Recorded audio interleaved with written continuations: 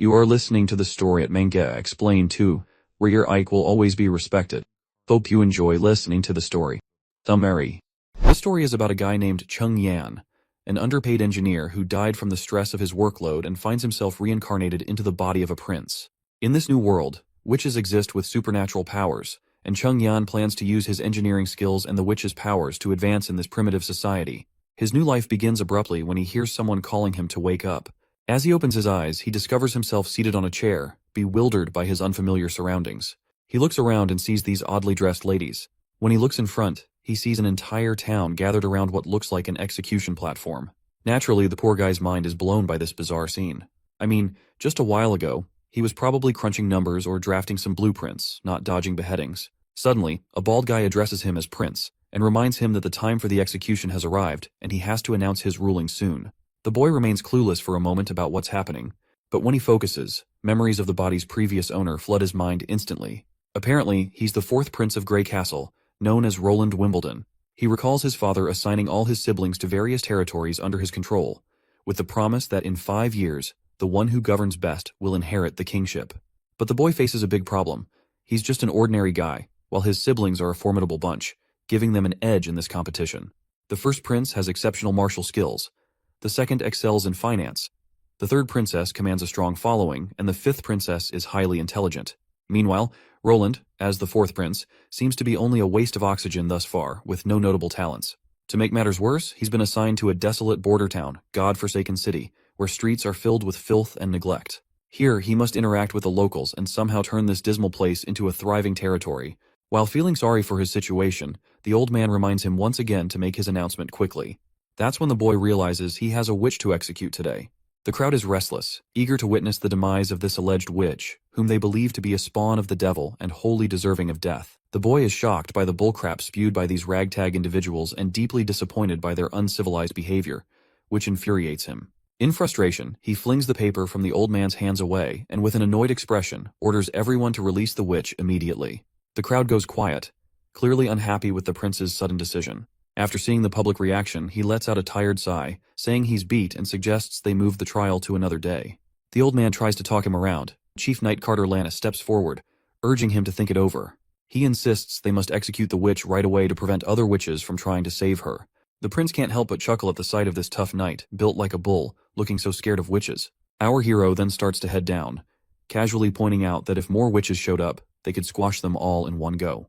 The knight has no clue how to handle this, and the scene shifts to the fourth prince's residence in Bordertown South Castle.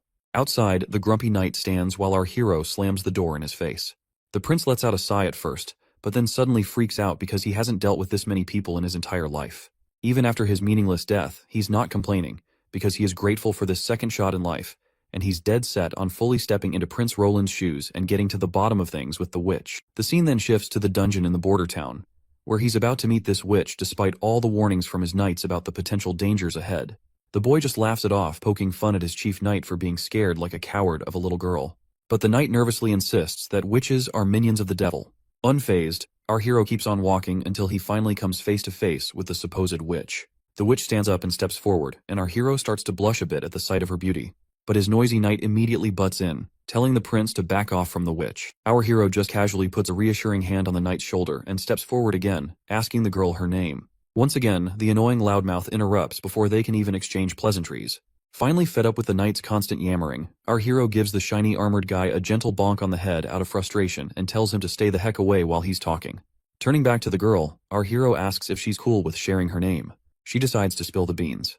Turns out her old man was working in the mines when a cave-in trapped him. Some greedy miner tried to loot his stuff in the chaos. She rallied the neighbors to help free her dad, but her uncle had to throw down with that baldy McShine.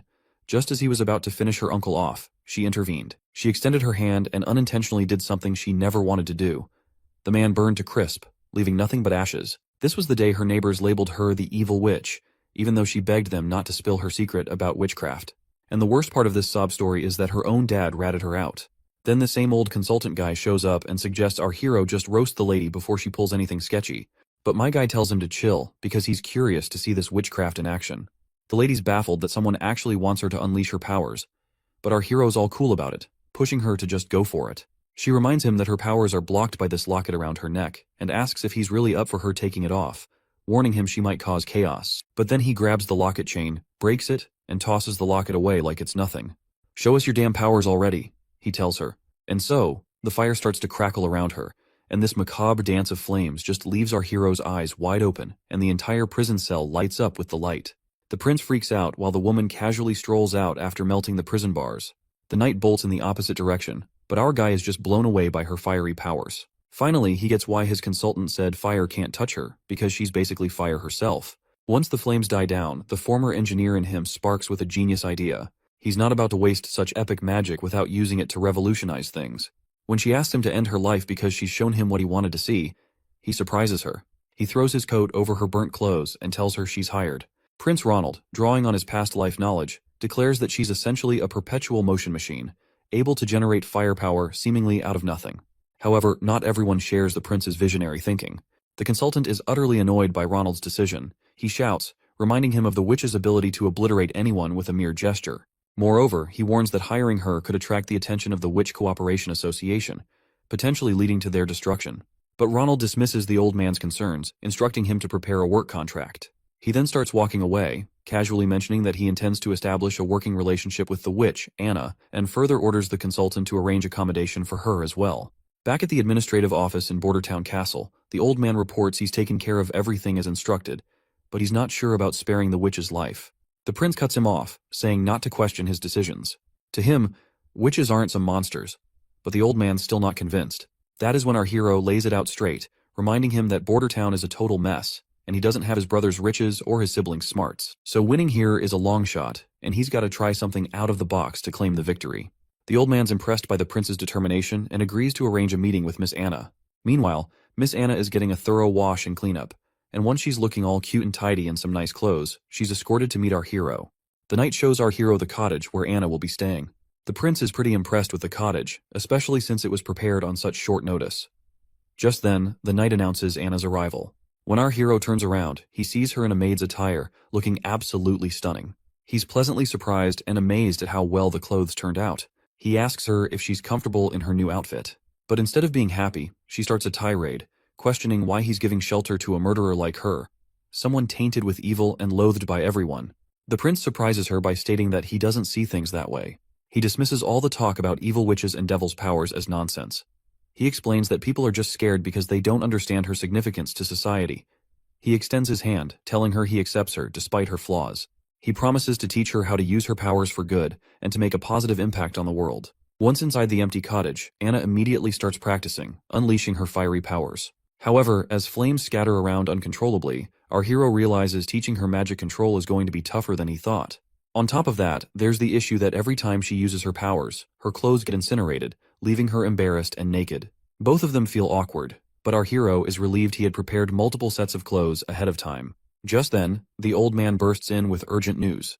While gasping for breath, he shocks everyone by reporting that their patrols have spotted signs of demon activity months earlier than expected this year. Of course, our hero has no clue about these months of demons, and seeing everyone terrified only piques his curiosity further. The old man reveals to the clueless prince that every winter, after the first snowfall and when the sun sets, the gates of hell open in the Dragonspine Mountains.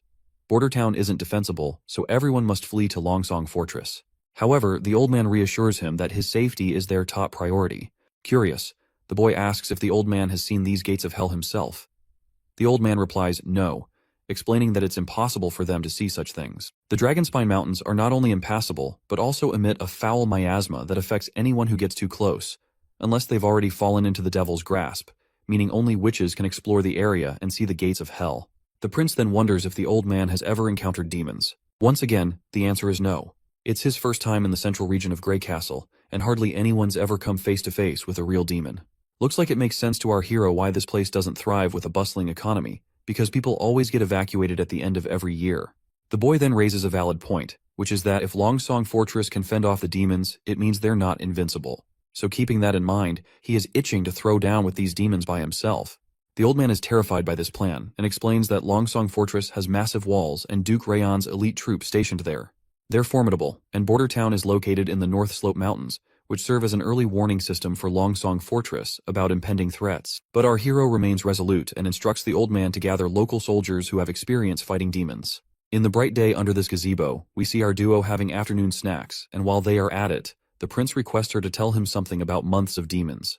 The lady immediately complies. Her tone gets somber as she describes the hellish experience of the months of demons. Unlike big shots like our hero, commoners here deal with this nightmare every single year. She explains that her father, a miner like many others in town, struggles daily to survive. When the months of demons begin, the people of Border Town send their year's mining production to Longsong Fortress in exchange for next year's rations and some gold royals. During this time, everyone takes shelter at Longsong Fortress until winter passes. One year, the months of demons lasted a brutal 4 months straight. City officials at Longsong Fortress said the ore they produced in autumn could only buy 3 months' worth of food. The 4th month's supply had to wait for new ore. But the months of demons lasted another extra month, which trapped the people inside the fortress. And to top it off, the grub from Longsong was divided between people equally, leading to the strong bullying the weak. The prince gets ticked off hearing her sad story, and he straight up tells the lady that no one's gonna suffer through those months of demons again. Leaving the gazebo, our hero asks to meet with the consultant to check on progress. The scene shifts to the Border Town Administrative Office, where Consultant Baroff has brought 3 folks. 2 are soldiers, big shots in charge of the Border Town Patrol and lighting the beacon every year. The third is a hunter who claims he's faced demons before, even bagging one himself. At first, one of the scared soldiers stumbles through his words in front of the prince, muttering gibberish that makes no sense. The prince then nudges the other soldier to speak up. The other one then explains that the demons used to be regular critters in the forest, but the evil miasma turned them into savage beasts.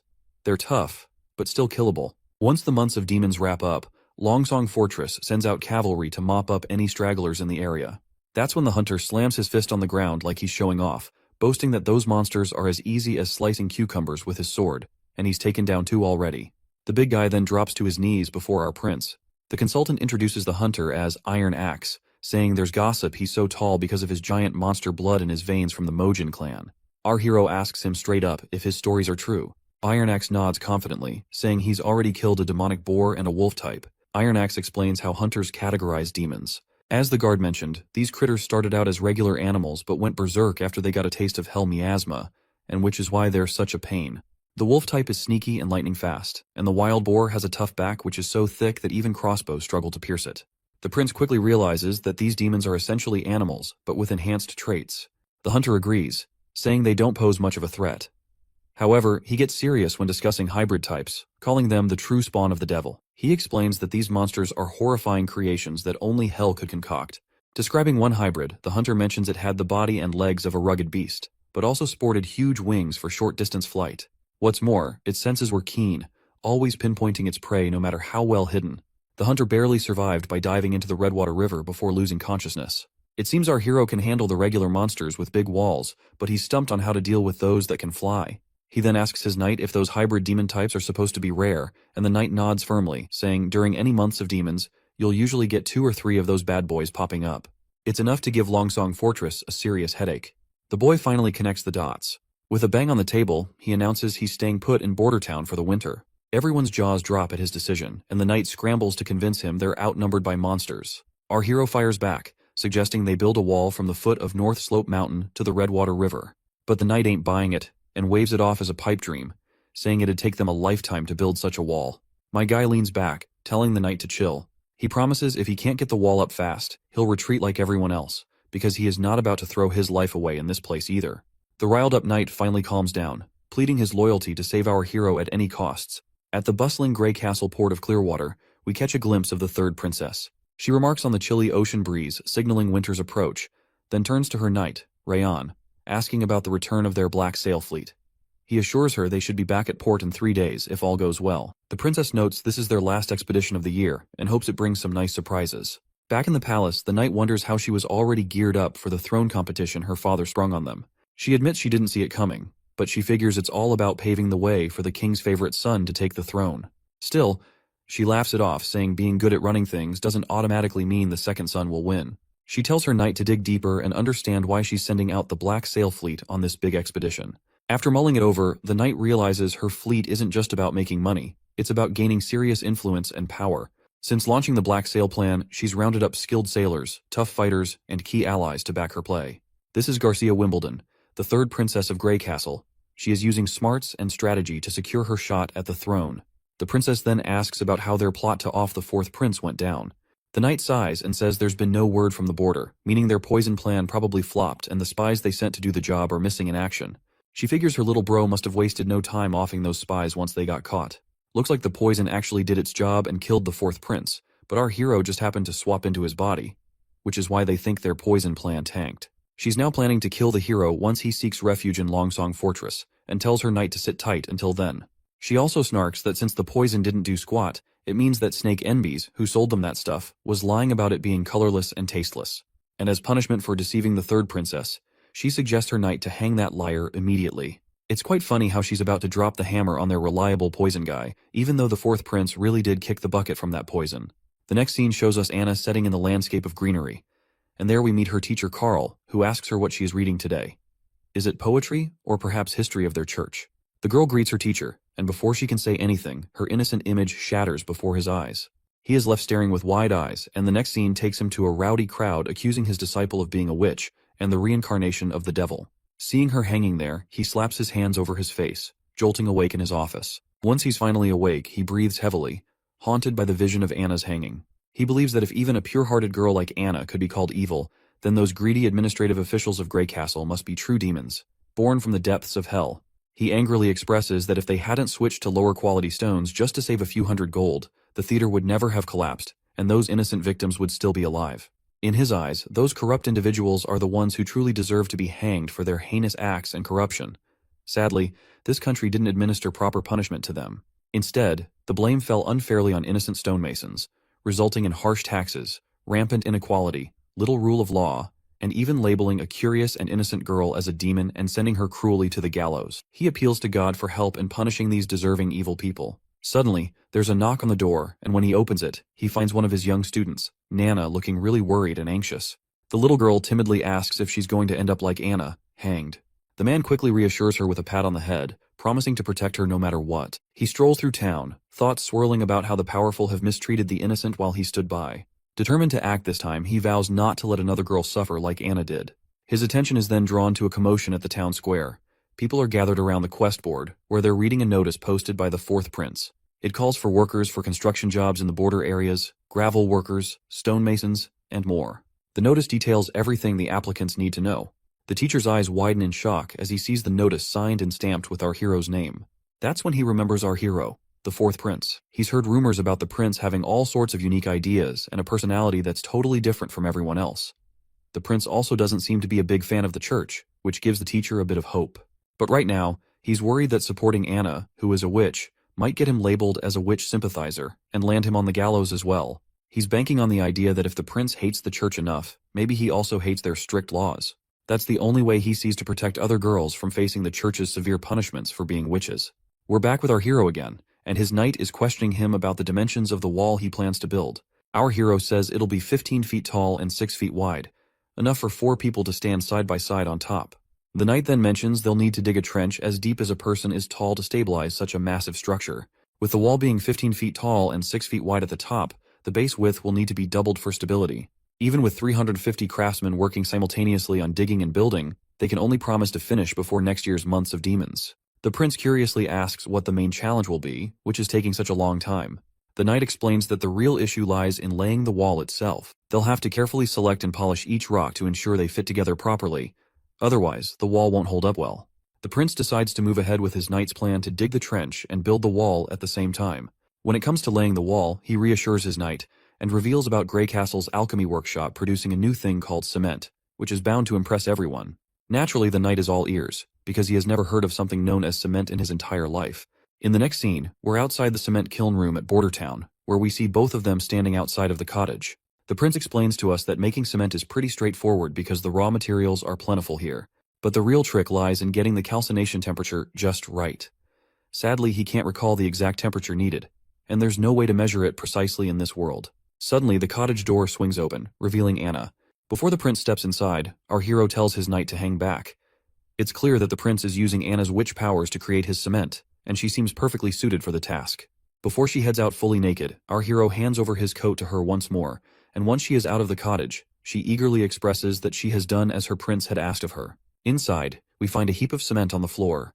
The boy quickly checks the product to see if their experiment paid off, and decides to give it a try before producing at mass scale. Curiously, Anna asks where he plans to use the cement. The boy explains it can be used for building homes, bridges, roads, and more.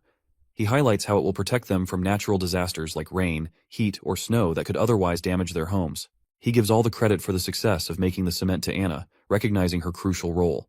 Outside the cottage, they finally glue a few square boulders together with the cement, and both the knight and the girl are pleasantly surprised by the result.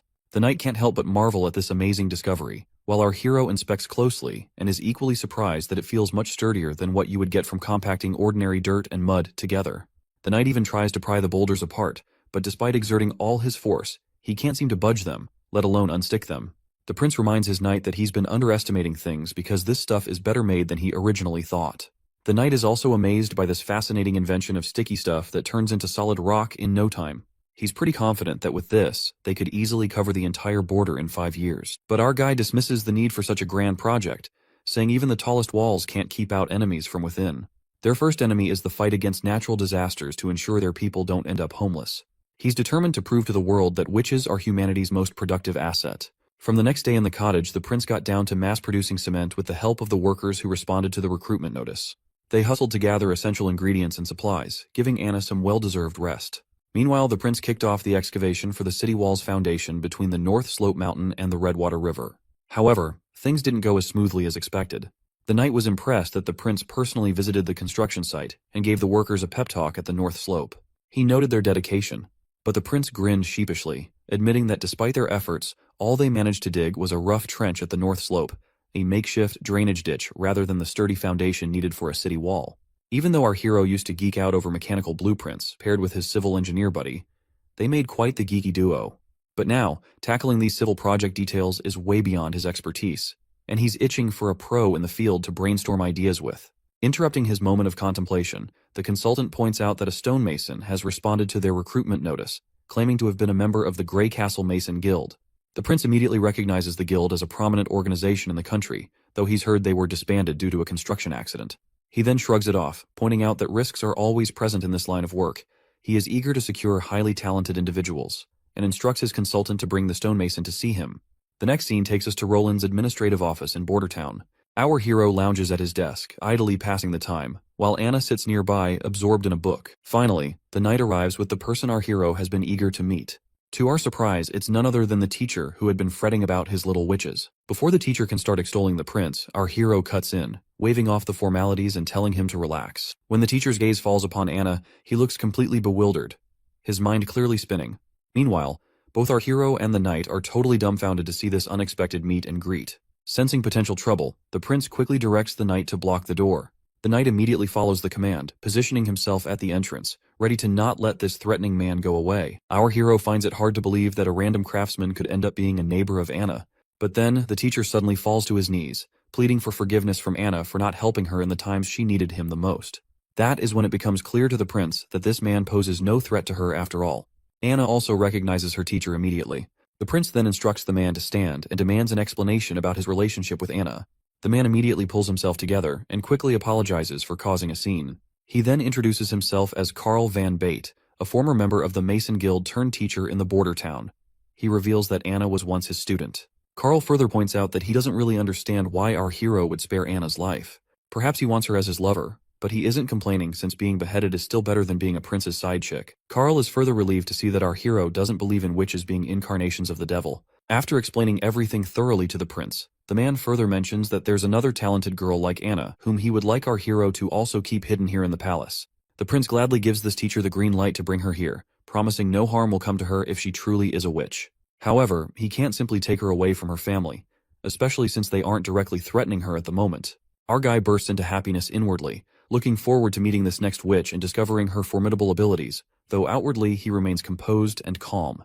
The prince clarifies that he didn't save the girl out of kindness, but because he needs her help. He doesn't believe in those nonsensical tales that portray witch powers as evil. Instead, he sees them as valuable gifts if handled wisely and used responsibly. So whether it's Anna, this other girl Nana, or any other witch, as long as they haven't committed actual crimes, he won't presume them guilty in any way. Once that's out of the way, our hero finally gets down to business and asks the man if he's ever helped build in Grey Castle Town. The man nods enthusiastically, saying he's had plenty of experience. The prince then lays out his plan to erect a wall between the foot of the North Slope Mountain and the Redwater River to keep those demonic critters at bay. From now on, this guy's in charge of the whole project. In the next scene, we're in Roland's Palace Gardens in Bordertown, where Nana finally pays our hero a visit. She looks a bit nervous at first glance. When the little girl asks if she's really seeing Prince Roland Wimbledon, the prince grins and confirms it's him in the flesh. Nana lights up and introduces herself as Nana Pine. Without missing a beat, Nana dashes over to Anna and starts playing with her like they've been sisters forever. The prince wondering these girls are really young, and yet they are a talented bunch, so he is really looking forward to see what future have store in for them. The boy then turns to the little girl, reminding her that her teacher mentioned she's awakened as a witch. The girl asks if he's going to execute her, but the boy quickly says no, explaining that only criminals with a rap sheet end up facing the gallows or a beheading. The girl insists she's possessed by a devil, which her teacher also confirmed. Anna gives her a reassuring pat on the head, while our hero asks when she first noticed something was up. She explains it all started a week ago, when she saw a bird with a busted leg. Feeling a strong urge to help, something like water blobs popped into her mind and surrounded the bird, and the bird's leg got healed instantly. After hearing her story, the prince tells his knight to go grab a chicken. As the knight heads off to find a healthy one, our hero wonders if her awakened powers might lean towards healing, which is nothing to scoff at. The prince then tells her that if she can save animals like that bird, it means she's actually a good person. The girl agrees, saying their teacher also told them that regular folks fear witches just because they can do things others can't. She insists she's never seen a devil and isn't connected to one either. Our hero believes her right away and gives her a gentle pat on the head, reminding her that the church and even their teacher were tricked by lies. Confused, the girl asks why anyone would lie. The boy explains it's not about good or bad, it's about people trying to make money by spreading fake stories. Once the chicken arrives, the little girl asks the prince to go easy on it. The boy agrees but tells his knight to hold the chicken tight before giving it a quick whack on the head. The poor bird squawks in pain and flops to the ground. He then turns to the girl and urges her to heal the chicken pronto. She nods, saying she'll do her best. When she lays her hand on it, those watery blobs pop up again, and she gets to work right away. A few hours pass, and despite the boy's rough treatment, which leaves the chicken drained, he finally seems to understand Nana's power. She can fix up broken bits and mend fractures, though bringing a chicken back from the dead isn't in her playbook. Once the chicken has served its purpose, the boy tells his knight to take it to the kitchen, leaving the girl with tears in her eyes and a pout for how rough the prince was with the chicken. But he assures her it was necessary. Before long, a feast of delicious food appears before them. Nana seems to forget her chicken grievance as she eagerly eyes the cooked bird laid out before her. After their little feast, the little girl heads off, waving her hand one last time, and our hero waves back in response. Meanwhile, Anna is curious why our hero is not keeping her in the palace, knowing she's a witch too. He reminds her that she still has a family who doesn't know about her powers yet. But Anna worries it's only a matter of time before her parents find out and exile her. He agrees, but reassures her that as long as her abilities remain secret, she should cherish the time with her parents. He then asks if she misses her father. She sadly shakes her head with a no, but our hero can empathize with the loneliness she feels. To ease her mind, he promises that Nana will come daily to practice magic with her so she won't feel alone, and further vows to give both girls the ordinary life they desire. And he means every word. Back in the castle, our hero's been feeling kind of boring ever since Carl Van Bate took charge of the wall construction. He's taken to having a tea party every afternoon while teaching the girls how to work their magic. Every now and then, he checks on the city wall's progress at the foot of the North Slope Mountain, always impressed by how much better it's going than expected. But then, the consultant shows up with some not-so-great news. He points out that hiring all those craftsmen and laborers has been super expensive, and all that cash is coming straight out of our hero's pocket. At this rate, the steward's worried they won't have enough money left by spring. Our hero officially starts to panic, realizing that he is freaking screwed. A moment later, while he's brainstorming ideas to get out of this financial mess, the old man finds it strange how much the prince has changed lately, as if he's become a completely different person. Back in the day, this guy knew nothing but the pleasures of life, and the only reason this old man sticks with our hero is because the king has promised him the position of Minister of Finance once the throne competition is over. When he first rolled into Border Town, he wasn't planning on running the place, nor was he gunning for the throne. He let down all the nobles and dumped all the responsibilities on the old man's lap. But ever since he rescued that witch, the prince has done a complete 180. The prince is now handling things with more thought and dealing with stuff like it's his second nature. He even talks to the old man in this grown-up tone that's seriously creeping the old dude out, making him wonder if the prince got possessed by a devil or something. But the old man brushes it off, saying if the prince were really possessed, he wouldn't have casually snagged that godforsaken retribution locket. Cut to the scene back at the port in Border Town. Two nobles and this redhead guy, who looks like some ambassador, are shooting the breeze. The guy in glasses reminds the ambassador they last swung by a year ago and gripes that the town's still a desolate pile of rocks. The redhead pipes up, correcting him that it was just 6 months back. He mentions how every season Duke randomly sends someone new here. He remembers visiting last summer, when besides rocks, there were all kinds of fancy furs floating around. When he is about to spill something juicy, he decides to keep it under wraps for some reason, and instead, he focuses on Border Town's potential. He suggests that although it's currently just a fortress outpost, if they set up a solid defense line here, all the land between Border Town and the fortress could be put to good use. Suddenly, the guy in glasses freaks out, pointing out that the stockpile is empty and Border Town was supposed to have their ore ready today. Looks like these visitors are here to collect ore before the demon months hit, offering shelter for the Border Town in return. The ambassador sighs and decides to take the problem to our hero. They ride back on their horses. The guy with purple hair wonders if Border Town found a new trade partner, or already sold their ore to Willow Town or Fallen Dragon Ridge. He's pretty sure it's the fourth prince's doing, who is our hero by the way. The redhead thinks hard, pondering if the prince has already set up deals with towns further down on the Redwater River. If so, they've lost yet another bargaining chip. He worries that if they try the same monopoly play as before, they're not likely to succeed since the fourth prince already has other trade partners to take their ore to sell. Once they get to the castle, they're greeted with this incredible feast. The ambassador, not sure how to handle chopsticks, glances over at our hero and awkwardly tries to eat the same way, struggling to even pick up his food. As his food flies off the chopsticks, the ambassador feels embarrassed, while the prince casually mentions that these sticks are easier and cheaper to make compared to forks. And once he introduces them to his town people, no one will have to worry about getting sick from eating with their bare hands. As the sun starts to dip, casting a golden glow over the castle, the prince is about to enjoy desserts after their impromptu dinner. Finally, the ambassador brings up the reason for their visit, pointing out that they came to collect ore as usual, only to find none at the dockyard this time. That's when our hero drops the bad news. There was a landslide at the North Slope Mountain recently. They've been trying to clear the rubble and resume production this month, but it looks like the mine won't reopen until sometime next year. The ambassador then asks about the production from previous months. Our hero simply shrugs and says it was lower than usual, barely enough to keep everyone fed.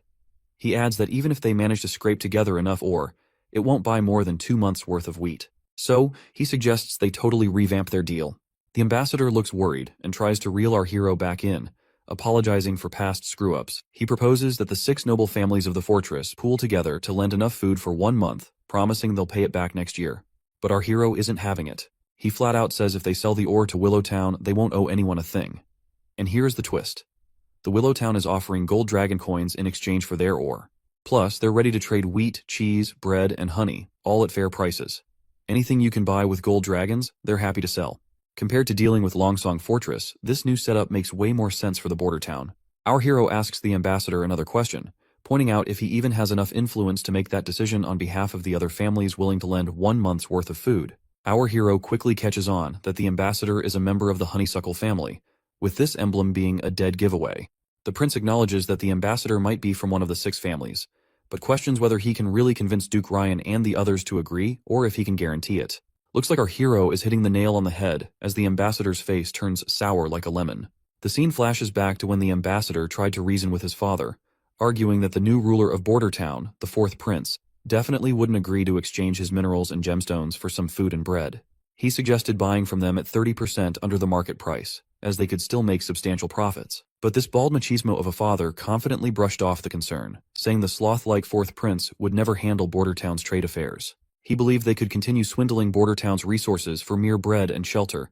In the present moment, the redhead ambassador, after thinking it through, realizes our hero has a point. He couldn't even convince his own father, but still wants to try his best. So, the redhead takes the plunge and offers to buy the ore and gemstones from Border Town at 30% below market price. The ambassador is confident his offer must be higher than what Willow Town is proposing. He emphasizes that Willow Town is far away, making it difficult to seek shelter during the demon months, which is why Longsong Fortress is the best option for shelter. The ambassador starts to mention the bad roads leading to Willow Town, but stops himself mid-sentence. Curious, our hero urges him to finish his thought. The redhead points out the dangers that could easily spring up along that road. The ambassador realizes he may have inadvertently issued a threat to a prince and starts panicking internally. Our hero just chuckles, dispelling the redhead's confusion, and explains that he never intended to seek refuge in Willow Town in the first place. That bombshell catches the redhead off guard, and he really throws the ambassador for a loop by making it crystal clear he's not going anywhere, not to Longsong Fortress or anywhere else. The prince goes on to explain that Border Town isn't just going to be some outpost anymore, it's going to be a full-fledged part of Grey Castle Kingdom. He's pumped to show off the brand new city walls stretching all the way from the North Slope Mountains to the Redwater River. The redhead's jaw practically hits the floor, and he double-checks with our hero if he heard right. The boy nods firmly, stressing they're putting up this wall right here in Border Town to keep those demons at bay. The redhead's mind flashes back to some fancy banquet where nobles were roasting our prince for starting construction projects just as the demon months were rolling in. Everyone had a good laugh at what they thought was our hero's cluelessness. At first the redhead figured it was all just rich folks teasing each other for kicks. He never imagined our prince was serious about this whole wall thing. What's really mind-boggling is how our prince, known for chasing pleasure and not much else, is suddenly taking charge of something so massive. The redhead, freaking out a bit, assures our hero that once he's back at the fortress, he'll try to hash things out with the 6 noble families, hoping it'll all swing in our hero's favor. Now it's smack dab in the middle of the night, and our hero's feeling bummed that nightlife in this backwoods world is non-existent. People here hit the bed early unless they're up for clapping some cheeks. Even though he could easily bring someone over to liven up his night, he's got morals and won't stoop to anything sketchy. Out of the blue, someone sneaks up on our hero from behind. He spins around to find a woman in a robe singing his praises for handling the ambassador with brains, hinting the prince isn't all about the party life after all. Turns out she's an assassin, but our hero doesn't waste a second before trying to dash out of the room. The woman throws her dagger, stopping him in his tracks, and reassures him she's only here to chat, telling him to chill out and not panic. The boy stops dead in his tracks, especially with that sharp dagger staring him down, and asks the lady who she might be. She drops the bomb that she has no name but goes by Nightingale, a nickname her sisters gave her for some weird reason. She's surprisingly grateful for our hero's recent care towards witches. When the prince takes a closer look, he notices an emblem similar to the one the old man showed him, which belonged to the Witch Association. The lady gives him props again for his sharp mind, while our hero presses on, asking if she's here for Anna. He admits he has no clue how she knows about Anna, but still reassures the women that she is still alive. The lady nods, saying she already knows that much, and points out that even if she was killed, the Witch Association wouldn't appreciate meddling in politics by killing a prince just because a witch was killed. But she's quick to warn him not to underestimate them. The boy reassures her once again that Anna's doing well. The woman casually replies she already knows, and she's also aware of the other girl named Nana. Then she gives him the creeps by casually dropping that she's been spying on him for the past 2 weeks, keeping tabs on his every move, which really gets under our hero's skin. Because let's face it, this idiot did not have a single clue if he is being spied on. She gestures for our hero to come closer, assuring him she has no intention of harming him. Reluctantly, the boy sits before her, sensing no ill intentions. But then the woman gets uncomfortably close. Noting he's different because he shows no fear towards her or any other witches, she inches even closer. The prince steps back, half-jokingly telling her to keep it PG, not wanting YouTube to slap age restrictions on the video.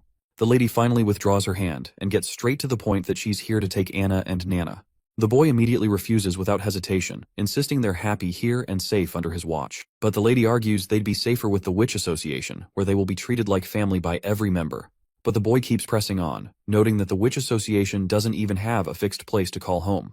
He mentions how his soldiers stumbled upon one of their camps hidden in a forest about a month ago, and the tracks led north. However, in that direction, there are only endless mountains. The lady defends their choice, saying they're based in desolate mountains to stay safe from outsiders and dangers.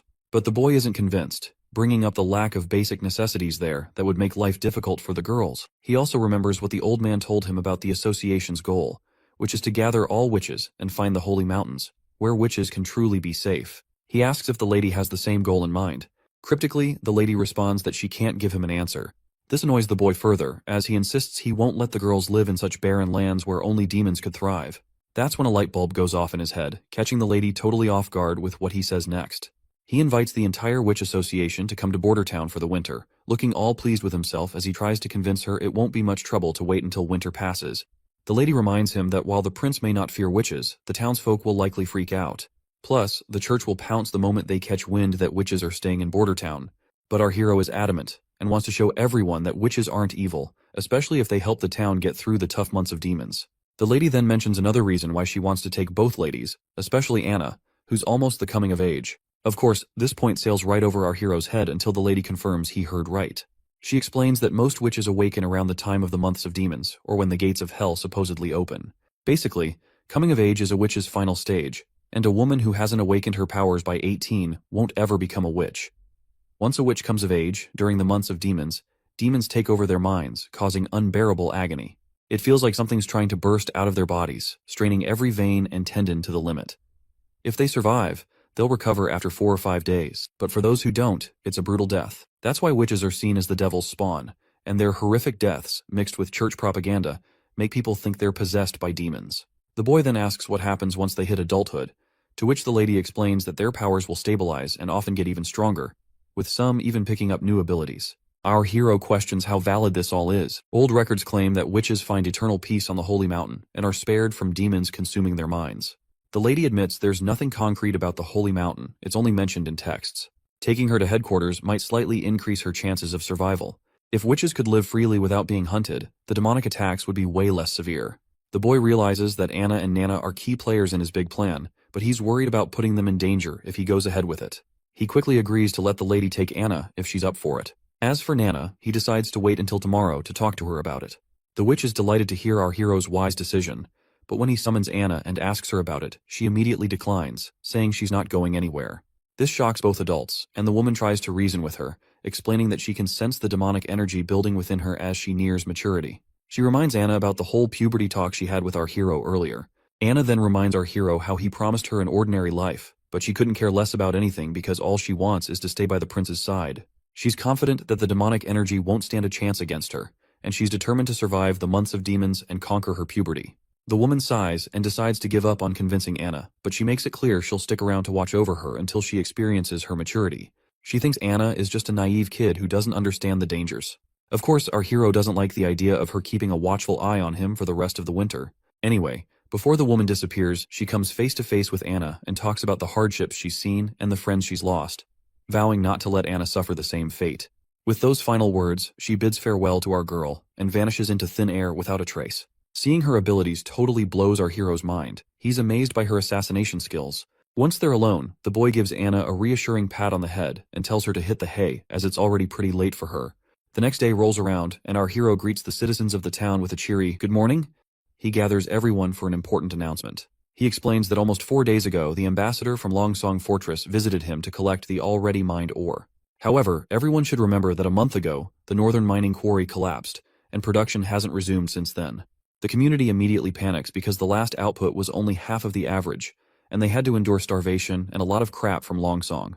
He then exposes the Longsong Fortress hideous act, saying he tried to get a loan and supplies from the ambassador, but the guy shut him down hard, just like 2 years back. People freak out again, fearing starvation once again. He reminds them of the time when food was so scarce that many lost family, siblings, kids, and more. He asks them how long they want this cycle of loss to continue.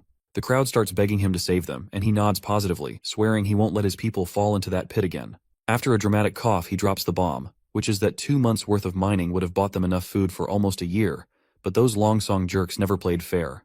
The whole crowd starts to see that Longsong Fortress for taking advantage like that. So, our hero explains that he traded his stones for a bunch of food from Willowtown, enough to keep everyone fed through the winter. Just as folks start celebrating and feeling relieved, he puts a pause on the party vibes. He reminds them that cutting ties with Longsong means they're committing to sticking it out in Border Town for the winter. That news sets off another round of worry, but the boy quickly shifts gears, reminding everyone about the wall they're building. He boosts their spirits by saying demons aren't any tougher than the beasts in the forest and won't be able to scale their wall no matter how hard they try. Then he gives them a choice: either seek refuge to starve in Longsong Fortress or stand with him to protect their families. He asks if anyone's up for joining him on the wall to fend off monsters, promising good silver coin rewards for those who help out. And if the worst happens and someone doesn't make it, he pledges 5 golden coins to their family. The whole crowd gets fired up by his speech, and suddenly everyone's geared up to face whatever comes their way with determination and grit. The atmosphere in Longsong Fortress is lively with laughter echoing through the entire castle. People seem to be having a good time poking fun at our hero's decision to stay put in Border Town and build a wall. One guy, sporting a solid mustache, jokes that our hero would probably stack some rough rocks together, throw in some dirt and mud, and call it a day. He is sure that eventually our hero will come running back to Longsong, and they can further exploit him when he's desperate. However, the leader of this committee doesn't seem to dismiss our hero as lightly as the others. He asks for the ambassador's take on the matter. The redhead, bewildered at first, mentions that their original plan was to maintain their monopoly as usual, and as long as they purchase ores from our hero at 3 times lower than the market price, it's a good deal for them. But our hero has other plans. He's not just looking to sell the ores to only Longsong fortresses. He's willing to cut the price of ores by half, aims to stimulate higher demand and thereby increase overall production capacity and revenue for Border Town. This approach is a strategic move to foster economic growth and sustainability in the region, and because of that price cut in ores, the Longsong Fortress will be able to earn much more than they earned in the past. Additionally, he intends to manufacture iron tools, which he believes will fly off the shelves no matter where they were sold, making an additional stream of income. However, those aren't the only things to think about. If our hero can hold off the demons at Border Town, it's good news for Longsong too. They won't have to keep dealing with those pesky beasts every year. Plus, the throne squabble is only 5 years long. So if Border Town flourishes afterward, Longsong could end up with the kingdom's third biggest slice of land. The red-headed guy suggests that Longsong should pitch in to help our prince build the wall and defend Border Town. He figures it'll pay off in the end. The old man agrees with the redhead's practical sense but calls it typical merchant thinking. To this white-haired fellow, it's not about whether Border Town succeeds or fails. He just doesn't want to share his turf with anyone, prince or not. The next day, Chief Knight's face was priceless when he laid eyes on the contraption our prince had been tinkering with. True to form, he showered all the credit on Anna, who'd helped with welding the metal parts. The prince couldn't contain his excitement over his latest creation, which is a steam engine.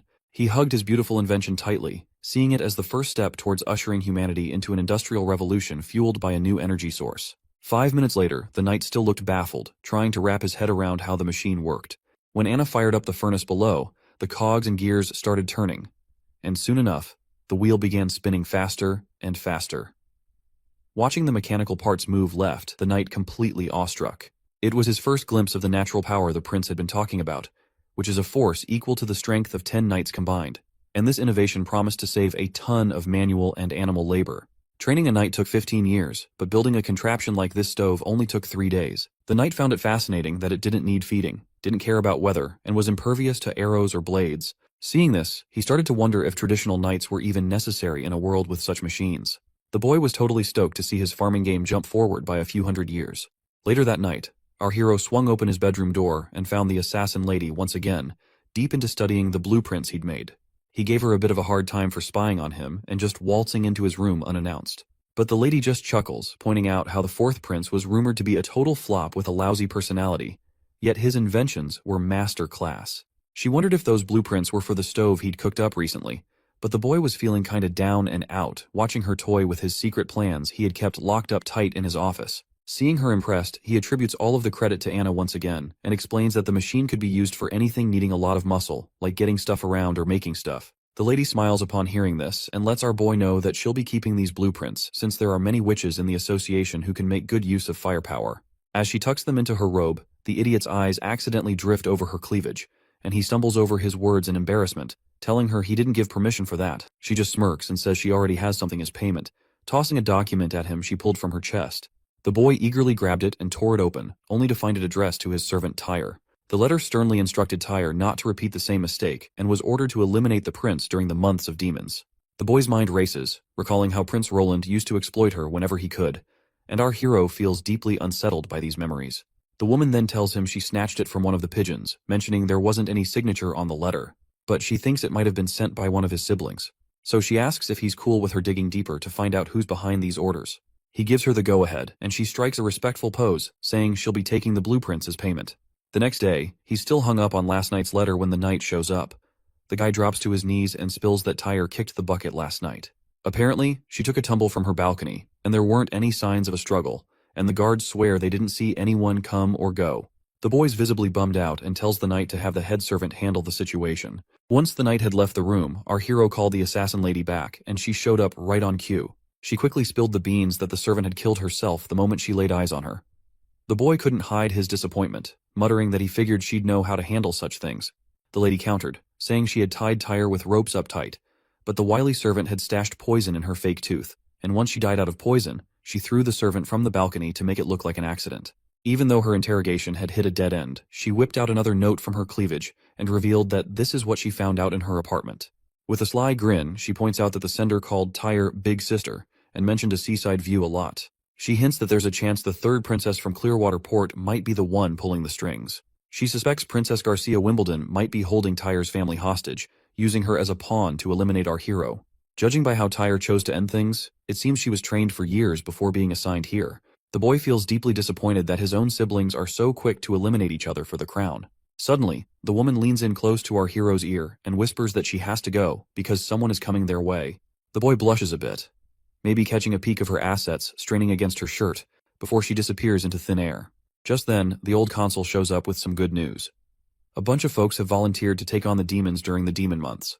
This puts a big grin on the prince's face, and he decides he needs to go see it all for himself. But before heading there, the old man genuinely asks if he really intends to have these regular folks go up against the demons. Once outside, our hero also feels bummed out and sees that the consultant's worries were legit. These people don't look like fighters. They seem more like street thugs. On the other hand, the knight is all gung-ho about how he picked these folks based on what our hero wanted. But looking at these poor souls with their frail bodies, it's clear this knight totally missed the mark. The prince just facepalms himself, and it seems like our hero expected a lot from people who barely scrape by. Even the consultant suggests considering other recruits instead of these commoners. But our hero seems dead set on using them anyway, as if he has cracked the code already. Our hero believes that it's all about people power when it comes to building a strong army, whether they're wielding medieval swords or modern tech. The knight suggests starting sword training tomorrow, but our hero waves it off. Instead, he tells the knight to group them up, then hits the jogging trail. He also tells him to bring that iron axe hunter from earlier in tow, and suggests the knight to sit tight and enjoy the show. By noon, the hunters joined our hero's cause. But the knight's not exactly thrilled with this new training approach. Coming from a family steeped in warrior tradition, he doesn't get why these folks are getting rewarded with eggs just for standing around all morning, especially since eggs are pricey as hell. Once again, our hero tells him to chill and enjoy the show. Like, he already knows you can't whip up a top-notch army in a few medieval months, and he is not after muscle-bound brutes who can tear enemies apart with their bare hands. All he wants is disciplined soldiers. To get results fast, he's using military techniques he learned back in college. He's seen how quickly people can unify under this method, and he is betting these folks will follow suit. After a while, the carriages show up and folks eagerly line up for their eggs. People still can't quite wrap their heads around the idea of eggs as rewards. The knight clangs his plate loudly to get everyone's attention and orders them to form 4 lines. He lays down the law that food will be handed out in order, and stragglers would wait till the end. There's a mix of nerves and compliance as everyone queues up. Meanwhile, the knight is still puzzled why the prince is bothering to teach these kinds of basic things to these people. Suddenly, the crowd erupts into murmurs and talks, chanting "Iron Axe," who seems to have quite the reputation around these parts. The prince declares a break after lunch, followed by a visit to the guard barracks in town. Iron Axe is appointed as their captain, tasked with teaching everyone how to set up tents. As soon as our hero finishes speaking, there's a buzz of gossip about the prince putting someone like Iron Axe in charge of their platoon. To calm everyone down, he reminds them that Iron Axe isn't local, just like the witches that do not belong to Grey Castle. Our hero stresses that in Border Town, everyone's treated equally, no matter where they're from. As long as they're not criminals, they're welcome here. The prince unrolls a ridiculously long sheet, longer than your average grocery list, and tells the chief knight to pay more attention to these rules than to who gets to be captain. He stresses that everyone needs to memorize and stick to these rules if they want their usual egg during meals. The chief knight scratches his head at the idea of visiting teacher Carl after dinner, wondering aloud how reading and writing will help fight demons. But the prince brushes off his concerns and says a well-educated army is always more effective. According to him, history has proven this point many times. Next up, we're at City Hall in Border Town. There we see our hero stagger out of his room, still half asleep. Suddenly, Nightingale pops up out of nowhere and teases him about his newfound habit of sleeping a lot lately. It seems she has also helped herself by eating some of our hero's breakfast. Of course, the boy does not seem to be really happy to see her eating his breakfast and coming inside without his permission. He then starts wondering aloud if she was never taught to be more subtle around royalty.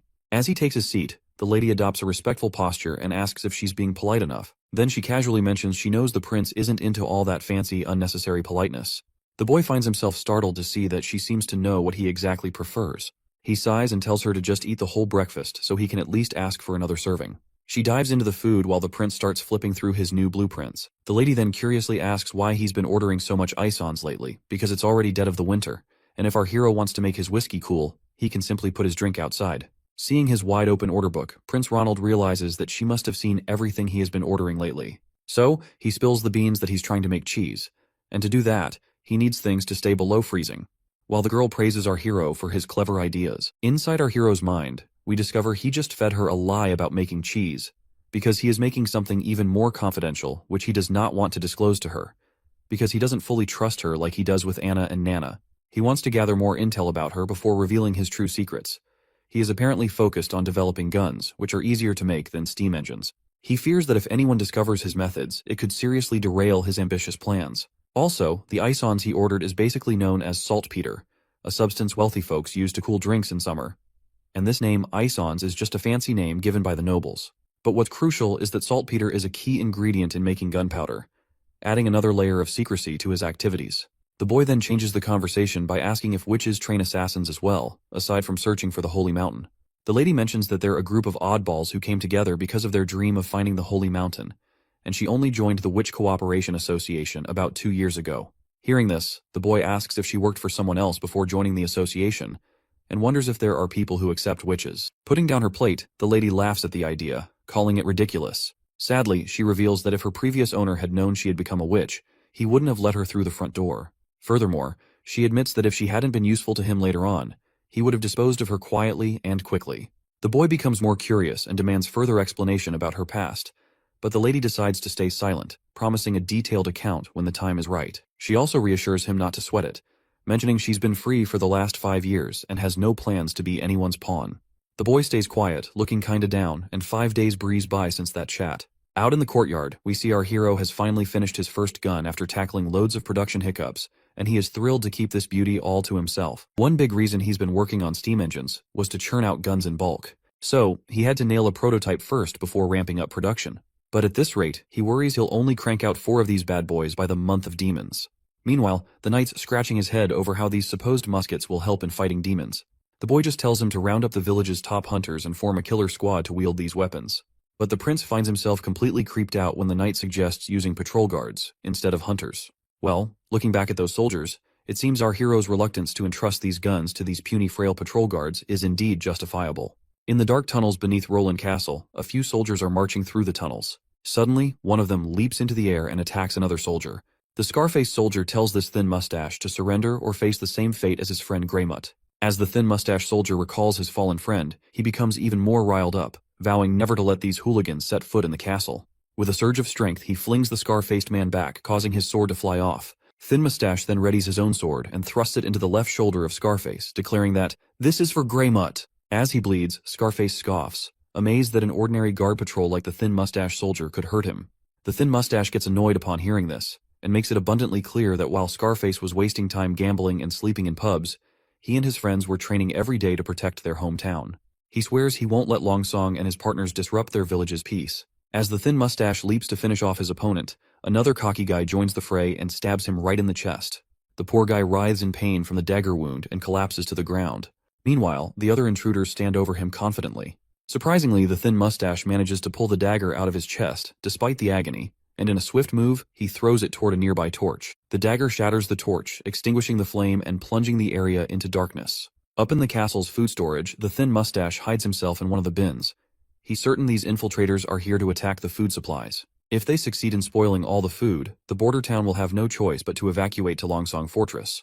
The soldier starts feeling disappointed in himself for not being able to protect a vital food bank, while their prince is busting his butt for this town's progress. All of a sudden, his face goes terrified as the door behind him swings open, revealing those rowdy soldiers once again. One of the intruders grabs the soldier by the collar and throws him to the ground, telling him to quit running and surrender to Duke Ryan's demands. In case you forgot who Duke Ryan is, he's that white-haired guy who doesn't want our hero anywhere near his territory. The soldier stands his ground despite the threat, boldly stating that his prince will definitely foil Duke Ryan's plans. The intruders just scoff at the idea, laughing off the prince's abilities. Then, the leader tells his lackeys to take out the soldier and mess up the food while they're at it. Without hesitation, a lackey smacks the Thin Mustache guy hard on the head. Before losing his consciousness, the poor soldier wonders if this is how he will meet his end.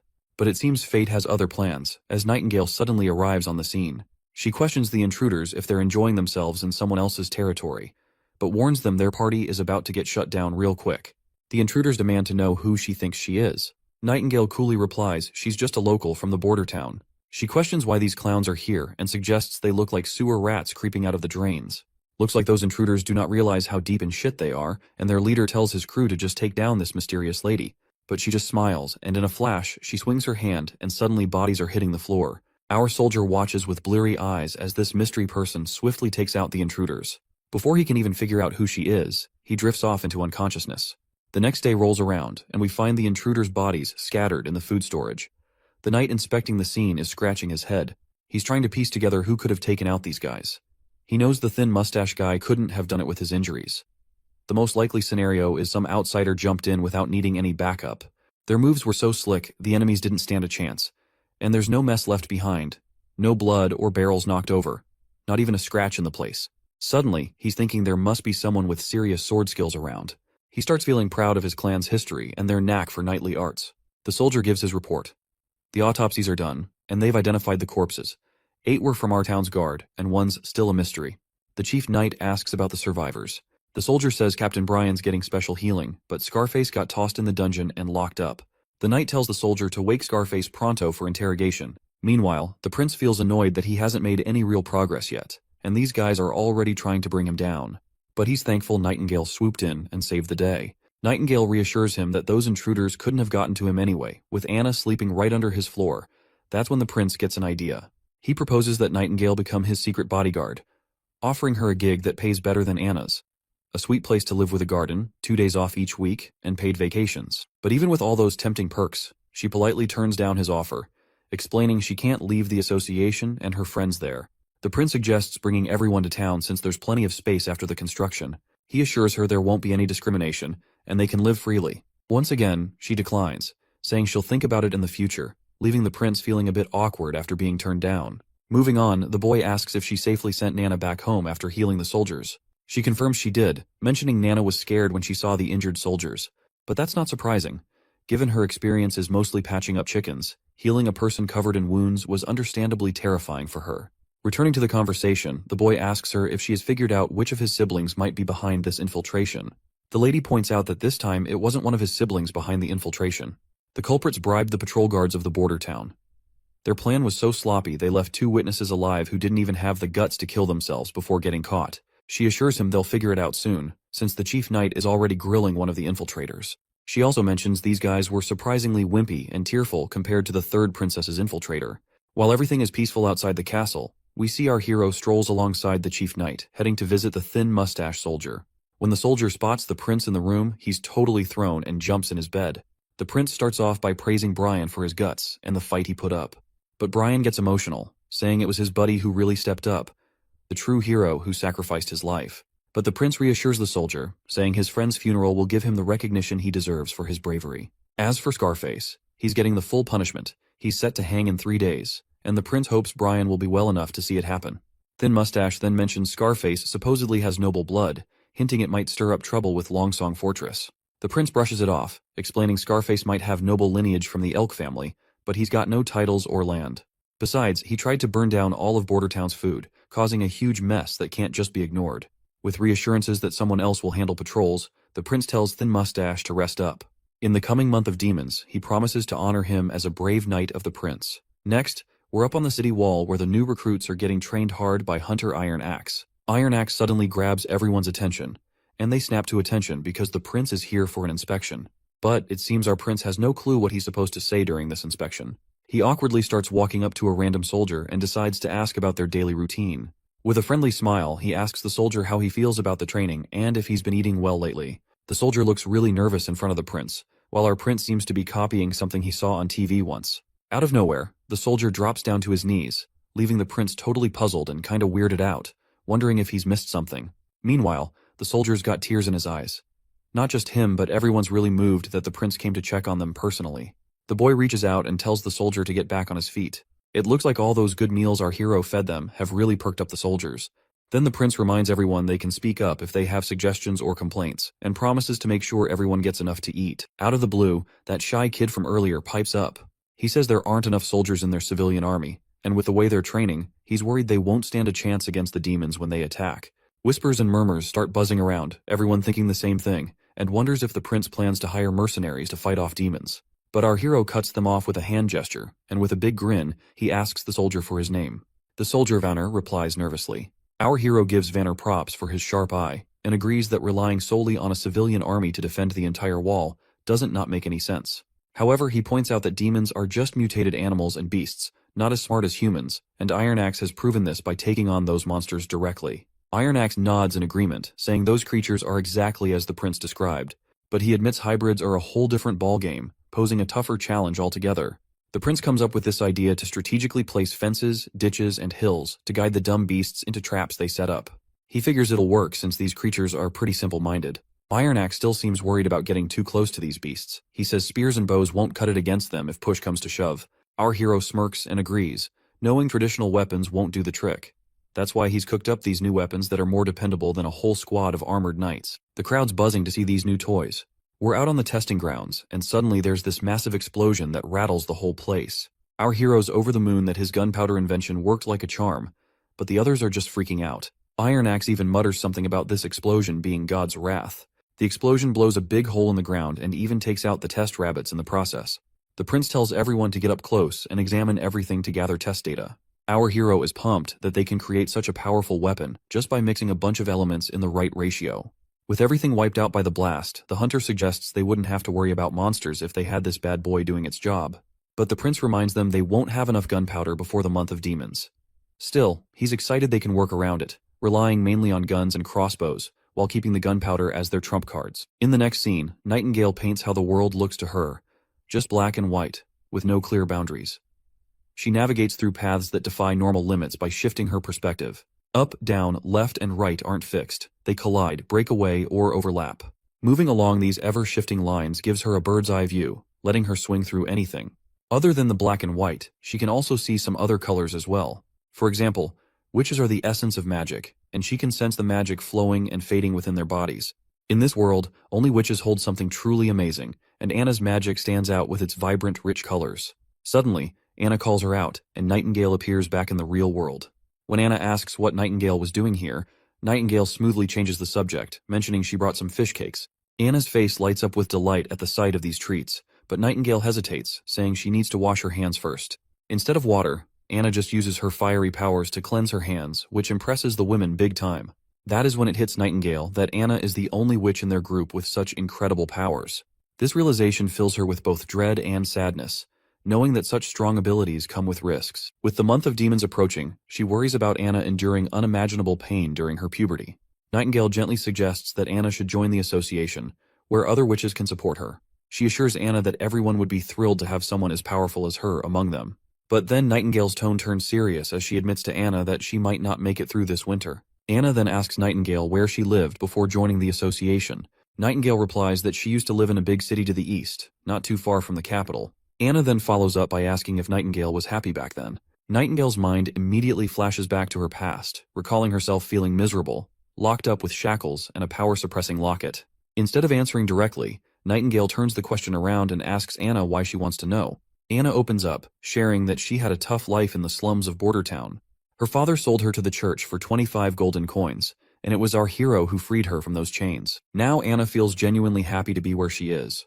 Nightingale gently reminds Anna that leaving the castle isn't an option due to how witches are hated by others, but Anna remains optimistic, trusting the prince to change things for them. Suddenly, their chat gets cut off when Nana storms in, slamming the doors before her. She's in tears and rushes to hug Anna, blurting out that things are about to hit the fan for her. Meanwhile, our hero is deep in slumber, dreaming of heroic exploits, and that is when Nightingale rudely wakes him up. She's absolutely livid, informing the sleepyhead that Nana's father is on his way and suspects she's a witch. Shocked to hear Nana's secret is out, the prince rushes into action, hoping he now has a shot to keep Nana in the castle. He wonders how the nobleman will react when he finds out his daughter is a witch. Will he plead with the prince to let her stay and keep her secret? When our hero finally steps outside, reality is far from what he was imagining. Nana's dad is fuming, demanding the immediate return of his daughter. After they settle into their seats, Nana's restless father calls her over to him. The little girl gets scared and asks if he's planning to sell her to the church. The man gets all chummy, saying the church would never take someone as clueless as her, so she better return back to her father. But our hero steps in, reminding him that his daughter is a witch. The man flat out refuses to believe it, and even when Nana herself confirms that she is a witch, the father gets really mad and suggests maybe Teacher Carl is just labeling another girl as a witch. That's when our hero gives Anna a nod, signaling her to show off her fiery magic powers. She does it right away, leaving the old man stunned to see witchcraft in action. Our hero tells him to calm down and assures him they can explain everything. Eventually, the father starts to understand that his daughter is just here to practice her witch powers after all. But our hero feels creeped out by the implication that her father was thinking of him as a pedophile for calling little girls into the castle. The boy then gets down to business, pointing out that Nana has healing abilities that could be invaluable in Border Town during the months of demons, to aid in healing the injured. However, the dawning father, Mr. Pine, politely declines, concerned for his daughter's safety if she stays here. Our hero reveals that opportunities often come with dangers, mentioning that from what he's heard, Nana's grandfather and Mr. Pine's father were courageous knights. The Pine family's noble lineage comes from their grandfather's heroic deeds. Mr. Pine agrees, and proudly recalls how his father once faced down an incredibly powerful demon and actually defeated it. He even has the demon's massive horn hanging over his fireplace to prove it. But then our hero points out how the Pine family is not as prestigious as it was before. Pine family is just a working-class citizens now, to which the father sadly admits. He then notices Pine's rough, calloused hands, proof that Mr. Pine hasn't given up on his warrior spirit and still trains daily to sharpen his sword skills. So, he cleverly suggests that Pine join in defending the border, promising to grant him enough land to become a true noble. Despite this tempting offer, Pine isn't willing to take the risk and prefers to send Nana to Longsong Fortress rather than see her in harm's way. Our hero reminds him that Longsong Fortress isn't as safe as Border Town. The church has eyes and ears everywhere there. If the truth about Nana gets out, not even he could protect her. He promises to prepare a small boat for a quick retreat to Longsong in case of trouble, ensuring Nana and Anna's safety. Finally, the old man puts his faith in the prince, nodding respectfully and pledging his loyalty to fight for our hero's cause. Everyone breathes a sigh of relief and smiles, but Anna pouts, showing her anger toward our hero for even considering sending her away. She makes it crystal clear that she's not going anywhere. The next day, the old constable shows up looking really worried that they've blown all their money on weapons and army training. He's fretting that if things keep going like this for a few more months, everyone's going to starve for sure. The boy facepalms himself and gives him permission to use his savings for their budget. The old man agrees but grumbles it won't solve their long-term problems. Our hero shrugs and says if the defenses fail, they'll evacuate the town as soon as possible, then sends the old man off to do as he's told. Once the constable's gone, the boy feels pretty crushed after draining every last penny he'd saved up, and if the border defenses still fail, he's screwed. Then, his mood perks up when Nightingale shows up again. The woman immediately points out that he had lied to the old man about leaving the town. The prince immediately admits his lie, because he does not want to spread distress among the already terrified townspeople. Nightingale advises him to spend his time with Anna instead of stressing over politics. She shares her fear that Anna might not be around much longer, but the boy insists she will survive, because she has promised to beat those demons at all costs. Nightingale wonders how he can trust a witch cursed by demons. The boy just shrugs and says he believes in her, and further points out that he also trusts Nightingale as well. The woman just stares at our hero's poker face and realizes he's not lying. He casually points out that he doesn't lie without a good reason. Suddenly, they hear a commotion outside. Nightingale glances out the window and gets visibly anxious, noting that it's snowing. Winter has arrived. The boy decides to check on Hunter Ironaxe and his progress. At the shooting range, Ironaxe is using the guns and hitting bullseye after bullseye. The prince shows up and asks about the training. Ironaxe lights up like a kid, enthusiastically mentioning that he's nailed all the basics he was taught. The prince isn't surprised, because being a warrior through and through, Ironaxe has been able to master any weapon given to him. The man praises this iron pipe of the gods for its insane power. He grits his teeth, saying if he had this pipe when he fought that hybrid monster, it wouldn't have stood a chance. Ironaxe drops to his knees, overwhelmed that the prince entrusted such devastating power to a humble hunter like him, and promises not to let his prince down. The prince then checks in with his chief knight, Carter, asking how things are going. The knight looks a bit serious, and mentions they could really use more than just the 2 guns they have. Our hero gets it, and assures him that 2 more guns are already in the works, and should be ready soon. He admits they rushed the gunpowder development because the months of demons are finally here. I'm starting to feel like this comic is turning into a Manhwa version of Game of Thrones. Anyway, once he climbs up the city wall, the soldiers greet the prince right away. Seeing them bow their heads makes our hero feel sheepish, wishing he had taught them some proper military etiquette. The hunter points out that there aren't many demons after the first snow, but our hero tells him to stay cautious, regardless. Suddenly they catch a sight of something, and there they see a demon in a distance. The soldiers start to panic, and one of them even asks if they should sound the alarm. Our hero tells the soldier to decide for himself, since he has more experience after their training. Finally, the soldier decides not to sound the alarm and puts his bow down. Our hero is relieved to see that his training of these soldiers is paying off, because dealing with the presence of the demon should be handled with caution instead of acting on impulses. The beast starts walking toward the wall, picking up momentum. The prince squints his eyes and gazes closely, wondering if it's a mutated fox. The hunter agrees, pointing out that the animal has recently been possessed, so it's not that threatening. The wolf gears up to jump over the wall, and the hunter quickly gets ready for the attack. Chief Knight Carter steps forward, shielding the prince. Just as the beast lunges at them, the hunter lets loose an arrow that flies through the air and instantly brings down the beast. The prince peers down to see the creature lying dead on the ground. The knight lets out a sigh of relief that they avoided a close encounter. Meanwhile, our hero notices the strange black blood and can't help but wonder why it's like that. He's also puzzled about why witches can snap out of demonic influence, but these animals can't. Curiously, the boy asks if someone bitten by a demon could turn into a mindless ghoul. The hunter immediately dismisses the idea, saying there's no such thing as ghouls.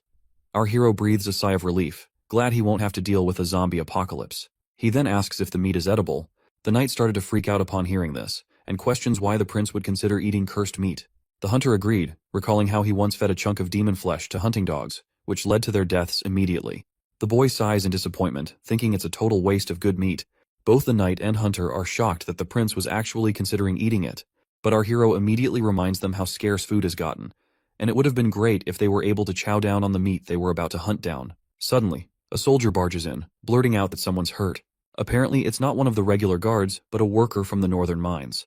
Next thing you know, Nana's sitting alone when Nightingale suddenly pops up, asking if she's bored. The little girl jumps a mile after getting scared out of her wits, and the woman quickly apologizes for scaring her like that. Nightingale then mentions that Anna's still busy working, and might be back soon. Nana asks if Anna's still tackling those dirty mounds, and Nightingale nods in agreement. Nightingale then sits down on the chair and grabs Anna's tea out of habit without her permission. It seems Nana is feeling a bit down because of her new job. The prince has assigned her to heal the wounded guards. It's not that she's unwilling to do the job, but seeing the injured soldiers traumatizes her. She wants to overcome her fear to keep using her abilities effectively, and wishes she were as courageous as Anna. Suddenly, Nightingale spots someone coming, and a soldier bursts in with urgency, telling Nana to come downstairs pronto, because there's a badly hurt patient who needs her help. Down in the infirmary, the injured man screams in agony, begging his prince to relieve his excruciating pain. Seeing the soldier there, desperate for his life, makes our hero anxious as he wonders if this man's burns are from the steam engine malfunction in the northern mines. Nana arrives at the scene, trembling in fear as she approaches the burned miner. Her father gives her a reassuring pat on the head. Nana gulps down her fears, calming herself immediately, and declares that she's ready to proceed. Once the curtains are drawn around her, she takes a deep breath, summons her magical ability, and begins healing the man. Shortly after, the injured man is completely healed, looking as fresh as a freshly picked cucumber. Meanwhile, the father is really amazed and proud of her little girl after witnessing her healing abilities for the first time, and calls it nothing short of a miracle. Knight Brian happily mentions it's all thanks to Nana that he's also back from the brink of death. The prince freaks out upon hearing this and quickly tells Brian to keep it down. He reminds him that when Nana healed him, she snuck out without her dad knowing, and he doesn't want to deal with her angry father. Now that the injured man is awake and fully healed, he can't believe he's actually alive. Prince Roland assures him it's real, and proudly reveals that Nana, who is one of the witches, saved his life. Later that night, when our hero gets back to his room, Nightingale greets him and asks why he had to spill Nana's secret so early. And that's when we flash back to the moment when the miner is shocked after learning about Nana's true identity. He starts freaking out and reminds everyone about witches being devils. But her dad got annoyed real quick and set him straight that his daughter wasn't involved with any devils, and she was the one who saved his life.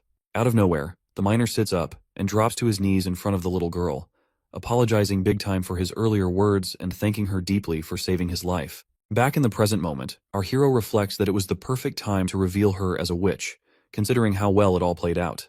Plus, if they're going to use her powers against demons in the coming months, hiding her identity as a witch wouldn't have been an option anyway. He also stresses that since the church folks have already left for Longsong Fortress, there is no one to bully his girls. The lady asks him if he had already planned everything from the start. The boy immediately agrees, saying the snow has blocked the roads to the fortress and the seaports are under his control. The church has no means of learning what is going on in Border Town, let alone taking direct action against witches. This gives him a sweet 3 months to change public opinion about witches being the reincarnation of evil. He points out how Nana is now seen as an angel instead of a villain in the eyes of the soldiers she has recently healed. They can continue using her power to heal everyone, which will help boost everyone's morale. Once they remove prejudice from the civilians' minds, everyone will be happy.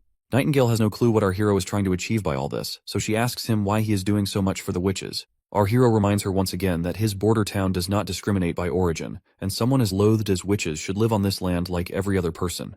The woman's eyes widen hearing our hero's big plans, and it's clear she's got something important to get off her chest. She admits she wasn't straight with our hero before.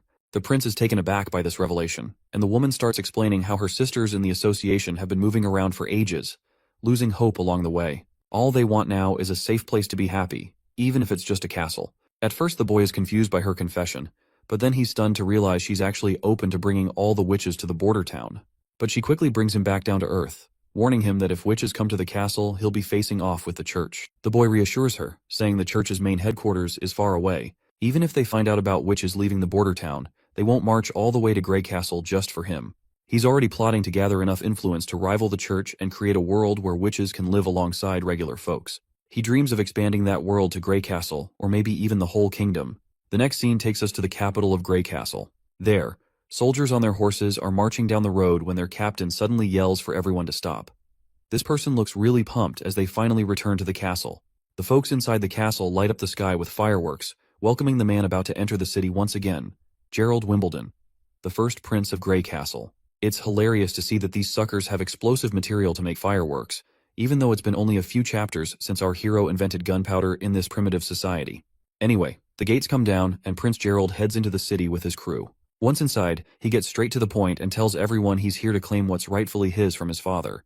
3 shady characters show up, bowing before their prince and reporting that they've already done what they were tasked with. Prince Gerald then asks if they've managed to switch out the royal guards of the king as planned. The lackey admits there's been a snag in the plan due to some issues, and they've only been able to replace the guards in the king's chamber. The man waves off the concern, saying as long as he and his crew can get into the castle, they're good. The lackey quickly reassures him that there won't be anyone stopping their entry. The old man then mentions that Prince Gerald's fate star, the Heaven Star, is leaving the equinox and will be gone from this hemisphere in about 4 months. He asks if Gerald remembers what that star activity symbolizes. Gerald's mind drifts back to childhood memories of playing with his younger siblings. Then, he snaps back to reality and admits he already knows what those stars mean. This means he's ready to break the rules of the challenge their father set for them, and Prince Gerald will be taking the throne of Grey Castle. Outside the king's room, the prince catches a weird odor and asks his lackey about the strange smell of blood. The old guy explains that the king had called for a servant girl who noticed the staff change when she left, so they had to get rid of her. Seems like things are getting interesting because the king hasn't been around women since their mother passed away. As he's about to enter, the old man points out there's no guard patrol, making it easier to move around. The prince scoffs that he's not sneaking in like a rat. He's here proudly to discuss inheriting the throne with his father. But if talking fails, he'll try something else. He grips his sword and leans toward the door. The scent of blood just gets stronger. Once he takes a peek inside, he finds blood and smashes through the door. Inside, he discovers his brother standing there, and the third king of Grey Castle, Wimbledon, lies dead with a dagger in his chest. The assassin behind this is Timothy Wimbledon, the second prince of Grey Castle. Seeing his older brother, Timothy claims he didn't want to do it, but had no choice. Just like the first prince had no choice other than to come here. Almost instantly, a bunch of soldiers pop up right behind the first prince and surround him, catching him off guard. The older brother asks his younger sibling how long he'd been planning this. Timothy explains that the decree their father set was like a chess game. He admits he planned to play by the rules, but the third princess started playing dirty. He also points out Gerald as a dirty player, suggesting the first prince wouldn't have rushed all the way across the kingdom to the capital without a heads up from his astrologer lackey. Seems like his lackey has also betrayed the first prince, though the old man clarifies he never lied. When the heavens move from the equinox, it symbolizes a seeker who's lost their way, but also foretells downfall. The first prince gets annoyed and yells at his younger brother, reminding him how he was the favorite son, given all the advantages by the king. Yet he killed their father. In response, Timothy grins shamelessly, pointing out the first prince's hypocrisy, since he was also there to kill the king if talking didn't work out. The first prince trembles, probably after seeing his brother dropping truth bombs so brutally. He asks Timothy if he intentionally lured him here to get rid of him as well. Timothy just shrugs, saying he didn't plan to confront their sister just by staying put to kill his older brother. He's kinda impressed their sister also saw all this coming before the decree was even written.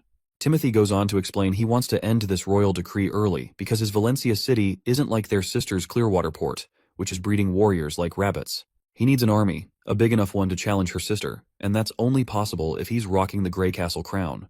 The first prince gets furious and charges at his brother, but the soldiers quickly intervene. One of them strikes him from behind with a spear, forcing him to drop to his knees in front of his younger brother. Timothy devilishly informs his brother that he'll be framed for killing the king and labeled a murderer, and he will face the guillotine for his crime as well. The soldier pins the first prince down, but he keeps protesting, asking if Timothy even has the right to judge him, and vows to expose Timothy's crimes to everyone in public. But Timothy has covered all his bases. He's prepared a potion called the Silencer. Once someone drinks it, they won't be able to utter a word. After executing his brother, Timothy plans to play the grieving role perfectly. With no one else in line for the throne, he'll become king without breaking a sweat. He further tells his brother to curse his sister for the terrible fate he's about to face, while the first prince's mind flashes back to a memory once again, and the soldiers start dragging Gerald out of the place. The cunning fox who betrayed the first prince starts calling Timothy king, declaring that the crown is already his. Timothy gives the man a verbal high five for a job well done, but then he pulls out a presumably poisonous pill and tells the man to swallow it if he doesn't want to be betrayed later. Timothy looks at his father, gritting his teeth in frustration at seeing him dead before his eyes. The scene flashes back to the past when Timothy reported to the king that Gerald was on his way to the capital with intentions to forcibly take the crown. Timothy asked if the king had a plan to prevent this. The king just grinned manically, leaving the boy confused. In the next moment, the king pulled out a dagger, swung with all his force, and thrust it into his own chest, dying immediately before Timothy's eyes. Right in the middle of things, Timothy is pissed off, trying to figure out who's stirring up trouble in the fight for the crown. He's dead set on finding that bastard and showing them what happens when you mess with royalty. Looks like the women who visited the king earlier must be involved in this mess. In any case, we're back at the border town castle where everything's been pretty smooth lately. The steam engine prototype in the mines got fixed up, no accidents, and demons haven't been causing trouble either. Our hero's been chilling out, brainstorming how to boost the town's economy and fill up his empty wallet back again. But then, bam! His peaceful moment gets crashed by the knight barging in with bad news. A massive horde of demons is swarming outside the walls. Down at the border, below the wall, a bunch of monsters are howling their heads off. Up above, the soldiers look freaked out at the sheer numbers. And let's not forget Vanner. He was just a regular miner who ended up joining the army just to eat damn eggs. One of the beasts charges at the wall and directly hits it with full force, leaving the entire wall shaking, and that also did quite a damage to the wall, but the monster immediately falls to the ground and the wolf-type monster starts marching down. Hunter Iron Ace quickly tells everyone to gear up their spears. As soon as the wolves are right on top of them, the terrified Vanner gathers his guts and stabs those beasts at the captain's command. One of the wolves manages to climb up, but the captain swiftly whips out his gun and blows the monster's brains out. With the immediate threat dealt with, Iron Ace tells everyone to stay focused and keep an eye on what's ahead. Suddenly, a soldier screams as they're attacked, their belly pierced deeply. Seeing their guts spill out terrifies Vanner to his core. The knight and the prince finally arrive at the scene. The knight tells Vanner to chill out and remember his training. Once the soldier regains composure, he snaps back to his senses and orders the others to take the injured soldier to the hospital while everyone else holds their ground and fights off the demons beneath the wall. The prince can't help but smile at the sight of Vanner showing such discipline. He's glad that all that egg-eating didn't go to waste in training the civilian army after all. Suddenly, something catches their eye on the ground, something so freaky that even our hero starts to freak out. The hunter, equally spooked, quickly pulls out his gun, saying they've officially stumbled onto trouble for the day. Our hero's mind is spinning at the sight of this behemoth, a disgusting creature that seems to break all the rules of biology. He never thought he'd come face to face with such a mutant monster. The soldiers rain arrows down on the behemoth, but it's like shooting toothpicks at a tank. The arrows just bounce off its thick, mountain-like shield. They look to their leader, asking what the heck they should do next. Meanwhile, the monster keeps stomping along, each step rattling the whole dang ground. Realizing they need more firepower, our hero tells his crew to get their muskets ready. When the monster gets close enough, they start blasting away, but it's about as effective as trying to stop a T-Rex with a water gun. The soldiers start freaking out when even the muskets can't do squat against this monster. The prince quickly tells them to chill and orders Vice Captain Vanner to round up some guys and grab dynamite from storage. After dishing out orders, he tries to get everyone to listen, but bam! The giant behemoth demolishes the wall they busted their butts to build. At this point, the prince is pretty darn sure they're screwed. He didn't figure the monster would be this tough and calls for an immediate retreat before shit goes down real bad. As the wall crumbles, Nightingale swoops in and saves our hero from a nasty fall. Once they're back on solid ground, the boy asks her what she's doing there. She explains she came because she was worried, and now it looks like her worries were on point. She asks our hero how he plans to handle the monster. He assures her he's still got a trick up his sleeve, and right on cue, Vanner strolls back with dynamite in hand. Our hero jumps in, shouting at Vanner to light the fuse and chuck the dynamite under the monster's legs. Meanwhile, poor Vanner's freaking out in this life-or-death situation. Finally, he gets the fuse lit, plops the dynamite down, and bolts out of there while the fuse starts sizzling. Once that fuse burns down, boom. The whole place shakes with a massive explosion, hitting the monster square in the gut. Everyone starts busting out victory moves as they watch the monster crash lifelessly to the ground. The prince is grinning like he just aced a test. But their celebration is cut short when they spot more beasts roaring back at them, even though they're just regular old critters. But they are in numbers. The soldiers scramble to get their shields up, and our hero is standing there clueless and panicking. The boar suddenly lets out a roar and charges right at their group. One soldier, lying on the ground, can't believe his eyes as he sees this girl stepping into the fray. But this ain't just any girl, it's Anna, and she's no ordinary lady, and you better get that to your head. Anna stares down the monster, showing no fear. She taps into her powers and throws fire right at the boar. The flames hit the mark, roasting the boar alive. Our hero's jaw drops, totally caught off guard by what he's seeing. Our hero feels like a complete idiot for never thinking about Anna's role on the battlefield beyond her building and town projects. That's exactly why he kept her safe in the sickbay, to avoid any danger, and he has no clue how she got out of here. As one of Knight Brian drops down to his knees, he informs the prince that Miss Anna was worried about his safety and insisted on coming to the wall, and he was not able to stop her. Originally, our hero had planned to sway public opinion in favor of witches using Nana's abilities, and once more people accepted witches, our hero wanted to reveal Anna's existence publicly. But it seems like the cat is already out of the bag. The boy quickly orders Brian to protect Anna from the danger, and he instructs Nightingale to do the same. Meanwhile, Anna steps forward confidently as soldiers gather around her protectively. With a determined look, Anna raises her hands, flames flickering to life, and she creates a wall of fire in the hole in the wall, blocking the monsters from advancing any further. Our hero is completely shocked by the magnificence of Anna's fiery display, but monsters continue to emerge from the flames. That is when the boy locks eyes with Anna. And in that moment, the prince understands what needs to be done. He immediately grabs the gun from the knight's hand and begins shooting down the monsters, aiming straight for their heads. The sight of their prince taking action startles everyone. Our hero raises his own gun, rallying the soldiers to prepare their spears and charge forward. His crisp voice fills the atmosphere as he commands them to protect their wall and their border town. The crowd really gets fired up to protect their town, and everyone is ready to take those critters down. After a while, the last wolf standing takes a bunch of arrows and drops lifeless to the ground, finally letting the soldiers savor their victory. The knight is totally blown away by their successful defense of the turf. But then, the prince suddenly remembers Anna, and he starts losing his shit because he's been so busy commanding that he almost forgot about her. He's worried about how he'll explain all about her being a witch to the civilian army. As he frantically looks around for her, he notices something surprising. Everyone is showing her respect instead of calling her the reincarnation of some devil or whatever. The prince is almost clueless about this unexpected attitude toward her from the civilians. Even though her fiery power had scared him, it seems to have earned trust and gratitude from others as well. When Anna finally stands before the prince, she looks exhausted from using her powers and promptly faints, dramatically falling right onto our hero's chest. The next scene takes us to Clearwater Port at Garcia's residence, where the third princess gets the news that her father has kicked the bucket.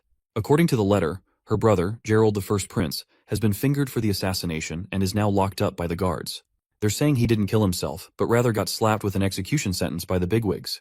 This news really throws her knight for a loop, and he finds it all pretty fishy. After a bit of hemming and hawing, she admits her brother can be a bit of a dumbbell, but he's not dumb enough to wish for death. She lays out how Timothy's trying to shift the blame to Gerald to fool the public, but snagging control of all Grey Castle won't happen overnight. So, she's tweaking her plans accordingly. The knight, though, he's still scratching his head over why Timothy would pull such a stunt, especially when the king always favored him. That's when the princess drops a truth bomb. Timothy's scared of her. He's quaking in his boots at the sight of the black flag. She explains that Timothy's move was totally uncalled for. Sure, he's trying to pin the blame on Gerald for their dad's death, but he can't fool everyone forever. If he wants to take over all of Grey Castle, it will require a more elaborate and sustained effort. Therefore, she decides to adapt her plans accordingly. The lady decides to set sail for Grey Castle tomorrow. Her knight asks if she's planning to go head-to-head with Timothy. She tells him that if Timothy isn't waiting out the 5 years to let the decree end organically, she won't either. The knight looks anxious and mentions that the whole kingdom must be mourning the king's death by now. She jokes if he wants her to shed a tear too. The knight hastily says no and obediently drops to his knees, waiting for her next move. She then instructs him to go fetch the captain of the Black Fleet for her, because they are about to sail as soon as possible. Back in the border town, after that horrific raid by the monsters, there have been no further attacks. The injured soldiers were healed quickly and returned to their duties right away. The chief knight was tasked with using the hybrid monster shell to patch up the broken wall, making it one with the barrier. The largest factor in their victory against the large-scale invasion was undoubtedly Anna. However, it's been a few weeks since she fainted, and she still hasn't woken up. Nightingale mentions today is supposed to be her maturity day, but she's sure she is going to die in her sleep, because the pain of maturity can only be endured while awake. She somberly spills that she's seen too many witches die before her eyes, treated like animals, burned or tortured slowly by nobles for some twisted fun. The lucky ones live in exile, far from society, always chasing the holy mountain, a distant dream they can't catch. But she says Anna's not like the rest. Unlike the Association sisters, she's actually cared for here, valued by our hero, and given due respect. This, Nightingale explains, is what the holy mountain truly signifies.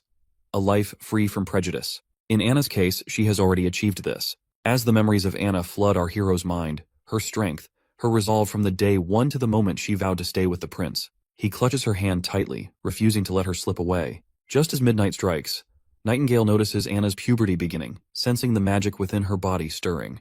A candle nearby starts glowing with an eerie green hue, startling our hero, who wonders if it's the work of demonic spirits. But there's no visible change in Anna herself. Then, unexpectedly, the candle's flame dwindles, causing a wave of anxiety, especially for the young Nana. The candle flickers back to life with that bright green energy, surprising everyone again. Suddenly, Anna opens her eyes, which shocks everyone present. Prince Roland hurries over, immediately asking how she's feeling. Thankfully, Anna seems totally okay.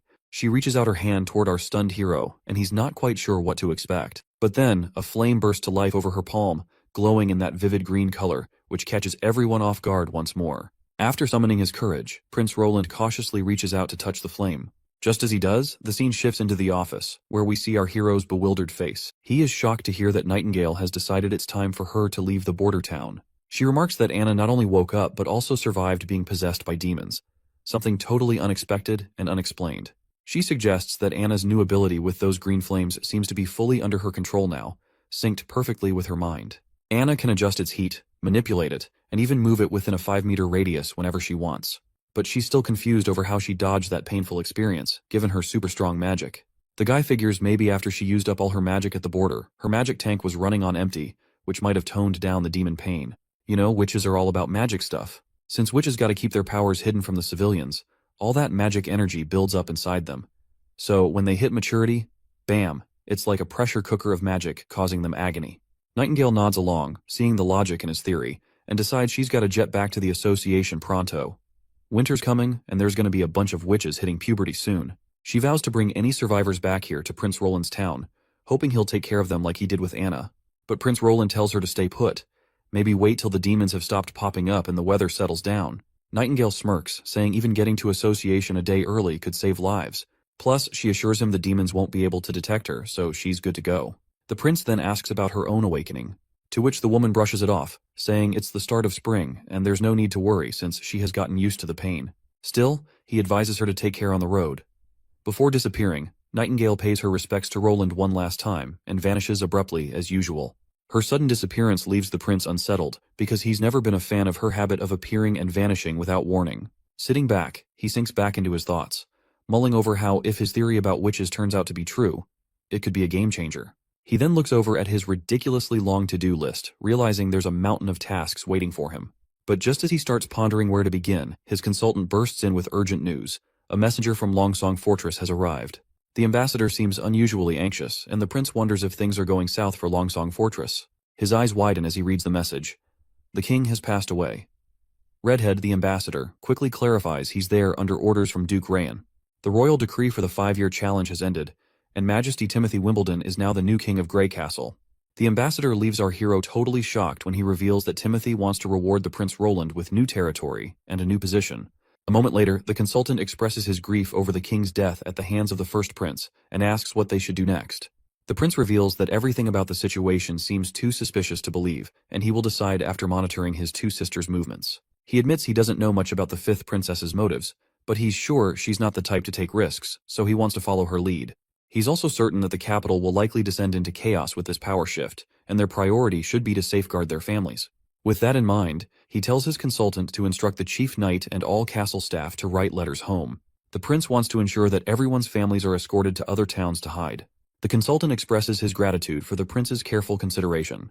The prince also tells his consultant that he wants to stop exporting the town's metals and will only sell gems and rocks to Willowtown, as he wants to use the metals for himself to make more machinery. Additionally, he plans to incorporate more civilians into the army and train them accordingly.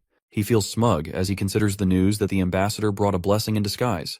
Roland is confident that as long as he hunkers down in Border Town, someone will try to bite him, such as Duke Rayan from the Longsong Fortress. Once the months of demons pass, he is pretty sure that Duke Rayan will try to extend his influence across the western side of the kingdom under the new administration. And this is precisely what Roland wants. Industrialization is his priority, but what he lacks most is people. Border Town's population is only around 2,000, limiting the expansion of his projects due to a labor shortage. Buying slaves, recruiting talented individuals, or increasing the birth rate seem unrealistic. On the other hand, if they can take Longsong Stronghold, he can gain a large number of freed people while accumulating wealth. Assimilation is easier, and invasion is the best way to grow the population and gather wealth. Roland acknowledges the hassle of challenging the entire fort of Longsong, and he can only wait for Nightingale to return with the witches. This is also the sole reason the prince wants to expand his civilian army and wants to make more machinery. The next scene takes us to the northern mountain range, where Nightingale proceeds down one of the tunnels. Her steps are soon halted by roots growing out and blocking the entrance. Nightingale immediately introduces herself, and the lady known as Leaf withdraws her roots and gets delighted to see her friend back. After exchanging pleasantries, Leaf reveals that one of the two witches, Erin or Ashley, failed to make it to maturity. They then decide not to dwell on gloomy things and proceed to get inside. Nightingale is looking forward to seeing her friend Wendy, and as soon as Wendy is called over by her friend, she spins around and greets Nightingale warmly, playfully calling her Veronica. Wendy takes Nightingale's hand in hers, causing Nightingale to blush and assert that she's not the same weak girl as before, preferring not to go by Veronica anymore. Wendy insists she shouldn't deny her past because it's a part of her. Nevertheless, Nightingale is glad to see her friend, and they embrace each other tightly. Wendy then inquires about Anna and whether Nightingale managed to help her through her maturity. With a smile, Nightingale reveals that Anna didn't need any saving at all. In fact, what they've discovered is going to change things for all the witches. In a few moments, Nightingale spills the beans to her sisters about the prince and how he's letting everyone stay in his border town without any discrimination against witches. Wendy's not buying it at first, but Nightingale swears up and down that the prince not only said it, but also saved Anna and Nana. Not only that, the prince does not believe in any bullshit about witches being possessed by devils, and stresses that witches get their power from themselves. To seal the deal, Nightingale reminds everyone about her ability to smell lies, so they can trust her when she says the prince is serious. She spills about his plans to protect witches and even go against the church if he even has to. Then she pulls out the steam engine blueprints, proving they can build a kick-ass sanctuary to rival the Holy Mountain. Just as Nightingale's painting this picture of paradise, some lady with green hair barges in, telling everyone to shut up. She seems like their teacher, and Nightingale quickly shows respect by bowing her head. The teacher gives Nightingale the stink eye, wondering aloud if she's saying the Holy Mountain they've been chasing forever is just a bunch of hot air. Next up, we're with the new king, Timothy, where a knight shows up with a stone called Divine Judgment, supposedly the ultimate weapon against demonic forces. The knight boasts that the church has confirmed its power to handle witches for ages, but Timothy's annoyed, blaming witches for his father's suicide. He orders the knight to keep capturing witches and scour the capital thoroughly for more. Meanwhile, back with Nightingale, she wakes up tied to a pillar with that same witch suppression stone around her neck.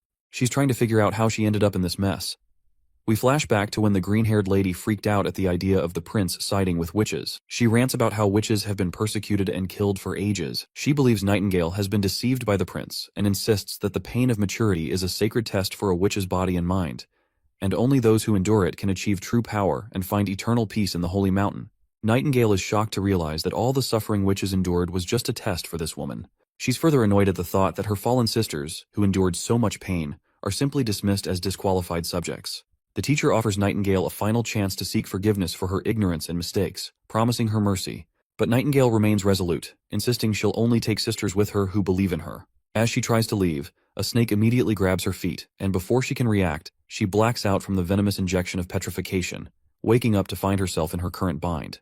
While they're face to face, Nightingale reminds her why she is using the Divine Stone of Judgment even though it's prohibited in the Witch Association. The Snake Lady says it's just a tool to punish disobedient kids. She reminds Nightingale how Wendy saved her from the clutches of the aristocrats. Instead of repaying that kindness, now Nightingale is trying to sell them all out to those filthy nobles just to mend her relationships with them again. Nightingale denies any such motive, emphasizing she only wants her sisters to live freely without fear of starvation or the pains of maturity, and believes everyone deserves the right to choose their own path. She points out how much Border Town has changed, pointing out that the steam engine blueprint she brought is just one of many miracles.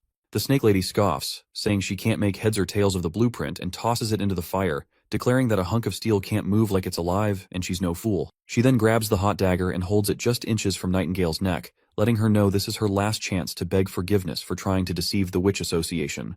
If Nightingale doesn't comply, she threatens to skewer her heart and turn her into an example for others. Even though she is staring at her death, Nightingale remains defiant. Instead of bowing her head, she'd rather take that dagger straight to her heart. That's when Wendy steps in, reminding them how many sisters they've already lost and they can't afford to lose another. The Snake Woman grows agitated, demanding to know if Wendy also believes Nightingale's lies.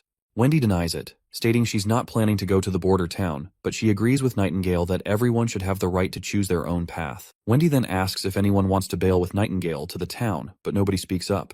Seeing this, Wendy suggests letting Nightingale go solo since she hasn't done anything to harm the gang. The others agree, telling their teacher to set Nightingale free. But the teacher goes absolutely bonkers, saying she can't risk letting Nightingale go because she might expose their turf location to the church. She swings her dagger, ready to strike, but before she can, Wendy steps in and stops her.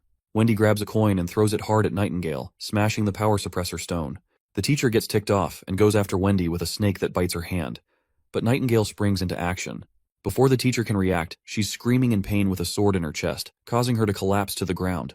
Before anyone can react, Nightingale and her friend start to disappear and exit the tunnel. Wendy doesn't seem to be in good spirits because the poison from the snake bite is spreading across her hand. To stop it from spreading further, Nightingale reluctantly grabs her dagger and severs Wendy's hand from her body. She keeps the hand with her, confident that Nana can heal it back soon. They've been walking forever, and it took them 3 days just to get here. Carrying Wendy is slowing them down further, and with her losing blood, Nightingale fears she won't last another 3 days. But her worries prove unnecessary when a mysterious newcomer arrives, ready to lend a helping hand. A newcomer looks like a boy at first glance, but she is actually a girl. She reassures Nightingale not to freak out. Her name is Lightning, and she recently joined the Witch Association. Nightingale stays cautious around this tomboy and asks if Kara sent her. Lightning shrugs it off, saying it's no wonder Nightingale doesn't recognize her since she's always out and about. She makes it clear she's here because, like Nightingale said earlier, everyone should live life their own way, and she's chosen to stick with Nightingale. Simple as that. She's totally pumped about all the machinery and exploding dynamite, being an explorer at heart. Nightingale wonders why someone so into adventure joined the association. Lightning explains that finding the Holy Mountain is an adventure in itself, but the association is all about books, and Kara's always buried in them. Nightingale asks if Lightning's a fighter, to which she nods, mentioning she can fly too. Or so Lightning thought. She's struggling to move an inch with all that weight over her little shoulders. Finally, she gathers enough energy and starts floating slowly through the air. The tomboy then asks if Nightingale knows Wendy for a long time, noting how Wendy called Nightingale Veronica back at base camp. Nightingale confirms they go way back and tells how, before joining the association, people treated her like a puppet. And it was Wendy who showed her way to live. She reveals she had a family in Silver City when she was 13, but her parents disappeared during a commoner uprising. Nightingale's uncle then took her and her brother, Hyde. That was also the year her witch abilities first appeared inside her, but her uncle figured out her secret right away and split her from Hyde, locking her up to train her powers. He threatened to harm Hyde unless she used her abilities for his dirty work. So she became a full-on assassin. Poisoning, ambushing, you name it. She did every kind of horrendous act. As the Gillen family's wealth increased with time, her hands got dirtier and dirtier as well, soaked in the blood of others. The worst part is that her powers were just too perfect for that kind of work. When she finally reunited with Hyde, he turned her away cold, wishing he didn't have a witch for a sister. After that, she was broken inside. When maturity hit, she managed to survive the pain, and her powers also intensified. The prison bars couldn't contain her anymore, so she broke free, killed her uncle, and left with no direction. It was then she found Wendy, who was like a spark of warmth in her cold world. Wendy took her to the association, where she met other witches, and their teacher Kara provided solace to everyone. In the present, Lightning points out that Kara has gone off the rails, finding it hard to believe there's a prince who genuinely cares about witches. After finally reaching Border Town, we find our duo inside this familiar, quaint cottage. The prince can't seem to stop sneezing, wondering who might be thinking about him so much. Just then, a commotion grabs their attention. As they turn around, they see Nightingale and the other two bursting into the cottage, crashing right before their feet. Anna immediately takes her stance to deal with these uninvited intruders. But Nightingale immediately yells at our hero to fetch Nana as quickly as possible. As Nana tends to Wendy's injuries, our hero has no clue what went down at the association that made Nightingale rush back with only 3 witches. He wonders if demons attacked them and if only 3 survived, feeling lucky they have Nana to reattach Wendy's arm. Suddenly, Lightning appears from the infirmary. The prince quickly asks if she's hurt too. Lightning reassures him and points out how the prince really is a decent guy who cares about witches, just like Nightingale said. She admits she didn't believe it at first, just like other members of the association. She then jokes about how the world is full of weirdos, so having a prince like him isn't that surprising. Being called a weirdo doesn't sit well with the prince, who just rolls his eyes. Getting to the point, the prince realizes the association wasn't under attack. That's when Lightning starts explaining the whole situation, clarifying they weren't attacked. Wendy was hurt by their own teacher, Kara, and explains further as to how they ended up here. Once night falls, Prince Roland returns to his room, only to be startled by Nightingale sweetly lying on his bed in her nightsuit. Prince Roland gets all flustered, maybe starting to think about some naughty stuff, imagining Nightingale might be up for getting close after all. Suddenly, Nightingale gets up and strides over to him, leaving him scared out of his wits and pinned against the closed door. He hastily tells her she should rest as long as she needs. But then, Nightingale kneels before the prince. In a serious moment, she, Veronica Gillen, officially swears her loyalty to him.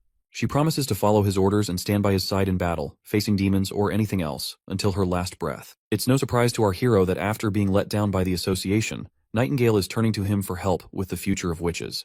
Without missing a beat, he takes the sword from her hands and officially makes her his right-hand woman. The prince asks if her real name is Veronica, and she nods, saying there's no reason to hide it from him now. Next, we catch up with Wendy, who's been offered a contract. Our hero tells her to stay in the border town and work for him. If she's up for it, she can sign on the dotted line, promising good pay for her work. He also spills the beans on a method he's found where witches can sail through their maturity without feeling any pain at all. The news totally throws off the new witches. Once we step outside, our hero admits it's just his guess, and explains that witches are like vessels for magic, and as they get older, their magic builds up until it overflows during maturity, attacking their bodies. He mentions Anna as an example of someone who survived this. He dismisses the idea of demons possessing witches as nonsense, proposing instead that they can manage their level of pain by continuously releasing their magic to maintain balance within them. He promises a safe haven in Border Town where witches can practice their magic freely, without anyone discriminating against them or threatening them. He believes if his idea works out, they can create their own version of the Holy Mountain right here in the borderlands they dream of. Wendy has already signed on to the plan and asks where to start. He simply tells her to keep using her magic until she masters full control over it. Once the prince gets busy with the newcomers and their magic training, Nana and Anna have a little chat about recent events.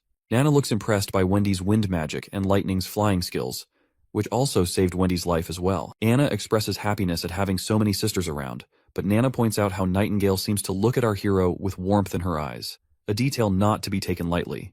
Anna is clueless about what Nana means, but the little Nana warns her friend not to blame her for not giving a heads up, and if Anna doesn't make a move, Nightingale might just win over our hero. Suddenly, they hear the alarm ringing, a clear sign something's wrong. The report comes in that a demon monster has arrived. The hero rushes to the wall and meets his soldiers. He squints to spot the danger but sees no demons in sight. The prince wonders if it was a false alarm and questions the hunter who raised the alarm. The hunter tells him to look closer, and when he does, he sees a dark blob of mist forming. As he takes a closer look, he's shocked to see a hybrid monster right before his eyes. The hunter reveals it's the same hybrid that nearly killed him a few years back. Hearing this, the boy connects the dots. This monster must have some intelligence, unlike regular beasts that just charge and die. But this monster survived for many years, and it always retreats when it senses danger. When the beast reaches the wall, it suddenly stops, leaving everyone puzzled. Unexpectedly, it jumps into the air, and the prince orders his soldiers to attack it immediately. Before they can react, the monster is already airborne, crashing onto the wall above. Our hero is stunned to see how cunningly it targeted the wall's weakest spot, which confirms our hero's last remaining doubts about this monster's intelligence. Once the demon makes it to the other side of the wall, soldiers report it's heading toward the town. The hero commands his 2nd Civilian Division army to accompany him, while the backup division holds the wall for now. Our hero marches toward the town with his platoon, regretting underestimating the smarts of these monsters. Finally reaching the monster's location, they're hit with the gut-wrenching news that it's already devoured someone alive in town. The trail of blood before our hero's eyes sends a terrifying chill down its spine. But he does not succumb to fear, and annoyingly orders everyone to stay on high alert. The monster pops into view once more, snatching another civilian. Prince Roland immediately cautions everyone as the soldiers look helpless against the monster, unable to use their guns for fear of hitting civilians in the chaos. Not only that, the soldiers can't even get close to this monstrosity. Iron Axe commands his soldiers to get on rooftops and higher ground to aim precisely without harming civilians. Soldiers immediately climb up to the rooftop to take their positions. Despite the odds, soldiers manage to shoot over the monster's overgrown head, but they slightly miss their mark. The monster glares back with an annoyed face. But before it can strike, Iron Axe closes in and blasts the monster's head right away, finally avenging the innocent lives taken by this monster. In the Hermes perimeter, north of Grey Castle, a gigantic mutated creature crawls its way toward the towering wall. The knights on the wall tremble as they witness the enormity of the approaching monster. Upon finally stepping on the rooftop, the creature drools and immediately perks up at the sight of the humans nearby. Without hesitation, the monster opens its massive mouth, unleashing an entire army of monsters marching out from its belly. The soldiers realize they're trapped with no escape route in sight. Still, they immediately start running in the opposite direction while a creature in the sky keeps following the soldiers. Eventually, when they reach the inner city's north wall, they find themselves waiting for the gate to open. The girl reveals to us that the whole outer city has been wrecked by the monsters. They've got to defend the church, but with only a handful of soldiers and monsters right on their tails, it looks like a tough fight ahead. But then the girl pulls out a red pill and instructs the soldiers to take it and annihilate the enemy. Without hesitation, the soldiers obey her command. As they swallow the pill, they feel a surge of energy coursing through them, empowering them to march forward against the monsters. Before these foolish soldiers can get slaughtered by those monsters, the gate finally drops, revealing a cocky figure striding out. He declares himself as part of the Judgment Army and orders everyone to clear the path. These soldiers are clad head to toe in sturdy armor, appearing like elite knights. The lady is bewildered by the sudden appearance of this so-called Judgment Army, having no clue who they even are. However, she doubts that mere humans stand a chance against the hybrid monsters.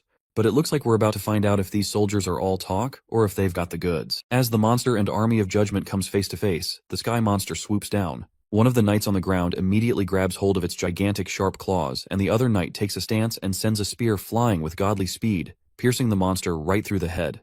The woman is completely blown away by the soldier's speed and strength, which is matching the power of hybrids. As these badass knights wreak havoc on the monsters, the scene shifts to a church spire.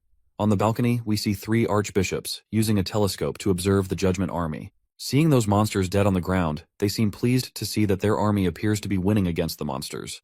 Archbishop Taifun shakes his head, noting the worst part of the battle was the total annihilation of the reinforcement armies sent by the 4 great kingdoms. Archbishop Heather chuckles in agreement, commenting on how those kingdoms sent thousands of soldiers who ended up as mere cannon fodder. She's clearly pleased, seeing it as proof that the border defenses of those kingdoms can't hold a candle to the church's mighty judgment army.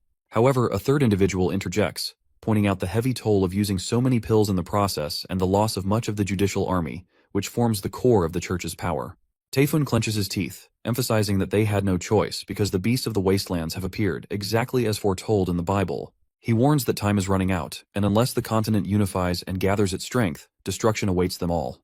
The arrogant lady chuckles again, saying humans are basically monsters committing horrifying acts just like demons, so maybe wiping out humanity isn't such a bad idea after all. This really ticks off the old man, who tells her to cut out the blasphemous talk and stop defying God's will. But the girl just brushes it off with another sassy comment, saying God never promised humanity would survive, and further challenges the old man, asking if he's sure God cares more about humans than demons. The old man looks even more ticked off, but he stays quiet. Maybe because deep down, he knows there's some truth in what she's saying. Well, even Archbishop Maine thinks the same way as that woman does, but he is also sure that God only favors those who come out on top. Back in the border town, they lay the fallen soldier to rest. Our hero gathers everyone's attention and announces that they are gathered to mourn Mr. Aggie from the Civilian Army 2nd Division. The prince goes on with the usual talk about the man's heroic deeds in sacrificing his life to save their hometown, bidding him a final farewell as they cover his grave with mud. Chief Knight Carker is deeply moved by our hero's compassionate gesture, noting he's never seen someone of noble birth show such respect for commoners whose names he didn't even know. Our hero points out that giving a proper farewell feels right, especially since Border Town has never held proper funerals for those lost to the monsters, and they deserved more than a hastily dug hole. Besides, the prince believes that holding these funerals serves the purpose of decency and boosts morale. He explains that when people reflect on who and what they're fighting for, it can spark a profound change in an army. He aims to ignite everyone's willpower to steer Border Town back on track. The wife of the deceased soldier shows up with her 2 kids, one of them really small. The soldiers nearby start wondering how she'll manage now, but this bald guy steps in and explains she'll get her husband's salary, some extra cash, and all the basics to get by. While they talk, Vice Captain Vanner suddenly senses someone nearby. The bald guy asks if something's up, and Vanner mentions feeling a presence of someone but brushes it off, saying he's probably imagining things. Back at the cement-making cottage, our hero catches up with Anna and asks how things are going with making barrels for the blunderbuss guns. Anna sweetly explains that thanks to the new steam-powered boring machine, the blacksmiths can handle most of the heavy lifting now. Meanwhile, Lighting is bouncing off the walls as usual, super pumped about all the new stuff. She bombards the poor smiths with so many questions, they can barely keep up. Well, the prince was already wondering why he has not seen her around lately. I guess he now knows why.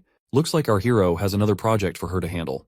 He shows her the rough sketch of a 12-pound gun, essentially a giant weapon for our sweet Nana. The prince then delves into the technical details of how these things work, but everything he says goes right over Anna's head. He then instructs her to use those 2 holes on the ground to cast a die for cannonballs. Anna gets right to work and starts pouring the molten metal into the holes, while the prince warns her not to stare at the bright lava. She immediately closes her eyes, and our hero starts blushing before he moves to wipe the sweat from her face. It's quite literally hilarious that despite the freezing temperatures in this place, these guys are still sweating. Looks like the knight can see that this is more than just a prince wiping the sweat, and the way the prince is blushing just proves it further, and Anna is also blushing as well. Meanwhile, there's this guy who's absolutely freaked out to see our hero, the 4th Prince of Grey Castle, openly sheltering witches. He's practically sprinting to report this back to the king. Looks like Vanner wasn't imagining things when he felt someone's presence, because this man is definitely a spy sent by the new King Timothy. What's really messing with this guy's head is how these regular folks are just chilling with witches, and don't get him started on the other weird stuff he's seen, like that giant wall that popped up out of nowhere on the border, those metal sticks shooting projectiles to kill demons, and the fact that witches are treated like they're just regular folks by the prince.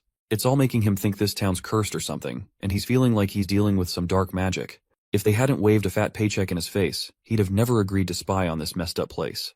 Well, looks like this dude failed miserably at his sole job of spying, because we can see Vanner in the background, calling this oddball out right away and telling him to halt his tracks. Word spreads like wildfire that there's a spy among them. This poor guy has no clue what to do before an angry mob comes for him. All he can think about is how the 4th prince must be channeling powers straight from the devil. Inside the castle, we catch up with the consul again. He's losing his shit over the prince's latest demand: buy 2 boats but don't hire captains and crews. Like, how's he supposed to float boats without a crew? The old coot's utterly worn out by these ridiculous orders that somehow always end up working in the prince's favor. Then comes a knock on the door. A soldier reports they've caught a rat, a guy named Cole, also known as Groundhog, who's apparently Prince Timothy's spy. Turns out this guy's been living under a fake identity for months, pretending to be a border town resident. They found a letter and some money on him, but he's still being grilled for more info. The old man orders them to squeeze every last drop of intel and execute him right away. Looks like the old man is not freaking out because this is already a fourth spy they have found out. Our clever prince had foreseen more spies would come, so he told the old man to announce that there are people in the border town trying to destroy their food reserves. He instructed everyone to keep an eye out for anyone acting suspiciously, promising a reward for anyone who catches a spy. The old man is always surprised by our hero's cunning decisions. He sees him as a devil who doesn't even fear the stone of divine judgment. Back in the Grey Castle capital, Timothy inquires about the royal decrees he sent to his siblings, but none of them have replied. One of his men reports that the fourth prince, our hero, sent a reply stating he will return once the months of demons are over and his people are safe. The reporter points out that Prince Roland still acknowledges Timothy as a prince, not a king. Timothy considers our hero a fool for opposing him, especially since Timothy had plans to offer him land and a comfortable life. He dismisses Roland as an oddball and asks his lackey if there's been any response from the third and fifth princesses. The lackey reveals that the third princess has disappeared from the city along with her butler and 2 servants, and they haven't been found since. The prince facepalms in disappointment, as he never wanted commoners to lay a hand on his sister despite any personal disagreements. He then inquires about Garcia Wimbledon, the stubborn pirate. Before the council member could speak up, Timothy orders him to seize her water port and forcibly escort her back to the capital. Right on cue, a knight arrives on the scene and hastily reports that Garcia Wimbledon has defeated Duke Joseph's Karl at the southern border and gained full control of Hawk City. The news terrifies Timothy beyond belief, and he sinks even further into despair when he hears she has crowned herself Queen of Clearwater with the blessings of the local dukes, and the whole southern half of Grey Castle has split off. Next scene, we're down by the river south of Border Town, where our top captains are tearing down the cannon they just put together. Both of these tough guys are beat, griping to their boss that this thing is way too damn heavy. The chief knight then asks why he got stuck guarding this behemoth, since no one can move it an inch, let alone stealing it. Our hero just sighs, explaining it's not just something, it's a masterpiece built with blood, sweat, and the grind of steel. He wonders why others can't see its beauty like he does. Moving on, Lightning is itching to clean the barrel, so our hero gives her the green light to go ahead.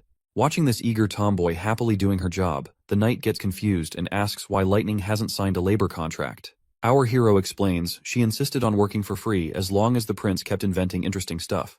All she needs are food and clothes, and this broke idiot couldn't pass up such a steal of a deal. After Lightning finishes cleaning the barrel and reports it's empty, she eagerly waits for the next step. Before we move on, our hero tells his soldiers to remember the first step, making sure there's nothing stuck inside the barrel. Next up, they need to load in the gunpowder and slap that cannonball on top, making sure to push it down real hard to get rid of any air. Then, they stick in a fuse to light up the party. Once everything's set, the prince tells everyone to clear out and lights the fuse. It starts sizzling right away, so everyone covers their ears to save their eardrums. Boom! The cannonball goes flying straight at the dummy and punches a hole right through its chest. While the hunter prays to God to see such devastating power, Vanner is also blow away. Even after smashing the dummy, the cannonball keeps going for another 100 meters, proving our mission's a total win. A 12-pound cannon can theoretically reach thousands, so these results are solid for a first shot. The knight respects the weapon's power, but worries it's too heavy to lug around. Cleaning, loading, and carting cannonballs and gunpowder is a hassle. Our hero nods, saying the effort's worth it if it means slaying hybrid demons effortlessly. He's already thinking of using ships to solve the weight problem, and has enlisted the old consul's help in acquiring sailboats from Willow Town. Wendy's wind control will increase transportation speeds for both civilians and cannons, aiding their strategy against the Duke of the Longsong Fortress. He envisions a pincer attack by approaching the Duke's army from the rear. So much for his boat dreams. The old man burst his bubble by saying they can't afford any sailing boats. A double-masted sailboat costs a whopping 120 golden coins, and that doesn't even cover the crew, which runs about 200 golden royals. Even if they blew all 315 golden coins they have in their treasury, they'd only get the boats, with no pay left for the civilian army next month. Back in the office, our hero keeps arguing with this stubborn geezer that he doesn't need a crew, but the old man keeps insisting that's not how things roll in Willowtown. Boats come with crews. If he wants a boat, he's got to hire them too. But then the prince gets this bright idea to buy boats from another town, but the old man shoots him down again, saying all the major ports are too far away and it'd cost a fortune to bring boats here to Border Town. But then our hero comes up with a crazy idea. Why not build a boat themselves? He says they don't need anything fancy, just something to float since Wendy will handle the steering. A simple flat-bottomed barge would do the trick.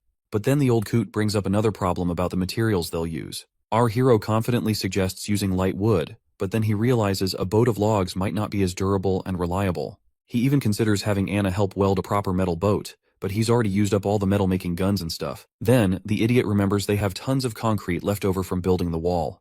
He suggests using wood for the base and reinforcing it with steel rebar, then making the rest of the boat out of concrete. We don't need to waste any more time figuring out how he plans to make this boat happen. Let's just wait for our hero to finish up the blueprint and get started. Before long, we're down by the riverside at a makeshift boat workshop. They've already put together the basic structure of the boat. When Lightning sees the giant thing, she cracks a joke about it being a massive bathtub fit for a king's lavish baths.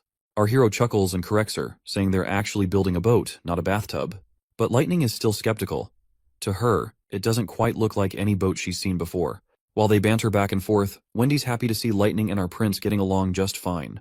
To which, Nightingale points out that getting along with others has always come naturally to Lightning. She was just as energetic back in the association days. The mention of the association immediately saddens Wendy out as she worries about her other sister's safety. Back in the mountain range, we see the witches marching down. As they walk, one of the sisters alerts everyone about the presence of demons. The teacher quickly tells Lady Leaf to lay her down and help the others. Lady Leaf gently puts her injured teacher on the ground. As the monsters approach, the witches stride forward to face them. Meanwhile, the teacher blames Nightingale for their sorry state and vows to get payback once she finds the holy mountain and gathers more witches. She hasn't forgotten about Wendy and Lightning either, feeling betrayed by them. When the monsters leap at them, Lady Leaf works her magic, summoning roots that grab the beasts, while Zephyr, another witch, sucks the air out of their lungs. Seeing the girls take down those monsters puts a grin on the teacher's face. She's sure that with their combined effort, they'll bring the church crashing down once they reach the holy mountain. The teacher decides to take a breather for a while here, but suddenly she's left in shock by what she sees before her eyes. She wonders aloud if this could be the holy mountain. Before them rise skyscraper-like structures that couldn't possibly be built by humans. The sight brings a giant smile to the teacher's face as she believes they've finally found the holy mountain. However, the others are not convinced. According to all the books, the holy mountain is supposed to be a serene and abundant place, which is drastically different from what they're seeing. Despite Leaf still being unsure, the teacher is going nuts over the grand structures and is absolutely convinced this is the holy mountain. Leaf hesitates to voice her doubts, recalling what the teacher did to Nightingale when she disagreed. Feeling she has no other choice, Leaf reluctantly starts walking forward. She's certain that if they don't explore further, the teacher will never rest. As they're walking, one of the witches suddenly drops dead. Lady Leaf tries to pause to mourn her friend, but the teacher snaps at her to keep moving forward, warning that stopping could mean their own death at nightfall. Leaf starts crying, torn between grief and the teacher's urgent commands. The teacher insists that lingering here would only invite demon attacks. They continue on, but then another witch realizes the supposed mountain they were aiming for has vanished. This sight shocks the teacher, who, let's face it, acts more like a tyrant than a caring leader. The teacher sinks into despair, recalling a city that's like an unreachable illusion in the sky, disappearing every time with the sunset. The snake woman declares it was all just an illusion, something she'd heard rumors of typically occurring at sea, but seeing it on land was unheard of. Suddenly, something approaches them, confirmed by another witch to be 3 demons once again. But this time, it becomes clear this new threat is not just a regular demon.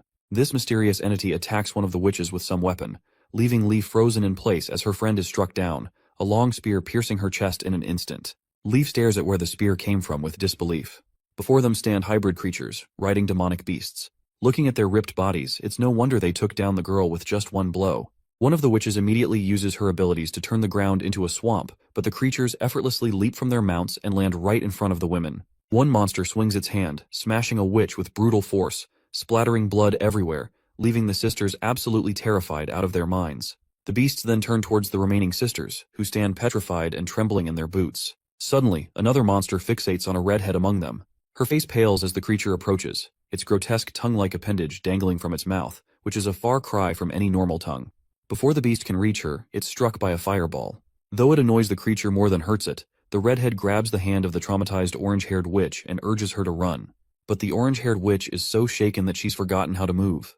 Another witch decides to confront and pulls out her puny bow, which, let's be real, looks like a toy, and she's brutally kicked by the monster right in the chest. She goes flying and sprawls on the ground, and it wouldn't be surprising if she died from that single blow. Despite seeing her friends drop like bugs, Wendy uses her root magic once again to try and immobilize one of the monsters, wrapping it from head to toe. The snake lady sends her snake to crawl around the beast, and together they bring the formidable creature to its knees. Wendy urges everyone to run while she keeps the monster restrained. Meanwhile, the other monster immediately retrieves a spear from its back. As it tries to throw the spear, its feet sink into the swampy ground. However, the monster manages to throw the spear with incredible speed, leaving only a trail of pink light as it goes straight for its target, leaving nothing but a haze upon impact. Well, surprisingly, Wendy manages to narrowly avoid the attack, but suddenly the other monster unleashes its electrical powers, zapping everyone in range. Once everyone is down, only Wendy and the cocky snake women remains. Wendy still does not want to accept this reality as how their world turned upside down in a short time. The monster walks forward toward the snake lady, and in the next moment the monster extends his giant hand and grabs her right away. As he lifts her up, she unleashes her poisonous snakes, and one of them bites the thing we thought was a tongue protruding from the monster's mouth. As soon as the snake sinks its teeth into the monster's appendage, a red fog starts leaking out. The monster annoyingly grabs the snakes with its bare hands and squeezes them hard enough. Tears of agony well up in the teacher's eyes while Wendy watches in horror. Suddenly the demon drops the snake woman to the ground, while he himself appears to be choking and struggling for breath. You know what? This snake bitch totally deserved every bit of it, because she was getting under my nerves ever since she popped up into this story. Anyway, the monster's legs tremble and it collapses to its knees. The red mist completely drains from the container on its back, and the giant creature slumps lifelessly to the ground. It seems Wendy has started to piece together how to deal with these creatures. She then looks at the other monster flailing in the swamp, screaming and trapped. She spots that weird appendage, and takes a wild guess it might be their weak spot. Summoning her strength, she rushes over to her fallen sister and grabs the crossbow. With determination in her eyes, she aims straight for that appendage, yelling as she lets the arrow fly, hell-bent on avenging her fallen sisters. When the arrow hits, red mist starts pouring out, sealing her victory. Throwing the bow aside, Wendy drops to her knees with a heavy heart. The monster keeps oozing that red stuff as she's surrounded by her sisters' lifeless bodies. Tears stream down her face, her sobs echoing in the quiet aftermath. Back at the Battleground Hospital in Bordertown, it seems Nana's time to hit her maturity has arrived. Everyone watches anxiously as she lies in bed, asking if she's going to die. The prince and the others immediately reassure her with warm smiles, telling her that everything will be okay, explaining that because she's been releasing her magic power every day, her magic won't turn against her. Wendy gives her a comforting pat and agrees with our hero's words as well. Nana's worried father moves closer, urging her to squeeze his hand if the pain gets too much for her to bear. The others join in, deciding to lighten the mood with some coin magic tricks and storytelling. Their lively atmosphere helps lift Nana's worries. Anna then also steps forward, reminding Nana that everyone is by her side, gently kissing her forehead like a caring sister. As midnight approaches, everyone remains seated around her bed, patiently waiting for her to hit maturity.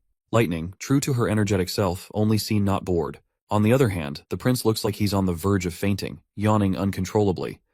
Just watching Lightning's energetic behavior is enough to tire him out. He turns to Nightingale and asks if there have been any magical fluctuations in Nana's body. Nightingale shakes her head, mentioning it's been a long wait and she hasn't noticed anything unusual. The prince gives himself a slap on the face to stay awake, already planning to build a clock tower once the months of demons are over, because he finds waiting aimlessly too tedious. Suddenly, Nightingale hears a rooster crowing. The prince pulls aside the curtain and is momentarily blinded by the morning light. Anna wakes up too, startled by the sudden brightness. It's clear the next day has officially arrived, and everyone is pleasantly surprised as Nana wakes up at daybreak. Lightning bursts with happiness, and her father breaks down in tears. Everyone is incredibly relieved that Nana has successfully passed through her maturity ordeal without any issues. After some time, the prince leans over to Nightingale and asks if she's absolutely sure today is Nana's maturity day. Nightingale nods, mentioning the change was subtle but definite. She agrees with our hero's theory about witches, how daily magic practice can boost their powers and ease their hardships. If all witches get good training daily, they could make it to adulthood without issues. Wendy joins in, saying since the prince is the only one welcoming witches, they could turn Bordertown into a sanctuary. She pledges full support, and the prince lights up, saying he's been thinking about this for ages. But since openly inviting witches could get him cancelled by the kingdom, he plans to spread rumors about a sanctuary to let the witches come by themselves. However, if he becomes the king, there will be no one stopping him to invite witches. Wendy drops to her knees, promising to help him become king. She swears her loyalty and says her life belongs to him now. The next day, our hero's sail ship finally makes it ashore. Two soldiers take a close look and start pointing out all sorts of technical flaws that make this boat unlike any they've seen before. Once they finish their inspection, they decide to head back to cannon training. Meanwhile, some daydreaming soldiers, trailing behind Vice Captain Vanner, start talking loudly about wanting to be as formidable as Hunter Iron Axe. But then one of them gets serious, pointing out they've been training forever without firing a single shot, and wonders when the prince will actually let them loose in a real battle. Another soldier mentions how those in the Flintlock team have already been at it for days, practicing battle tactics on the walls. That's when Vanner starts to wonder if our hero really plans to use the cannon team against demonic beasts. But, considering how heavy and bulky the cannon is, it's not exactly ideal for transporting up onto the walls. Finally, it clicks for Vanner that their master's strategy involves using the cannon on the sailing boat, not just against beasts, but against a strong army. At the west shore of Redwater River in Border Town, we find the cannon team undergoing training under the command of Hunter Ironaxe. They've been tasked with aiming the cannon in a specific direction. The Chief Knight remarks on how hardworking the cannon team looks, and our hero agrees, noting that both teams are pushing themselves to earn 5 more silver coins than the others, which fuels their determination to succeed. The prince plans to move operations to Littletown once the soldiers are well trained on the ground. Curiously, the knight asks if our hero means the concrete ship they built, and our hero nods, saying that's what he's calling it. He points out that the workers managed to wrap up everything in these few days when the snow was light. They not only slapped on some anti-rust treatment, but also threw together a shed for storing cannonballs. And hey, Wendy's got herself a platform now to play around with her wind powers to stir the boat. Chief Knight finally gets why our hero was so bent on training Wendy to handle her magic. Then Prince Roland drops a bomb on the poor knight by making him the commander of the boat.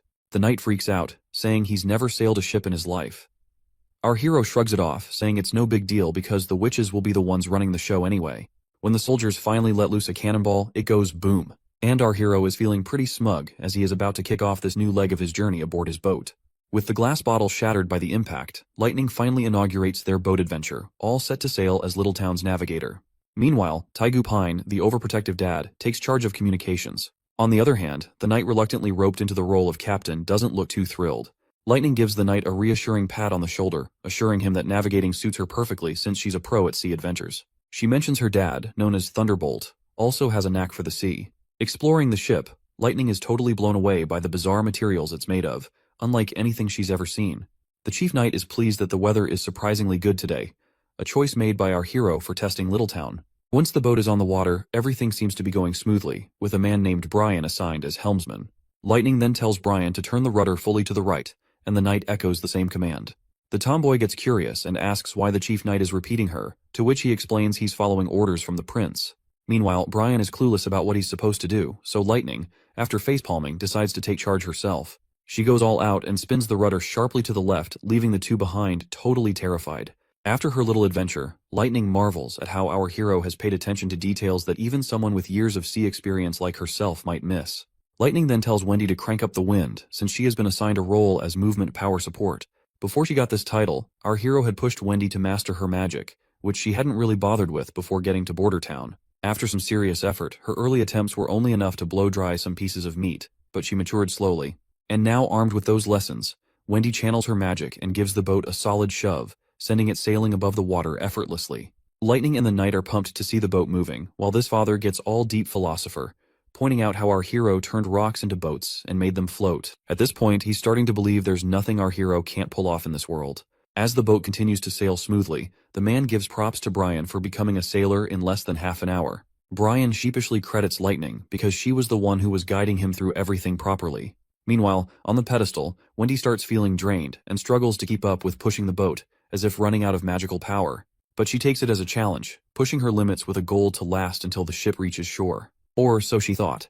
Wendy starts losing consciousness, and Lightning immediately directs everyone to steer the boat towards shore because Wendy has fallen ill. Once the tomboy gets her down, they find Wendy's entire body covered in icy sweat, potentially freezing her to death. They chide her for not informing them about her condition earlier, but it seems their streak of fortune has just taken a turn, as their boat also crashes into some rocks which causes damage. The captain bellows orders, directing Lady Lightning to escort Lady Wendy back to the castle while commanding the others to stay and gather the sails. As Lightning immediately departs with Wendy, the captain of the damaged ship is visibly disheartened. He reflects that while their test of Littletown was not a failure, it hasn't quite been a success either. At least they've identified 2 critical issues to address, keeping Lady Wendy warm on the pedestal and making the boat shockproof. Meanwhile, back in town, a carriage travels down a desolate road. The driver of this carriage is a one-legged man, and inside the carriage a priest can be seen beating the shit out of this little girl. And this girl is apparently not alone in this carriage. The carriage driver couldn't help but feel sorry for the girls, even though the man inside the carriage seemed to be their only lifeline. Without him, these girls would have likely frozen on the streets. When the man steps out of the carriage, the driver asks if they are all orphans from Wolfheart Kingdom. The priest nods, explaining that churches in the kingdom take in children when food and clothing are scarce. And since church ends up taking tenfold kids nowadays, the priest is glad that they have a driver someone like him to rely on. Grateful for the well-paying job, the driver appreciates earning 20 silvers to transport these orphans. And since he does not have one of his legs, driving the carriage just suits him perfectly. Little does the driver know, these girls aren't ordinary orphans, they are witches. That's why the priest pays him so generously. But the priest doesn't disclose this detail, just urging the driver to keep going without questions and promising payment upon arrival. Once they stop at a hotel to grab some food, the priest tells a woman that he's brought some tender kids for her to take care of. While that awful man parades those girls around like merchandise, the carriage driver can't bear to watch his client exploit them for a quick buck. He closes the curtains, unable to stomach the sight of their humiliation. The scene shifts to Archbishop Maine descending into a vast underground chamber once again. He marvels at the sight, acknowledging that no matter how many times he visits, the grandeur of the dome never fails to take his breath away. The Archbishop asserts that this dome, which he calls a natural creation, is surely the work of the Lord. The Archbishop explains that while the Hermes Church above ground symbolizes steadfastness, the heavily guarded depths of the Hermes dungeon might be the true heart of the church. Once he steps into that mysterious facility, a knight guides the priest deeper into its depths. As they stroll along, we learn these knights are the church's most steadfast hounds, rewarded with homes in these tunnels for their loyalty. Any disciplinary actions are dealt with severely, often resulting in lifelong confinement within the very dungeons they guard.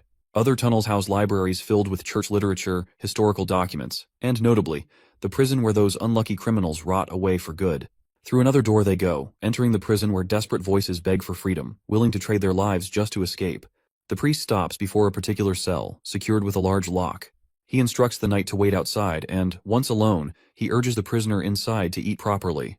The priest reminds him that his meals are among the best, though alcohol is understandably excluded. Well, the man in the prison is apparently the King Wimbledon, and he questions if the priest would even have anything to eat in a place like this, while lamenting 6 months of isolation without any news of his son and daughter. The priest appears reluctant to disclose anything, but finally shares the grim news under the king's pressure.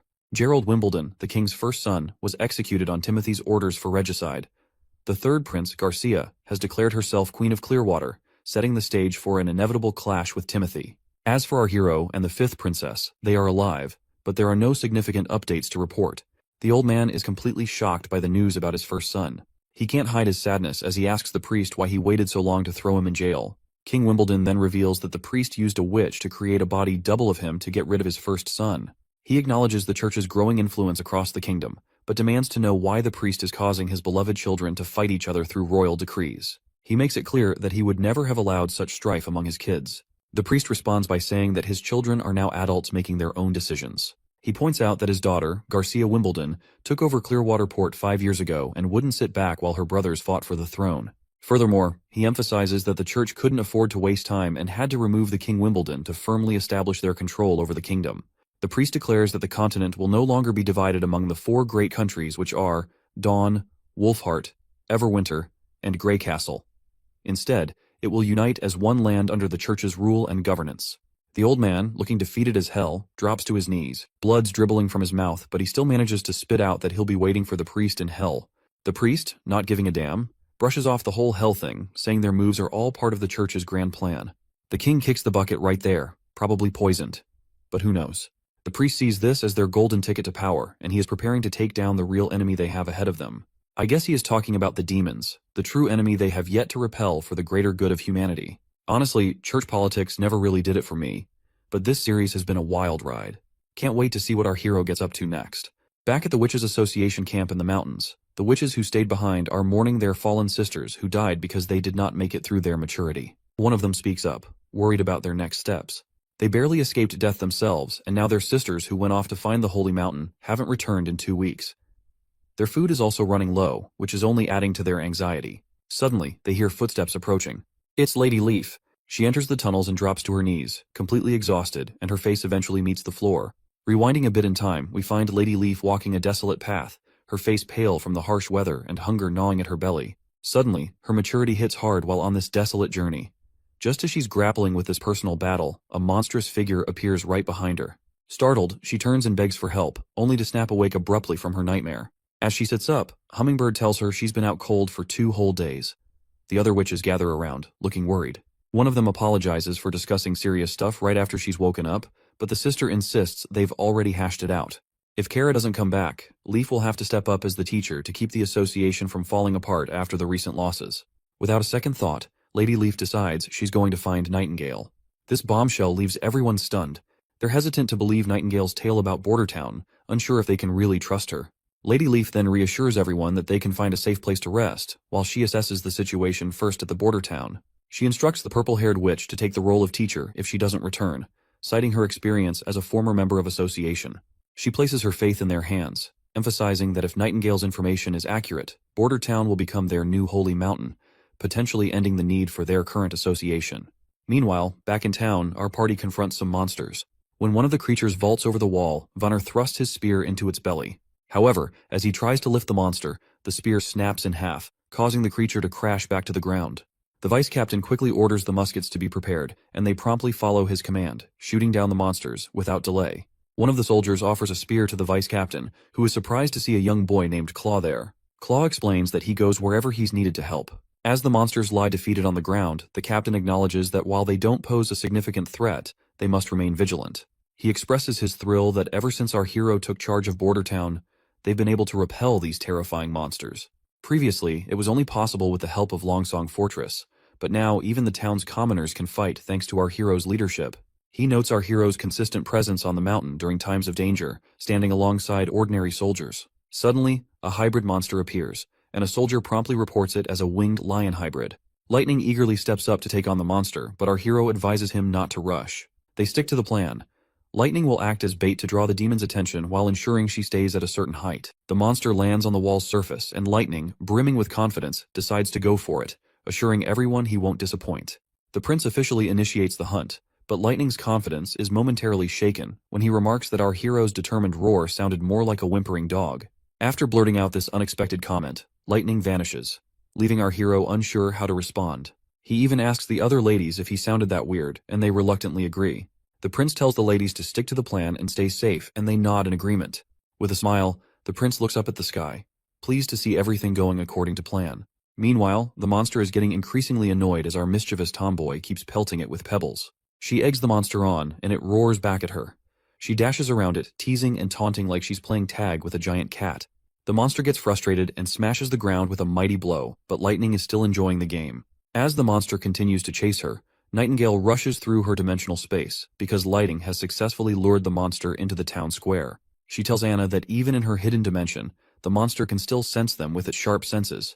So she advises Anna to approach cautiously with her fire, which has a radius of 5 meters, emphasizing they only have one shot to take down the beast, and they can't afford any slip-ups.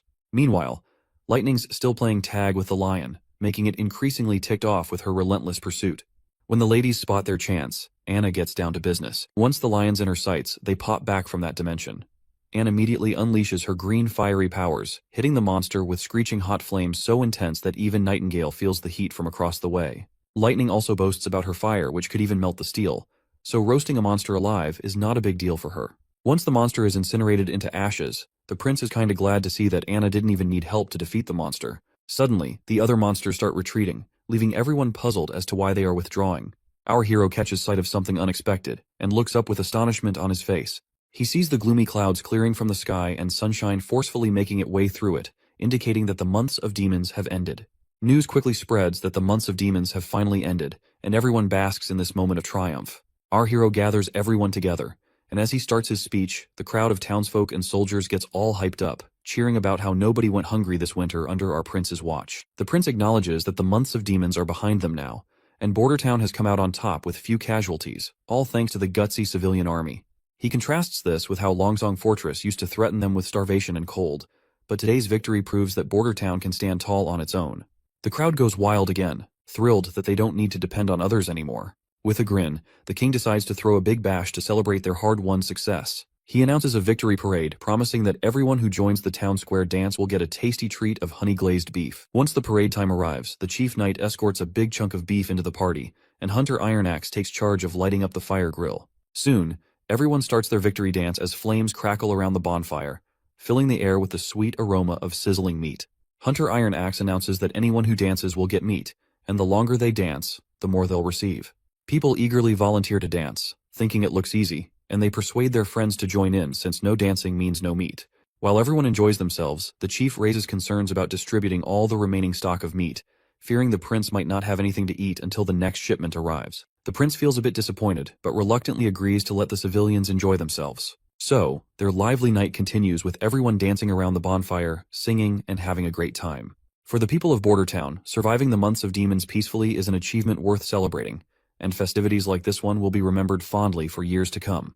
Meanwhile, our prince rushes back to the castle for his own private banquet, where all the witches are eagerly waiting. As soon as the prince arrives, Lightning decides to start the feast officially. Anna roasts sweet chickens with her fiery magic, cooking them to perfection and leaving Nana drooling over the delicious aroma.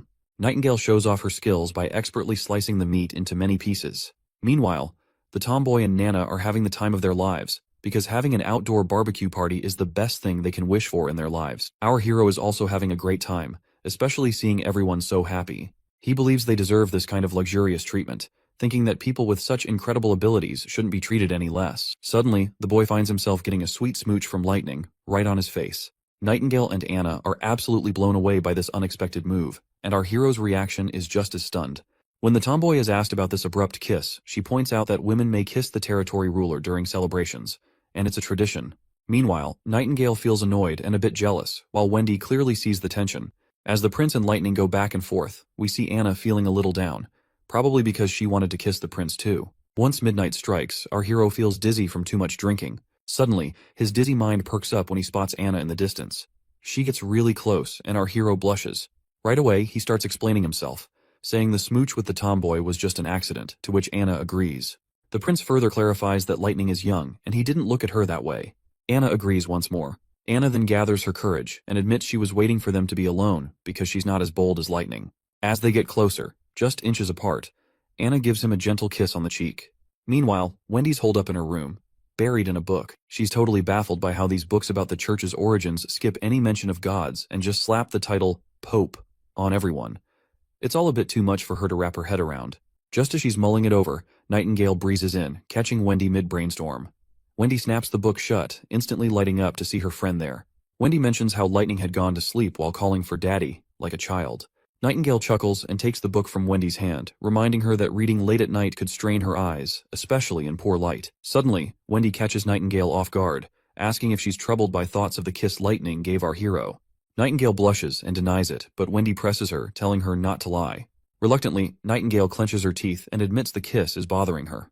Meanwhile, Wendy reassures Nightingale that Roland Wimbledon is the fourth prince of the kingdom, and their mission is to help him seize the throne and become the king of Grey Castle. She's confident he'll protect the witches under his rule and, when the time comes, marry a princess or a duke's daughter to secure the next generation. Wendy explains that as witches, they can't have children. It's a limitation granted by the heavens in exchange for their powers, and she hopes Nightingale understands this. Outside, as the party winds down, the townsfolk are busy with cleaning duties. They're already nostalgic for the months of demons, thanks to our hero who made their days unforgettable with his inventions and victories. They're also curious about what the artillery division will do now that the demons are gone. Vanner assures them they'll find out tomorrow. The next morning begins with the sound of horns, gathering all the soldiers for an announcement from our hero. Iron Axe informs them that since they've successfully protected Bordertown from the demons, every member of the civilian army is now a private soldier under Prince Roland. However, he gives them the option to leave if they wish not to continue. A knight asks if being in the private army means they'll become knights. Hunter Iron Axe clarifies that a private army is a professional military force dedicated to protecting Prince Roland and his territory. They'll undergo year-round training focused on battle readiness, stricter discipline, and will receive higher salaries. The soldiers aren't totally sold on the better pay part, so Iron Axe lays it out. There's going to be a military ladder in this private army, with those who achieve outstanding results in battle will be promoted. Military officers will receive higher salaries and even land of their own. That news fires up the troops, who are now all about this new challenge and the rewards that come with it. But Iron Axe sternly reminds the excited crew that being members of the private army means their conduct must be far more disciplined than before. He emphasizes that any deviation from the code of conduct will result in severe consequences, such as forced labor or even execution. The squad members visibly tense up at the stern warning, and Iron Axe challenges them to reconsider their commitment if they have doubts. Despite the harsh conditions, Vanner remains steadfast in his determination to keep serving our hero, Roland, no matter what challenges arise. Seeing no one willing to leave the private army, Iron Axe raises his voice again with the authority of a seasoned captain, reminding them that they are now Prince Roland's private army. He declares that their training and conditioning will begin immediately, establishing a tone of strict discipline from this point forward. Back in the castle, Lightning reports to Prince Roland about the plans for the private army.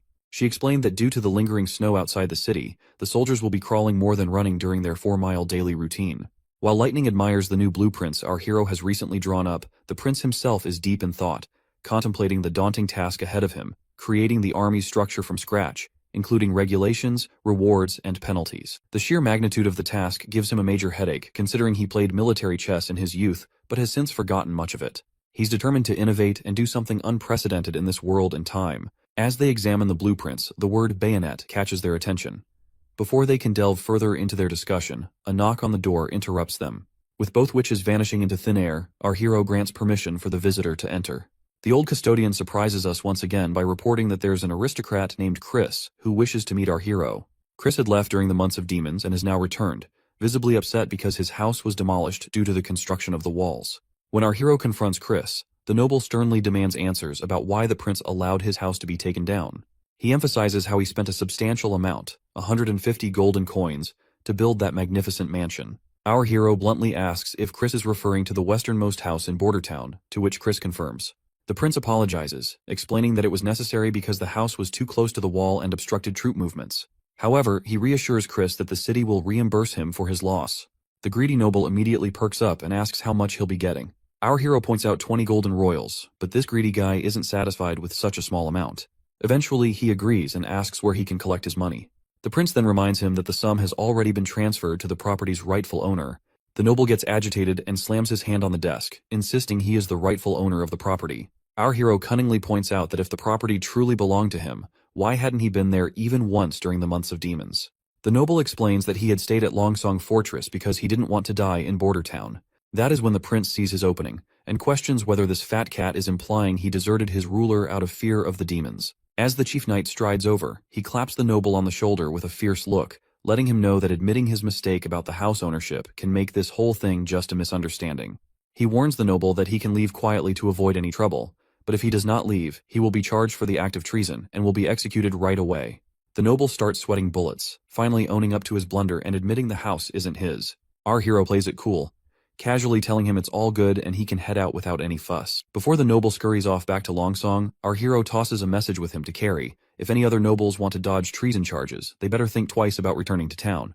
It sounds like the noble is seething with frustration as he vents his anger by punching a nearby tree. He's convinced that once the Longsong Duke takes control of the territory, the prince will have to return, and this fat cat will wait for the moment to gloat over our hero's supposed downfall. As he storms down the road, his fury subsides when he spots a woman covered from head to toe, and the noble is taken aback by her beauty. He's never seen such elegance, not even among some princesses. Watching her stride purposefully toward the castle, he begins to wonder if she might be our hero's wife. Once inside the city, she covers her face again amidst the bustling town, finding herself confused to see the bustling streets, even though the months of demons just ended recently. When she reaches the castle gates, she wonders if Nightingale was truthful about the prince of this town. She hesitates before entering, but then she makes up her mind, thinking she could handle at least 2 guards if it came down to it. The knights at the castle door react sharply at this robe figure, ordering them to back off, as this is not a place for commoners. Lady Leaf remains undeterred, removes her hoodie, revealing her beauty, and boldly identifies herself as a witch. The soldiers exchange bewildered glances, unsure of how to respond. Meanwhile, Lady Leaf nervously swallows her fear and, with determination, requests to meet Nightingale, Nana, or Anna. The both guards take glances at each other, and one of them decides to step inside to report the situation. While seeing those soldiers go, Lady Leaf remains fearful that the soldier might be fetching reinforcements, or perhaps Nightingale had deceived them about the existence of Nana and Anna. With her head down in thought, she suddenly feels warm hugs from both Nightingale and Wendy. Once she realizes that they are her friends, the Lady Leaf is stunned to see both Nightingale and Wendy embracing her, their eyes moist with tears of joy. Wendy whispers a heartfelt "welcome home" into Lady Leaf's ear, which causes her to burst into tears herself. Meanwhile, our hero is seen yawning, and Wendy brings him some tea. During their tea time, our hero inquires about Nightingale, prompting Wendy to happily reveal that Nightingale is welcoming a new sister who has recently arrived. Our hero nearly chokes in surprise at this news, while Wendy enthusiastically mentions that the sisters from the association have come to Border Town. Shocked and excited, our hero asks Wendy if they were not looking for the Holy Mountain, to which the woman explains that only 7 witches remain, as the rest were obliterated by the monsters during their adventure. She then apologizes, mentioning they arrived while our hero was asleep and asks for forgiveness for letting the witches enter the castle. Our hero, on the other hand, is thrilled to have more witches join them, no matter their skills or how many there might be. Wendy, though, drops a hint from Lady Leaf that these gals aren't exactly warriors, which means they might not be much help in a fight. You see, under the Stone of Divine Judgment's influence, these witches are kind of limited in their combat skills. But hey, the prince is cool with that. Having a witch who can zap things with electricity means no more dark nights. and one who can sculpt stuff means skipping all that refining and molding hassle. It's got our hero daydreaming about how much he can jazz up this ancient world with technological advancement using the power of witches. Nightingale abruptly snaps our hero out of his daydreaming, dragging him back to reality, reminding him that everyone is waiting for him. Shortly after, everyone gathers for dinner, with all the witches present.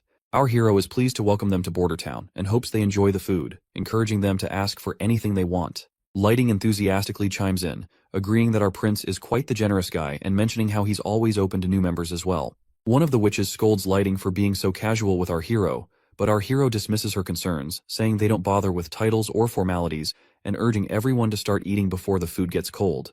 Meanwhile, the other witches watch Nana and Anna using what look like 2 little sticks to eat. These newcomers have no idea how to handle these utensils, so they can't help but stare in confusion.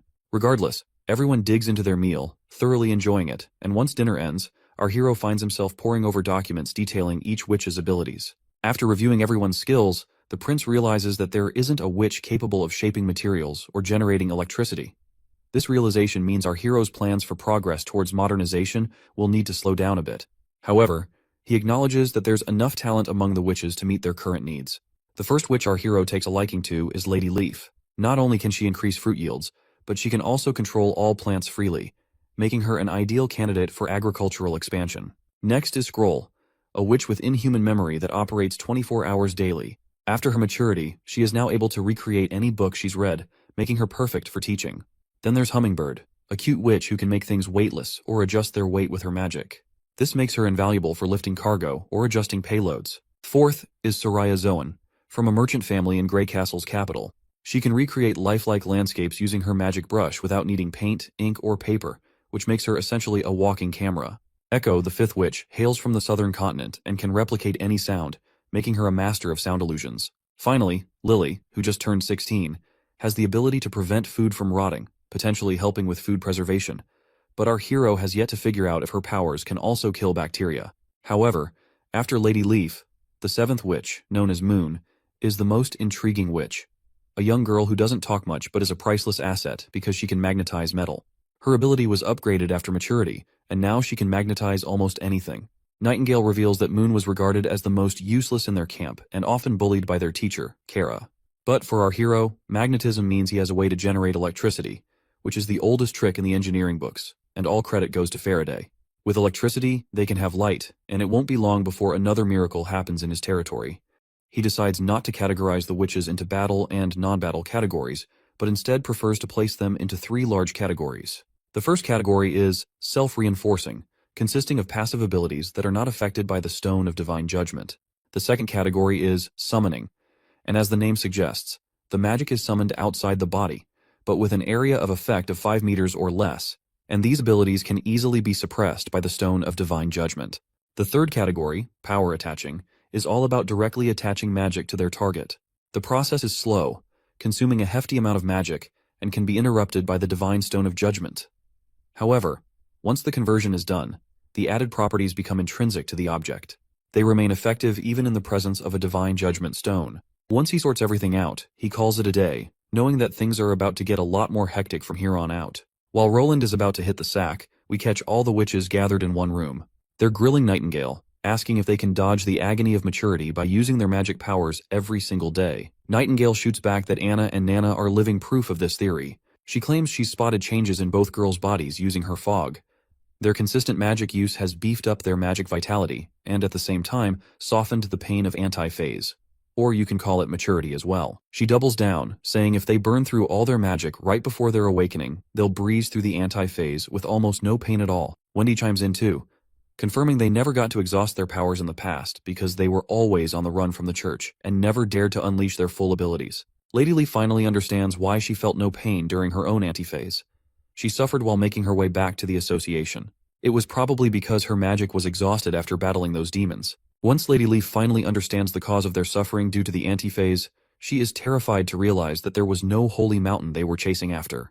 However, Wendy immediately reassures her that the holy mountain may not be a physical heaven-like place. Instead, this town is more than the holy mountain to every witch because there is no discrimination here. A witch then suggests that if all this turns out to be true, then perhaps other witches might have also found their way around anti-phase. However, she reveals that she had sent letters to the other witch associations in the kingdoms of Wolfheart and Daw, but received no replies. Nightingale reveals that Roland is trying to gather all the other witches by spreading rumors in the cities about this town being the Holy Mountain, hoping they'll gain confidence and come to this place too. Another witch admits she still doesn't understand Prince Roland's motives, questioning why he's taking an interest in them. One lady speculates he might want them as dancers like other nobles. Nightingale gets mad at this portrayal of our heroic prince and tells everyone they'll understand him better once they've lived here longer. Wendy agrees, speaking from her experience living there, vouching for Prince Roland. She advises them to be prepared to sign a working contract with the prince tomorrow. So, the next day rolls around, and everyone gathers in the dining room. Prince Roland lays down the law, telling everyone to carefully read through the contract details before scribbling their names. He urges them to start practicing their abilities according to the plans in the contract. Lady Moon pipes up nervously, worried she'll mess things up during her practice once again, like that time she almost bonked Lady Lily with an iron pan. Roland quickly reassures her, saying he will assist her in her training.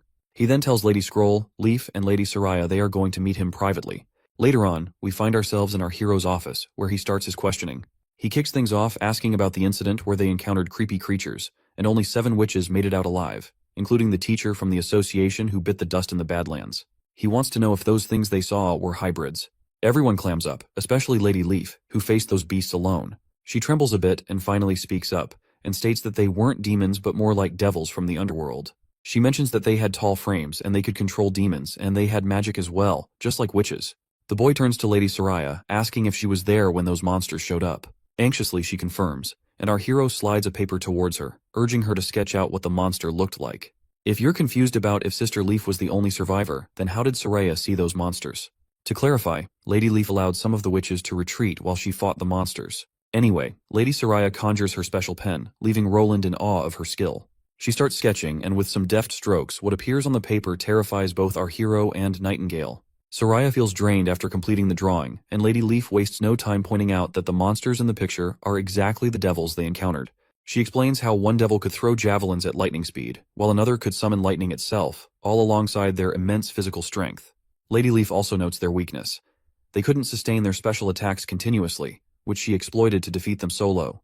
Roland is shocked to hear that Lady Leaf took on those monsters alone. She then clarifies that she discovered a weakness under the devil's masks, a tube that was vulnerable. Kara's snakes bit the tube, severing it and causing the monster to perish, though it also cost Kara her life. So, the Lady Leaf used the same strategy to defeat another monster, discovering that there was red gas inside the tubes, which dissipated and caused their deaths. Prince Roland quickly realizes this sounds exactly like a respiratory system. But looking at the pictures, he's unsure if these creatures are aliens. Their skills and weapons don't seem to match up with typical alien descriptions. She then reveals they also encountered a floating city in the sky. No matter how much they tried to approach it, it always remained distant. Lady Leaf points out that the floating city might be a mirage. Our hero asks if they can draw it, because if it's actually a mirage, then the real devils could be somewhere in the Badlands, and the red blood mist above the city is what the devils breathe. Soraya starts drawing again, while Prince Roland considers that the flatlands to the west of the mountain range are unknown territories, so it's not surprising that other beings might live there. He then turns to Lady Scroll, asking about the ancient text Kara read about searching for the Holy Mountain. The girl explains that Kara never let anyone read it, but she once peeked at it. However, the text is scrambled and sloppy, and its contents are unimaginable. Prince Roland instructs Sister Scroll to recreate the ancient script for him, but she insists it's misleading nonsense and shouldn't be delved into. Despite her reservations, she conjures up a book as commanded, quickly closing it and explaining it's meant for his eyes only, fearing others might end up crazy like Kara. The prince nods, and later we find Nightingale snacking while Roland immerses himself in the book created by Sister Scroll. He asks Nightingale if she's not curious to see it, to which she simply walks away, uninterested in anything that might mess with someone's head. Roland argues that reading text won't drive anyone insane, and besides, he can't fully understand most of it because its language and grammar are archaic. He points out there's no mention of a holy mountain so far, only references to a bloody crimson moon and a massive stone door. He can decipher each word individually, but piecing them together is proving challenging. Suddenly, his eyes go wide as he gets something crucial from the text. The line he reads states that, "We regular humans don't stand a chance against these devils." Roland keeps reading from the book, telling how the divine stone of judgment couldn't hold up against the devil's relentless attacks. These monstrous enemies, scary as heck just with their brute strength, brought down the holy city of Tequila. They scattered all over, climbing mountains and crossing rivers to escape the underworld's door. The writer then spills that she's on her deathbed, being eaten alive by the devil's power. No medicine can help, so she's writing to her buddy Nataya for a favor. She explains how Alice's Judgment Army experiment is wrapping up, successful in making warriors who can stand toe-to-toe with the devils. But she's afraid even if they beat the devils, it won't be a real win. It'll just spell disaster. She begs Nataya to shut down Alice's judgment army, believing only Nataya can make that call. Once he reads all of this, Roland grabs his head in utter confusion. He speculates that Kara might have mistaken devils for witches, believing witches would reign supreme and prompting her to bring down the church's army. But he's still confused by how Kara had planned to overcome the Divine Stone's power, which is effective against witches, but useless against devils. With that knowledge in mind, at least he now knows the devils mentioned are a separate species, not witches. Still puzzled, Roland wonders when the church fought these devils and what kind of place Tequila is. He's frustrated with the original Roland for not taking studies seriously, leaving him with a disappointingly empty brain focused only on pleasures. He turns to Nightingale, asking if she knows where Kara found the book that drove her mad. Nightingale explains Kara already had the book when she joined the association, but she points out that, according to Wendy, the association was started by some witches who happened to meet in a sea breeze town. Nightingale explains that Kara, Wendy, and Scroll are the original members of their group. They discovered ancient underground ruins in the eastern forest near a town, but only Kara investigated further and claimed to have found the book there. After this discovery, the association expanded, and the church caught wind of their association and began a manhunt. Kara fled to the mountain range in search of the Holy Mountain, and that's the extent of their association's history. She then asks Roland if he's up for checking out the ruins.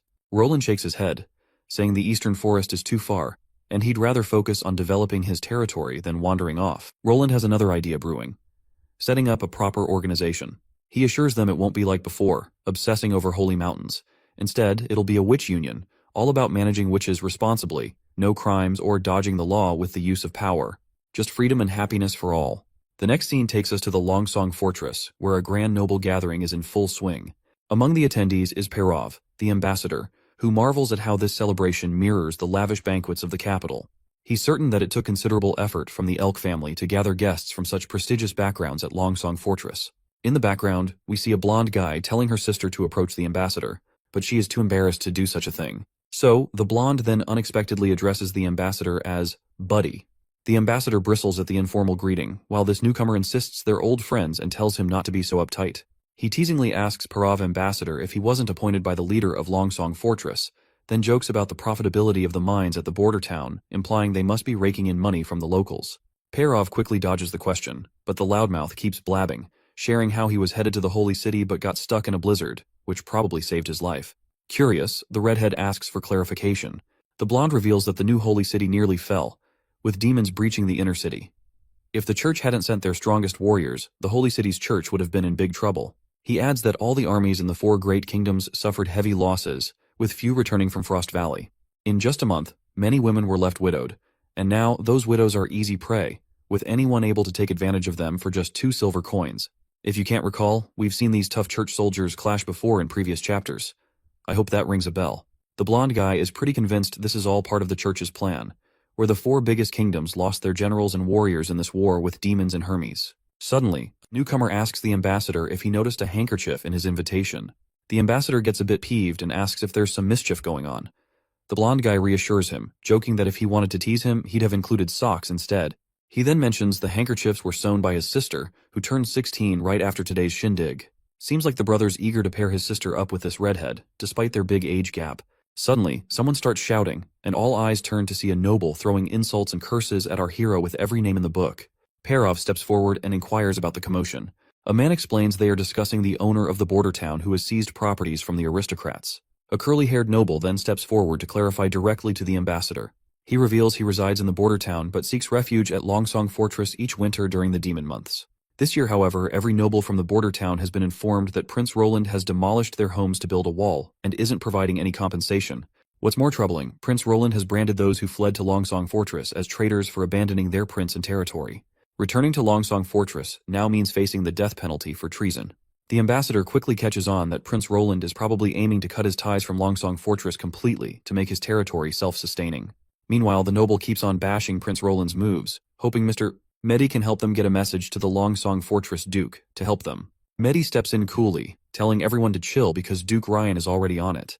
He boasts how the Duke's been building up an army and the Elk family is also ready to help in this cause. The border town's nobles are relieved, stating that if Duke Ryan is handling this directly, they have nothing to worry about. But the ambassador isn't thrilled about attacking Prince Roland. He pulls Medi aside, reminding him they're talking about a prince here. The blondie shrugs it off, calling Roland a prince who owns a patch of dirt and assures the ambassador that Roland will surrender once they face him. Despite all the reassurances, Perov isn't exactly thrilled about the situation. His friend keeps hammering home that if they march into the border town with a huge army, all those farmers and miners will scatter like ants, so the battle will be over before it could begin. But Perov's main worry is that Longsong Fortress will be the one to take the brunt of this conflict, not Prince Roland. He can't quite wrap his head around how Prince Roland will use regular folks to take on the Duke's army, but he has this uneasy feeling that Roland will come out on top somehow. Later on, Perov swings back to the Honeysuckle family in the Longsong Fortress. He greets his father, who tells him to grab a rundown on their imports, exports, and available labor. It seems they need to prepare for the Duke's army in the spring. The ambassador is shaken to realize they're dead serious about taking on the border town. His old man tells him Duke Ryan's already called for recruits once the snow melts, and all 5 major families gotta pitch in knights and soldiers to back him up there. Perov asks his father how many soldiers they're sending. The old man, kinda surprised Perov's suddenly interested, lays out the knights and common workers they're sending, which are over 100 men in total. Perov gets really worked up hearing this, and begs his father not to hit the battlefield. The Baldy asks why, and Perov just says straight up he's worried sick about his old man's safety. Hearing that, the Baldy starts laughing his ass off at Perov's concern. He considers Longsong Fortress to be an elephant ready to squash the border town like a measly ant, so he ain't sweating it. He reminds Perov that Prince Roland only got a handful of knights and maybe 50 guards. But the redhead ambassador keeps his protest. He points out how everyone underestimated Roland's mud wall, thinking it would crumble after a night's rain. But surprisingly, it held strong. People also doubted the border town would not survive the winter, but Roland stood his ground till the end of the months of demons, earning everyone's respect. The Baldy gets more riled up hearing this and tells his son to shut it. He points angrily at the portraits on the wall, his tough-as-nails ancestors who stood firm in the battlefield. And as their descendant, he's not backing down from any battlefield either. The poor son couldn't help but take his father's insults, who just doesn't seem to get how unpredictable Prince Roland can be. He's pretty convinced it won't be long before Honeysuckle gets tangled up in this fancy politics and gets devoured by our prince. Back at the border town's castle, our hero reveals to us that he's kept his promise and granted some land to Nana's father, Tiggy Pine, making him a viscount. The land, south of the river across from town, is still dense forest for now, but Roland promised it would be the first to develop once the border town expands. Every business share on this land will belong to the Pine family, and surprisingly, the big man agreed wholeheartedly, opting to enjoy his undeveloped forest for hunting until then. On the other hand, Roland also officially bestowed knighthood upon Brian, and he will win land every time he racks up military achievements. Our prince has finally figured out an effective way to utilize his desolate land. With the river as a boundary, the area between it and the mountain range will serve as a military training ground. On the other side of the river, he plans to establish future factories and agriculture. He also intends to utilize the forest to the west of the border town, rich in lumber, edible fungi, wild animals, and medicinal herbs. Just then, someone enters. Well, it seems Sister Soraya has been summoned by our hero. The prince greets her warmly, motioning for her to come closer and sit down. He asks her about the progress on her work at the city hall. It turns out our hero tasked her to draw passport-sized images of everyone in the border town to compile a comprehensive report. Each person received 10 bronze coins just for sitting in front of her and posing for these sketches, and Soraya, still puzzled by the whole affair, diligently drew every visitor. But right now, our hero has called her in today for a different task. When Sister Soraya asks what he has in mind, the prince eagerly slams his hands on the table and tells her happily to draw a few trinkets just for fun. Soraya is a bit confused by this unusual request, but she agrees nonetheless. She asks if she should draw them from her imagination. Roland instructs her to draw a soldier holding a heavy crossbow on the paper. Soraya picks up her magical pen, and Roland specifies to draw the soldier in armor, detailing his environment. Looks like my guy has found the perfect way to use a ChatGPT-like bot to generate images for him. Anyway, the lady starts drawing anxiously while the prince watches closely. Once she finishes, he takes a look and remarks that it's surprisingly realistic. He then instructs her to draw a small circle at the top and middle of the card. Soraya follows his instructions as he continues to give commands on what she should draw. Eventually, after making one card, he tells her to create an entire deck and promises to teach her how to play with the cards. After creating those cards, he decides to play the first round with her, and they end up spending the entire day immersed in the game. The prince clinches the final round by slamming down his most powerful ace up his sleeve, leaving Soraya taken aback by its sheer power. She challenges him to another round, but he decides to postpone it for another day as it's already getting late. Soraya feels a bit disappointed, but agrees nonetheless. As the yellow hue of dawn settles in, a sweet melody fills the air, and Sister Soraya quickly recognizes it as Lady Echo's singing. She explains that it seems Lady Echo has learned the poem Soraya had taught her. We also catch up with Anna after a long time, and she seems to be enjoying that sweet singing. Lady Scroll walks into the scene and informs Anna that Sister Soraya is calling everyone. Anna replies that she wants to read more and is also enjoying Sister Echo's singing. Purplehead then reveals that even Echo admires Anna for her abilities among all the witches here.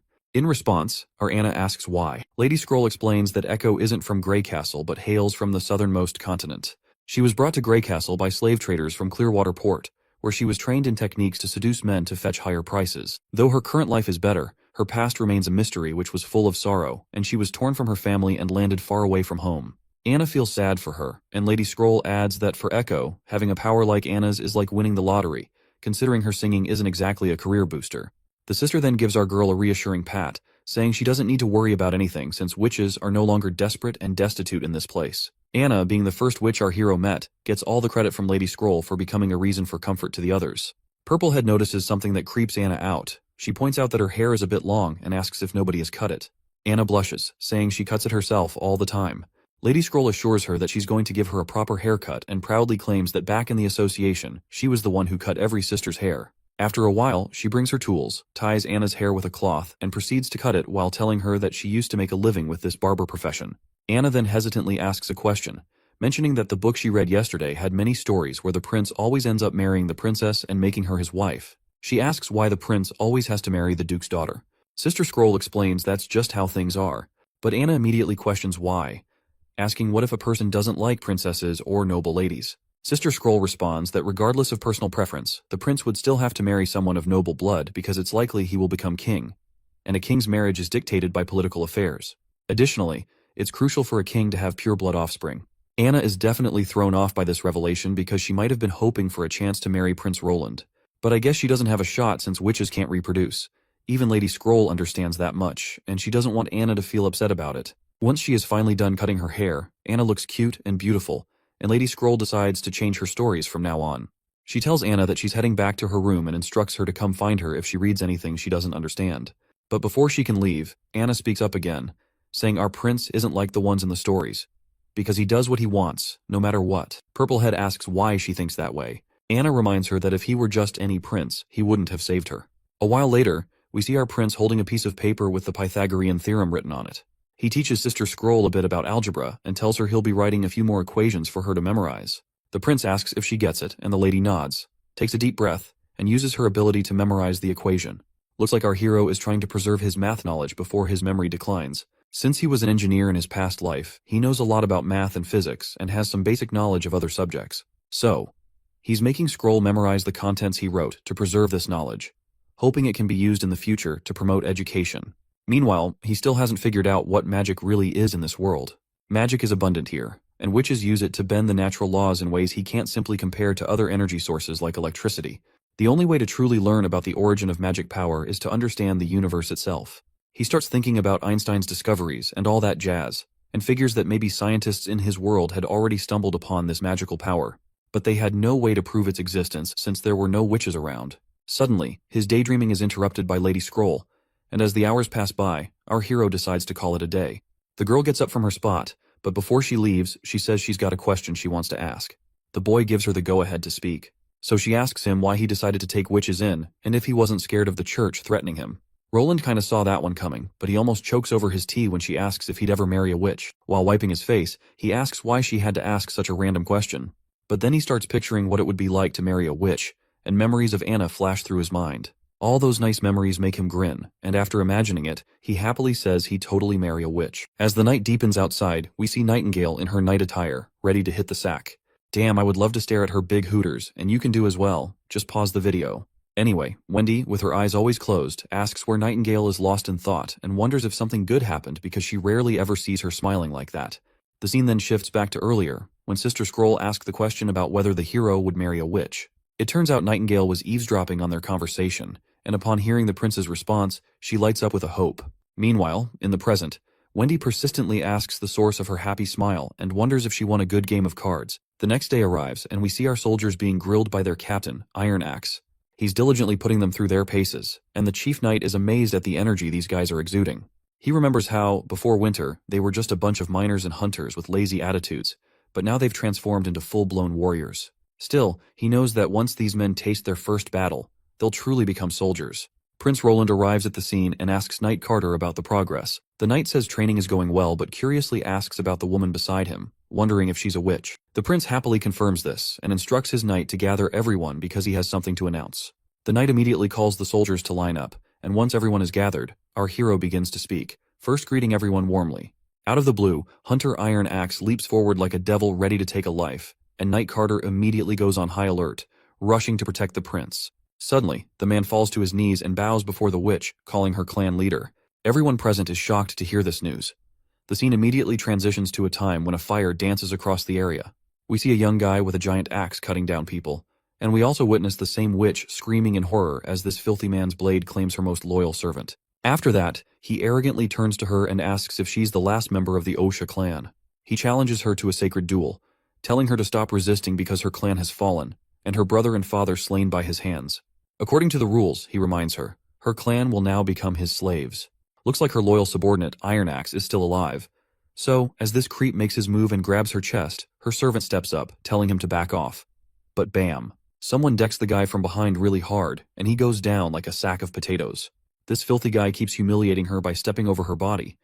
He orders his buddies to haul her off to Clearwater Port, thinking they've hit the jackpot. Meanwhile, her servant is barely hanging on, slowly closing his eyes as consciousness fades away, and the bad guys start loading up their things to make their getaway. In the present moment, Iron Axe further reveals that after losing her, he refused to join any other clan. His sole goal became saving Lady Echo. He explains how he searched countless slave markets all the way from the far south Clearwater Port, but found no leads. He drops to his knees, swearing to the three gods he'll stick to Prince Roland's side for the rest of his life. He admits he failed to control himself when he saw her, so he feels deserving of punishment. The prince steps in, telling him to chill and to get up. The prince then hints that maybe helping the Iron Axe get his revenge for his clan isn't out of the question. Iron Axe lights up, asking if they're really going for it. The prince confirms, saying it's not happening right now, but they will be in future. Iron Axe is thrilled by this news and reassures Lady Echo that she'll eventually be able to return to their homeland. She responds by stating that she's no longer the clan leader. Well, it now finally makes sense why she admired Anna for having powerful magical abilities, because she wanted to stand up for her clan, but she was too powerless against those intruders. Meanwhile, our hero is lost in his own thoughts because what Iron Axe described about the extreme south is really intriguing. Basically, in the south, there is a black goo that flows from the ground and burns for days without evaporating. As he thinks harder, his face lights up as he realizes that he's found an oil jackpot. Not just some underground stuff, but a full-on oil fountain. The mere thought of oil has him dreaming of jets and fast cars, because he knows he can bring combustion engines into the mix if he's got oil. So, the prince casually drops that once he's king, he'll allocate resources to claim the extreme south for the Osha clan. Iron Axe practically breaks into a happy dance, thanking our hero and swearing to follow his lead. However, the prince gets serious and reminds Iron Axe that his actions today broke the rules of the First Army, so he's been sentenced to 2 days of lockup. Our army captain takes it in stride and agrees to his punishment. Later on, we find ourselves out in the woods. One of the soldiers asks their buddy what's up with Captain Iron Axe. The buddy corrects him, saying to call him team leader, because the prince wants everyone using their ranks. He then explains Iron Axe's situation, and they hope our hero won't come down too hard on him. As the soldier ponders this, Prince casually strolls up with his crew. Carter snaps everyone to attention, and the soldiers quietly chat about Iron Axe's absence. The prince steps forward and addresses everyone, informing them that their training was paused. Once he finishes what he came to say, they should continue their training. He reveals that the woman next to him is Witch Echo, Iron Axe's long-lost relative. He explains that due to their captain's unreasonable actions, he has been sentenced to 2 days of imprisonment. He emphasizes once again that everyone here is among the First Army's finest soldiers, and a fundamental rule of being a soldier is to follow orders. To drive his point home, the prince asks if they understand, and the soldiers respond with crisp voices, saying yes. Echo then pulls back her hoodie, revealing herself, while the prince continues explaining that she can simulate various sounds, including musical instruments and marching songs. He instructs that her simulated commands will guide their movements, keeping everyone in formation. The soldiers appear puzzled by the concept of these marching songs. Once Echo dramatically tosses aside her robe, the prince adds that in battle, she'll be their banner, like a VIP at a rock show, but for war. He stresses that everyone needs to guard her like their favorite guitar. With the formalities done, Echo starts belting out her song. Her sweet melody floats through the air, and it's not just any random tune but a battle anthem to rally the troops forward.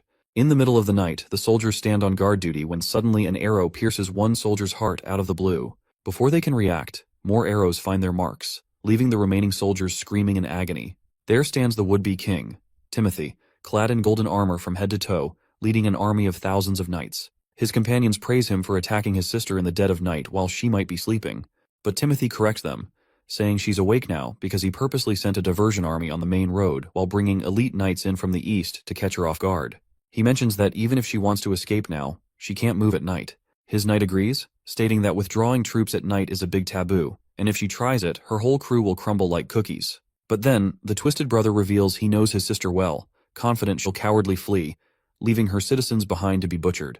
But he is sure that he will catch her, dead set that she won't slip his grasp even if she makes it to Clearwater Port. The knight lays out their battle plan. He'll hit Eagle City hard while Timothy hunts for Garcia. With the plan set, Timothy pumps up his soldiers, telling them to wave the Grey Castle Kingdom's flag high. They charge toward the frightened soldiers, knocking them down before they can even think of running. The knight grins at the chaos, promising their king they'll scatter their enemies like dust. Timothy scans the surroundings in search of his other knight, Francis, who was supposed to lead the diversion as a decoy. Since Francis hasn't returned yet, the king is convinced that the greedy bastard must be off plundering Garcia's treasures for himself. Suddenly, his knight's face goes pale as he points his finger at front. Once he looks in that direction, they see a silhouette of a massive army, which is led by Garcia Wimbledon, proudly waving her flag as Queen of Clearwater. With confidence in her tone, she rallies her soldiers not to fear, and they raise their spears, ready for action. While she smiles confidently, her brother, however, is totally pissed off to see there with her army.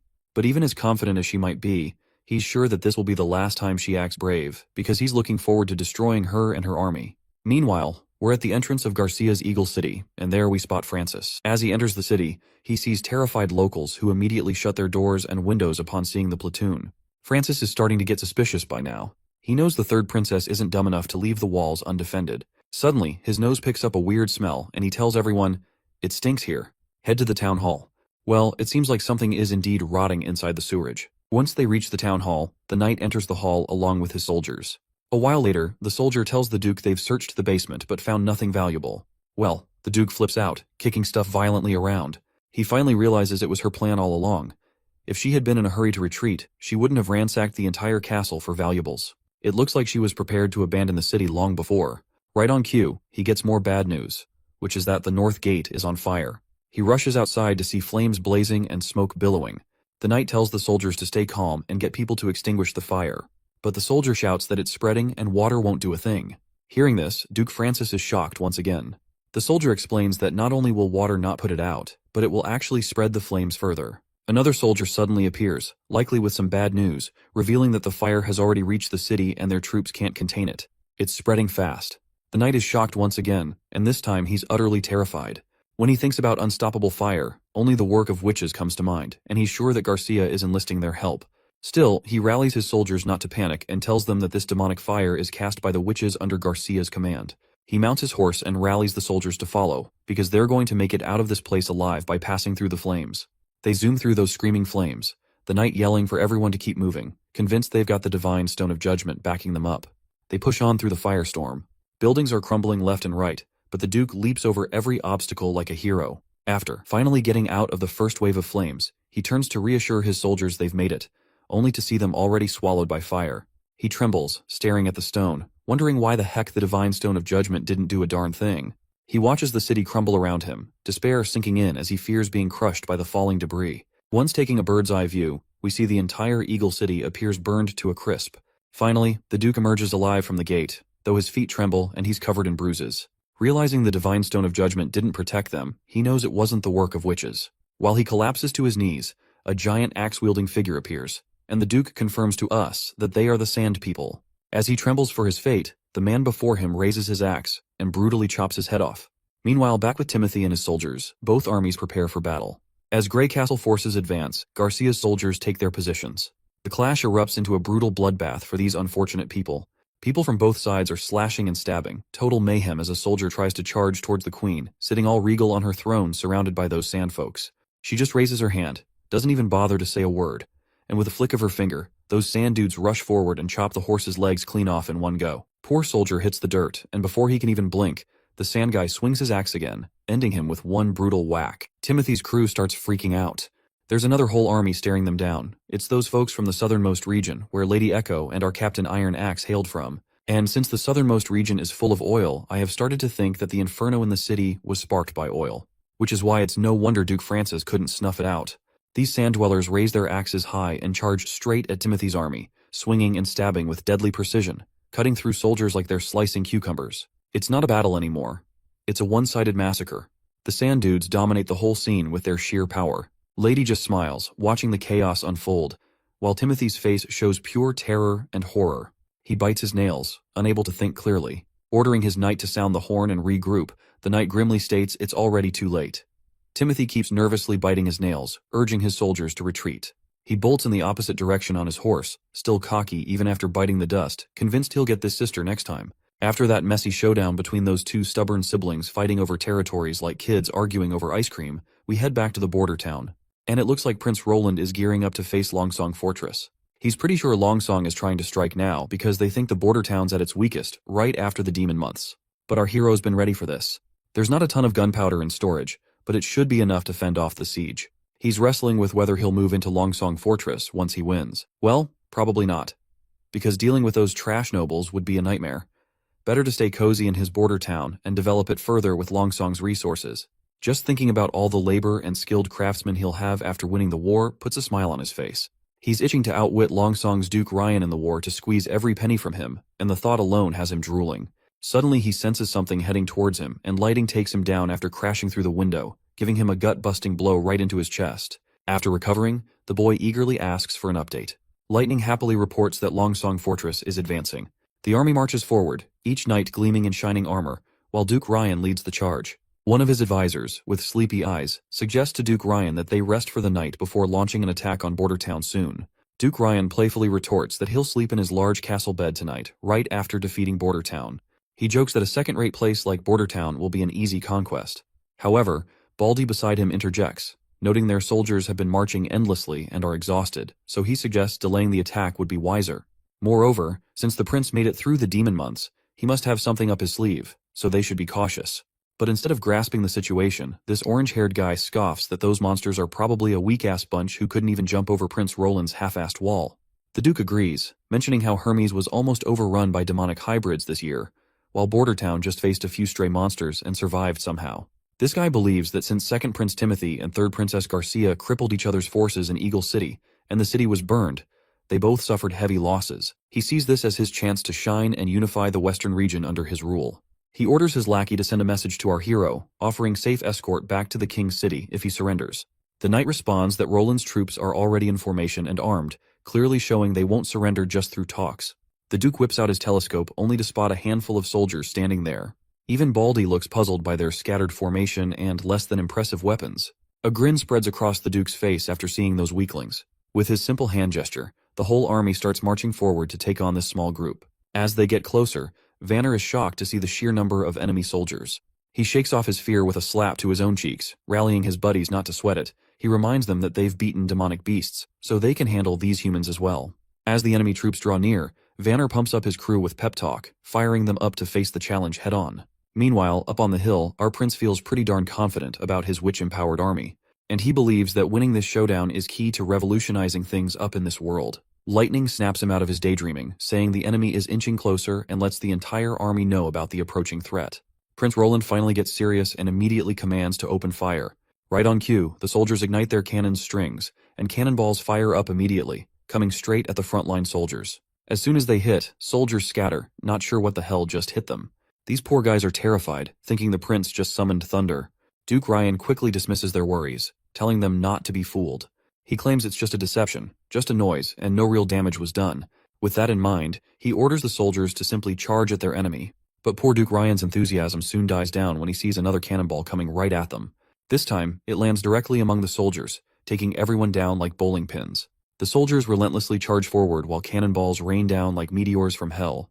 Meanwhile, Duke Ryan still doesn't realize how deep in trouble he is, thinking that if they keep pushing, they'll break through the defense line and secure victory. As the knights dangerously approach, Vanner tells everyone to lower the angle of fire and load the grape shots. The soldiers quickly comply, and as the knights hover over their heads, the cannonball fires straight through a knight's belly, leaving him dead on the ground. Finally, these goons are absolutely terrified. As Sister Echo sings her anthem, the soldiers are filled with determination. They aim their guns and start shooting, hitting the soldiers in the head and chest. The poor soldiers immediately start running in the opposite direction to save their lives from these unknown things. Not gonna lie, I almost feel sorry for the enemy soldiers. They're getting butchered just because their leader is a thick-headed, arrogant, spoiled old man. While the leader grits his teeth in frustration, the orange-haired advisor claims they have no clue what kind of sorcery the prince is using and decides to retreat for now. Baldy agrees, saying they won't run out of firewood in these hills, so it's better to retreat.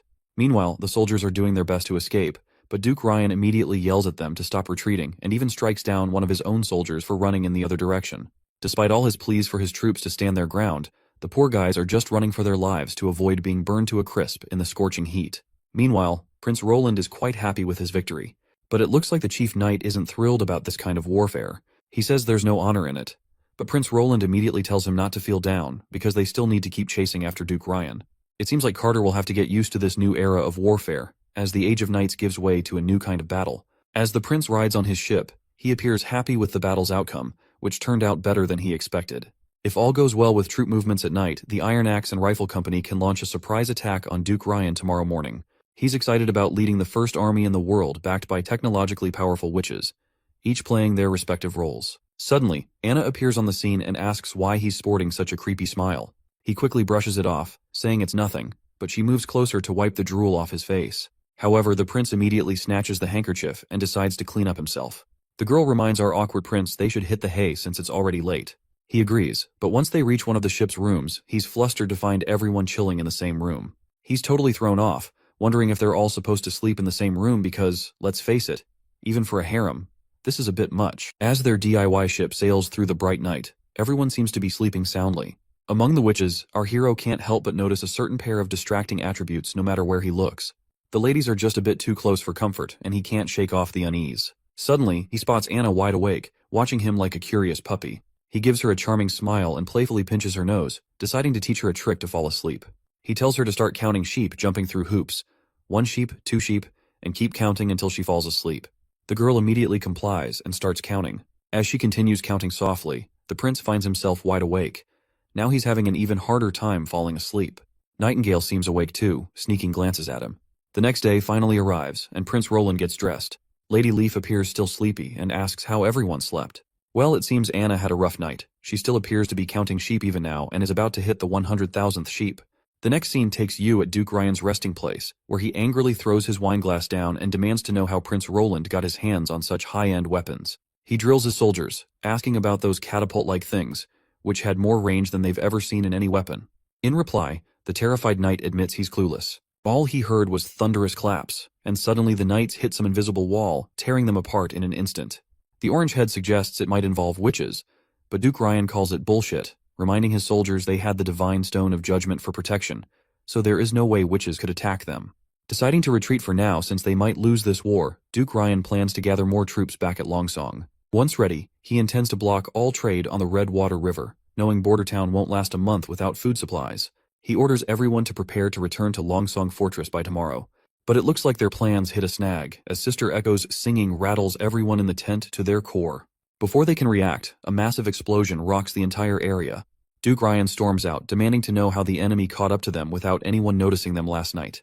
The knight quickly brings a spare horse, and Duke Ryan wastes no time hopping on, sprinting away before things get even worse. But soon, he finds himself staring down gun barrels as Captain Ironaxe and his army stand before them. Instantly, our soldier pulls the trigger, and the bullet hits Duke Ryan square in the chest. He topples from his horse, kissing the ground with his face. He looks worse for wear, his groggy eyes catching a glimpse of our hero marching forward with his team, and he loses consciousness before he can see them clearly. After a while, we make a grand entrance inside the Longsong Fortress. Local soldiers scramble as they see our party crashing their party. They seem more scared of the witches walking alongside our hero. Knight Carter reveals that the Duke's family tried escaping through the back door, but was captured by our first army. The prince lays down the law, saying all rebels and prisoners of war are to chill in the dungeon. Then, he gets this wild look and blurts out, "First things first, let's touch the corpse." Anna and Nightingale are creeped out to hear this and ask, "What kind of weird fetish is that?" The prince quickly backtracks, explaining he just meant looting the body, not getting all creepy with it. And so the first round of looting begins, and everyone dives into the loot. First up, they snag 300 shiny gold royals, followed by a special Clearwater port pearl necklace and some top-notch hides from the Wolf Heart Kingdom and Hermes' Godstones. But then they hit the jackpot, a hidden room. They press Y to open it, revealing a treasure trove filled with glittering gold items. The prince can't help but drool at the sight of so much wealth. Seeing chests stacked high with riches, he muses on how the lives of the rich are always so mundane. But he's not complaining, because he'd rather cry in a Ferrari than stress about paying rent any day. Suddenly, Night Carter bursts onto the scene, revealing that Ambassador Petrov Hill of the Honeysuckle family has already arrived at the castle. The prince is taken aback by this news, not expecting him to arrive so early. The knight and the other ladies scramble to tidy up all the loot as quickly as possible. Outside the gate, Ambassador Hill reluctantly makes his way into the castle. He's visibly anxious, imagining our hero smugly demanding ransom money in the exchange of his father. But once he finally faces our hero, Ambassador Petrov Hill sees Roland smiling pleasantly. The prince casually assures him that his father wasn't harmed since he surrendered first. Grateful, the ambassador thanks him and offers to pay any ransom the Honeysuckle family can afford. However, Prince Roland surprises him by declining any money, asking instead for livestock and people. Petrov quickly offers up cows, sheep, and horses, but admits that the Honeysuckle family is short on people. Prince Roland gets specific, listing out needs for bricklayers, stonemasons, blacksmiths, farmers, and serfs. He rattles off a long list of goods, which also lists down the alternatives for other specific items. He smugly tells poor Petrov that 1,000 sheep and 300 craftsmen would be a fair exchange, given the worth of the Honeysuckle family head. Petrov finds himself thinking hard, realizing he's got just a day to come up with a solution. But then, the prince hits him with bad news. He's under a tight deadline. Prince Roland casually mentions that Petrov has only a short time to decide what to provide from the list. He's not planning to stick around Longsong for more than a week, and will be heading back to Border Town soon. Petrov is thrown off by this news. If the prince leaves, who will run Longsong? He doubts Duke Ryan's kids can handle it either. He humbly asks if the humble prince wants someone to look after Longsong Fortress. The prince surprises Petrov, asking if he's interested in taking charge of Longsong. He explains they need someone or a family to oversee the territory. If the Honeysuckle family wants in, they'll be taxed by Border Town, which is 30% of their revenue plus 1,000 gold royal worth of goods and materials. Well, that's a tempting offer. Petrov thinks to himself as the prince casually lays a hand on his shoulder, hinting at the allure of power and opportunity the Honeysuckle family have. Roland suggests this could be Petrov's shot at real influence, but he's got a few questions first. First up, Roland asks how Petrov plans to handle any opposition. Anxious, Petrov counters with questions by asking the prince about his estimates of revenue and taxes of Longsong. The prince calmly insists that this is not his headache, and asks Petrov how he will ensure that monthly 1,000 worth of goods and materials, and what kind of steps he would take to make sure of the revenue target. Roland slaps the ransom terms in front of the redhead, signaling Night Carter to escort him out. With a cunning smile, he shakes goodbye to that poor guy, and tells him he'll be waiting for his answer if he genuinely wants to manage the place considering all the conditions. He also reminds him not to forget about the hefty ransom for his father. Well, Nightingale sure caught him off guard with her sudden appearance. She pointed out how the ambassador seemed pretty sincere and truthful. Prince Roland, feeling a bit embarrassed and blushing, quickly looked away as she leaned in closer. He agreed with her, admitting he used to think nobles were just lazy pleasure seekers, but he's impressed by the Honeysuckle family's business skills.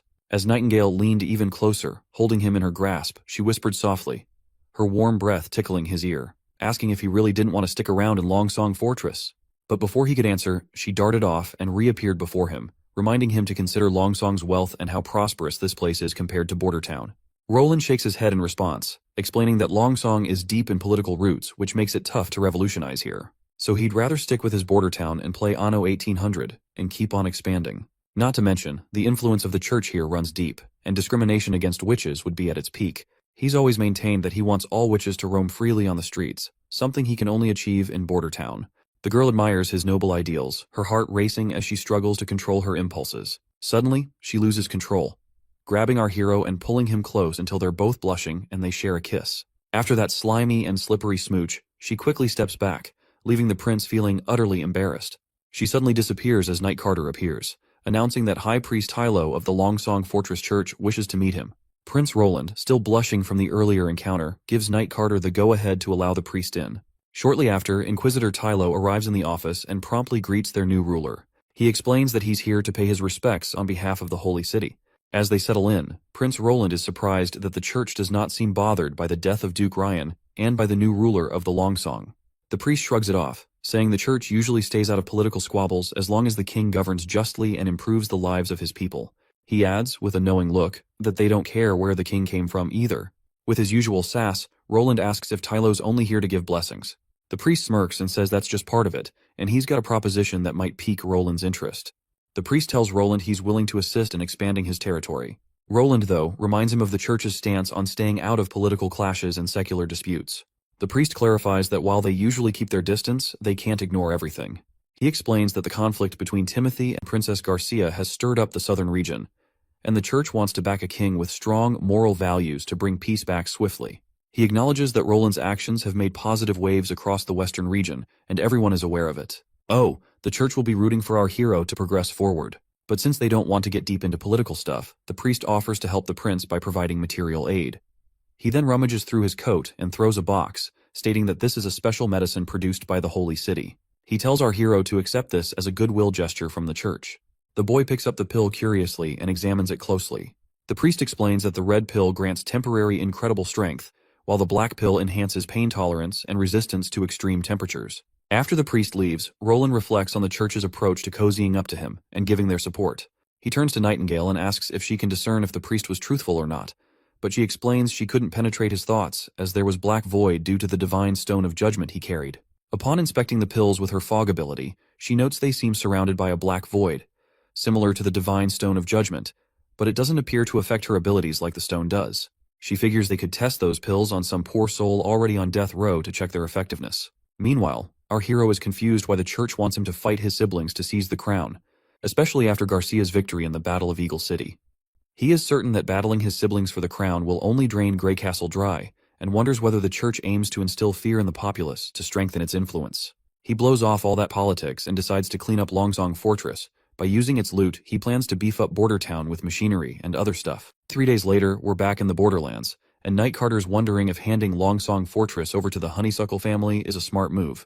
Prince Roland is all confidence, saying they won't dare break the contract. Even if they did, he will gladly take down Longsong once again. Besides, he trusts their business-doing skills, and he is hoping that they will give him surprising results. Then, the lady spots folks in the distance, and Roland confirms they're the first batch of serfs sent from Longsong. He explains their generational bondage to the land, enduring harsh lives under the whip and control of their masters. This grim reality saddens the lady, but Roland assures her they'll provide for their basic needs and work towards freeing them. He pledges to eradicate slavery entirely in the years to come, offering hope to these oppressed people. As their boat nears the shore, the prince catches a funky smell from the seaside, causing his face to go pale as he realizes it's the unmistakable odor of literal shit. He immediately starts vomiting rainbows, hands trembling, and tells Carter that today he's going to make the most impactful decision in the history of Border Town. Yes, that's right, he declares emphatically. We absolutely need toilets on every corner of Border Town immediately. The others present are startled by this revelation as the prince explains that the first toilet will be placed near the serfs' wooden sheds. He insists on enforcing a law that requires people to use the sheds for shitting, and he wants the area opposite the Redwater River to be designated as an industrial zone, free from any unpleasant odors. The knight, not really familiar with the whole toilet thing, wonders aloud why they need a special spot just for taking a dump. He figures people can enjoy nature while they take a dump outside. Besides, people are really used to working in funky smells and all. The prince gets where he's coming from, remembering how he used to shrug off hygiene too. But now, he's all about setting up toilets and teaching folks to stay clean to avoid getting sick. Then the old man chimes in, asking what they're gonna do with all that collected poop. The prince says they'll stash it for farming as fertilizer. The old advisor and Night Carter are completely creeped out. The mere thought of spreading human waste in their fields and then eating food grown with that fertilizer is making them gag uncontrollably. As they puke rainbows, the prince explains that these feces can be used as fertilizer for farming, especially with Sister Leaf's improved wheat seeds, which will exponentially boost yield and growth rates. While he's saying this, Lady Leaf can't help but notice loud noises coming from the prince's room, telling those dorks to puke outside. Later that night, our hero falls asleep while Nightingale appears to tuck him in with blankets. She feels a warmth in her eyes every time she sees him. She disappears immediately and gets back into her own room. Wendy catches on quickly, noting that Nightingale just came out of Roland's room. The girl blushes after getting caught red-handed, asking her friend why she's still awake. In response, Wendy reminds her that the prince isn't a child, so sneaking around like that in the dead of night isn't the best move.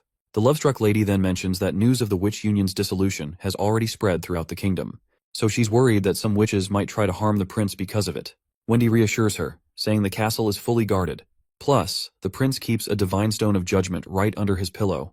As Nightingale undresses, her friend reminds her they're witches and can't have children. Blushing, Nightingale acknowledges this, but recalls the prince once said he wouldn't mind marrying a witch, and she believes he meant it. After freshening up, Nightingale flops back onto her bed and probs Wendy to spill something about the church. Her friend asks why she's suddenly interested in the church, and Nightingale reveals about the highly paid priest who visited our prince.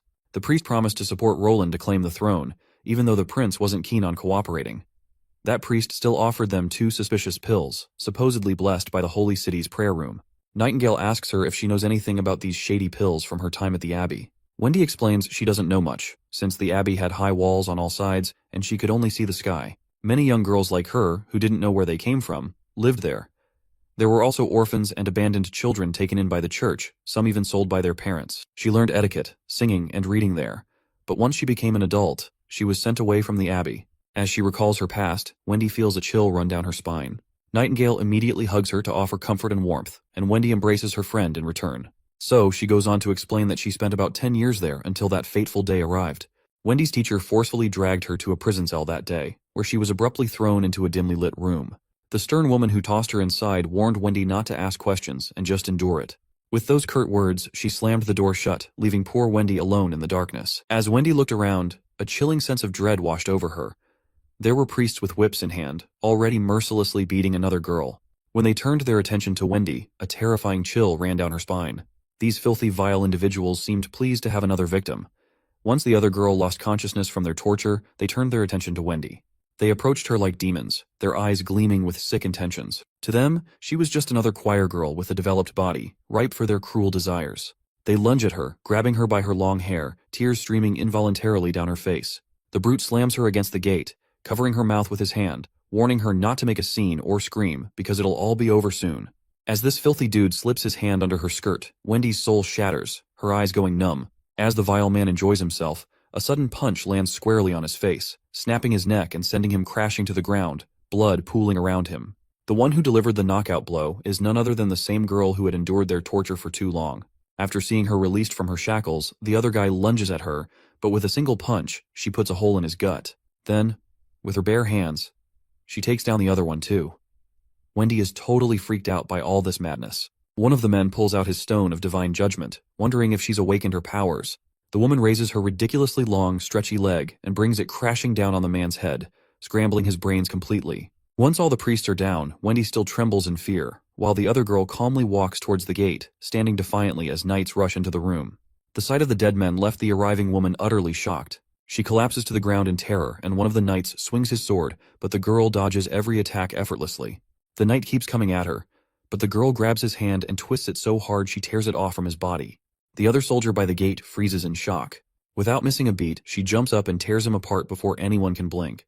Word spreads like wildfire that there's a demon in the cell, and this girl takes on every knight like it's nothing, while Wendy just watches in horror. She's ruthless, stabbing the knight in the back with her spear without showing any emotions over her face. More soldiers swarm in, trying to surround her, but as they charge, she gets serious, swinging her sword so fast it's a blur, cutting through them like they're nothing more than cucumbers. Meanwhile, the terrified Wendy crawls toward her teacher's body, grabbing the key she needs. And with that, the flashback ends. Wendy explains that thanks to that girl, she managed to escape from the Abbey. Using a few silver royals she took from the dead, she wandered until she arrived in the Seawind region. 2 years later, she awakened and became a witch, bringing her story to an end. She later heard that the church covered up the incident, claiming it was a fire. She doesn't know what became of that girl or the other girls abandoned at the Abbey. Nightingale felt deeply saddened by Wendy's story, as she could relate to her pain. She grabbed her friend's hand, offering the warmth and love she needed. In the next scene, we've got Baldy turning all red, like radiating this intense crimson aura. Our best knight Carter is duking it out with him, and he appears to be seriously struggling. Looks like Prince gave this bald dude that power-boosting pill to see if this pill is actually a real deal or it's just hot air. Judging by how our knight's having a tough time, that pill's definitely packing a punch. Anna is excited to see this inmate holding his own against Carter, who is one of the strongest knights around. Prince Roland is also impressed, realizing the priest wasn't lying after all. He can only imagine what kind of combat power a trained knight would have if they took the same power-boosting pill. This seemingly random guy is giving Carter a tough fight, despite not being a knight or soldier. As the fight goes on, our knight finally lands a critical hit, making the red guy spit blood. However, he quickly recovers and charges back at Carter, who retaliates and disarms him with a single blow. The knight acknowledges the man's skill and calls for another sword. But just then, the furious man spots people watching from above the wall.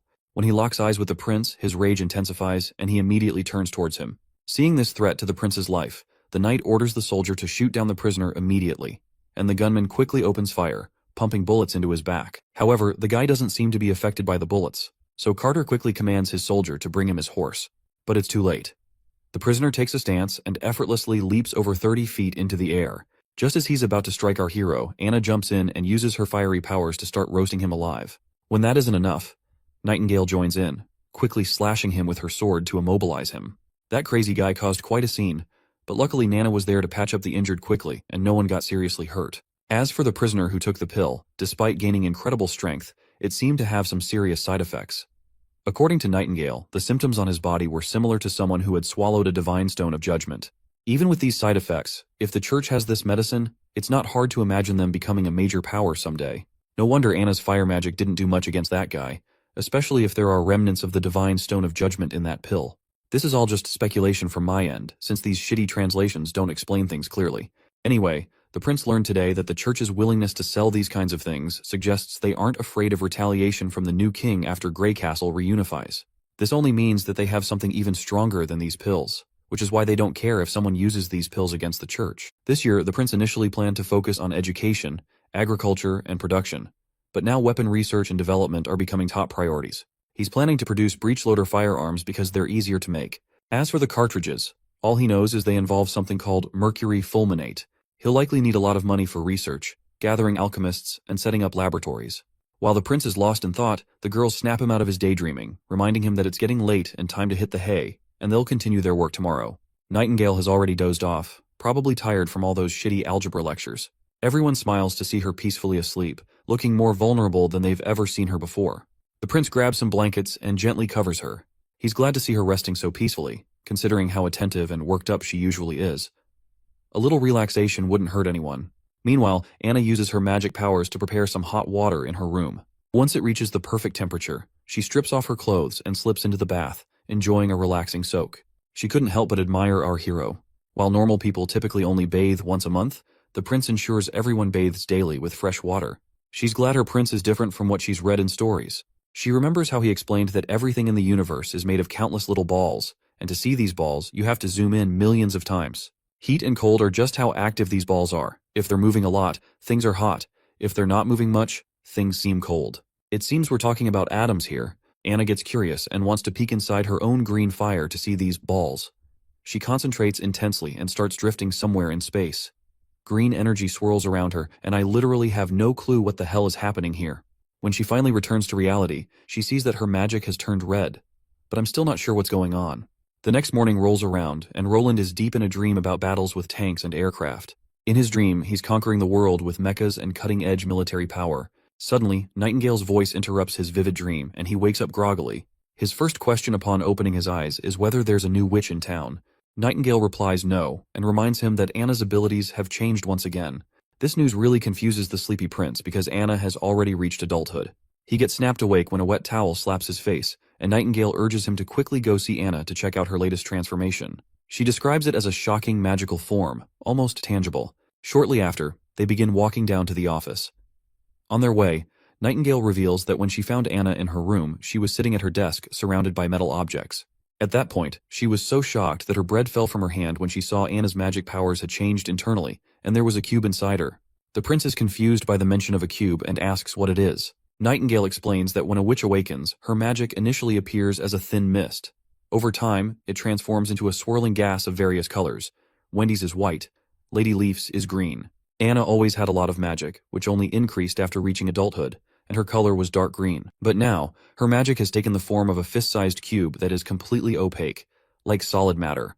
Once they all gather in the office, Anna immediately turns to the prince, and without skipping a beat, he asks her what's going on. Anna spills that last night. She was thinking about what they learned in class about the whole universe being made up of tiny balls. She imagined her green flames as made of these little balls, and then she started tinkering with the chains holding them together.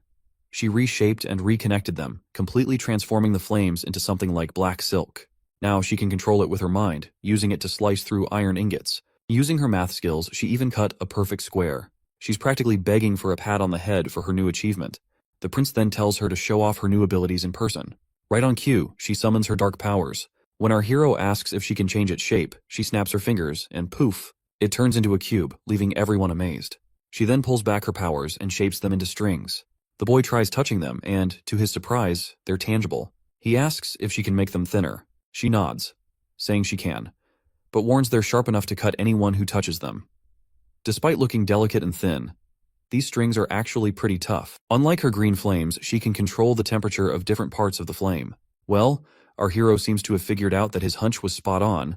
Magic is just another form of energy. and it's all about how a witch channels and controls that energy. The possibilities are endless, depending on how well they can wield it and what they can imagine. For instance, imagine trying to describe an airplane to someone who has never seen one. It's tough. So, the only limits to magic are what a witch knows and how big they can imagine. The more they understand about the world, the stronger their magic can become. Anna figured out that everything's made up of tiny particles, and that insight helped her grasp how her flames work and how these particles fit together. So she is now able to reshape those particles to make different things. And finally, our hero gives her a deserving pat on the head for a job well done. He then declares firmly that he has made up his mind. Everyone in the Witch Union will be attending study classes. Everyone is startled to hear this, and the prince appoints Scroll as everyone's teacher of enlightenment. She raises doubts about whether she can handle the role, while Nightingale, not much of a studious type, tries to slip away quietly. But my man gives her a deadly stare that stops her in her tracks. Sister Moon also expresses concerns about her ability to perform in this new role. Our hero assures her that knowledge can boost her abilities and open up new opportunities. He confidently announces they'll hit the books after dinner every Monday to Friday, starting with the ABCs of reading and writing because, as he puts it, learning can totally shape your future. But it seems Nightingale is still not too thrilled about it. In the next scene, we see Prince Roland informing a knight that he's going to start a poultry farm with chickens and ducks. He assigns some land on the west border for the farm and tells the knight to also teach others how to raise livestock. He warns that if the farm doesn't take off, he will be sent to the slope mines for labor.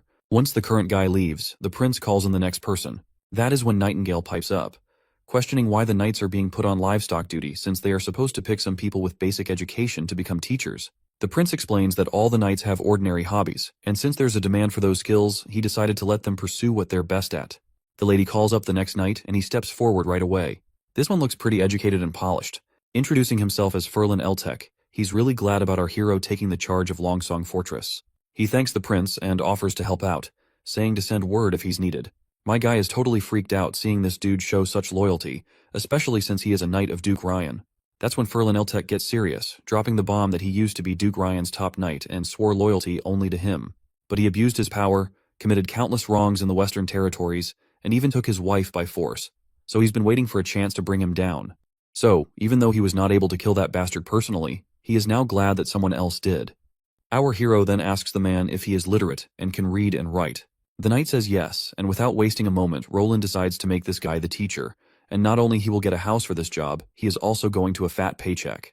Frieren Eltek asks if that means all the illiterate folks will end up in the mines, to which our hero nods. The knight then voices concern about people over 50 not being fit for mine work. He states that there is a knight named Halon, and he is also over 50.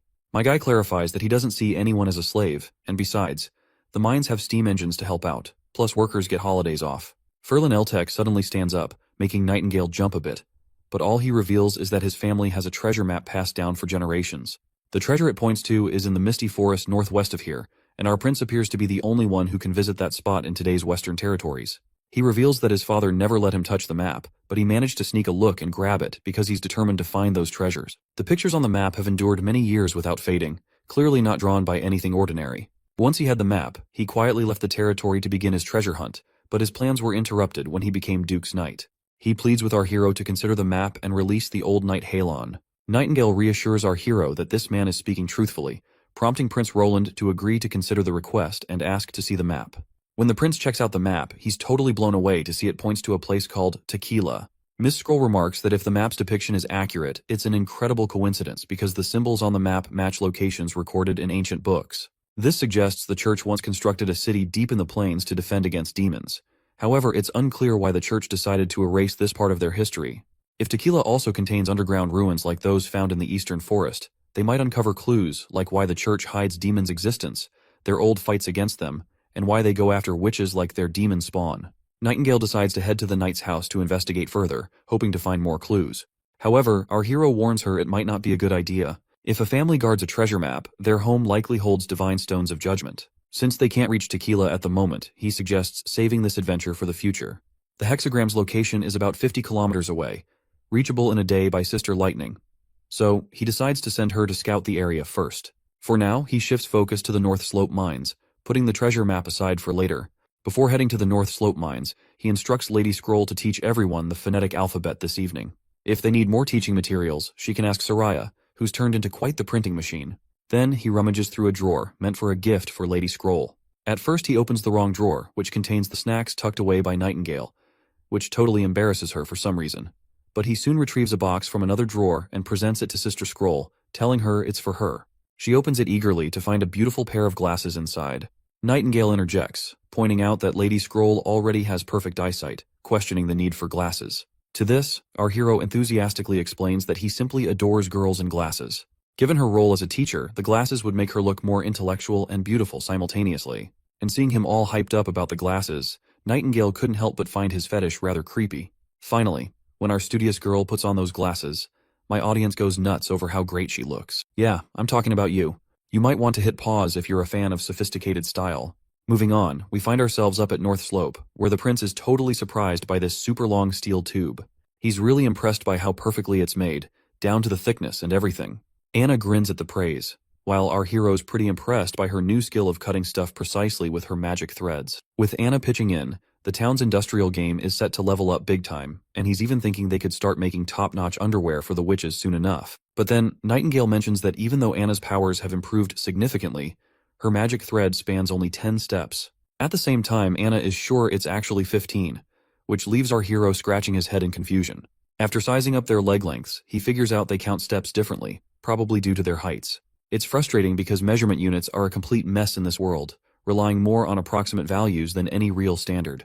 Finally fed up, he decides it's high time to establish clear, unified measurements from scratch, and he assigns Anna to the task. Next up, we're at Clearwater Port, where the Knight of Garcia looks pretty smug about their thriving port. He's convinced the Queen of Clearwater is unstoppable and destined to rule Grey Castle after dealing with Timothy again. But he's puzzled by his mistress's recent worry and anxiety. Suddenly, a man arrives, reporting that the chiefs of Sandstone and Blackbone clans wish to see her. The knight tells him to bring them in, but these guys show up uninvited anyway. The big man greets the lady with some weird, tacky lines, and the other lady also greets in the same way. This big guy is Chief Blackbone, known as Blackbone, while the lady is Chief Kabbalah of the Sandstone clan. As soon as they arrive, both express concern that their warriors have been struggling with weakness and depression since the last battle, only improving with regular doses of new pills. They're here to request more, and Blackbone echoes the same worry. But Garcia dances around their request, saying the whole production thing is a mess right now. She doesn't have much on hand, and they'll just have to wait for the next batch. The chiefs ask how long they'll have to wait. She cryptically replies that since everything about the pills is secretive, she tells them to return for now and wait patiently. Her knight quickly urges them to leave once Garcia makes it clear she expects payment in gold royals or even river water. The cocky knight fumes with anger, dismissing these people as insignificant bugs always begging for favors. Meanwhile, Garcia looks visibly troubled. Noticing her distress, Blondie asks if she's worried about the pill problem. Garcia denies it and reveals that she has already figured that out. She's planning to threaten the church. She'll demand they send the pills right away, or she'll hang the heads of priests from Clearwater Port on the Black Sail's flagship. She then hands over a letter, which is the real source of her anxiety all along. As the knight reads it, she explains it's from a spy in Hermes. The letter spills the beans that the church has taken over the kingdom's capital, accusing Queen Lina of Everwinter of hiding her identity as a witch for years. This news really rattles the knight, and that is when Garcia declares she's fed up with Clearwater Port's view and decides to take this rare chance to travel somewhere new for a change of scenery. Her knight quickly catches on that she's looking to use the chaos in Everwinter to her advantage. She confirms it, mentioning that her idiot brother Timothy is too wrapped up trying to reunify the East to bother with her. And as for Roland, he's a goofball who surprisingly took down Longsong Fortress, but returned back to the border town afterward. And she is sure that he must be terrified of his sister, because she is the one who used to bully him until he wet his pants. The knight is pretty happy that there's no one left to stand in her way. Looks like her path to becoming queen is wide open. The scene then shifts to the Holy City, where we see the big-shot priests gathered in their council chamber.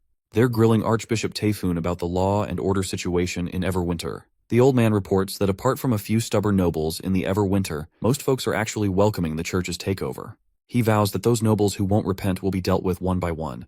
The lady then decides to just kill these mindless pleasure-seeker nobles. That's when another bishop chimes in, saying they should wait for things to settle down in the kingdom before getting rid of the nobles. That way the church won't feel any resistance by the people. Currently, he plans to offer them positions equal to their current titles under the law of the church, though those titles wouldn't pass to future generations. He reminds everyone they're aiming to abolish kingship eventually, so there's no rush. Heather, feeling a bit let down, reluctantly agrees to wait for another day to kill those filthy nobles. Looks like her sassy remarks definitely rattle Tayfun's nerves. Moving on, Priest Maine asks his friend Tayfun about the situation in the castle. In response, the old man reports that according to the latest info, the new King Timothy didn't return to the king's city after his defeat, but headed straight for the eastern region. In the war, he took Duke Francis with him to take on Queen Garcia of Clearwater, but ended up tasting defeat himself, with Duke also meeting his end. So Timothy quickly moved to divide up the Duke's territory in the eastern region. Priest Main finds this news rather satisfying and instructs his crew to keep the pill supply flowing, balancing Garcia and Timothy's strength. He predicts that in just 2 years, there won't be a soldier left standing in the entire kingdom of Greycastle. Seems like they're intentionally pulling strings to set them up to fight for the throne. They've even sent those crummy pills to Garcia Wimbledon to weaken both sides. Not to mention, those pills are addictive and draining the life out of the people using them. Taefun then reveals about our hero. He reports that he refused to touch those pills or accept help from the church. Plus, he's not interested in fighting for the throne and has gone back to the border town after conquering Longsong. Like everyone else, Main is baffled about how our goofball hero managed to take down Longsong Fortress. Lady Heather chimes in, suggesting they might be underestimating Prince Roland's strength. Main admits that he is amazed to see that Roland took down Longsong Fortress, and it just shows he's got some muscle to flex, but he's sure that no matter how talented someone is, without the resources to back them up, they won't last. Since he chose to retreat to the cushy border town, it's clear he's given up on messing with Greycastle. So now, he's no threat to the church's grand plans. The lady agrees, saying it's all true on paper. She lifts her gown and pulls out a piece of paper hidden in her sash, along with that sneaky knife. She hands it over to Main and assures him the info is 100% legit. Once he reads it, he finds out that Prince Roland has witches on his side. Back at the border town, the advisor is visiting our hero, totally freaking out about why he's charging only 20% of the serfs' crops as property tax when they become free people. He admits that even 50% would still be seen as generous. The prince reassures him, saying having a basement full of gold means nothing. He smartly explains that by only charging 20%, he plans to buy the rest of the crops at a fixed price. That way, once they have money, they'll spend it on good stuff. And Prince Roland will be the one providing that good stuff. It's a win-win where money flows back to him, and the people will also be able to raise their living standards. Suddenly, Knight Carter bursts in, excitedly reporting that Sean is back with crop seeds from Clearwater Port. The man in question is grinning like he hit the jackpot as he shows off all the plants the prince asked for. First, there's this corn that he's calling Pearl Rice, which has everyone doing a double take. My guy's practically drooling over it already. Then, he pulls out some potatoes, and our hero jumps at them like he's about to whip up some killer french fries. Hearing this, Sean curiously asks what these french fries are. Prince spins a story about munching them at some fancy feast where the chef called them fries. Next up, sugarcane arrives, and our hero's thrilled, predicting a sweet future. But poor Knight Carter can't seem to find them sweet even after taking a bite. Meanwhile, the old man's freaking out, shaking like a leaf. He was just a tad suspicious about Prince Roland maybe being possessed by demons, but now he's dead certain after seeing this kind of genius. He is sure that Roland's personality has changed, and his behavior seems weird. He's heard of stuff he never knew existed and has knowledge no one else has heard of. But despite all this, he can't find anything bad in what the prince has done so far. So, he decides to just brush those thoughts off because as long as Roland keeps doing good stuff, even if he's a bit of a devil, it's all good. Roland hands over the sugarcane to the old man, who quickly sinks his teeth to taste its sweetness. By the end of the day, Roland's feeling pretty beat, thinking over Sean's report, and he has found out that her sister Garcia also has the church's pills. Now, he understands why the church is trying to help him and Garcia with their pills. They want to provoke conflict. In light of this, he plans to prepare high-rate-of-fire weapons to counter the looming threats. Suddenly, Anna appears, catching him completely off guard, leaving him startled. The prince jokes about Nightingale always popping up out of the blue, and Anna has also started doing the same, teasing her that she might give him a heart attack someday. He then asks why she's here instead of in class. She explains she's stuck on a tough physics problem, and Teacher Scroll sent her to him for some personal help. After seeing the problem, he admits he's no quantum mechanics expert either. He still tries to teach her, diving into stuff like different dimensions. As they hang out, night creeps in, and they finish up their studies. When it's time to say goodbye, they share these intense glances that leave them both blushing. They quickly look away, feeling all awkward. The prince feels too bashful to make a move, but Anna takes the lead, getting closer herself. He finally gathers his nerve and gently places his hand under her right ear. Once they relax, they move in and share a kiss. Another day rolls around at Border Town. Nightingale glances around, spotting slogans plastered everywhere, which are encouraging people to work hard. Curious, she asks why these slogans are everywhere. The prince explains they're meant to inspire people to build their wealth through hard work. He believes these words will eventually become reality and deeply resonate with everyone. Meanwhile, we see Anna making some stuff which might belong to a chemistry lab. She wonders aloud why they are melting and reshaping these perfectly good glass cups. In response, he reveals to these curious ladies that they're for the alchemists who will visit Border Town in the future. Nightingale grabs a funnel, pretends it's a wine glass, and raises an imaginary toast while peering at it with her curious eyes. The prince explains he's too busy to figure out how to turn sand into clear glass, so he's using already available glass for now. This leaves the girl even more confused. She's wondering how sand and glass are connected. The prince responds that they need to refine the sand to get perfectly clear glass. Otherwise, it tends to come out brown or green. The chemistry equipment has to be pure and colorless. Meanwhile, Nightingale keeps messing around with the equipment and gets a playful bonk on the head. And our hero continues to teach Anna about how he plans to use the equipment to handle acids and conduct more experiments. After the playful bonk, Nightingale walks away while the prince continues teaching Anna. Nightingale spots some delicious snacks on the table and can't resist. Being a bit of a snacker herself, she grabs a steamed bun and takes a big bite. The flavor instantly transports her to heaven. When she opens her eyes, it's like she's wandering through a ripe wheat field, enjoying every bite with its weedy smell and amazing texture. The filling inside is bursting with goodness, and the aftertaste just keeps going. Roland notices the lady enjoying the snack all by herself, and happily tells her it's a steamed bun he had the chef make specifically. He then decides to wash up their dirty hands and have afternoon tea to enjoy these delicious treats together, and the both ladies eagerly look forward to it. As the day wears on, the blazing sun makes it hard for Nightingale to keep her eyes open. Meanwhile, Prince Roland is goofing around with Anna, and there's a faint smile on Nightingale's face. Her eyes slowly close as she drifts into sleep, her thoughts filled with dreams of marrying our prince. In her dream, she walks down the aisle of a grand church hall, lined with other witches. When they reach the altar, the prince lifts the veil from her face, revealing her true beauty, and they share a kiss. While she's lost in this dream, Anna playfully tells Prince Roland to quiet down because she's sure her older sister must be having a lovely dream. It's the only thing that could explain the smile on her face. Next up, we're back in the Holy City where we find the three archbishops once again.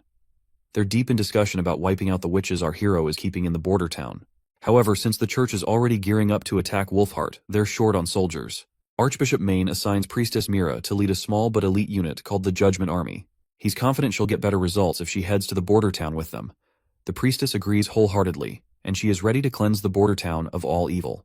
With his blessings, she's instructed to head to the border town right away to scout, and she nods without hesitation. Lady Heather then teases Maine about giving Priestess Mira so much attention, joking whether he's grooming her to be the next big shot of the church or if he just has a soft spot for her. Hearing this, Priest Typhoon, who is not really a fan of her sassy and careless tone, angrily reminds her that this situation involves both kingship and witches, and they can't afford to ignore it as it could affect the church's future plans. Maine agrees, speculating that the fourth prince might be harboring witches. He's convinced that the goofball prince must have been enchanted by their beauty, and now he is their puppet under their charm spell. Also, there are rumors that the border town is recruiting more witches, and Maine sees it as a direct challenge to the church's authority. He wants it all sorted before things spiral, even considering going to the border town himself if Mira fails in her task. The scene cuts to some rundown spot where these witches snagged some poor dude. They give him a splash of water to wake him up, and when he opens his eyes, he's totally freaked out seeing these ladies around him. His mind suddenly flashes back, remembering how he got caught by these ladies, and he's dead certain that they are witches. The girl immediately points her shiny dagger at his face, and after seeing his scared expression, one of them then asks him why he is wetting his pants now, since he was the one chasing witches all this time. Then, a flashback shows our hero assigning this guy Theo a mission.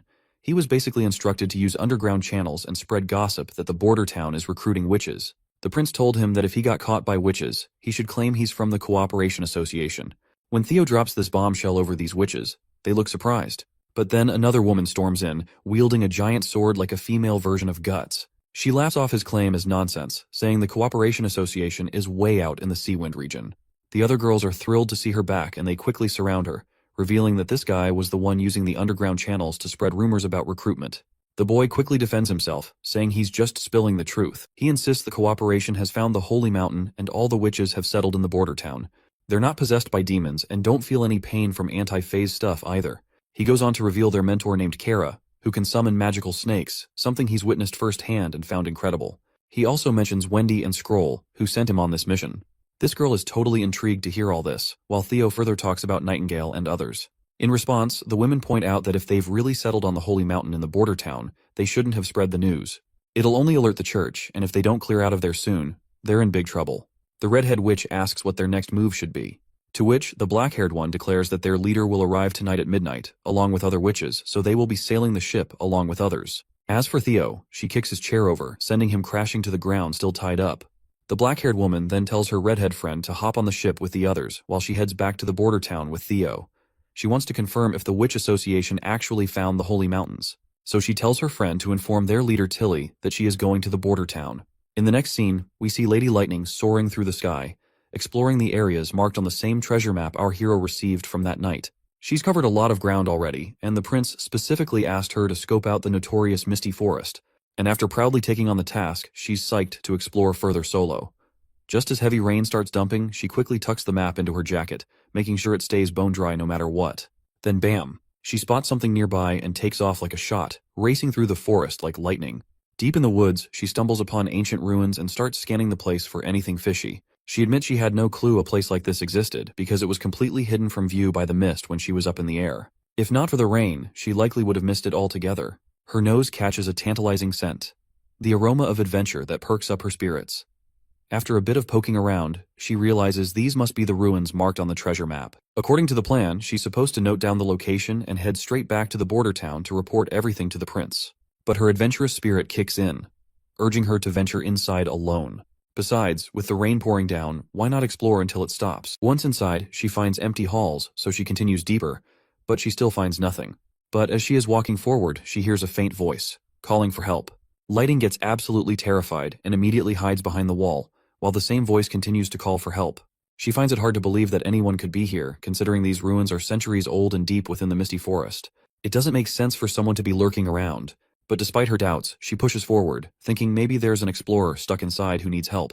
She cautiously pushes the door gently, but the door crashes down and before her stands a disgusting monster, a creature straight out of nightmares. This terrifying scene freezes her in place, and she falls to the ground as she realizes that this is the same demon which the Lady Leaf fought in the Badlands. Tears well up involuntarily as pure horror grips her heart. The monster towers over her menacingly, ready to pounce. The next thing that fills the air is her piercing scream, blending with the thunderous roar of the storm outside. The next scene takes us back to the border town, where our hero meets Margaret Farman, a lively merchant from King's City. She's brimming with enthusiasm, bombarding him with questions about his steam engines. She's eager to buy a lot of these machines, offering a hefty sum of 500 gold royals for each. My guy's thrilled at the prospect of earning 5,000 gold royals for 10 steam engines. But as much as he wants to sell them, he can't just hand them over to the royals. These steam engines are the result of Anna and her hard work, something that can't be bought or sold. He's torn because Margaret is not only wealthy but also strikingly attractive. With a necklace adorned with pure gold containing the divine stone of judgment, even Nightingale can't detect if she is lying or not. He also notices Margaret's enthusiastic personality, which is a 100% clone of Lady Lightning itself. Anyway, the prince tells her besides saltpeter, he needs iron, copper, and ferrous sulfate, hoping she can arrange those materials if they plan for a long-term deal. In response, the woman happily agrees. But suddenly she is shocked by something she sees, and when our guy turns to look, he spots lightning flashing across the window. He quickly opens it, and she immediately hugs him tight, tears streaming down her face. The prince signals his knight to fetch Nana immediately. Roland then gets shocked when he remembers that there is a merchant inside the office, which is troubling him because Lightning is a witch. On the flip side, this lady seems to already know Lady Lightning, and I wouldn't be surprised if she's her mother. But our hero doesn't pay attention to her and decides to take Lightning for treatment, leaving the mourning lady screaming behind as she watches Lightning go. After a while, Lightning has been healed, and she immediately opens her eyes. She sits up quickly, and Wendy and Nana are thrilled to see her awake, bombarding her with questions about what happened. Lightning looks like she's about to cry again as the prince asks why she came back so urgently in that heavy rain. She reveals that she found the ruins from the treasure map and there are demons inside. Everyone is shocked to hear this, and Teacher Scroll looks terrified, asking if she went inside. She says no, explaining that there was a demon guarding the basement door and someone was calling for help inside, but she got scared and ran back like a coward. But the prince reassures her that she made a wise decision because a smart explorer doesn't rush into danger without assessing the situation first. Lady Leaf adds that it's possible a witch might be trapped inside since besides witches, no one else can reach the depths of the Misty Forest. But considering it's a ruin from 450 years ago, surviving alone there seems impossible for anyone. Lightning mentions there were no signs of human activity near the ruins, while Wendy points out that the area is teeming with terrifying wildlife and lacks suitable food, which makes it clear that someone can't live there alone. The more they ponder, the deeper the mystery gets. Lady Leaf decides they need to find a way to rescue whoever might be inside. That's when our hero steps up, urging everyone not to fret because they're not clear on the whole story yet. To find out, they've got to venture inside. He eagerly declares they're going into the ruins and he'll figure out a plan to save whoever's there. Together, they're set on facing the demon and coming out on top. Shortly after, that same noble bursts into the room, asking about Lightning's condition. Prince reassures her, and as she breathes a sigh of relief, we catch a glimpse of Margaret's peachy ass. The prince apologizes for neglecting her earlier, explaining that Lightning was in critical condition. He explains that this is precisely why he told her to take off her divine stone of judgment. The woman gets cheeky and asks if Lightning is one of those witches. The boy reluctantly confirms it, and Margaret bursts into joy, claiming she knew it all along. She proudly declares that being from the Thunder family, it's natural for Lightning to be an extraordinaire. The prince is surprised to hear this, and Margaret explains that she has watched Lightning grow up. He then asks her about her connection with Lightning, and she spills that she met her while tagging along with Lightning's dad's exploration crew. Thunder, the hero of the fjords, uncovered Twin Peak Island, Sea Dragon Fjords, and mapped out the eastern coast and Infinity Cape during their voyage. Margaret explains that Lightning was born on the ship, but sadly her mother passed away from sepsis. Being the only woman on board, Margaret stepped in as Lightning's pseudo-mom, feeding her oatmeal since breast milk wasn't an option. After the voyage, Margaret bid farewell to the crew and set up her own business in Greycastle's capital. But 10 years later, she heard that Thunder and his crew got caught in a hurricane and supposedly sank to the bottom of the ocean. She never bought into that nonsense though, and now that she's seen Lightning still kicking, she's convinced real explorers wouldn't just go down like that to some measly hurricane. The boy then asks if she's not bothered by Lightning being identified as a witch, and she bluntly says no. Nightingale, lurking in the shadows behind, taps the boy on his left shoulder to confirm the lady's honesty. On the other hand, Margaret goes on to explain that witches are both beautiful and powerful, which are the qualities she admires. She admits she wanted to adopt witches like our prince does, but the capital's prejudice against them squashes that idea. They both happily shake hands, bonding over their shared love for witches. Once they are finally partners, the woman immediately bombards our hero with questions if there are also more witches other than Lightning. She asks him how he met them, their abilities, and all that jazz. Looks like my guy's already feeling worn out just looking at her enthusiastic personality. He is not sure if he can keep up with her. Meanwhile, Theo and the other witch finally arrive at Bordertown. She remarks it's quite the place for the Western realm, not what she expected the association to choose. She then grumbles about why there's no one here to roll out welcome mats for her.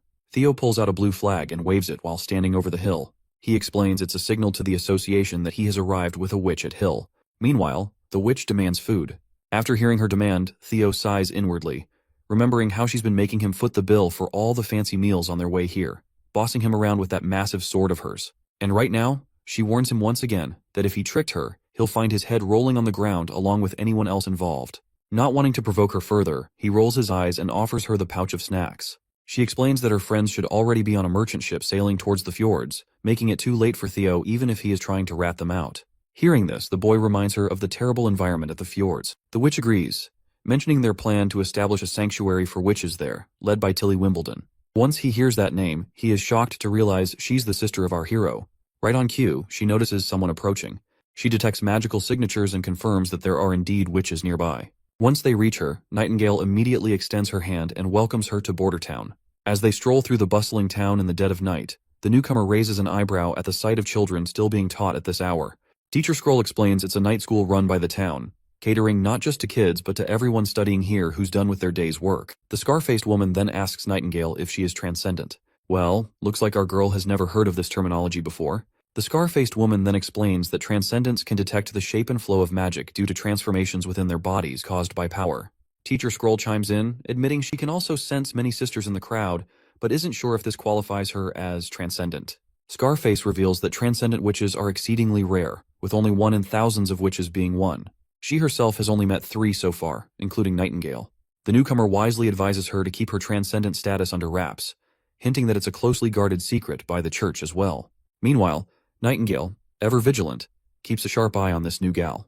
She can clearly see that this woman is definitely a powerhouse, especially with that giant-ass sword that looks like it'd be a challenge for anyone to just hold. Scarface then inquires about the association's leader, Kara. In response, Nightingale somberly reveals Kara's death while she was looking for holy mountains. The new witch takes it hard and wants to know about their new boss. That is when they point her towards the castle, where all the witches also live. Hearing this, the woman's reaction is instant. She gets all edgy and asks if they've signed some shady deal with the ruler. But before she can get more rowdy, Wendy comes rushing and hugs this Scarface woman as if she's found her long-lost sister. Tears of happiness well up in Wendy's eyes as she thanks this woman for helping her back then, tearfully revealing that she is Wendy from the choir.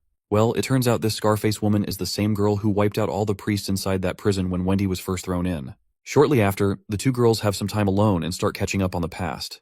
We also learn this woman is known as Ash. She reveals that once she escaped the cell, she went on to eliminate some of the management and even fought off the Judgment Army soldiers who tried to stop her until the Sacred Punishment Army finally arrived.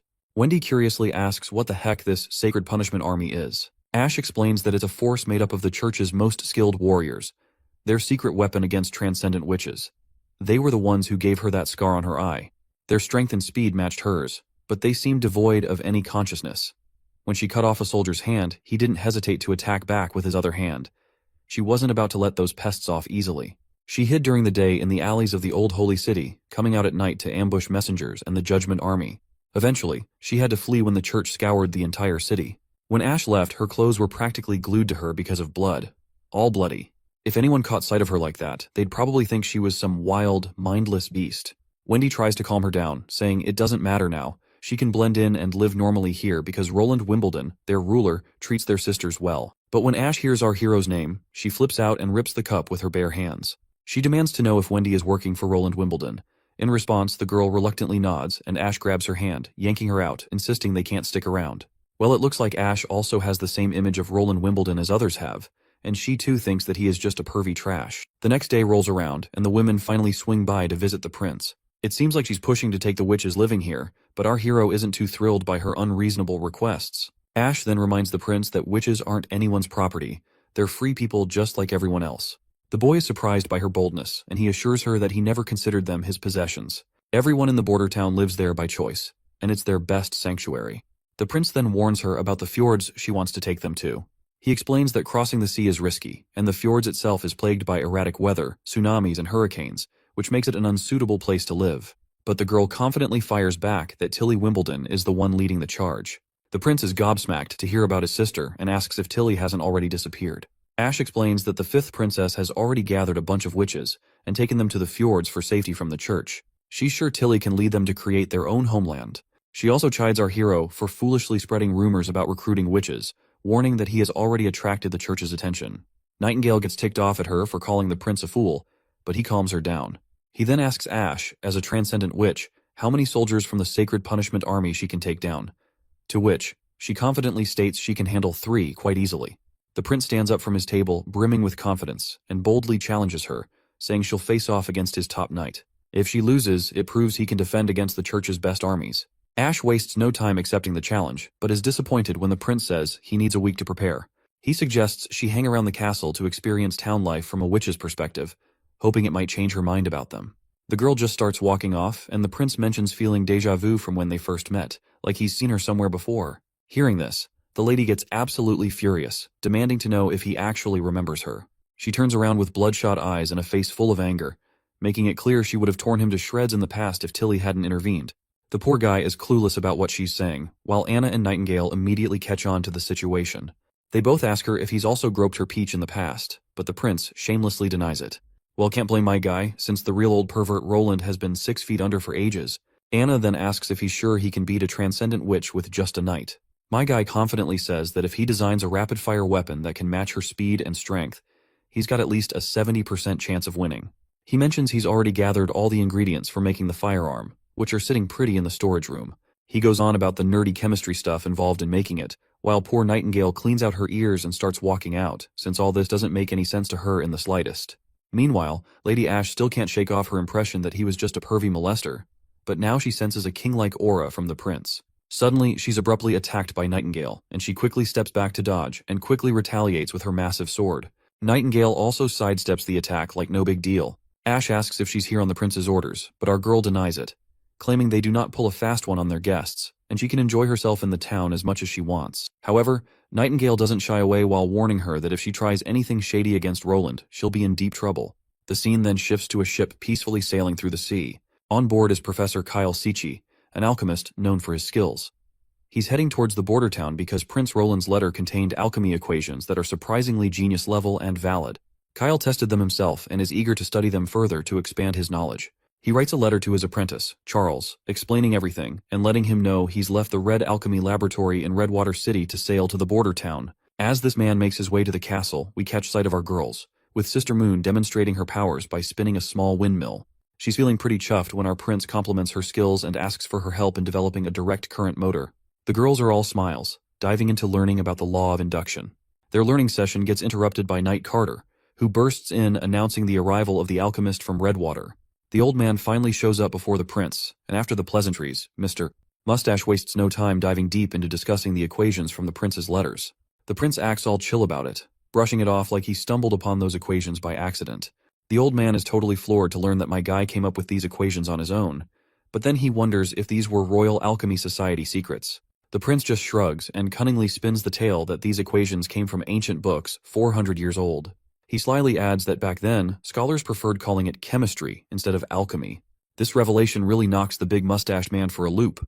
The prince nods, dropping more knowledge bombs like the law of conservation of mass, which basically says stuff doesn't just pop into existence, it just changes from one form to another. He then gives an example with a delicious cake he plans to eat, explaining how they'll absorb some parts and, well, get rid of the rest later by shitting it out. Professor Kyle still appears to be curious and asks what happens to the mass when a giant log is burned, since ashes weigh less. My guy calmly explains that the log's mass becomes gases and water vapor, leaving behind only ashes. Once my guy has the old man's attention, he casually digs through his drawers and pulls out a chemistry book, calling it a gold mine full of knowledge. He tells the old man if he wants this treasure trove, he'll need to work for him to earn it. Well, judging by the old man's reaction, it's pretty clear what his answer will be. So the prince gets down to business and offers him a fat paycheck, just like the one he used to rake in at Redwater City, with a 5-year contract. With a snap of his finger, his old advisor magically appears with ink and a pen for the professor to sign. The prince also throws in a confidentiality agreement, making sure the professor won't spill any research secrets to other alchemists. While the professor is ready to go, he's not quite sure what he'll be brewing up in the border town lab. Prince Roland confidently declares that they'll be making high-density acids, the stronger the better. Once the old man is out of the room, Nightingale appears back and calls out the prince for spinning a whole web of lies. She reminds him that just yesterday, he had the Sister Scroll memorize and create that entire book.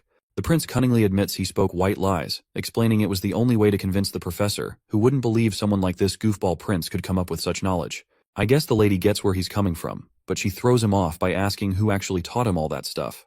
Well, the prince just can't really tell her about his days as an underpaid engineer before coming into this world, so he remains silent. But thankfully, Nightingale cuts him some slack, letting him off the hook, saying he doesn't have to say anything if he doesn't want to, because she doesn't want to hear any tall tales. In the next scene, we're at the training grounds where the prince watches a demonstration of the new toy he recently had made.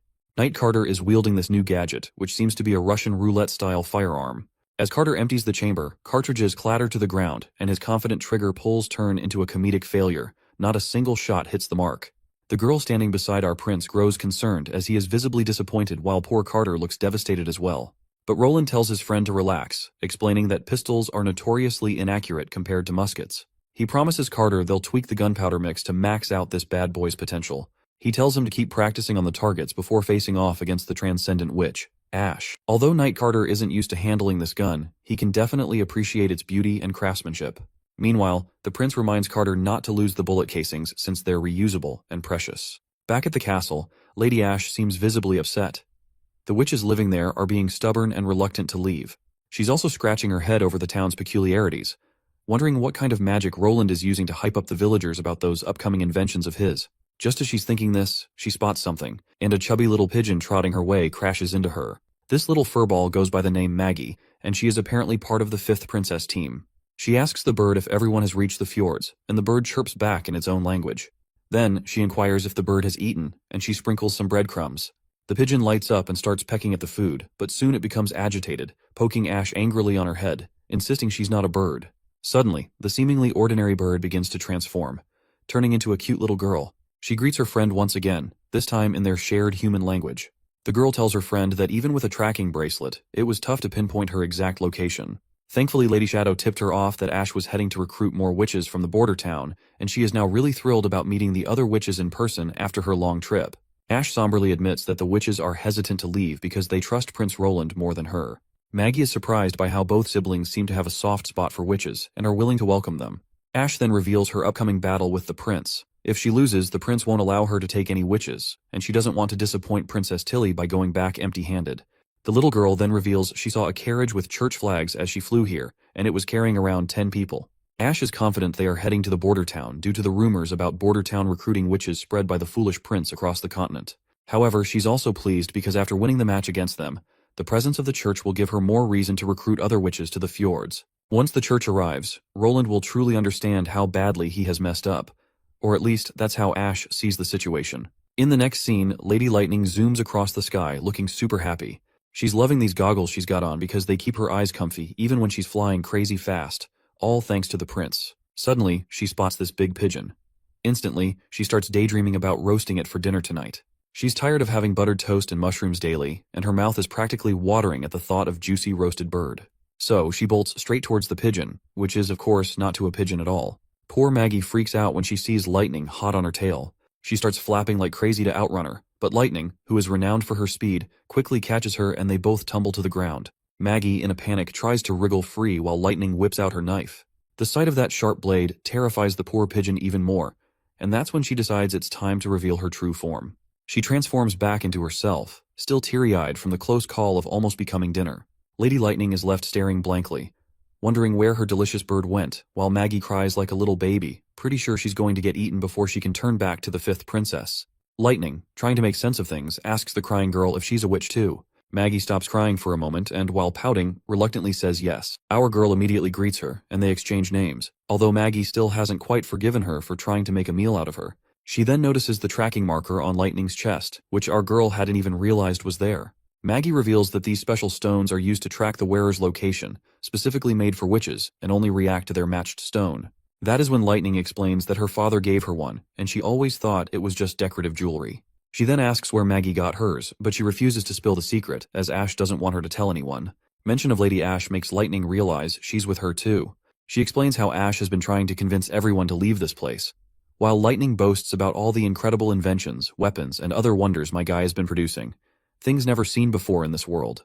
The girl asks if she can see these wonders for herself. Lightning, with a sly grin, suggests she can, but only if she joins the Witch Union and becomes part of the border town. Of course, Maggie decides to stick with Ash, and Lightning keeps on chatting about all the cool stuff to do around here. She's going on about the mushrooms they munch on, the yummy food they feast on. Just thinking about it makes Maggie's tummy rumble. By the end of it, Lightning's got Maggie convinced to stay. She tells her to tag along if she wants to have a blast. While they zip around town, Prince Roland and the professor are busy experimenting in the alchemy lab. Meanwhile, the girls are in the forest, gathering some delicious mushrooms to munch on. Along the way, they spot Wendy too. Later that day, they spend the evening studying. The next morning, they head to the northern mountains where people are busy making bullets for guns. Back at the castle garden, they have a great time, and Maggie is enjoying every moment. Afterward, they head to the outskirts of the border town where Carter is diligently practicing his shooting, and it looks like he's improving his aim at the targets. After a few days of hanging out with Lightning, Maggie comes back to Ash a bit late. Ash asks why she's been showing up late these days. Maggie happily shifts back into her human form and tells Ash that Lightning took her bird hunting.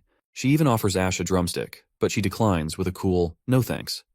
Maggie then happily starts munching on the drumstick herself, which Ash finds kinda creepy. Watching a bird eat another bird isn't exactly normal. Then, Maggie asks why Ash hates this place so much. She also tells her own desire that she kinda wants to stay here, because Prince Roland's always throwing fun parties and sharing grub in the backyard. He's easy to chat with, not like those stuck-up elites, just a simple, caring dude.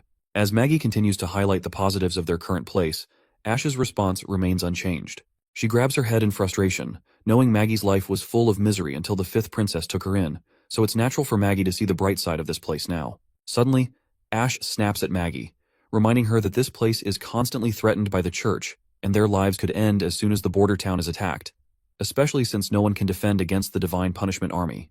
But Maggie confidently shrugs off the concerns, asking Ash what if they actually defeated the church. Ash nods, sharing her own hope for that outcome. That's why she wants to spar with them, to show that they can't defeat the soldiers of the Judgment Army. The day of the battle finally arrives, and Sister Echo states the rules. No hitting the head, and anyone can surrender at any time. As long as they don't die on the spot, Nana's healing ability will restore everyone to their original state. The prince asks if anyone has any questions. When no one responds, he decides to let the match begin. Both contestants stand before each other. Ash is quite concerned to see that this knight doesn't have a sword or spear. Heck, he doesn't even have any armor. She wonders if he might be using a crossbow, but she brushes off her concerns and grips her sword tightly, confident that as long as she gets close to him quickly, she can make him beg for mercy. But it looks like this isn't going to be that easy, as Carter is also ready with his gun. As soon as the prince gives the order to start the match, Captain Ironaxe immediately hits that gong with a loud bang. Both contestants wield their weapons, and Ash immediately swings her sword from afar. The mere swing of her sword startles Carter, but he takes aim and starts shooting. When Ash sees those bullets coming, she sidesteps them in the nick of time, which still leaves her grazed over her face. She takes her stance and starts running forward, determined to close the distance between them. Her speed is so fast that she feels like a blur, and even the onlookers are amazed by her such reflexes. But Carter keeps his ground and continues shooting at her, trying to hit the bullet right at the perfect place. As the bullet comes flying towards her, Ash immediately blocks it with her giant sword. In an instant, before Carter can react, she attacks him directly in the gut, sending him flying backward. Everyone anxiously awaits the outcome, and when we look at Ash's face, blood is leaking down her cheek, while her belly is totally obliterated by the gunshot. Her consciousness starts to fade as her vision blurs. The crowd rushes to heal Carter before it's too late, while Ash weakly declares her victory to our hero. She then collapses, falling into the prince's arms. Before we progress the story further, let's take a look into Ash's past. Once dismissed as nothing more than a beggar in the bustling streets, Ash's life was anything but easy. On this particular day, the town is buzzing with excitement because the princess has come of age, and they're having a grand ceremony where food will be distributed to the people. The church's prestigious Archbishop Taefun is set to host this grand event alongside the princess. Hearing the mention of the Archbishop, Ash smiles, a smile that doesn't quite reach her eyes, probably because she's looking forward to taking that man down. As the princess's carriage finally rolls down the streets, Ash forces her way to the front line through the crowd. The fifth princess steps out of her carriage and the crowd erupts in cheers. Amidst the sea of faces, the princess notices someone who stands out the most for her, and it was Ash. Their eyes lock and time seems to stand still. In that brief moment, there's a flicker of recognition and something unspoken passes between them. Once we're back in the castle, Ash gets summoned by the princess. A servant nudges her forward, and the princess can immediately tell she's a witch. She reassures Ash, saying she won't have to wander the streets anymore. And that is also when the fifth princess gave Ash her name, since she was nameless before that point. In the current moment, she finally wakes up from her unconscious state. The bird girl excitedly jumps at her friend, and hugs Ash tightly. Ash lifts her overly enthusiastic friend and asks how long she was knocked out. The girl replies it was just one afternoon, explaining that Nana patched her up, piecing together her scattered parts to heal her belly almost completely. She continues to praise Nana's amazing healing powers, though Ash doesn't pay much attention, because her mind is already on a mission to meet our hero. While our hero was chilling alone, Lady Ash barges in like she owns the place, all excited to claim her victory in the bet. Prince Roland, being the good sport he is, admits defeat gracefully. After claiming her victory, Ash gives the prince props, saying he indeed has potential to fight against the God's Punishment Army. She's curious about the weapon Knight Carter used during their match. Prince Roland proudly shows off his pistol, thinking it's the next big thing for his troops, and everyone will be holding these bad boys in the battlefield. He even jokes about how it could turn a farmer into a formidable warrior against the army. When Ash asks for one of the guns for herself, he simply tells her to just stay here in the border town and join the Witch Association to gain access. Ash politely declines, and then drops the bombshell that she's heading back to Princess Tilly's place. She invites our hero to join them at the fjords if he ever needs shelter. In response, Roland says the same thing to her, assuring her that Bordertown doors will always be opened for her to join.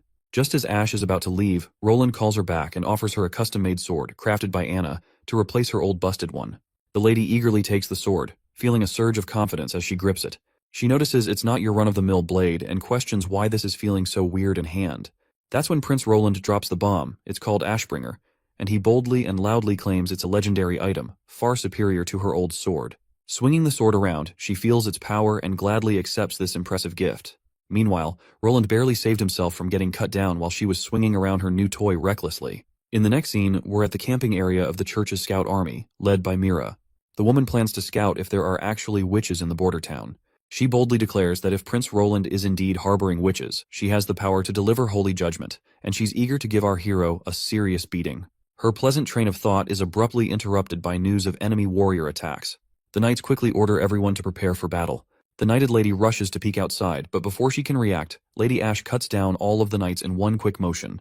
It seems my girl is here to put her new sword to the test, and it's working quite effectively as she effortlessly cuts down people left and right. In one quick swing, Ash cuts the knighted lady into two pieces, leaving Priestess Mira trembling in fear at the sight of such brutality. Ash's presence exudes such thick killing intent that it feels suffocating. The priestess recoils in fear, causing that book she was holding to topple to the ground. Maggie quickly recognizes the book as the church's choir book and smoothly grabs it. On the other hand, Lady Ash raises her sword. Then she begins her torture of this priestess, just like the church did with the witches. After taking her life, she digs a grave for her and drags her inside it. Maggie asks her friend why she did this, because if the church finds it out, shit is going to get real bad. Ash explains that by the time the church finds out their messenger group has disappeared, 2 or 3 months will have already passed. She clarifies that no matter how Roland Wimbledon handles the situation, the cooperation with the witches will eventually be exposed. Then, she shows her the messages they've been sending via carrier pigeons to Hermes to report on the situation.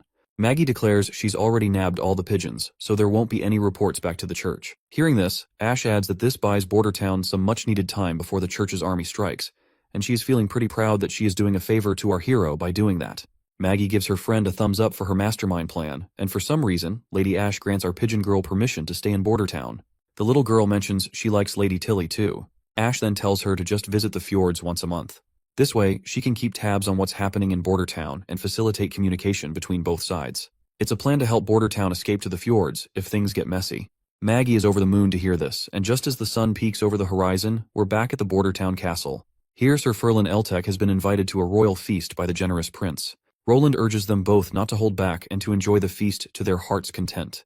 Frieren humbly thanks him for the honor of dining there, and his wife, Irene Eltek, also expresses gratitude. She specifically thanks our hero for allowing her to become a teacher. Roland credits Sister Scroll, in charge of the Ministry of Education, for arranging everything. Irene cuts to the chase and asks why they've been called there exactly. Roland enthusiastically reveals his plan. For the first half of this year, he wants a play performed in the town square every weekend. He already has scripts, props, funding ready, and now he just needs a cast. Knowing Irene used to be an actor back in the Longsong Fortress, he asks her to play the role of Star in this play. The lady hesitates at first about taking on such a major role, but our hero waves a fat paycheck her way for her job. Her husband encourages her, noting it's always been her dream, and he wholeheartedly supports her. The couple gets a bit romantic with each other, making our hero feel a tad awkward. He clears his throat awkwardly and then proceeds to hand them the scripts. He explains that the first play is Cinderella, a romance between a commoner woman and a prince. The second is Midnight Crow, where the little guys stick it to their greedy landlords. The last one, Witch's Diary, is an original they crafted with Miss Scroll, and he's genuinely excited and proud of it. The wife is absolutely amazed by all these scripts, and our hero is pumped to kick off the cultural scene. He's really eager to use plays to counter the church's propaganda and promote progressive ideals. Next scene zooms in on our pretty pigeon girl, totally floored by the feast spread out before her. Unlike the usual cheap buffets we hit up, this spread is top-notch. Everyone warmly welcomes Maggie into the fold. Our boy tries to introduce himself formally, but the little girl is too busy ogling those barbecue sticks to even notice the prince's introduction. At that moment, the girl can't hold back her hunger any longer.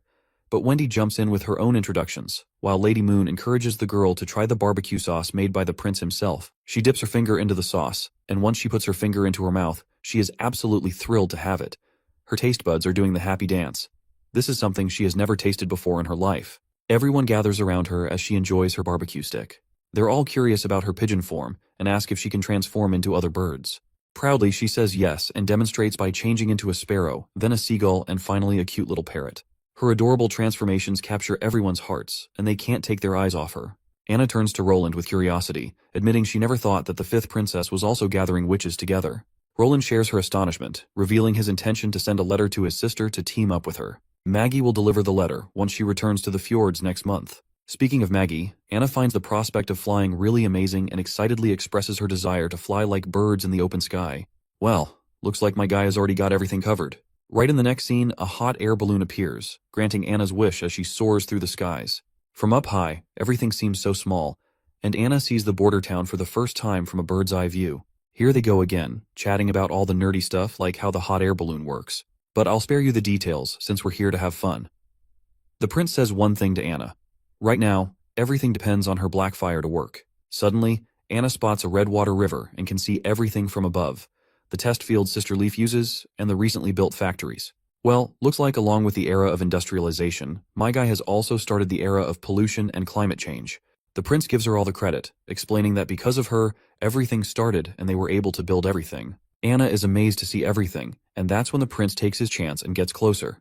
He grabs her hand, but the mood immediately dampens when Anna reveals that her mother died in a fire. She somberly reveals that not only did she narrowly escape the thick smoke and fire, but she also became a witch herself. That's why she's hated flames for so long and struggled with self-acceptance. When she was imprisoned, she thought facing her sentence might bring relief, but the prince rescued her and taught her to harness her abilities. Now, she's realizing flames can be used for more than just destruction and suffering. She gives all the credit to the prince for helping her change her mindset and use her abilities for good. As the mood sets in and the prince blushes, they share another kiss. After that, what happened in the balloon is anyone's guess. All we hear is a resounding voice of claps, probably because they're playing something fun. After their short journey, the balloon comes down, and everyone is genuinely thrilled to see it land. Some politely scold the prince for pulling such a risky stunt, but he owns up to his recklessness and explains that Maggie and Lightning were following them as backup. One witch then smirks at Lightning and Maggie, saying they're not the only ones who can fly now. Lightning and Maggie shoot back, noting the balloon's not exactly a speed demon, because they've already circled the castle about 20 times before it touched the ground. Nana seems super pumped to take a ride in the sky too, and they all eagerly ask if they can hop on the balloon. Anna explains it can only hold 2 people at a time. Meanwhile, the prince is still busy apologizing to the ladies for going in the sky like that. And as Anna and the prince are getting grilled by the others, they accidentally bump into each other while stepping back. They share a smile, perhaps because the prince enjoyed playing clap-clap with her in the balloon. Meanwhile, Nightingale, munching on snacks as usual, feels a bit left out. She probably wanted to ride with the prince too. Even her precious cake slips off her plate and falls to the ground, and she quietly walks away. Once he's off the hook from the questioning, the prince waves to the girls and starts to leave. On the other hand, Wendy also notices Nightingale's absence. As night falls, we find Nightingale sitting alone, looking kind of down. Wendy pops into view and asks her why she slipped away quietly this afternoon. Nightingale stays mum at first, just saying it's nothing. But then Wendy pulls her clothes aside, flashing her impressive assets under her gown, reminding Nightingale she can chat to her about anything. Nightingale blushes, probably because Wendy's bosom is bigger than hers. Later, they're lying side by side on the bed, and Wendy keeps nudging her friend to spill what's on her mind. Nightingale reminds her friend that what the prince said about marrying a witch was true, because she can tell when someone is lying. Wendy immediately warns her never to reveal this to anyone in the witch union.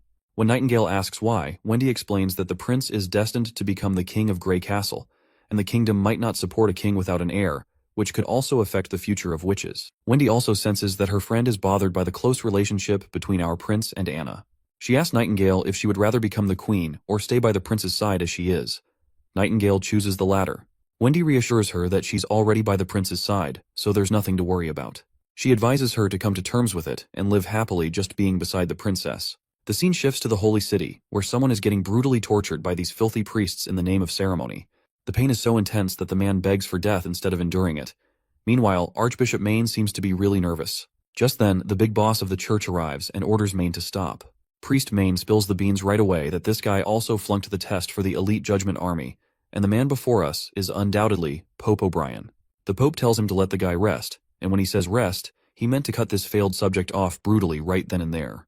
Then the Pope grabs his junior's hand and assures him that back in the day, he was way more nervous than him when he first hosted the ceremony. He mentions he even puked all over the place at 45, and the smell of blood made him dizzy. Maine then asks his senior if it's really necessary to go through with this ceremony and how many soldiers they want to transform into the Judgment Army. The old man just walks off, telling him to hang tight. He says that when he becomes the next pope, all his questions will be answered in the church's secret library. Suddenly, a man grabs their attention, and Pope is absolutely thrilled to see if he's going to participate in the ceremony.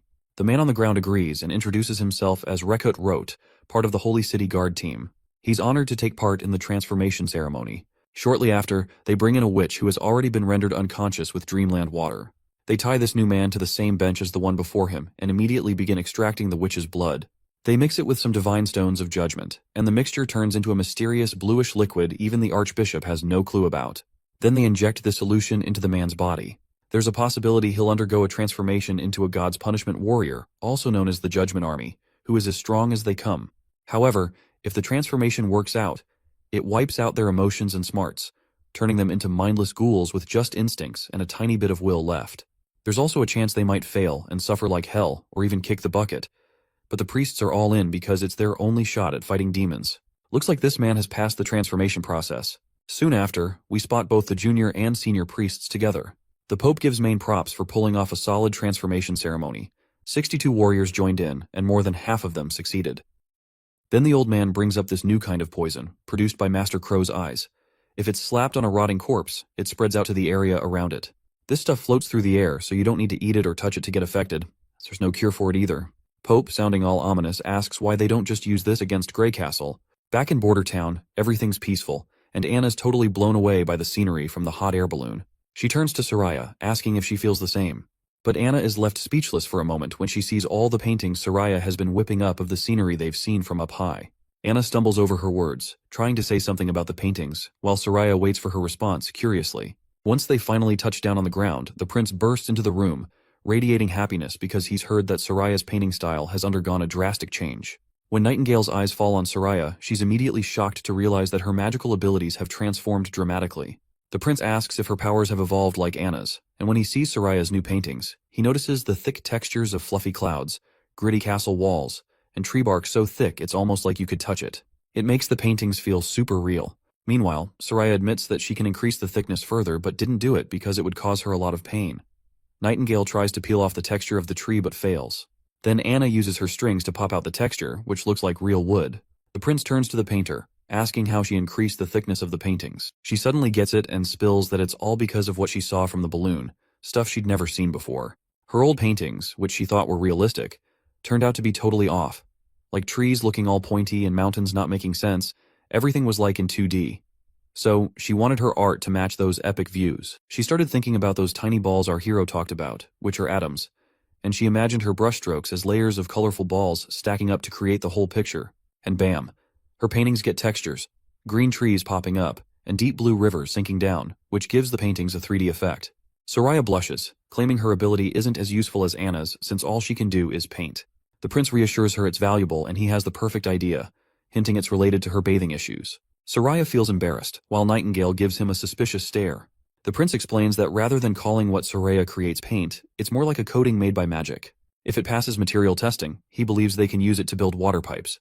The girls ask what they're going to do with them, and he explains that no one will need to haul water for baths every day. They can have pipes in their rooms. He describes using an iron pipe as a mold, wrapping it in paper, and having Soraya coat the mold with her magic coating. Once the coating has dried down, it will act as a pipe. Meanwhile, Nightingale notices how the prince gets super hyped about nerdy stuff. When she sees him getting really close to Anna, she immediately feels jealous. She quickly looks away, and slams her hand on the desk while standing there with an annoyed look on her face. It doesn't take long for the prince to notice she's definitely upset about something. Shortly after, we see the prince alone, deep in thought about creating a giant tank to hold Redwater River water. He plans to use steam engines to transport the water into the tanks. Once every household has water, he can easily set up bathrooms and toilets. He's feeling pretty pleased with himself about the idea. He stretches his back after a long stretch of work and finds himself missing Nightingale's presence. He decides to call her, but he gets no response from her. A mischievous glint flickers in his eyes as he considers doing something unthinkable. Yep, you guessed it right. He is planning to munch on the snacks Nightingale has stashed in her drawer. But before he can act on his thought, the lady herself appears and firmly warns him not to lay a finger on her dried fish. Prince then asks her why she's feeling a bit let down lately, and she responds that she was just following his earlier directive not to bother him. The prince apologizes, admitting he's been busy lately, and he's grateful she's always there to watch over him. He opens the drawer again, revealing a specially crafted gun. He explains he wanted to give it to her earlier, but it took longer than expected to carve the patterns on this beauty. This revolver is completely different and far superior to anything they've made before. Nightingale eagerly takes it. She's momentarily speechless, stammering out a thanks, then happily requests if he can teach her how to use the revolver. Once they step outside, Nightingale immediately starts her shooting practice. Surprisingly, she hits the target dead on with her first try, which is impressive considering poor Knight Carter hadn't hit a single bullseye after days of training.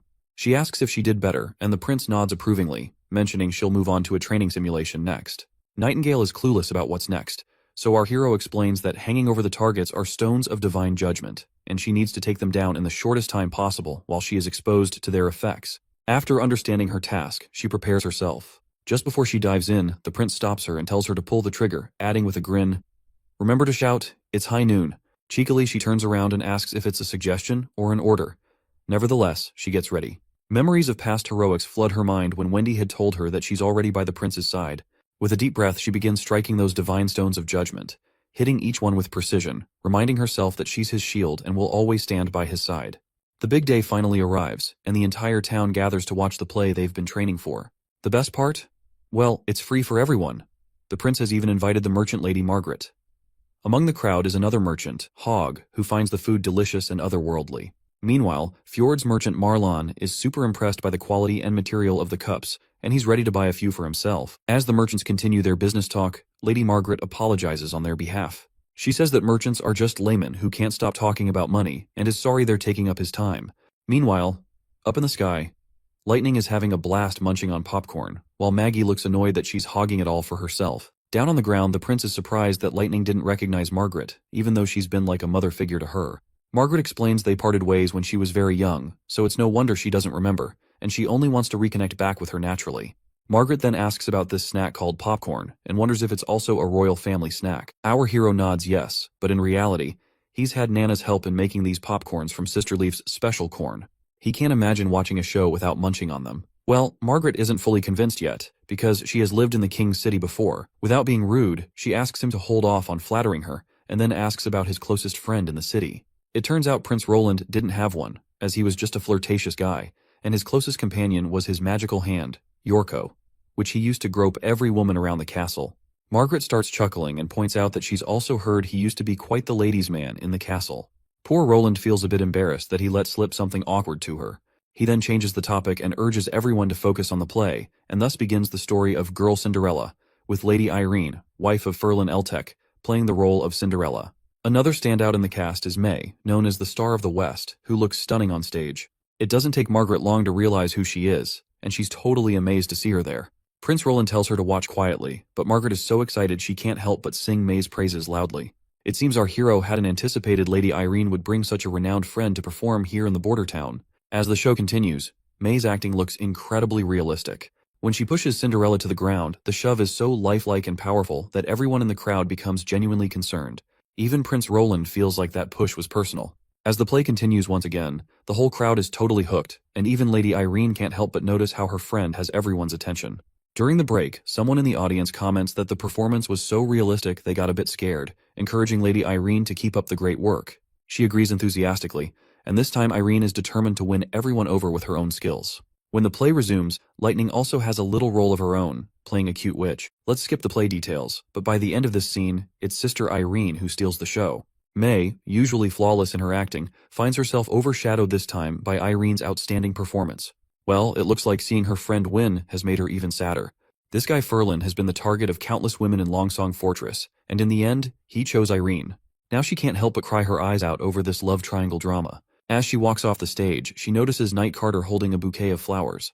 He introduces himself as Chief Knight Carter Lannis, the prince's knight, and he gives her props for her incredible performance. Not one to waste time, he immediately invites her for a drink, leaving her blushing and feeling quite happy inside. The scene shifts to Longsong Fortress, where the soldiers from Grey Castle have arrived. Upon seeing their familiar flag fluttering, the ambassador starts to lose his cool. Below, the knight introduces himself as Lehman Hawes, King Timothy's messenger, and he has brought a message from the king's city.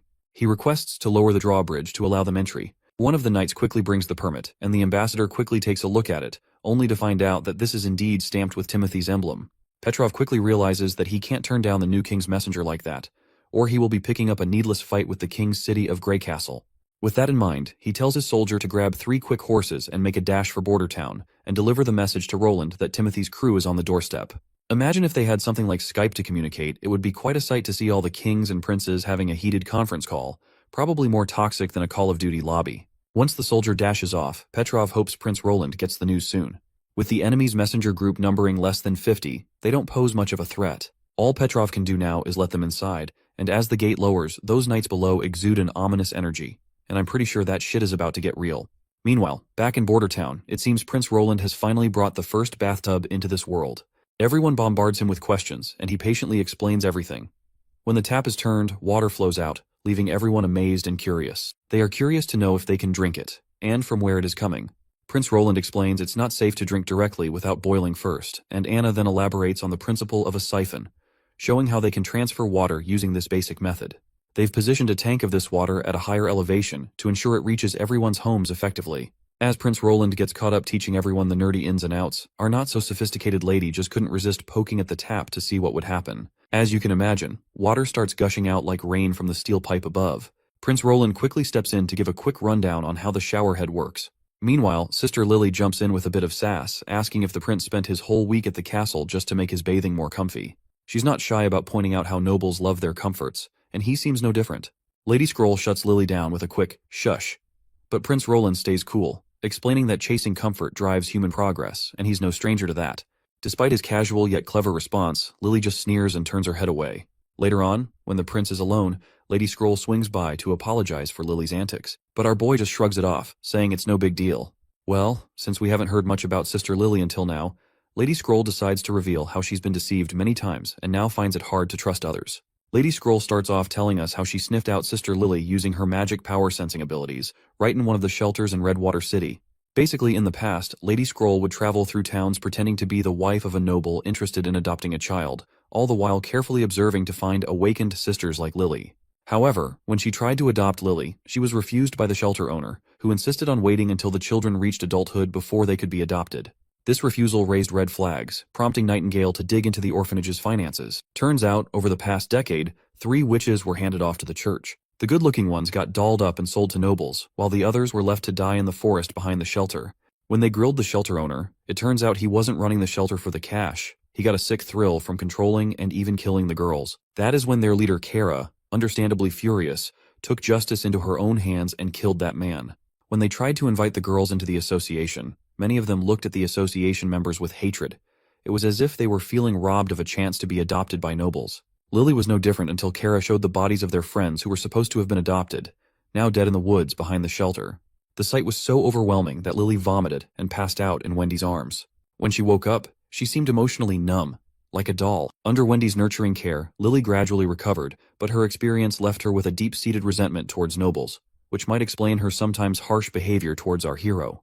The prince starts feeling sorry for Lily, realizing she still manages to smile despite everything she's been through. Then, Lady Scroll pops the question, and our hero gives her the go-ahead to ask. Right on cue, Sister Scroll calls out to Nightingale, who promptly shows up from the shadows. By now, Roland is clueless about what these ladies are actually plotting. Lady Scroll finally asks the prince a rather awkward question, which is that since he's planning to marry a witch, does he know that witches can't get pregnant? The prince finds this a bit blunt, and asks if it's confirmed or just speculation. Lady Scroll sadly confirms that it's a harsh truth, which is backed by history itself since there's no record of witches ever getting pregnant.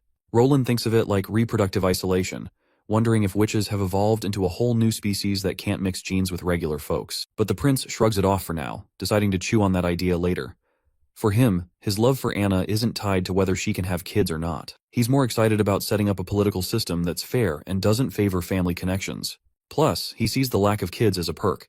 It stops powerful family clans from forming, which he thinks could bring witches and regular folks closer together to work as a team. Suddenly Nightingale interrupts him and asks what's on his mind. He's caught off guard at first, but then assures her that his feelings haven't changed, and he's still up for marrying a witch. After Lady Scroll quietly leaves, Roland wonders aloud if she's happy or disappointed. Nightingale stays silent as well, leaving Roland to play it cool and assume everything's all right. Just then, someone slams the door open. Night Carter bursts in, reporting urgent news. Longsong Fortress has been taken over by a group from the King's City, and Mr. Petrov has been imprisoned. The prince is floored by the news, especially when Carter adds that there were only 50 knights who managed to seize the entire fortress. The next scene takes us at the Longsong Fortress's cathedral, and it's a total bloodbath of soldiers. The priest of the church is shocked to see these enemy knights, likely under the influence of those same pills. Knight Lehman states that it's all thanks to the church for helping them capture the entire Longsong. He raises his sword and, before striking down the priest, declares that with this speed, King Timothy will quickly unify Greycastle. With that, he cuts the man down. Another knight appears and informs Sir Lehman that they found more pills in the basement, 4 boxes, totaling at least a few thousand pills. Sir Lehman is thrilled to hear this and mentions that about 1,000 soldiers will soon arrive here. With this many pills, they'll have more than enough before entering the battlefield against the border town. He's all pumped to see our prince's face when he wipes him out completely. Back at Border Town, Prince Roland waits anxiously for his scouts who were sent to assess the situation at Longsong Fortress. Right on cue, Nightingale perks up with a smile as she spots Lightning and Maggie returning, who deftly land in the office through the window. Lightning doesn't waste a single breath before announcing they've departed Longsong Fortress and are heading straight here with around 1,000 people. The prince is shocked to hear this, wondering how those 50 soldiers multiplied into 1,000. Maggie then reveals that only 6 of them are on horseback. The rest are on foot. She further explains they're dressed plainly, many without armor, and their weapons are mostly spears, with a few swords mixed in. The prince perks up right away, figuring from the description that they're probably civilians or serfs in the army, so he's scratching his head wondering why Timothy would send in such cannon fodder. He wonders why Timothy hasn't learned anything from the border town's battle with Duke Ryan, where 200 knights couldn't even tickle the border town. Then it finally hits him like a thunderbolt, and the prince figures out that they're trying to plow through all that gunfire using the church's pills. He never doubted from the start that the church was supporting Timothy. If the border town has to face this army of thousands, he's pretty sure his first army will take a heavy blow. The prince then asks if those people were carrying the divine stone of judgments. Lightning says she didn't dare to get closer, but that little bird over there saw everything once she turned into a hawk. While Maggie's chowing down on cake, she responds that she didn't see any stones, but there's a chance they might be hidden in their clothes. The prince then tasks Nightingale to go with Maggie again alongside the river. When they encounter the passing ships, Nightingale should get close to them while hiding within her fog.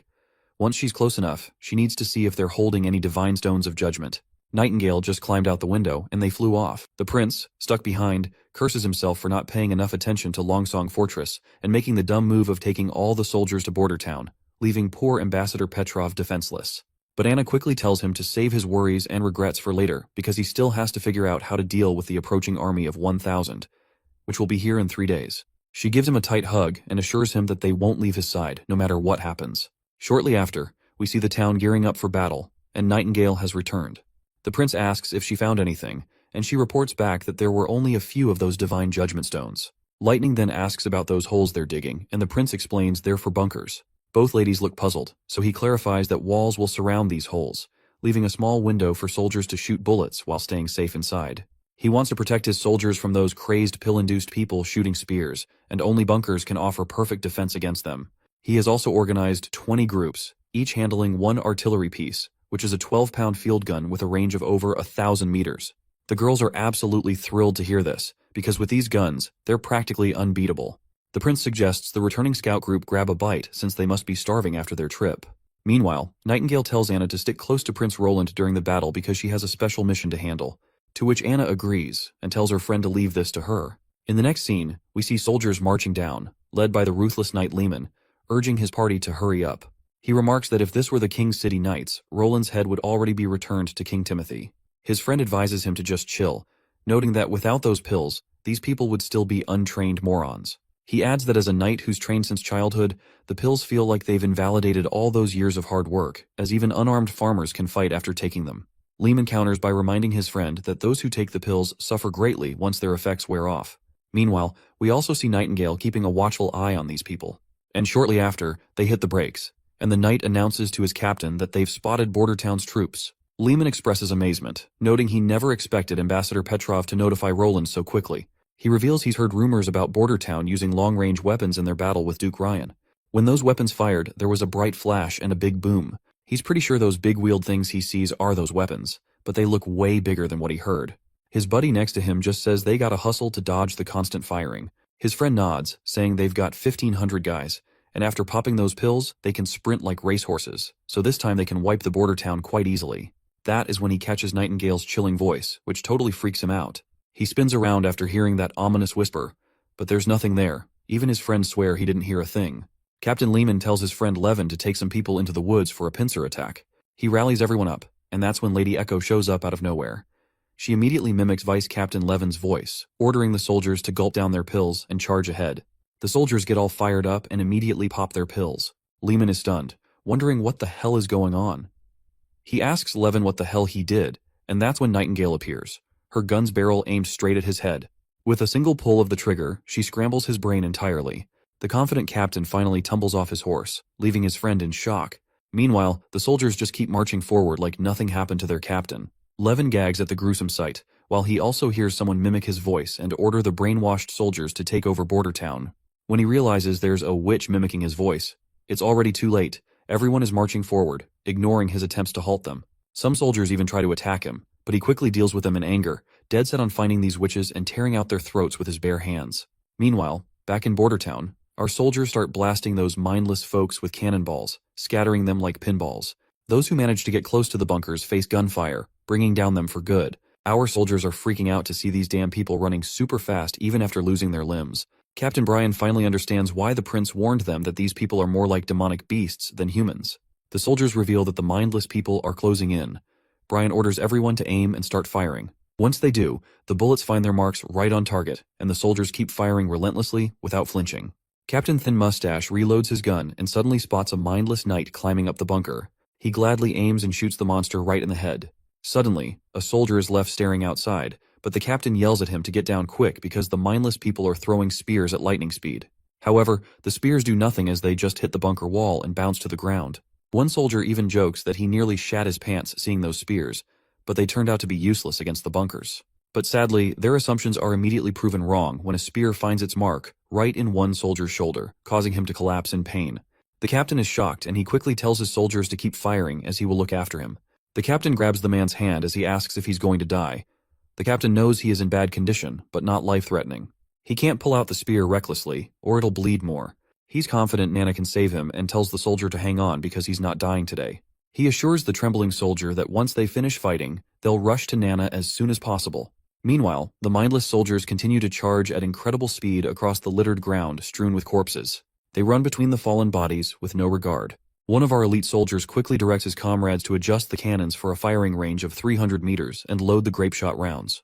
With the command to fire, the giant cannonballs soar through the air, tearing through the ranks of the mindless attackers. Suddenly, one of those mindless guys snaps out of this pill's effect. He shakes in fear as he sees one of those giant balls stopping just short of his legs. He immediately bolts back, not wanting to risk getting flattened.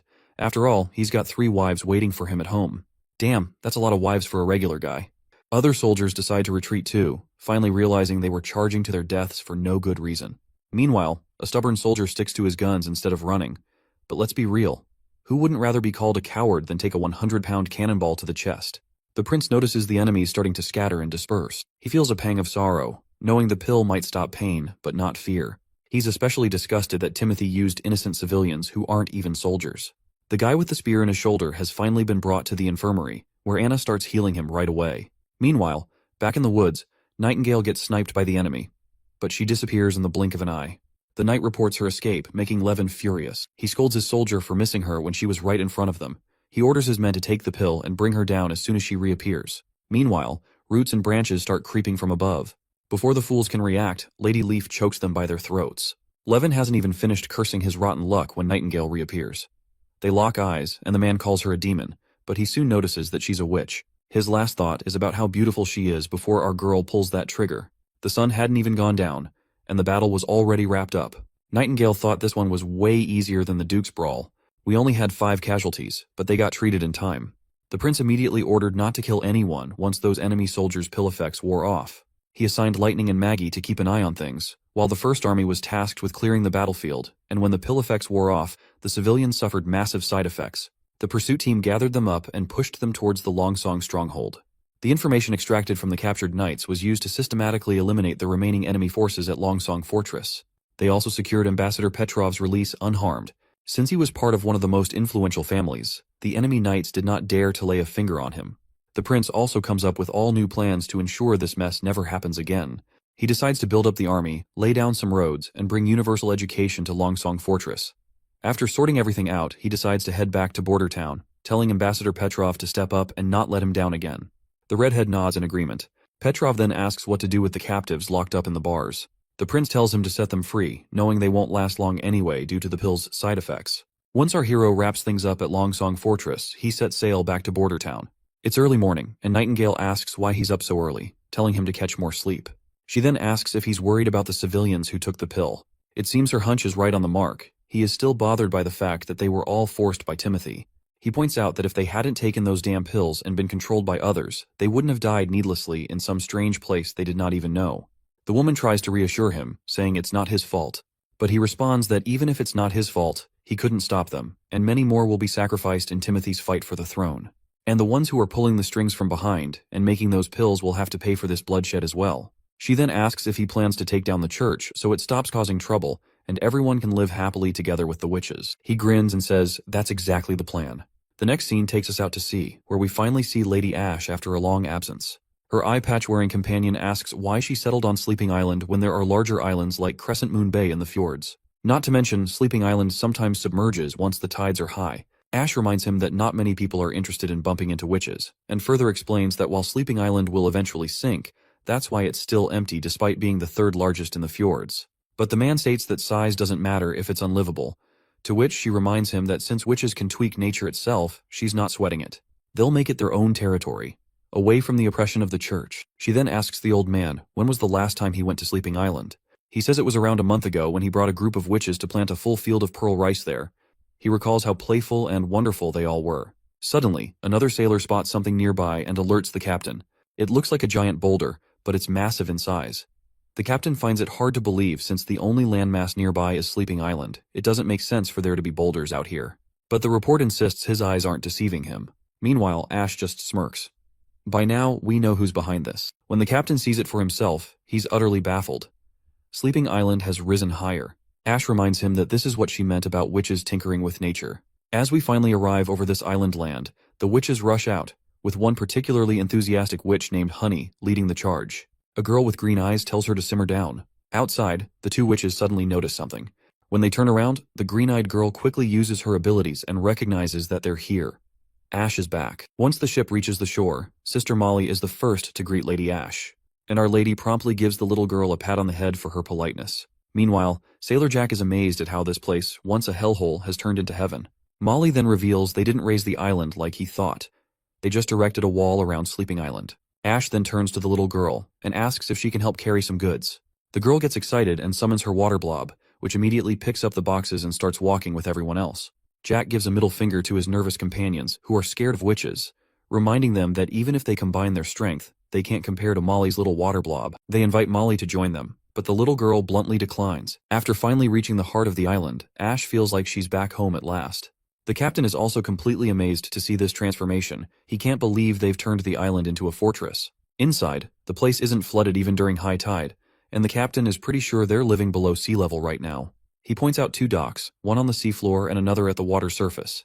He asks if both are usable, and Molly nods, saying the surface one works during high tide, while the submerged one is for low tide. That way, they can dock any ship no matter the tide. While Ash admires the place, Molly gestures towards the north and points out Lady Tilly's palace. They decide to split up since there are more goods to unload from the ship. Molly tells her senior to go on ahead alone. With a face full of admiration, Molly smiles once again. Meanwhile, in the castle courtyard, someone's practicing magic. She's pretty skilled in combat abilities, and her magic looks downright terrifying, not gonna lie. Once she stands still after her stunt, Ash sneaks up behind and covers her friend's eyes with her hands. The girl gets annoyed at Ash's sneaky move. And well, this girl is none other than Tilly Wimbledon herself. The 2 ladies greet each other with a warm, welcome home, and clasp hands like they're in love. Ash then asks her friend if she just summoned a flash of lightning a moment ago, wondering if it was her new magic ability. Tilly clarifies that it wasn't a new magic ability, it actually came from a magic stone. She takes off her glove and offers it to Ash, explaining that the stone enhances magic power and produces a different effect as a byproduct. Excited, Ash immediately wears the glove embedded with the stone. Tilly encourages her to give it a try, instructing her to imagine pouring her magic into the stone and releasing it once she feels the stone can't hold any more magical power. Ash follows the instructions eagerly, focusing her magic into the gem. However, despite her efforts, the gem fails to release lightning. Tilly smiles at her friend's adorable attempt and mentions that, as extraordinary witches with their ability to detect magic, they both should pull that off quite easily compared to other sisters. She reveals that she has tried the glove with over 100 people, but only a few could grasp the concept quickly and successfully release lightning. Ash jokingly asks if Tilly is implying she's stupid, to which the girl proudly responds that she herself nailed it on her first try. So yeah, Ash is kinda stupid in comparison. Suddenly, Ash surprises Tilly by lunging at her and giving her a sweet and unexpected smooch on the lips. I have no idea where this is going, but let's roll with it and bear with me. After sharing a passionate kiss for a solid 5 panels, they finally release their lip lock, and Ash affectionately pats Tilly on the head. That is when the little one reluctantly reassures her that she's not stupid after all. Tilly turns around still pouting and reveals that she's gathered a few other witches here, each with different powers that have piqued her interest. Ash, not quite following, asks her to clarify. Tilly starts by questioning the nature of magic itself, explaining how witches' powers have always varied widely. Even if their abilities seem similar, the way they perceive and use magic can be quite different. But these mysterious stones can standardize magical abilities for anyone who uses them. For example, anyone can produce the same kind of lightning if they unleash their magic through this stone. She speculates that magic might be this all-powerful energy, and witches can tap into only one of its forms. These stones act like amplifiers for magical power, but can't generate magic by themselves. It's unclear if they're natural or man-made, but rumors suggest they were taken from lost ruins. These are the only ones she's found so far, but she's heard about an ancient ruin in the Seawind region of the Eastern Forest. She's itching to check it out herself. Lady Ash spills that before she sailed off from Clearwater Port, she heard that Garcia Wimbledon's Black Sail Fleet is on the move, heading for the Seawind region, which is Timothy's turf. She figures Garcia is aiming to use the speed of her fleet to hit their rear camps surprisingly. Tilly chimes in, worried that if they keep duking it out in Seawind, the whole place might go up in flames, and the church could swoop in on the chaos to take advantage. She's afraid that without Grey Castle united under one ruler, it'll end up like the Kingdom of Everwinter, swallowed whole by the church. Suddenly, Ash notices a striking resemblance between Tilly and Roland Wimbledon, which totally freaks her out. When her friend asks what's got her stunned, Ash blurts out that Tilly looks just like Roland Wimbledon right now. The caring sister perks up at the mention of her brother, and she immediately starts grilling Ash if she met Roland, and also asks her about her trip to the Western region. Once Lady Ash spills the details of her journey, Tilly immediately asserts that the person Ash saw is not Roland Wimbledon anymore. He must have been replaced by someone else. With a serious tone, she suggests that if Roland is gathering a lot of witches, either the witches are controlling him or one of them has taken on his appearance, pretending to be him. She argues that the knowledge and intellect he's displaying couldn't have come from the court mentors. Tilly reveals that her brother was always terrible at lying, so it's impossible for him to hide his true nature. The current person can't be her stupid, annoying brother, but still, he is her brother. He's probably the least troublesome among their siblings, and expresses her intention to reach out to him. Ash mentions Maggie stayed behind but will arrive by month's end with news from Border Town. While they are waiting for Maggie, Tilly suggests they start their cleansing plan. She tells Ash they'll scrub the fjords clean of any church influence, making it a safe spot for witches. Ash playfully grabs her friend's hand, gives it a kiss, and promises to make her queen's wishes happen. The next scene shows our glamorous girl admiring herself in their newly made mirror. Others are also excited about it, giving all the credit to Soraya, who created a coating with mercury properties to make this crystal clear mirror that reflects perfectly. But Lady Lily, always confident, just shrugs, saying she's tired of seeing women always drawn to these kinds of things. That's when another sister reminds her that she's a woman too. Lily sighs and admits she is, but she points out her own lack of humanity's biggest weapons, gesturing at Wendy, who is standing nearby. Hummingbird finally understands what her friend is talking about, especially after seeing her own flat chest. While she hides behind Lily, she expresses her desire to have her hooters as huge as Sister Wendy's. Meanwhile, we also see Anna and the prince together again, this time tinkering with a microscope. The prince encourages Anna to give it a try. As Anna peers into the microscope, she's initially shocked to see something moving in the water, and a closer look reveals lots of little bugs swimming around. Everyone else gathers around, equally amazed to see what's going on. Maggie, on the other hand, is horrified and declares she won't drink water if it means consuming those creepy bugs she just saw. Lady Scroll questions if these creatures are real, prompting Prince to dive into a nerdy explanation about protists or unicellular organisms. He explains that they're living creatures, and there are even smaller ones like bacteria and viruses that also exist in water. Meanwhile, Nightingale, who always bunked her science classes, starts drinking the same contaminated water. She spits it out immediately when someone shouts that they're actually swallowing a bunch of bugs while drinking. As Sister Lily peers through the microscope, she's all curious about where Prince is picking up all these weird facts. With her ability to keep food fresh, she figures it might work on water too. But when she tries it out, bam. Her magic goes haywire, conjuring up microorganisms from nowhere that start chomping down on everything in the water, multiplying like crazy. Nightingale spots Lily's magic acting up, but before she can say anything, Lily's magic pulls a stunt, gathering into a blob that forms this weird critter. Prince takes a peek through the microscope and sees these bug-like things saluting Lily of all people. Everyone cheers Lily on for leveling up to the third evolved witch in their crew. The girl blushes and reluctantly admits that she thought she might as well understand the tiny ball theory to evolve her abilities, and it actually worked. However, she still can't wrap her head around the idea that everything in the world is made up of tiny balls. In her eyes, if steel or rock were made of tiny balls, they'd just scatter into a pile of dust. She's fascinated that the water has been purified by the little bugs Lily summoned. Prince then says the next step is individual testing. Only this way can they confirm how effective Lily's evolved ability really is. He wants to see how it performs over time and how it reacts to the Divine Stone of Judgment. If it works out, it could be a big step forward for Border Town's medical development. After 3 days of testing her ability, Prince sorted the purple bugs Lily summoned into 2 main groups, parents and replicas. She discovered that the parents are the primary microorganisms that appear first when she uses her magical power. As long as Lily keeps them fueled with magic, they can stick around indefinitely. But if she strays more than 5 meters away, poof, they disappear on her. And if they get caught within the range of that Divine Stone of Judgment thing, they scatter like confetti. Now the replicas are a different breed. They don't give a hoot about the Divine Stone of Judgment. They're like the rebels of the microbe world. They've got bits and pieces of the parents' characteristics and love to pick fights with other bad microorganisms to keep the food from spoiling. But here's the twist. They don't stick around as long because their assimilation skills seem tied to their size. Replicas can't replicate like parents do either. They only live for 1 day and will kick the bucket immediately once the water is boiled.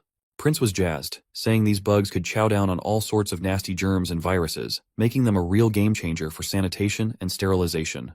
After luxuriating in a bath and feeling refreshed, Lily couldn't help but chuckle, giving props to Prince for inventing showers, even though she was the first to rib him about his noble comforts back then.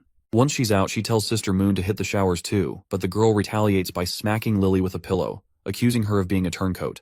Lily's baffled by her friend's sudden attack, prompting Moon to remind her about how she scoffed at the tiny ball theory yet still evolved a new ability. Lily sighs and tosses the pillow back, explaining that her evolution had zilch to do with tiny balls. Even Prince said you don't have to buy into it to evolve. Moon lights up with relief, asking timidly what she should do to understand her own ability, especially since her magnetic field powers are invisible and intangible. Lily shrugs, admitting she's clueless too. She only knows what her ability looks like and understands nothing about Prince's lectures on bacteria and such. Just thinking about it gives her a headache. Prince might as well write her an entire textbook. Moon tells her to quit complaining since she's already evolved. She is afraid that if things keep going at this rate, then she will be no help to the prince at all. Lily smiles and cryptically tells her to just take a shower to figure out her ability. Confused, Moon has no idea what her friend means. To which, Lily clarifies that she should shower with Anna, which embarrasses Moon even more. Shortly after, we see the blue head finally ending up showering with Anna. She remains shy and apologizes to her senior for only being able to ask her while bathing, given how busy Anna usually is. The senior then asks what her junior wants to talk about, and points out how everyone these days, including Maggie who recently joined, is eagerly learning. Moon feels inadequate compared to everyone else's hard work. To which the senior reassures her that everyone works hard in their own way, emphasizing that witches are dedicated to understanding themselves, their abilities, and their future paths. Anna shares how Prince helped guide her, showing her that her abilities aren't just for evil purposes, but can be useful too, which led to her evolution. She advises her junior not to force herself but to keep learning at her own pace, knowing she'll progress naturally. After their serious conversation, Anna starts rubbing shampoo into Moon's head, which leaves Moon feeling totally embarrassed and awkward, especially since they had never seen shampoo before. In an attempt to reciprocate, Moon decides to rub Anna's back as well. It seems like Lady May is intrigued by the scented soap in town, and Knight Carter explains that it's a popular item used by everyone in the castle. He praises its ability to remove oil and leave a refreshing rose scent. Lady May decides to sniff the soap herself and is pleasantly surprised by its pleasant fragrance. She marvels at how such a large scented soap can be so affordable compared to the expensive perfumes in the King City. Carter reveals that they've managed to make it more cost-effective by using different materials instead of high-priced ones. He proceeds to buy several soap blocks for her, which causes Lady May to blush slightly. Knight Carter mentions the limit of 2 bars per person but offers to ask Prince for more if needed. After receiving the soap bars, Lady May looks a bit taken aback but eventually smiles and accepts them gladly. Lady May is deep in thought while Carter is out picking a gift for her. She's mulling over her past at Longsong Fortress, where she recognized and wanted in their theaters. But she couldn't stand the idea of working in a small town like a border town which is full of folks she thinks are illiterate. Suddenly, Carter returns with the gift, and when she opens it, there is a stunning mirror, which is showing her reflection, showing her how beautiful she looks. Even Carter compliments her beauty from her recent stage performance and smoothly asks if she'd like to hang out more. Seems like Carter's head over heels, and who knows, maybe she's feeling the same. Later that evening, after their pleasant time together, Lady May sits down to write a letter to Ambassador Petrov. In it, she explains she won't be heading back to support the Honeysuckle family at the Fortress Theater. Instead, she's decided to stick around Bordertown to delve deeper into her studies and broaden her horizons in her career as an actor. Seems like Carter is finally not alone anymore. Another day rolls around in Bordertown, where a new knight reports that the Second Army's training is going great. They'll be ready for target practice in about a week, and during this time, he is sure that there will be plenty of decommissioned flintlocks for everyone. Meanwhile, Prince is totally lost as to who this new knight is. He turns to his advisor, bewildered, only to find out it's none other than Carter Lannis. Carter, a bit embarrassed, admits he just trimmed his beard last night. He tells them not to tease him anymore, but Prince and his advisor can't help but chuckle, wondering aloud how chasing after girls could lead a man to such drastic measures. Back to business. The Prince assures everyone will get enough ammo for training and tells the knight to have veterans from the First Army supervise. Once the Prince is done giving his advisor a list of tasks, the knight suggests they could make good money selling the perfumes they make using sugarcane, because he has heard that it's high price in the King's City. The Prince's eyes light up with the prospect of profit, seeing it as a great opportunity to hoard some fat cash. The advisor, still standing nearby, adds that the perfume is the King's City Alchemy Association's top-secret product, with only around 1,000 produced each year, and only a fraction of those being sold. Selling it outside the King's City could mean doubling the selling price. He explains that the scented soap he produced makes bath time a lot more fun, and if they use sugarcane for making perfume, they can rake in the money by selling it to Redwater City and Fallen Dragon Ridge. The Prince is blown away by how little it costs to produce the perfume. It's just a few crushed flowers, herbs, and ethanol, and yet the profits are pretty sweet. On top of perfume, they can also churn out white wine and white sugar. Even though they might not fetch as high a price as perfume, they'll still bring in some much-needed cash in bulk. With his mind made up, he gathers all the city's merchants the next day. Once Merchant Hog downs some wine down, he raves about the top-notch quality of the product. Margaret's also taken aback by the wine's punchy flavor, but she's more interested in discussing the perfume business deal, so she dives right in with her questions. She then takes the chance and leans towards the Prince to drop some secret info he requested. It seems that not much has changed since Everwinter fell to the church. The Kingdom of Wolfheart put up quite a fight, supposedly halting the church's army at Broken Tooth Castle for about 2 months. Additionally, the King of Dawn reached out to Grey Castle, suspecting the church's intentions to occupy all mainland kingdoms. He proposed an alliance to expel the church forces and cooperate in defeating Hermes' holy city. The Prince quickly asks Margaret about the King's City's response to this proposal. In response, she sighs and reveals that under Timothy's advice, Prime Minister Marquis Wyke rejected the proposal. That chubby one sure has some weighty news. He mentions that Timothy is currently occupied in the eastern region with his men, suggesting he might not be able to focus on other matters. There's also word of a large fleet landing in the Seawind region, led by Garcia Wimbledon, wreaking havoc along the shoreline. They've plundered everything in sight, including churches and many merchants from the fjords becoming victims. Margaret adds that numerous refugees have appeared in the eastern regions, with her caravan taking in many of them. These raiders not only stole valuables, but also took lives and burned anything they couldn't carry, which she believes will deal a heavy blow to Timothy, who had just managed to subdue the nobles in the area. The prince is concerned about the refugees and asks Margaret for details. She explains that compared to refugees from Everwinter or Wolfheart, those from Grey Castle are less likely to want to sell themselves into slavery. Prince clarifies that he doesn't want slaves, he just wants to provide food and shelter for those willing to stay in Border Town. When he learns there are around 10,000 refugees, mostly women and children, gathering outside the King's City, he immediately orders his men to screen them. He asks if they need permission from King City officials to transport the refugees, but the chubby man assures him it's unnecessary, as overcrowding could lead to food shortages and riots in the city. Margaret offers ships to transport the refugees and strikes a deal with the prince, shaking hands to adjust the cost against the steam engines she bought from him. Outside, everyone is offering their food and spices gladly to Maggie, who's about to depart for the fjords. She's teary-eyed seeing such generosity and probably doesn't even want to leave, promising to return very soon. Prince then hands over a letter to her, saying it's for Princess Tilly. The little girl eagerly accepts the mission, pledging to fulfill it no matter what. Nightingale is intrigued that he's reaching out to his sister. He explains he wrote in the letter about his desire for cooperation, and asked her to send a few support-type witches to assist with Border Town's construction. In the letter, he didn't refer to himself as her brother but as the ruler of the western region. Lightning, her best buddy, asks what if the other witches don't let her come back to Border Town. In response, Maggie confidently says she'll fly back without telling anyone. With the deal sealed, our playful girls exchange a sisterly fist bump before parting ways. Prince feels a sense of accomplishment knowing Maggie is now on their side after just a month. As Maggie flies off with her load of products, Prince wishes her a safe journey. Meanwhile, Lily wonders if she's gained a little weight, and Lightning, who's been making her eat all that food, quickly catches on that it's probably her fault. The scene shifts to a sailing ship carrying Margaret and Theo, the representative sent by Prince Roland. Margaret asks the boy if he was born in the King's City, and he confirms that he grew up there before becoming a castle guard. She then asks how it feels to return home, to which Theo responds that he'd rather stay in Border Town because he admires Prince Roland very much. She then teases him, asking what he knows about the prince, to which he stares blankly, unsure of how to respond. Margaret mentions that Prince Roland is an amazing person, but he had a bad reputation in the King's City. She asks if Theo heard the rumors about him, but notes that in Border Town he's nothing like those rumors. He's a well-behaved, thoughtful gentleman with a wealth of knowledge.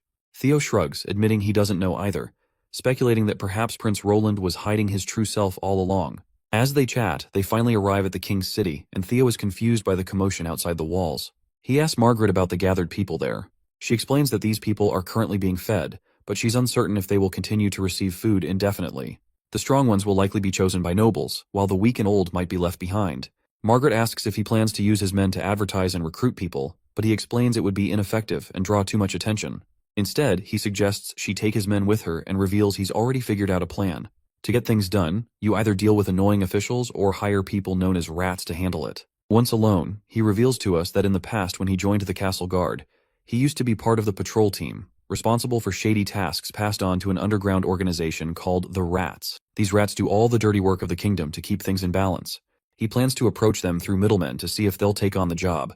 As he walks, he notices some girls hanging at the gallows, but soon reaches the middleman who hooks him up with the rats. The middleman introduces Theo to the group, which includes a young girl and someone named Fox. Theo is surprised to see someone from a respected family involved in such shady activities. The middleman explains that Fox lost all his money gambling, sold everything, and ran away with someone else, leaving his wife behind. Theo takes a seat and gets straight to the point. He tells them about the city's plan to reduce food relief for refugees, which could lead to riots. He emphasizes that kicking people out will be harder if unrest grows in the city. The middleman then asks what they're supposed to do next. Theo simply states they need to spread the word that the western region is reclaiming uninhabited lands, and the local lord welcomes refugees. He tells them to make it sound as realistic as possible and insists on spreading the word that mercenaries and fleets will arrive here in 3 days to scare off the people. Another person chimes in, saying that if there are no mercenaries, people won't believe the rumor no matter how plausible it sounds. Theo assures them that mercenaries will come, and someone asks loudly if there really is actually anyone in the western region willing to take them in. The middleman bonks the person's head, reminding him that's exactly why they're trying to lure people to the western region. He tells everyone that his boss is loaded with cash, so they'll all get a fat paycheck if they do the job right. Everyone's pumped to hear this and eager to get started. A boy asks if the little sister will be joining in. In response, she confidently says she doesn't even need anyone's help for this job. The boy reminds her that the king has ordered soldiers and knights to execute witches on sight, putting every woman at risk of being caught by the guards. After all, they'd rather wrongly kill people than let them go. Theo's mind clicks as he remembers the girls he saw hanging at the gallows outside the city. They were all witches. He starts praying for Prince Roland to become king as soon as possible because he's the only one who can clean up this mess. The news of a ship sailing to the western region has already spread, and everyone is considering migrating there. While these two ladies are excited about the prospect of heading west, the little girl notices something on her palm. A black spot beginning to appear. Suddenly, chaos erupts in the tents as people start groaning in pain. A strange disease-like thing spreads over their bodies, and they beg not to die. Outside the church, a horde of people gathers as priests preach about how witches are causing this infection. They promise to eradicate witches, and assure the distressed crowd that the church will not stand idly by. The priest announces that the church has developed a holy medicine. Hope sparks among the people again, but the priest takes his chance and urges them to devote themselves entirely to the church to receive it. The desperate people quickly show their willingness to give everything to the church for salvation, and they do not even bother to question this bastard's words. Back with our duo, Margaret finds it suspicious that witches could be responsible for this plague. After all, the Divine Stone of Judgment can quickly neutralize witch powers. If it weren't for that, the entire region around the holy city of Hermes would have been wiped out long ago. The first victim was found lying by the roadside, covered in those ominous black spots. He looked almost like a corpse. It appears this is the same poison the Pope told to Priest Maine, the one meant to be used over King City. It spreads simply through a rotting corpse traveling through air, and can affect anyone without needing to be ingested. No wonder only the church has a cure for this. These two have no clue about the disease, so they are brainstorming what it could be. Theo mentions that no herbal treatments worked, and their blood turned entirely black for some reason. He reveals that some refugees outside the city, and even those he sent on ships to the border town, have caught the same disease. He explains that due to the rats' selfish choices, they unknowingly put infected people on the ships too. He doesn't blame them though, as he had only informed them about working with nobles of the king's city to relocate refugees out of the city, so they naturally included the infected for the city's safety. Theo tells her he's stopped moving refugees for now, but those ships already sailing might still have infected people. So he tells her to report back to Prince Roland that infected folks are coming their way, so they should get ready. The lady assures she's got it covered since messages spread like wildfire among merchants. Meanwhile, on the boat with refugees, people are feeling sick. We spot the same girl from earlier on board, with another girl giving her water. A man warns the girl not to get too close to the sick girl because the marks have spread to her neck and she doesn't have long. He's convinced they're all doomed, which makes the girl cry. Even some of the crew transporting them have caught the infection. Despite the despair, the lady believes they'll be saved once they reach the western region. A man bursts in, claiming it's all useless no matter where they go. Another man intervenes, saying it won't be useless because they have Prince Roland on their side. The next scene takes us to the border town where Knight Carter is rallying the soldiers, urging them not to let their guard down because Eastern region refugees will soon be arriving. Prince Roland is equally serious about the urgency, especially after learning that there are sick people coming to border town, and he is already prepared for it. Lily has also mastered the disinfection process and is eager to help cure the arriving sick people. Infirmary camps have been set up in advance, and the infected individuals from the ships have arrived. They are escorted into tents where Sister Lily treats them with utmost caution. To prevent fear and maintain safety, the victims are blindfolded so they cannot see Lily, who works diligently behind a counter. Prince has also implemented a system to keep victims from getting close to Lily, ensuring they're treated safely from the other side of a counter. The first patient is a native soldier from the border town who was aboard the ship. The girl, Lily, immediately begins her healing process, with Prince watching attentively. Once she's done, Roland asks if she is finished, and Lily confirms that she has. He then asks the patient how he feels. The soldier initially says he feels kind of good, but then he's absolutely shocked when he realizes it was Prince Roland who spoke to him. The soldier immediately salutes the prince with a big smile on his face, expressing how amazing he feels. Turning to Lily, Prince Roland seeks clarification. She explains that the symptoms aren't typical of the plague. The black spots are from sepsis, causing cyanosis. Even after killing off the Yersinia pestis bacteria, these spots take time to fade back to normal. The prince tells him to gather up the other soldiers and send them about 10 at a time. The soldier nods appreciatively, thanking Nana for her healing. But Prince Roland corrects him, saying it's Lily, not Nana, as Nana deals with injuries where there's bleeding. Hearing this, the soldier quickly shows his respect to Sister Lily, which deeply moves her. It's probably the first time she looks so relaxed and natural, as she usually acts like a stubborn brat. But then again, she turns to her usual stubborn self while blushing slightly. She insists she doesn't need any credit. But Prince Roland teases her, asking why she's blushing so much then. The prince gives her a good old pat, and that's when Nightingale enters the scene. telling them she just witnessed a strange phenomenon. She explains that there were signs of magic in the blood of those people, and the prince is quite startled to hear this. Nightingale continues, describing how in the fog it looked like stars in the sky, something she'd never seen with such small magical glows before. While the prince examines the things under the microscope, he sees these mucus-filled little bugs. Nightingale reveals that since anything related to magic is either caused by witches or something to do with the church, she can bet her life that this is the church's doing, much like those pills. Meanwhile, Lily's bugs immediately attack these mucus-filled pests and start devouring them. The prince also set up a second building where Nana could treat severely wounded patients. He's confident they can handle this epidemic with their two talented girls. He hopes they can soon stand on stage, receiving the applause they deserve, instead of quietly healing in those boxes. Suddenly, the prince notices Nightingale dozing off. When he tries to snap her out, she starts rambling about seemingly unrelated things. With a bright smile, she reveals that the witch union will soon have a new member. As dusk settles, we see the same girl sitting on the ground. A soldier kindly offers her some food, and she thanks him warmly. She's still a bit puzzled about having to wear a blindfold before going into the tent. But after getting that mysterious treatment, she and the others are feeling a lot better. Tears of joy well up in her eyes as she's grateful that everything's going okay now.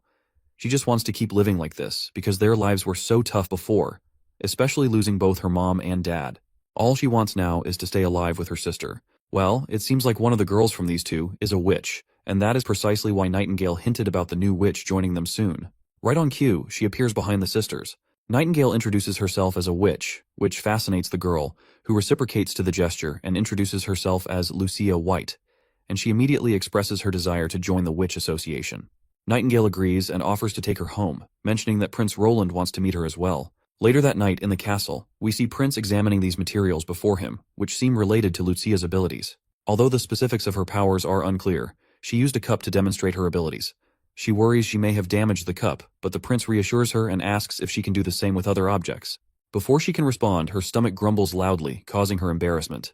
Nightingale smiles and decides to grab some food before diving back into the nerdy stuff. The prince decides to throw a feast for her, and later that night, all the witches gather around the table ready to enjoy the meal. Wendy officially welcomes Lucia into the union, and everyone gathers around her warmly, which melts the girl's heart right away. Wendy offers her some grilled meat, mentioning Anna's skill at grilling, encouraging Lucia to give it a try. Meanwhile, Lightning makes sure to serve her fine wine, insisting she enjoy as much as she wants. Wendy then pats her on the shoulder and tells her she can call on her if she needs anything. Lucia feels deeply touched to see everyone so lively here compared to the harsh outside world. She can't help but feel a sense of warmth, as if she has finally come home. Meanwhile, we're back with the other sister who has just woken up from her nap.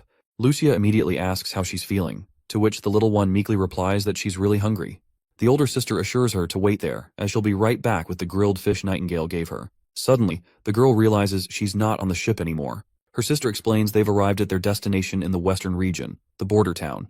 The witches under the Lord have also cured her, and she reveals they're in the castle right now. She tells her sister that everyone here treats her very well, no matter who they are, and they don't see her as an outsider. She even mentions that this place has things called bathrooms, and Nightingale was the one who bathed her while she was unconscious. While her sister munches on those dried fishes, her sister gladly tells her how things are in the border town. The younger one teasingly asks if she'll be sleeping with the prince now that she's working for him. This gets the older sister angry, and she starts pinching the poor girl, demanding to know who taught her such things.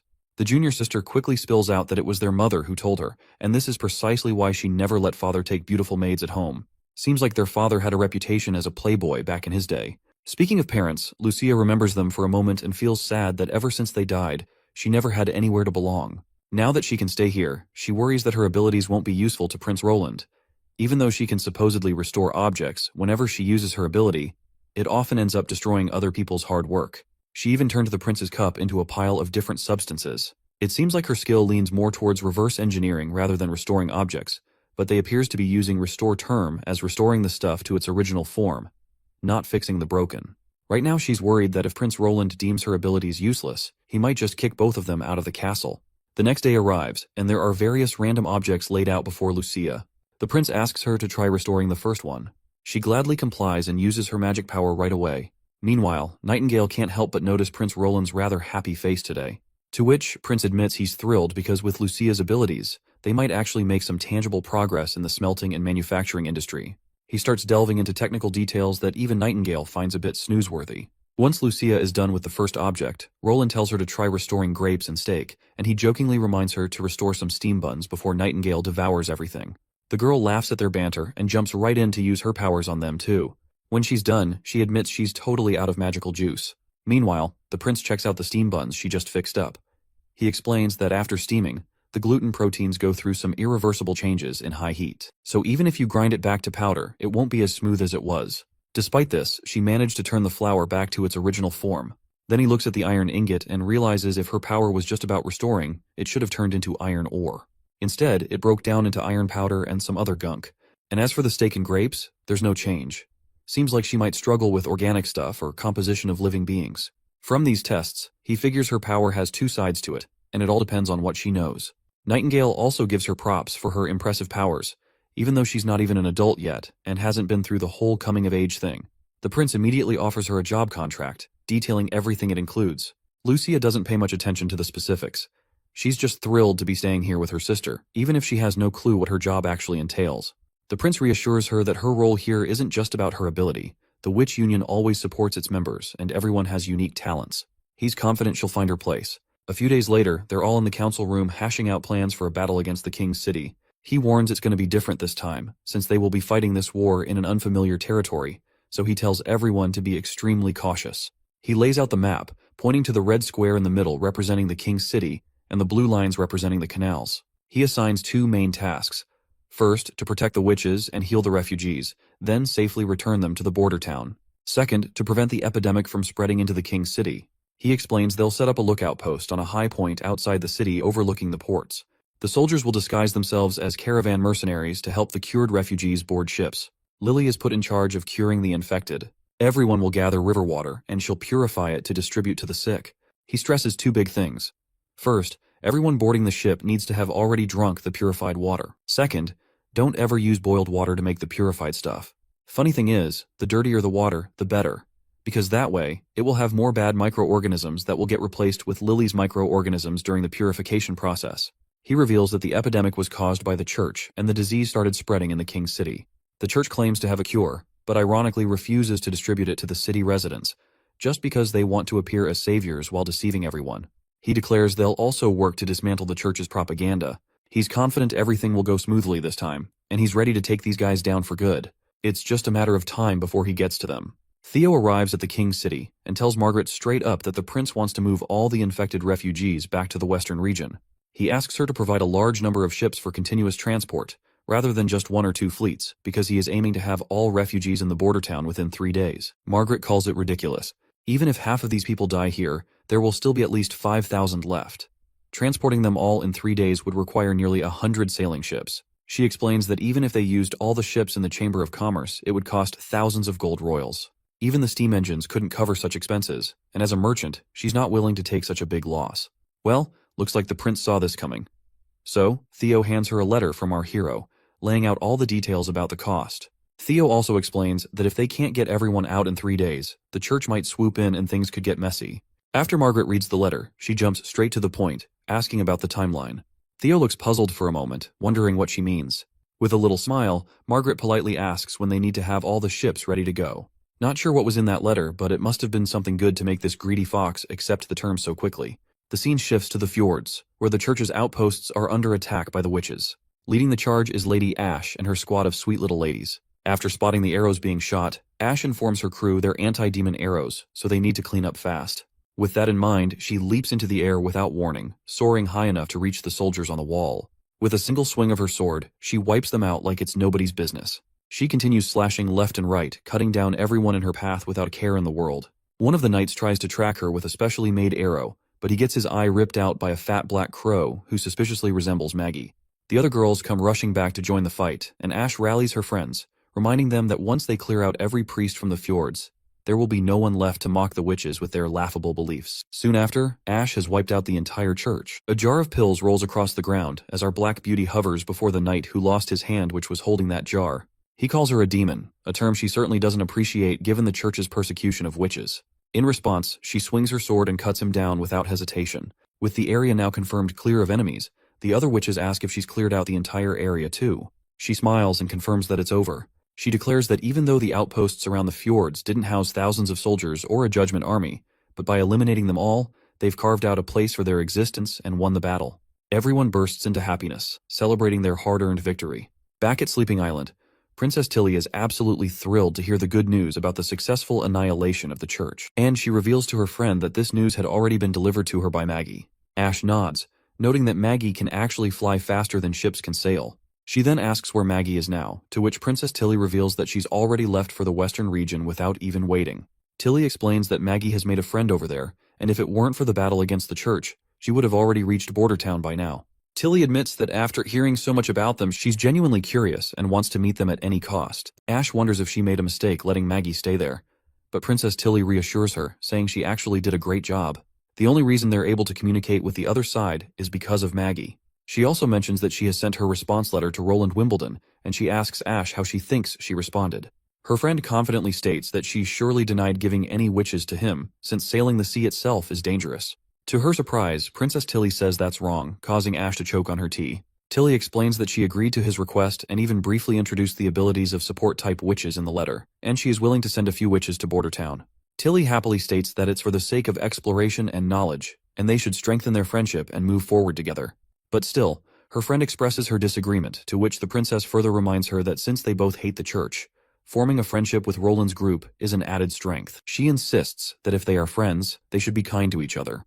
Additionally, according to Maggie's report, a witch can further evolve her abilities through the acquisition of knowledge.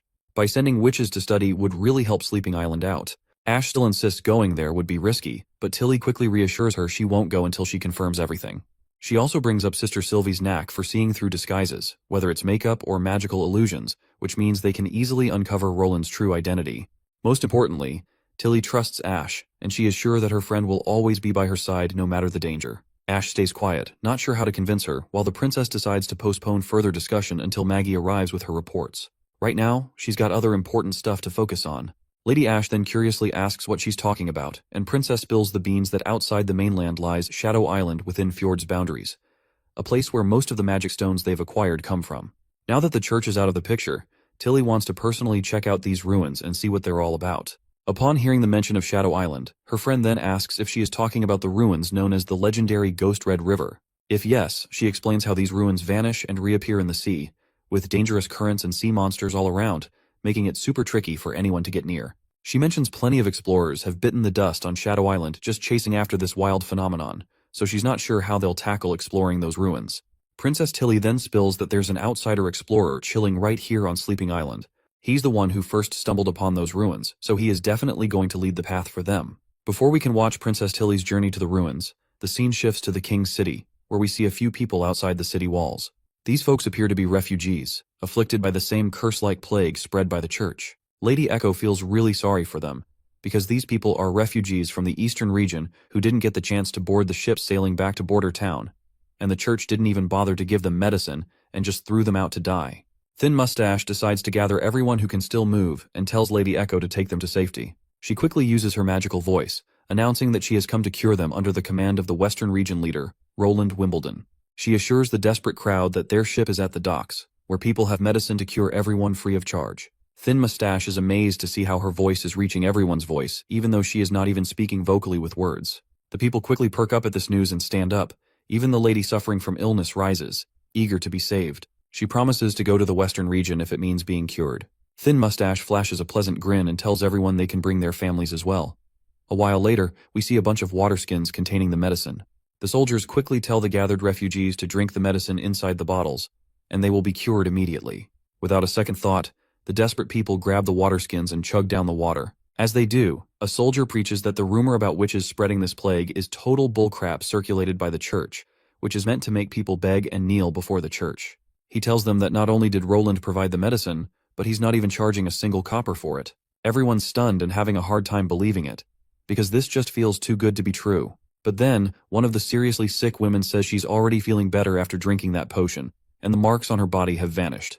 The crowd goes wild with joy, and cheers fill the air as they celebrate their salvation.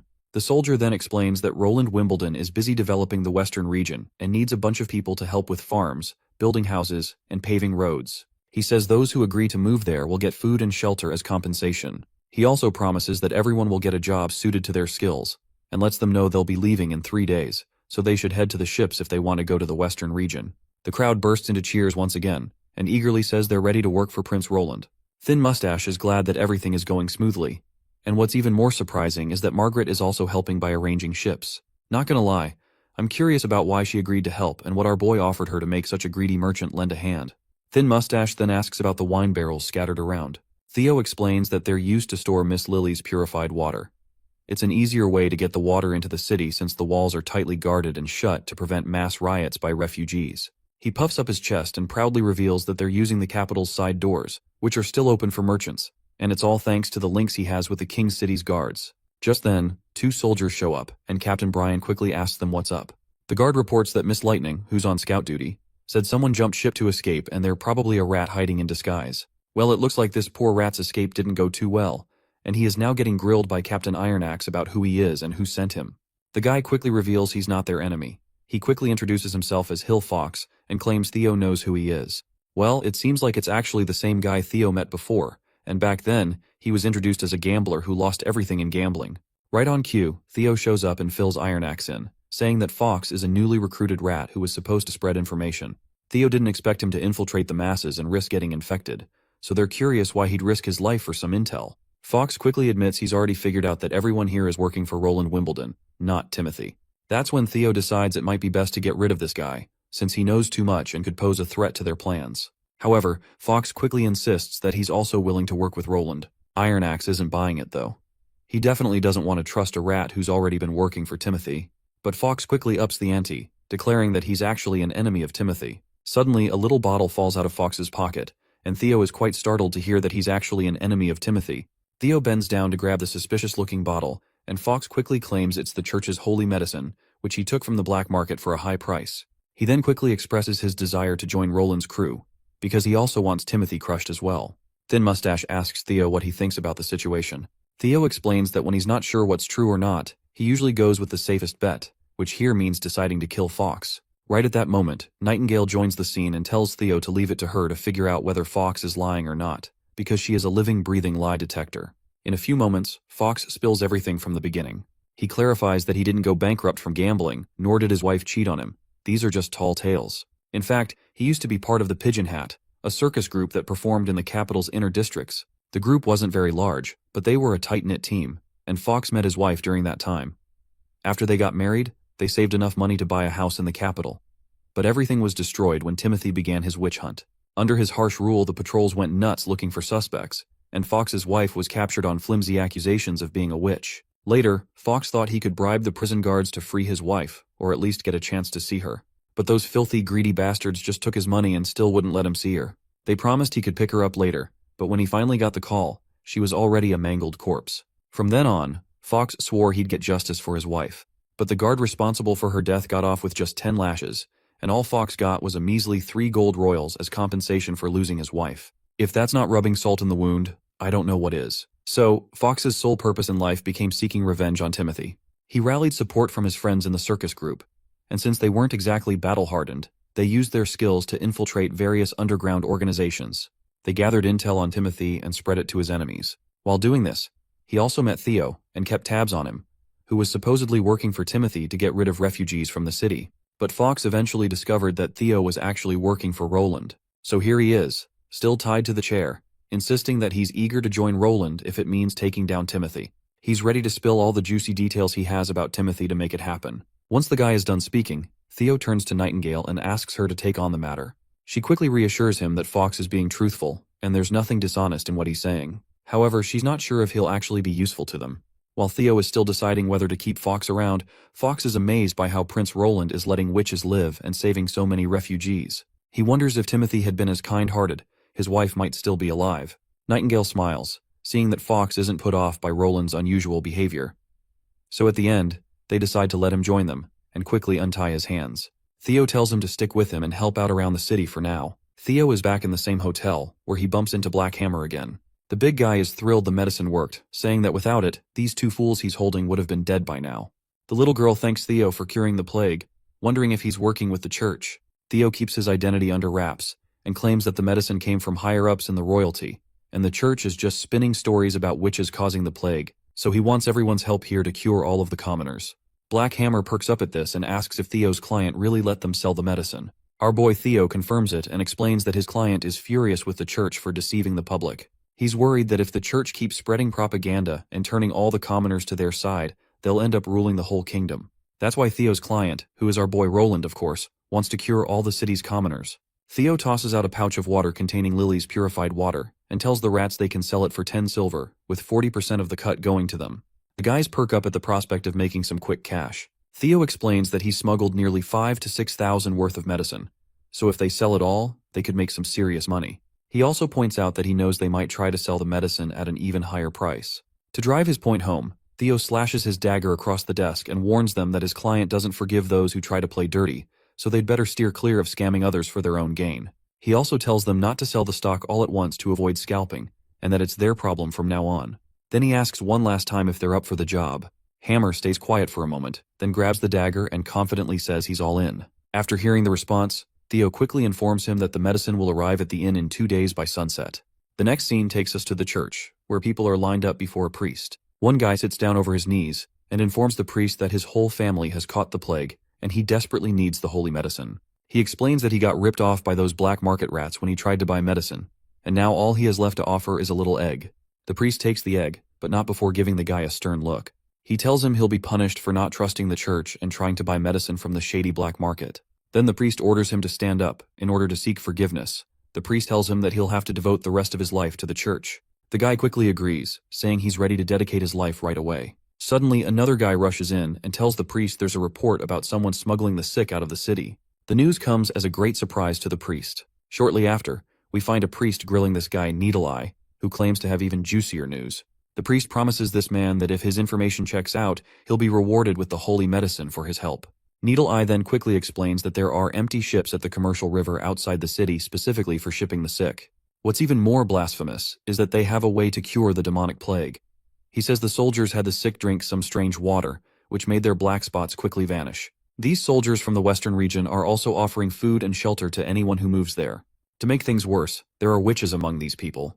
The mention of witches rattles the priest to his core, and Needle Eye confirms he even saw one flying through the air. One priest grits his teeth at this revelation, while the other asks how many people are on their side and whether Needle Eye is sure they're mercenaries employed by the merchants. Needle Eye kind of confirms it, saying they weren't wearing any armor, didn't have horses, and were armed only with wooden spears, and claims that there are probably fewer than 100 of them. The priest tosses a bottle of medicine towards Needle Eye, who after seeing his reward coming at him, quickly adds that there are also rumors this whole thing was organized by the ruler of Border Town, who's looking to develop his land. The priest gives Needle Eye props for the info, but before the poor guy can even enjoy his reward, his throat is pierced by a dagger from behind, leaving him writhing in pain, and the attacker is a shady figure in a robe. After Needle Eye is dead, the junior priest asks his senior if he really buys the stuff Needle Eye was saying. The senior priest says he'll need to check it out, but suspects there's some truth to it. He plans to put 2 scouts on the city walls to figure out what's going on. The priest gives the mission to his junior, instructing him that if there are indeed mercenaries and witches at the docks, he'll need to buy up all the medicine the rats are selling around town. He is afraid that if the people from Border Town continue spreading their cure, nobody will bow down to the church anymore. As for the witches, the priest decides to leave that task to a mysterious figure known as Faceless. It turns out Faceless is no ordinary person. When the priest tells him to return to his true form, the old man quickly transforms into a stunningly beautiful woman, radiating the undeniable beauty and grace of a witch. It seems she has a particular fondness for the priest, and assures him she'll take care of her part of the job. Back at the city walls, our party is doing a great job getting all the refugees out. Nightingale lets Lady Echo know that the operation has been a success so far, and everyone should be able to catch the ships by sunset. Lady Echo seems a bit distant.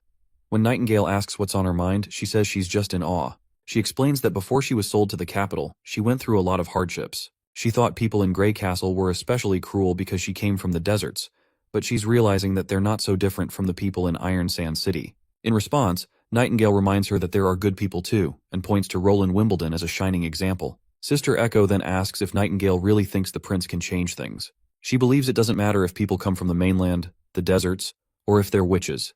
She just wants everyone to live freely and happily. Nightingale gives her a reassuring smile and says she hopes the prince's strange inventions and weird weapons will make a difference. Lady Echo jokes about how much Nightingale trusts him, but Nightingale just smiles back. Echo shares her own faith in the prince and looks forward to seeing the southern region in peace once again. Meanwhile, Iron Axe is up on the wall.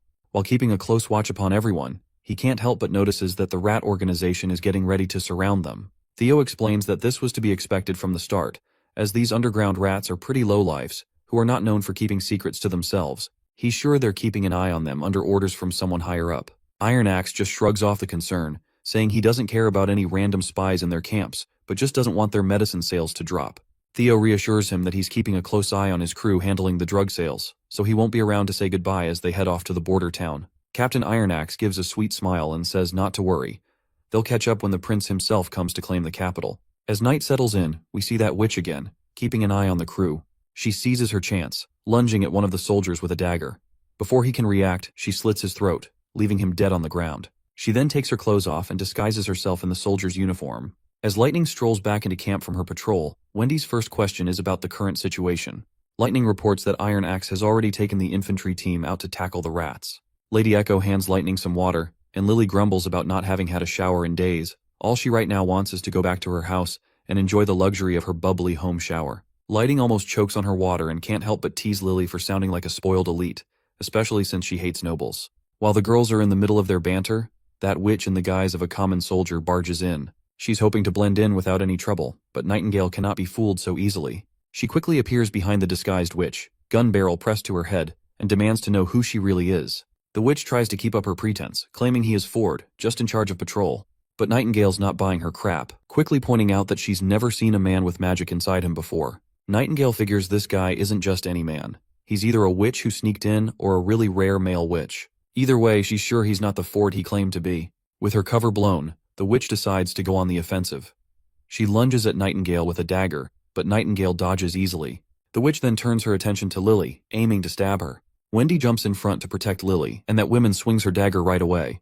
Nightingale takes action and fires a shot that hits the witch square in the chest. The witch collapses with the single bullet, and as she falls, she reverts to her original form. As she lies on the ground, taking her last breaths, she's overwhelmed by memories of Priestess Heather, who took her in and gave her the name Afra. The recollection brings tears to her eyes. Meanwhile, everyone rushes to Wendy, checking if she's injured.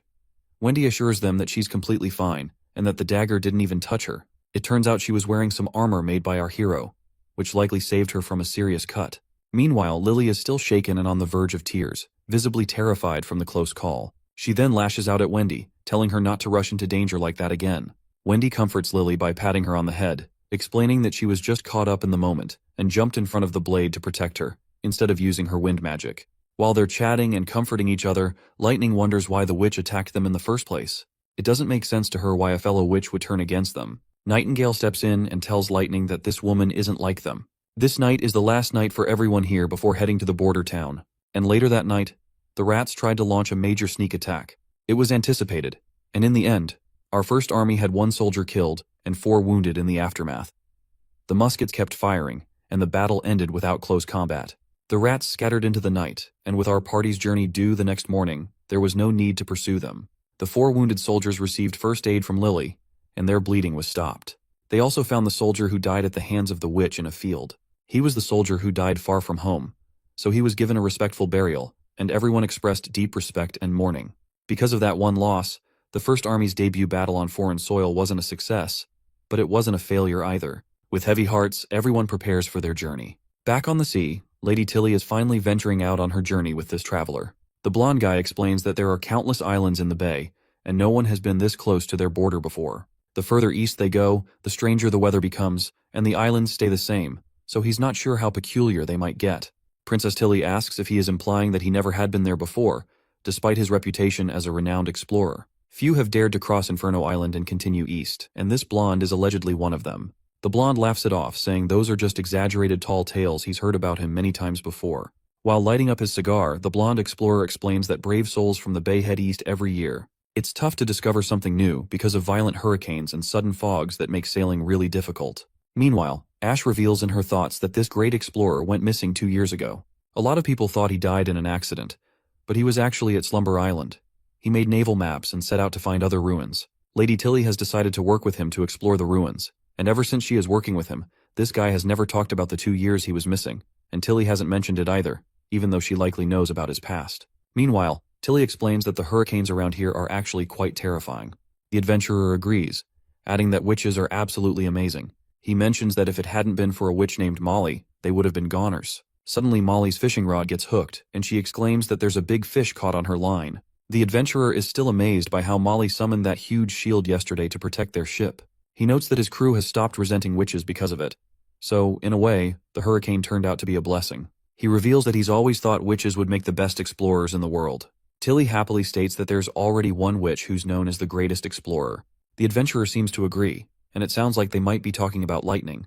Meanwhile, Molly hooks another fish, and this one looks even bigger than the last. The guy standing nearby is absolutely stunned by what's about to come out of the water. As soon as Molly turns around, a weird sea monster with thousands of sharp teeth lunges at her, aiming to devour her in one gulp. But Ash is quick to act, diving in with her giant sword and slicing the monster clean in half. She tells everyone to back off, then charges forward with her sword, slashing the remaining monster with lightning speed and killing it in one swift strike. After dealing with the sea monsters, Ash checks in on Molly to make sure she's okay. Molly reassures her that she's fine. Ash then turns to the adventurer, asking about these monstrous sea creatures. The adventurer explains that these monsters are legendary sea devils. They're notorious for disguising themselves as regular fish, just so they can trick the fishermen to pull them aboard. There's a myth that if they eat humans, they grow arms, but it's all just hot air. In reality, they're known as demons. Tilly's eyes widen in shock at the mention of demons. Just then, one of the crew members notices that the fog has started to surround the area. The man, who is known as Thunder by the way, quickly shouts for everyone to lower the sails, because they're entering the phantom waters. Well, come to think of it, Lightning's dad is named Thunder too, and he's an adventurer just like her. Seems like we have finally found Lightning's father. Meanwhile, Thunder explains that as they get closer to Phantom Island, the same kind of demons they just hunted are going to pop up in even greater numbers. The fog, rocks, and other creatures make this place feel like a ghostly battlefield, which is why many explorers come here but few find the entrance to the ruins. Luckily, they don't have to worry about any of that right now, because Molly's jelly-like pet is guiding them safely. Thunder is once again amazed by how, no matter how chaotic the region gets, the pet always warns them of any danger ahead. Ash then asks if all of these islands are underwater, and Thunder confirms that they are, just like Slumber Island. However, the tide rises and falls much faster here, about once every half a month, and the speed is incredible. It's like there's a huge hole at the bottom that's sucking up all the nearby water. Thunder thinks the whole bay's wave activity is tied to this place. If they're lucky, they might see the main island popping up from the water. Princess Tilly asks why they don't just wait until the tide's all the way down, so they won't have to worry about hitting any rocks while sailing. Thunder replies that they can't wait because, when the tide goes out, they won't be able to see the Crimson Spectre River, which is the only way to get to the ruins. He points out a strange red hue in the water, and even the ladies are curious about it.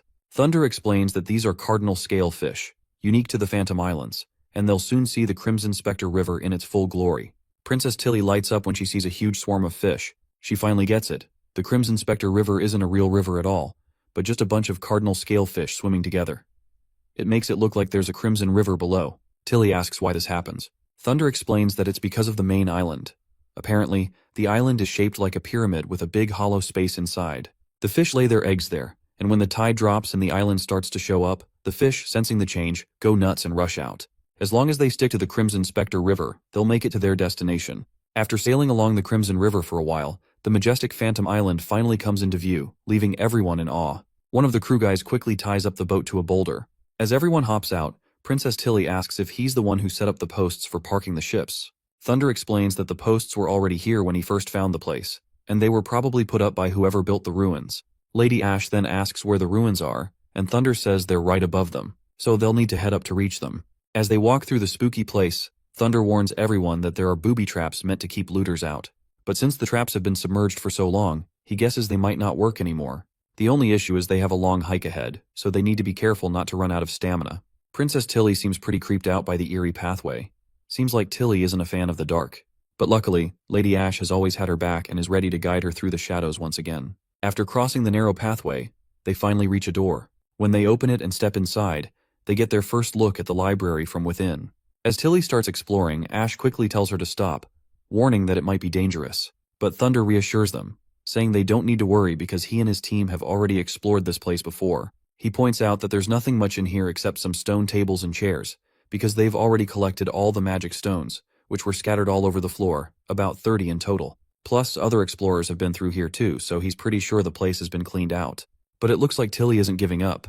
She spots something secret on the wall and starts ripping it off. To everyone's amazement, she uncovers a huge magic stone embedded in the wall. Ash quickly decides to pull it out, but Lily tells him not to.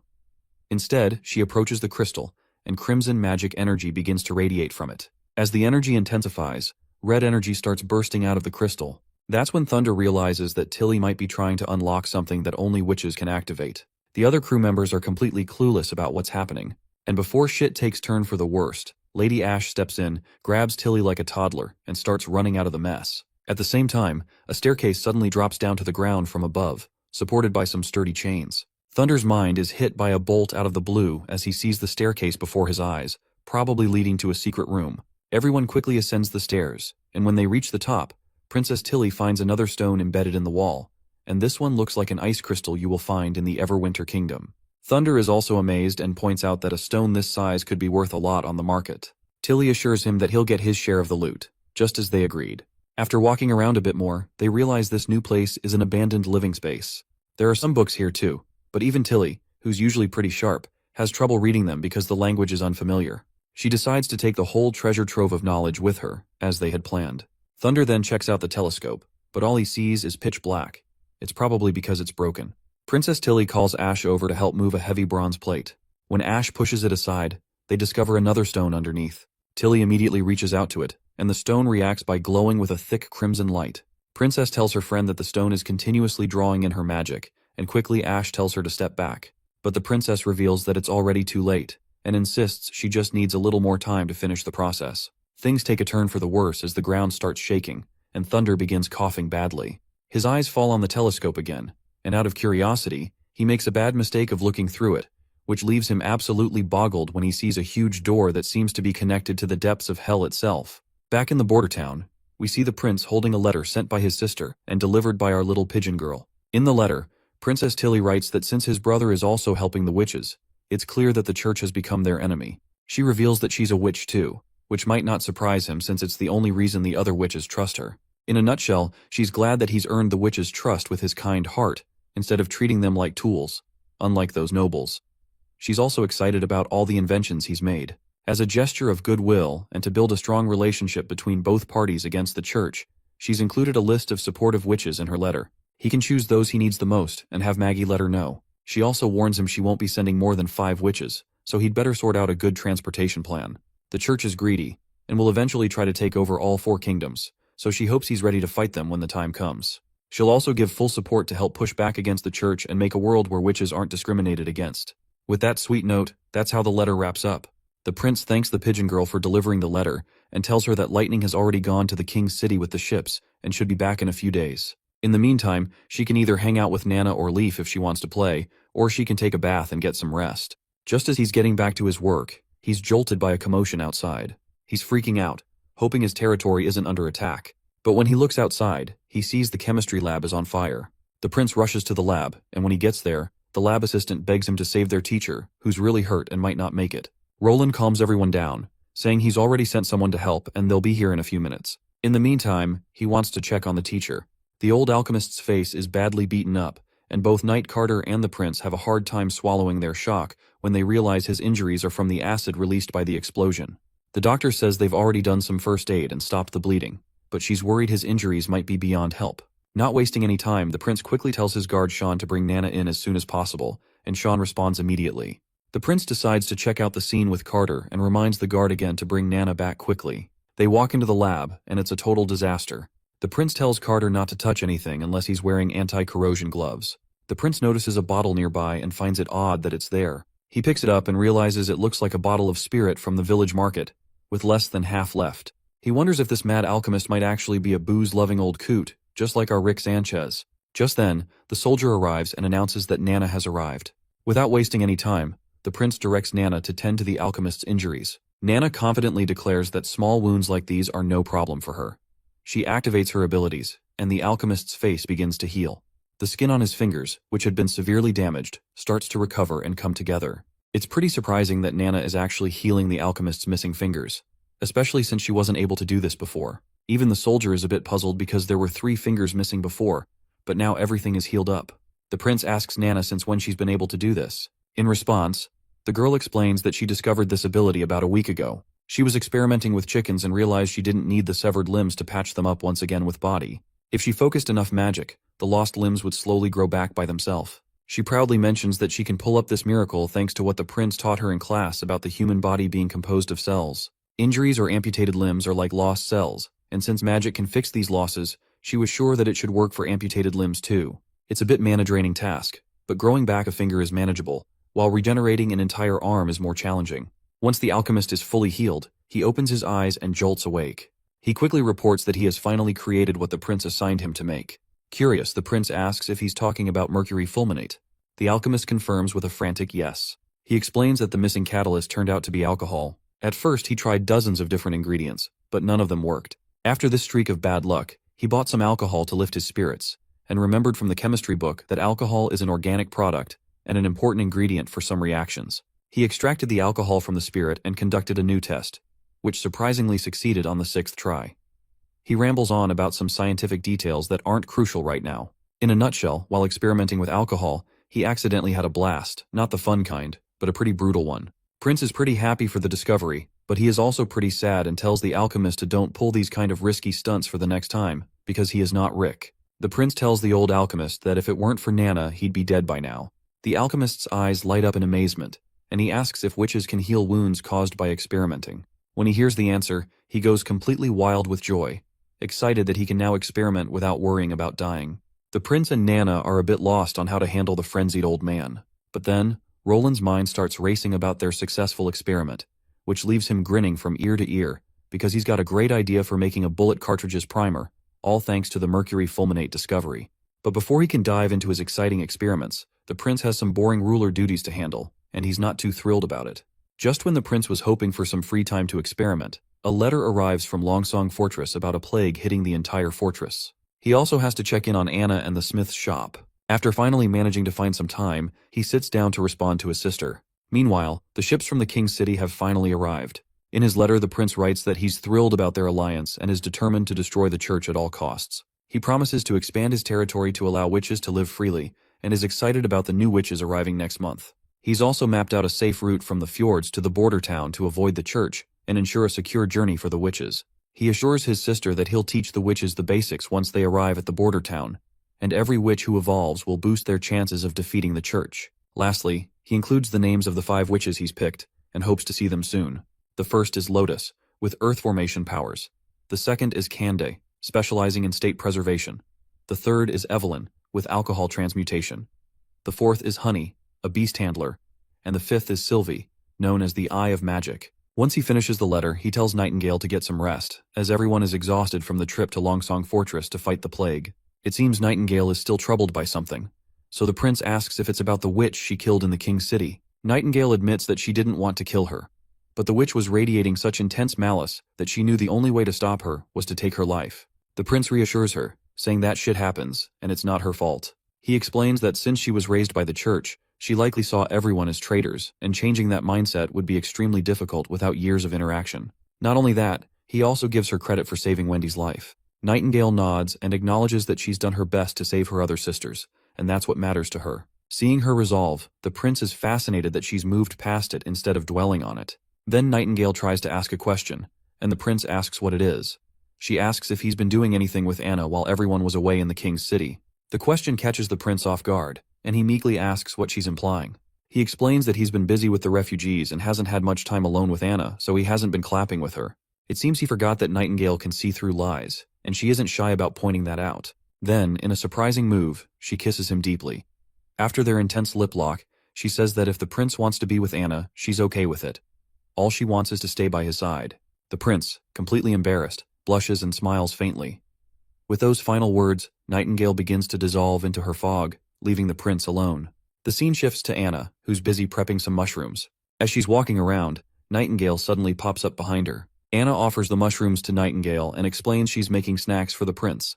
Maggie picked these bird-kiss mushrooms from the misty forest today, and they're super fresh. Since the prince has been working so hard lately, she thought some snacks would be a nice treat. Anna asks if Nightingale wants to try some once she's done. Nightingale asks if Anna can show her how to make them, and Anna's all too happy to teach her.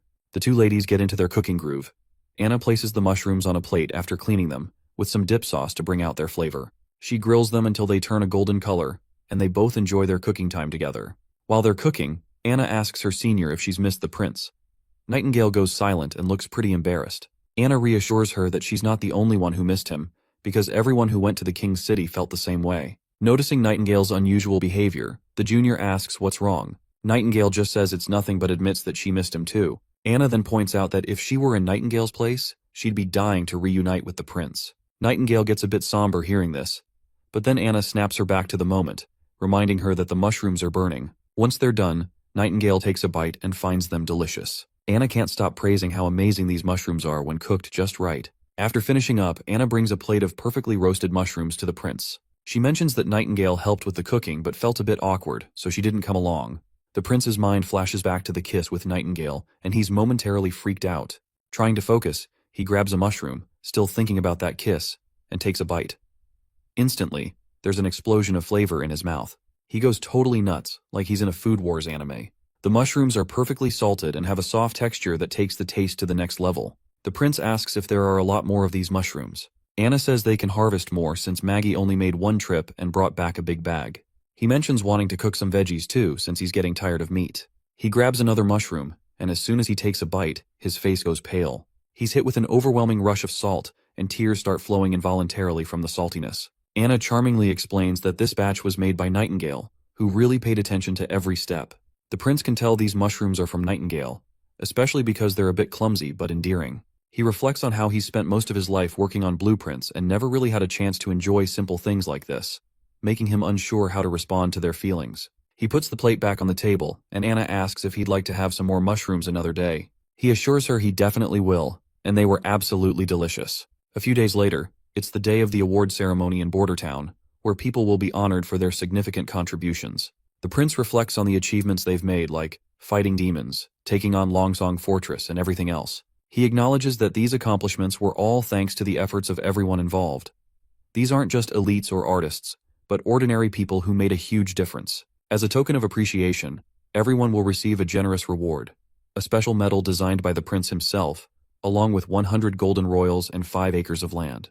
The crowd bursts into cheers at the prospect of rewards, while the prince kicks off the ceremony by inviting Iron Axe, the First Army's commander, to the stage. As Sister Echo sings a beautiful song to add a special touch to the ceremony, Iron Axe seems pretty anxious in front of the whole crowd. While the prince praises Iron Axe for his successful missions, like escorting people from the King's City and other heroic acts, Iron Axe is visibly nervous, but as the medal is placed over his chest, the crowd erupts in applause and cheers once more for their commander. While barely keeping his stage fright under control, Iron Axe gives a final salute, kneeling before the prince and nervously banging his head against the floor, thanking the prince for the recognition and rewards he feels he doesn't deserve. As he walks off, Knight Carter and the old advisor notice the genuine happiness shining on Iron Axe's face. The next person called up is Kyle Sichi, the renowned mad scientist who traveled all the way from Redwater City. Everyone is surprised that someone of his stature has come to Bordertown after leaving the Redwater Alchemy Center. Prince Roland explains that while Sichi didn't participate in combat, his continuous improvements in firearms played a crucial role in their victories. He also takes a moment to flex the chemistry laboratory flyer, mentioning that they're recruiting people who have completed elementary education. The old man seems pretty annoyed that he was pulled from the lab for this, but the prince reassures him that it's a great chance to get more help for the lab. Once it expands, they'll have a bigger crew called Chemistry 201. The old man's mood brightens, and he starts bowing his head in gratitude. Next up is Nana, who's being rewarded for her healing work. As she steps onto the stage, the crowd starts singing her praises. Everyone thanks her for the times she's healed them, and it completely melts Nana's heart. Overwhelmed by emotion, she reflects on all the hard work she's put in and comes close to tears, realizing she's finally being acknowledged. The prince tells her to calm down and just respond to everyone's enthusiasm. She wipes her tears, stands tall on the stage, and thanks everyone for their generous praise. Once the ceremony wraps up, the prince looks completely worn out from all the speeches and activities. Just when he's about to sink into some well-deserved rest, Nana shows up, puts a finger to his lips, and shushes him. Startled, the prince follows her into his office, where he sees all the witches lined up in the hallway. Lady Scroll steps forward, offering her respects and praising him for his incredible hard work. She struggles to find the right words to express her gratitude. The prince, a bit nervous, listens as the witches explain they've finally found the holy mountain they were searching for. As long as he doesn't send them away, they're more than happy to stay and work with him. The prince shrugs off their flattery, telling them that all he's achieved is thanks to their support, so they don't need to feel indebted. Wendy then steps in, announcing that everyone should head to the dining hall, and the prince will join them soon after changing his clothes. Once the crowd has dispersed, Sister Scroll pulls the prince aside, reminding him that he's been burning the candle at both ends. She notices how tired he looks and suggests he needs to take better care of himself. The prince brushes it off, insisting he's perfectly fine, but his tired eyes give him away. Meanwhile, the witches walking down the corridor are buzzing with excitement about the feast ahead. They're all curious about what delicious offerings await them at the dining table. Back in his quarters, Anna is still with the prince. She thanks him personally, her words failing to capture the depth of her gratitude. The prince, now starting to change into more comfortable attire, casually asks why she's so determined to stay in Border Town. Anna, with a touch of shyness, admits she doesn't have a specific reason, but makes it clear that she'll follow him wherever he goes. She places her head against his chest, seeking comfort and reassurance. While the prince and Nana are getting all emotional, that church guy, whom I forget the name of, stands outside the door, looking forward to discussing some bridge blueprints with the prince. But after peeking through the gate, realizes it's not the best time to interrupt and decides to figure it out on his own. Meanwhile, in the city outskirts at Grey Castle Capital, we catch up with Theo. Fox has brought his circus crew, and he introduces the first guy as a magician who's been undercover in Dreamwater, gathering juicy intel during the naval port barricade. The magician reports that he entered Dreamwater pretending to be an amnesiac, but most people either died or fled. Even the leader, Tanis, was executed by the Judgment Army, and everyone was scrambling to fill the power vacuum. The mention of the Judgment Army grabs Theo's attention. He remembers that this is the church's secret weapon and takes note of the significance. The magician confirms Theo's suspicions. He adds that Tanis's attempt to seize the port failed spectacularly. After retreating to the Eastern District, they were ambushed by the Skeleton Fingers, leaving them with just about 10 people. In a desperate bid to find the church, Tanis and a few of his subordinates set off, but only 2 or 3 of them made it back. They reported that Tanis had a heated argument with the bishop and ended up impaled by the Judgment Army. Theo connects the dots and realizes that Tanis's downfall was likely due to being cut off from church support. The church's refusal to assist him led to his demise. Dreamwater is in serious trouble, and Theo can see how the pieces are falling into place. Man, all this high-stakes political stuff between the kingdoms is a lot to handle, but honestly, who cares? What really matters is watching Roland wipe the floor with everyone. Theo steps in and announces that he serves under Roland Wimbledon and is in charge of gathering reports for him across the kingdom. With his voice raised, he asks if anyone's interested in working for Prince Roland. The whole circus crew gets fired up and makes it clear they're in as long as Timothy is brought to justice. Theo tells them they'll meet once a week at this time and place, and if anyone has urgent reports, they should leave a pot of purple flowers at the door. They'll knock 3 times long, then 2 short. Everyone agrees, and Theo reminds them that a good informant keeps their identity hidden, so they need to keep a low profile. He tells them to cooperate, and they'll make sure Timothy goes down. Theo asks if anyone has anything to add. That's when Fox chimes in, saying Timothy is already on his way back from the eastern region. He shares rumors from the Black Mallet that Timothy seems to be recruiting a lot of rats into his army. The promise is that these rats can become free citizens if they join, and some members of the Skeleton Fingers have gone to the capital to check it out, and it looks like it's legit. Theo quickly realizes that rats can't be real soldiers, so Timothy is probably planning to use those church pills to make them fight, just like they did before. Theo tells everyone to keep a close eye on the rats and report any updates. This will be their first task.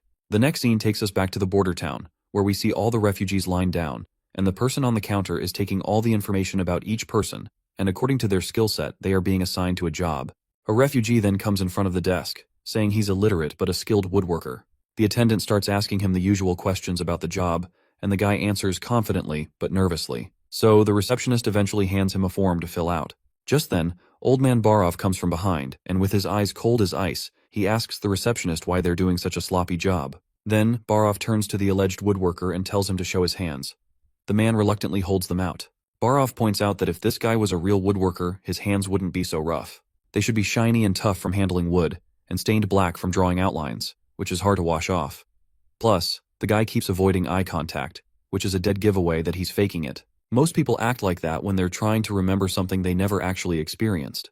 The alleged woodworker starts to panic after being exposed. Faced with the punishment of either being sent to the mines or banished from the western region, Barov asks him one last time if he can confirm his story. The man's face goes pale as he realizes the gravity of his situation, and quickly starts banging his head against the floor, confessing that he learned everything by watching his neighbor. The guards take the faker away, and the receptionist, amazed by Barov's insight, comments on his impressive knowledge of woodworking.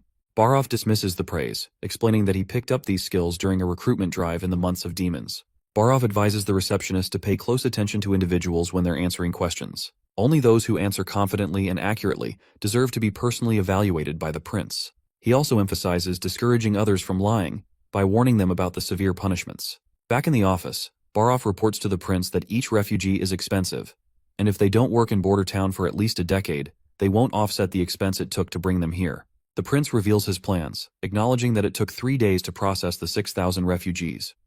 Currently, housing in the town is tight, so he will prioritize the 1,500 skilled artisans first.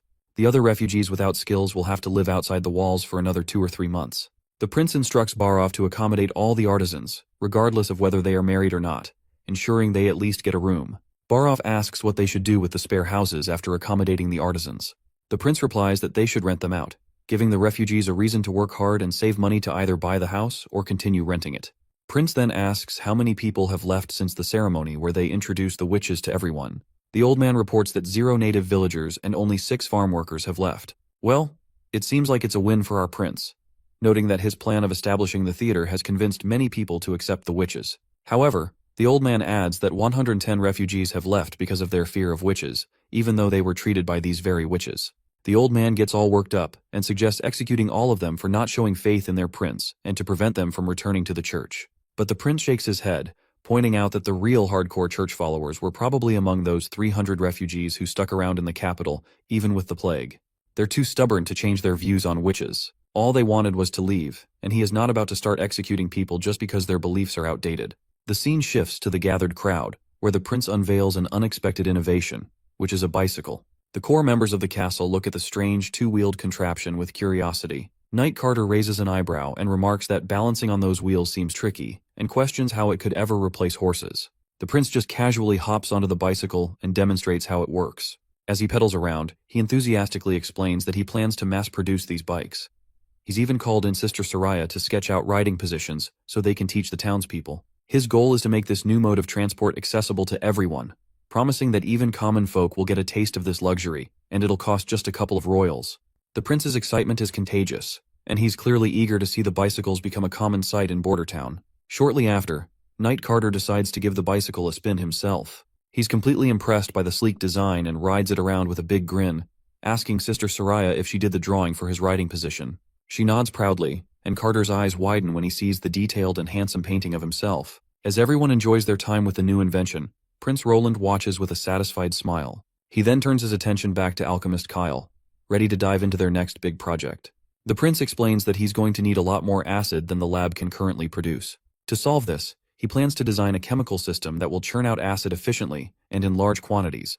Kyle looks puzzled, never having heard of such a system before. Roland explains that it will involve multiple reaction mechanisms, with the product flowing continuously as long as they keep feeding it the basic ingredients. Kyle's intrigued but admits it's new territory for him. He's up for the challenge and is determined to make it work. Roland also mentions his plans to expand to 3 more labs by the Redwater River next month and bring in qualified staff to keep things running smoothly. Outside, the old man takes a tumble as he tries out the bicycle for the first time. He dusts himself off, sighing and muttering about how he's getting too old for this kind of thing. Meanwhile, Prince Roland is deep in thought, mulling over the advancements in weaponry thanks to their recent breakthroughs. With the new mercuric fulminate in play, he needs large quantities of fuming nitric acid. Since his current labs can't meet the demand, he's considering asking Sister Lucia for help.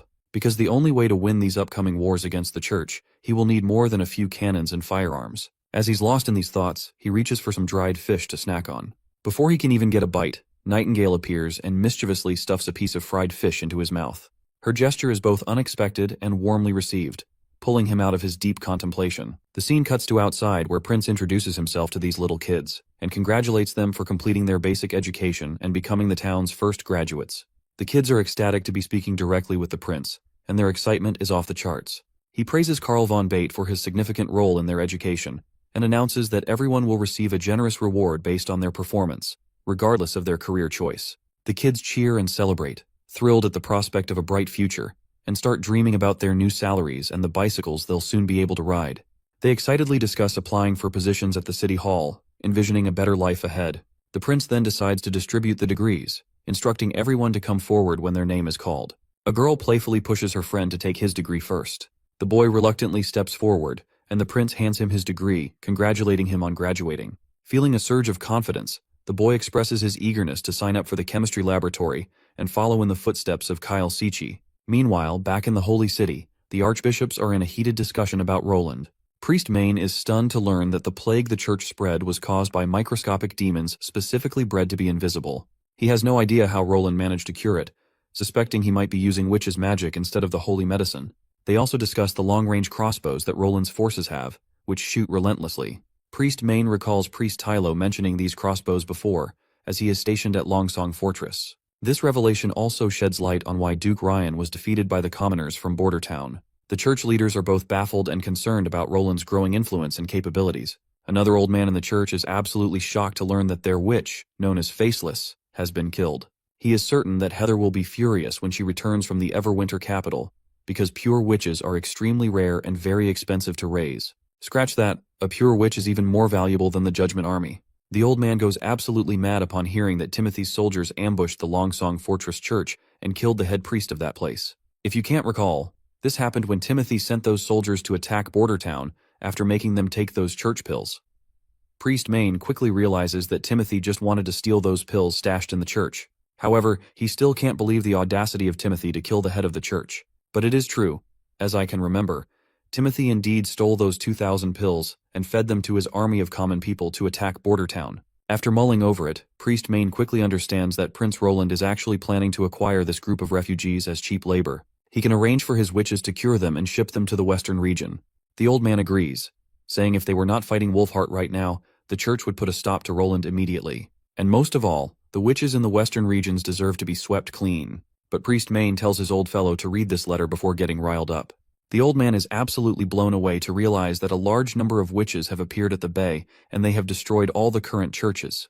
The priests, still in the dark about Princess Tilly's involvement, are puzzled if the witches are migrating from the mainland to the sea. But Priest Main just shrugs them off, saying that they are far away in the ocean and shouldn't affect their grand plans. The current mission of the church is to acquire more land and labor to expand their Judgment Army. It seems like these priests have finally recognized this once dumb and goofy fourth prince as the greatest threat to the church. Priest Main has decided to lead 100 Judgment Army soldiers and pure witches to permanently wipe out the western region, and decides to deal with the witches at the sea later. The old man is shocked at the idea of Main going himself, especially since the battle at Wolfheart is still ongoing, and Heather has not returned from Everwinter. But, as if on cue, a soldier arrives with urgent news from Heather.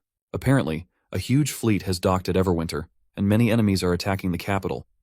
When the message was sent, 2 city gates had already been lost. Archbishop Heather is currently trying to defend as much as she can, but there are too many enemies, and they are using berserker pills. All the ships are flying the same black flag, the Black Sail Fleet of Garcia Wimbledon. The scene transitions to the castle of Everwinter, where Garcia has taken control and captured Heather. Garcia, standing in the grand castle, tells Heather to start praying to her god before she begins her gruesome work. She plans to cut off Heather's fingers and limbs one by one to make her feel the pain and helplessness that the people of Clearwater have suffered.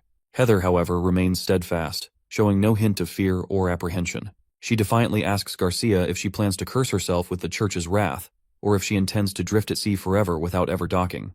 Garcia does not seem to like this nonsense talk and simply snaps her fingers. Right on cue, her goons pin Heather to the ground and hold her hand out. They proceed to cut off her fingers with the cold efficiency of slicing cucumbers. As the pain begins to overwhelm Heather, her face twists with agony. Despite the relentless torment, her eyes well up with tears, but she remains determined not to give in. Garcia's soldiers continue their gruesome task, chopping off her remaining fingers, but Heather's resolve seems unshaken even as her body trembles from the pain. Chief Kabbalah of the Sandstone clan looks at Garcia and asks if this is really necessary, since suffering is usually only needed for intimidation or interrogation. Garcia, clearly annoyed, responds with a sharp question about whether Chief Kabbalah even understands how the church tortures witches. Then Heather's chuckle breaks through, quickly escalating into maniacal laughter. She tells them that they clearly don't grasp the church's power or the importance of its work. Heather makes it clear that Garcia has stuck her hand into a lion's jaws and that the church's enemies will be obliterated. But Garcia just laughs it off and says she'll be more than happy to wait for that day to come. The scene opens with Anna happily digging into her ice cream, her enthusiasm as sweet as the treat she's savoring. The prince couldn't help but feel creeped out, convinced that no matter what era they came from, girls always enjoyed ice cream. It turns out the prince had come up with a simple recipe using just sugar, water, yolks, butter, and milk to make the ice cream. Perfect timing, as the other girls soon joined the scene. Maggie walks in with her hair playfully tousled by leaves, and the prince jokes that they must have been looting bird nests again. He pulls out a letter and mentions that summer begins tomorrow, and before she prepares to head back to the bay, he asks Maggie to deliver the letter to Tilly. Maggie accepts the letter confidently. Meanwhile, Lightning remembers that with the end of the month approaching, Maggie will be leaving the palace soon. The prince then gives Lightning a mission, revealing that the map she's looking at is one she drew herself. He asks if she remembers the shallow beach by the mountains. Lightning quickly points to the spot on the map. The prince tells her to take Maggie and fly out there, Plant 2 flags at the spot where the beach meets the mountains, and mark it on the map. Turning to Maggie, he explains that if Tilly agrees to send the witches, Maggie will need to guide the ship to this spot, where everyone from Border Town will welcome them with hot air balloons. Lightning perks up with happiness as she realizes that more witches are apparently going to be joining Border Town soon. The prince nods confidently, saying he believes in his sister and that she will eventually join him. Shortly after, we see the balloons soaring through the air. All the girls are absolutely amazed to see that they're actually flying. The prince has named the balloon the Overlook, and Anna gives all the credit to Soraya for helping paint it. The prince agrees, saying the paint's stickiness is exceptional because it needs to adhere closely to the base layer to support such a massive balloon. Otherwise, it wouldn't be able to withstand the pressure and tension. The prince quickly starts imagining that, since he has acquired DC motors, he can use electrolyzed water to create hydrogen gas. It won't be long before he can build a famous Zeppelin airship.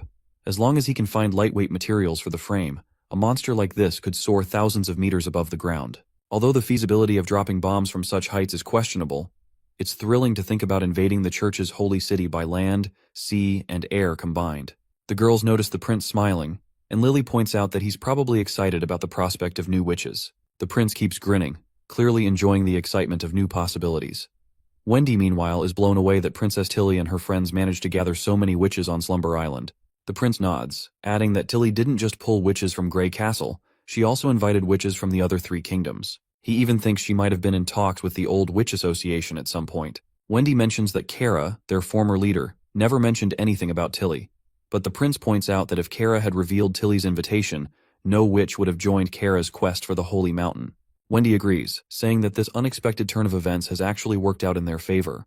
They're now living with such a down-to-earth prince while enjoying a pretty luxurious life. Lily, always the arrogant one, chimes in, suggesting that Bay witches might be better since there are so many witches around, making it easier to walk through town without feeling anxious. As their banter continues and laughter fills the air, and that is when Roland's attention drifts to something a bit awkward. He can't help but notice Wendy's rather prominent pair of hooters. Later that day, the prince sits in his office, mulling over the idea that women with larger breasts often experience sore shoulders, and that's why bras were invented. While it's not a well-verified fact, he figures it's worth trying out to create some undergarments. He thinks about how, as Anna gets older, she might face similar issues, and he'd rather avoid the problem of saggy breasts. He starts designing some bras, marking another innovative leap in this old era. The next day, the balloon soars through the sky once again. This time, it carries not only witches, but also Margaret and a merchant. They're all thrilled and amazed to be flying for the first time. Lightning mentions that she's explored the area and marked it down on the map. Margaret gives her a thumbs up for the work well done. The prince turns to Merchant Marlin, teasing him about whether he's about to crap his pants due to the height. Marlin admits it's really terrifying looking down from so high up and feels like he's on the verge of a panic attack. The prince tells him to calm down, explaining that it's a natural response for someone whose feet are off the ground for the first time, much like how people can get seasick on their first ship voyage. Margaret, meanwhile, is fascinated by the giant balloon, but Marlin remains skeptical. He wonders if witches are controlling it with their powers. But the blondie calmly corrects him, saying that Anna is only managing the flames, and the balloon floats because as long as you keep supplying it with hot air, it will rise naturally. The prince agrees, and adds that hot air rises and cold air sinks, which is why it's called a hot air balloon. They continue chatting about this and other random topics. Eventually, Margaret expresses interest in buying a few hot air balloons from the prince. She mentions that they don't have to be big, just large enough to carry one person. The prince quickly catches on to what Margaret intends to use the balloons for. She confirms that if she attaches the small hot air balloons to their ships, the lookouts will be able to spot pirates from far away, as pirates are a much bigger threat to merchants than storms or tornadoes. The prince flashes a grin and informs her that the price won't be cheap, estimating it will be in the thousands of golden royals. Margaret agrees to pay 1,000 golden royals for one balloon right away. She promises that if the balloons become popular, every merchant in the bay will be eager to buy 1 or 2 for themselves. The other merchant nods in agreement, noting that while he hasn't fully gotten used to the idea yet, it's clear that this could be a crucial exploration tool for the Crescent Moon Merchant Guild. If the prince can make them, he's certain everyone at the bay will want to buy them, even if it means paying a premium. The prince quickly starts calculating the potential profit, realizing that his markup is almost 500% of his estimated product cost.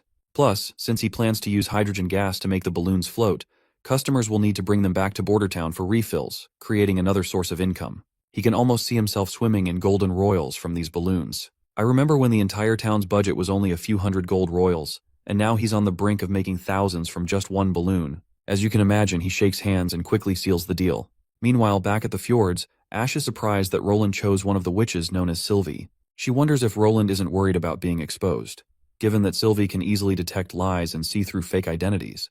Princess Tilly, however, is also out of the loop and speculates that perhaps Roland doesn't care about hiding his identity and just wants to work with them on honest terms. Ash then brings up another possibility.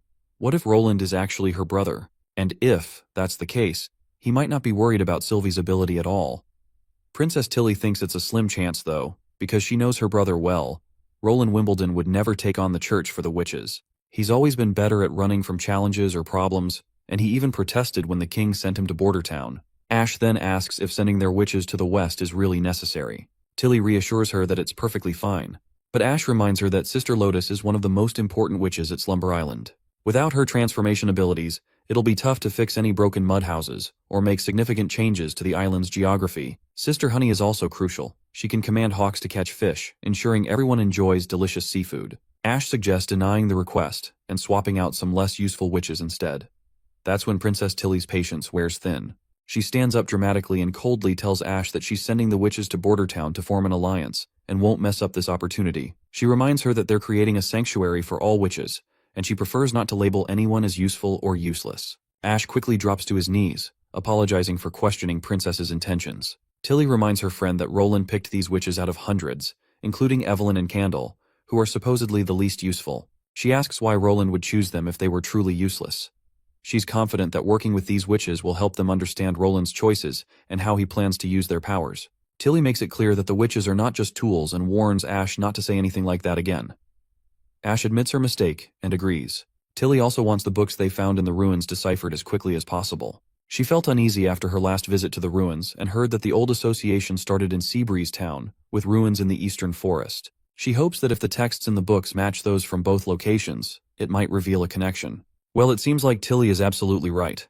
The former leader of the Witch Association, Kara, had that creepy book, which she used in her quest to find the Holy Mountain, but she ended up getting killed by demons. Tilly then apologizes to Ash for scolding her so harshly. While she still doesn't agree with labeling the witches as useless, she acknowledges that if Lotus is away for too long, it will affect the island. Tilly plans to have Lotus return to the bay before winter arrives. In exchange, she will send a few battle witches to Border Town to fend off monsters and months of demons. She is pretty sure that Ash will also go with her in Border Town during the winter. And of course, our tall, scar-faced lady quickly agrees to tag along with Princess Tilly. After all, their relationship seems more like that of a loving couple than just comrades.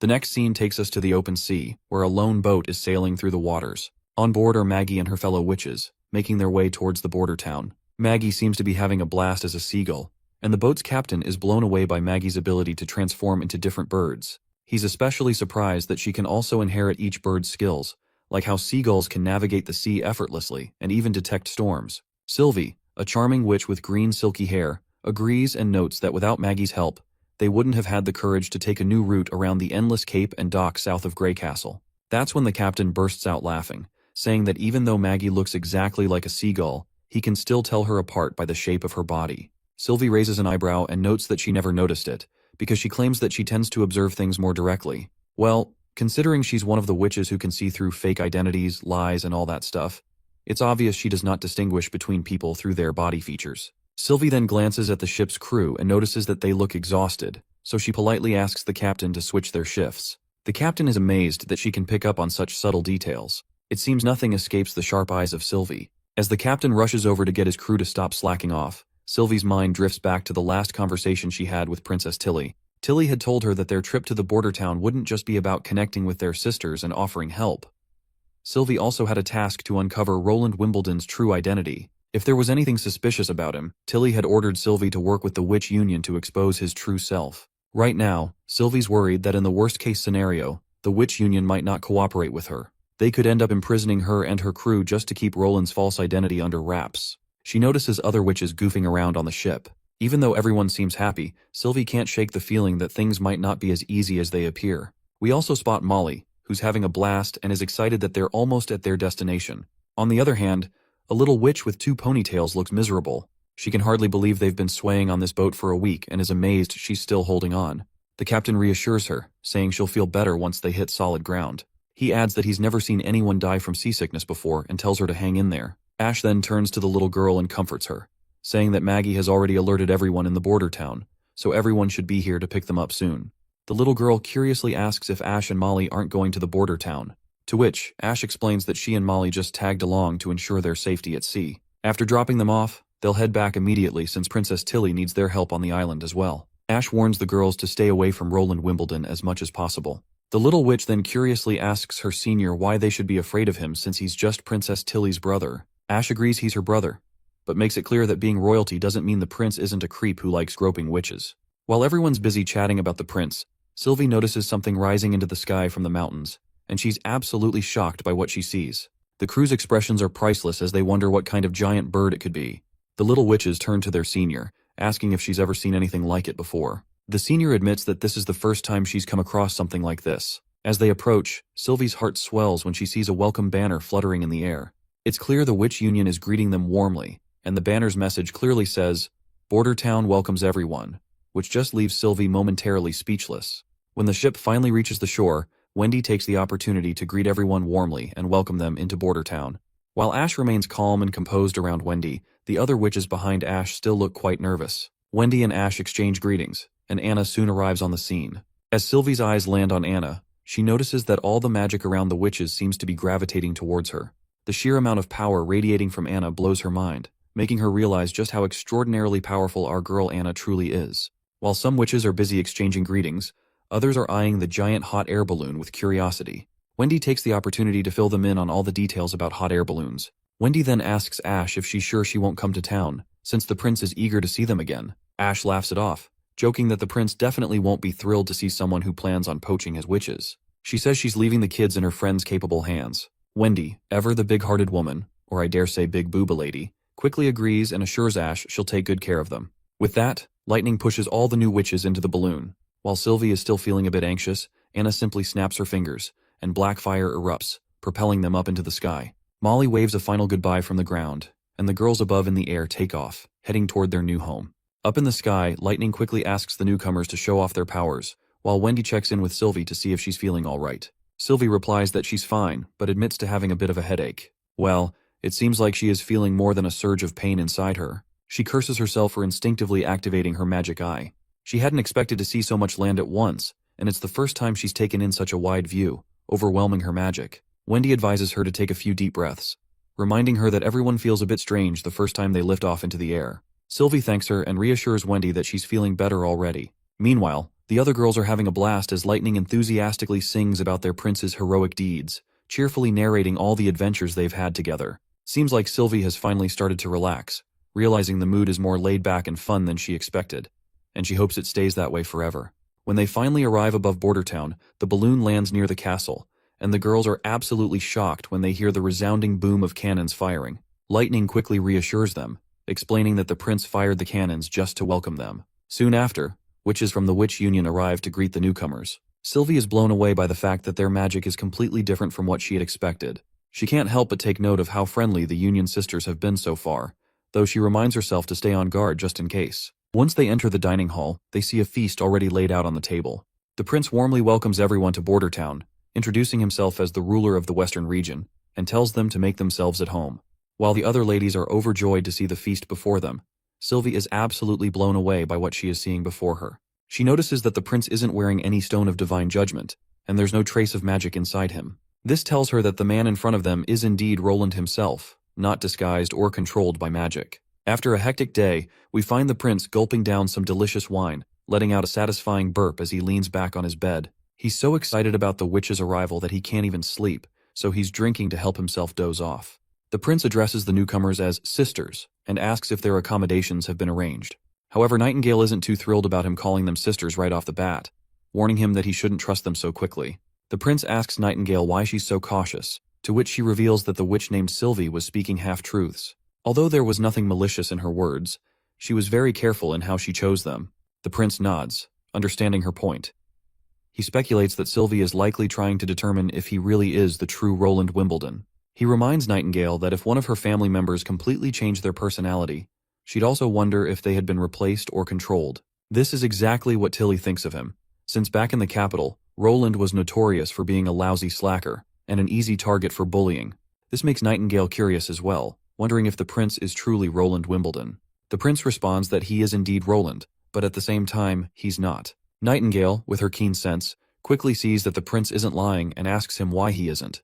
The prince grins and simply says that this is just how it is, and there's nothing to lie about. Nightingale just shrugs and says that as long as he remains the Roland she knows, she's fine with it.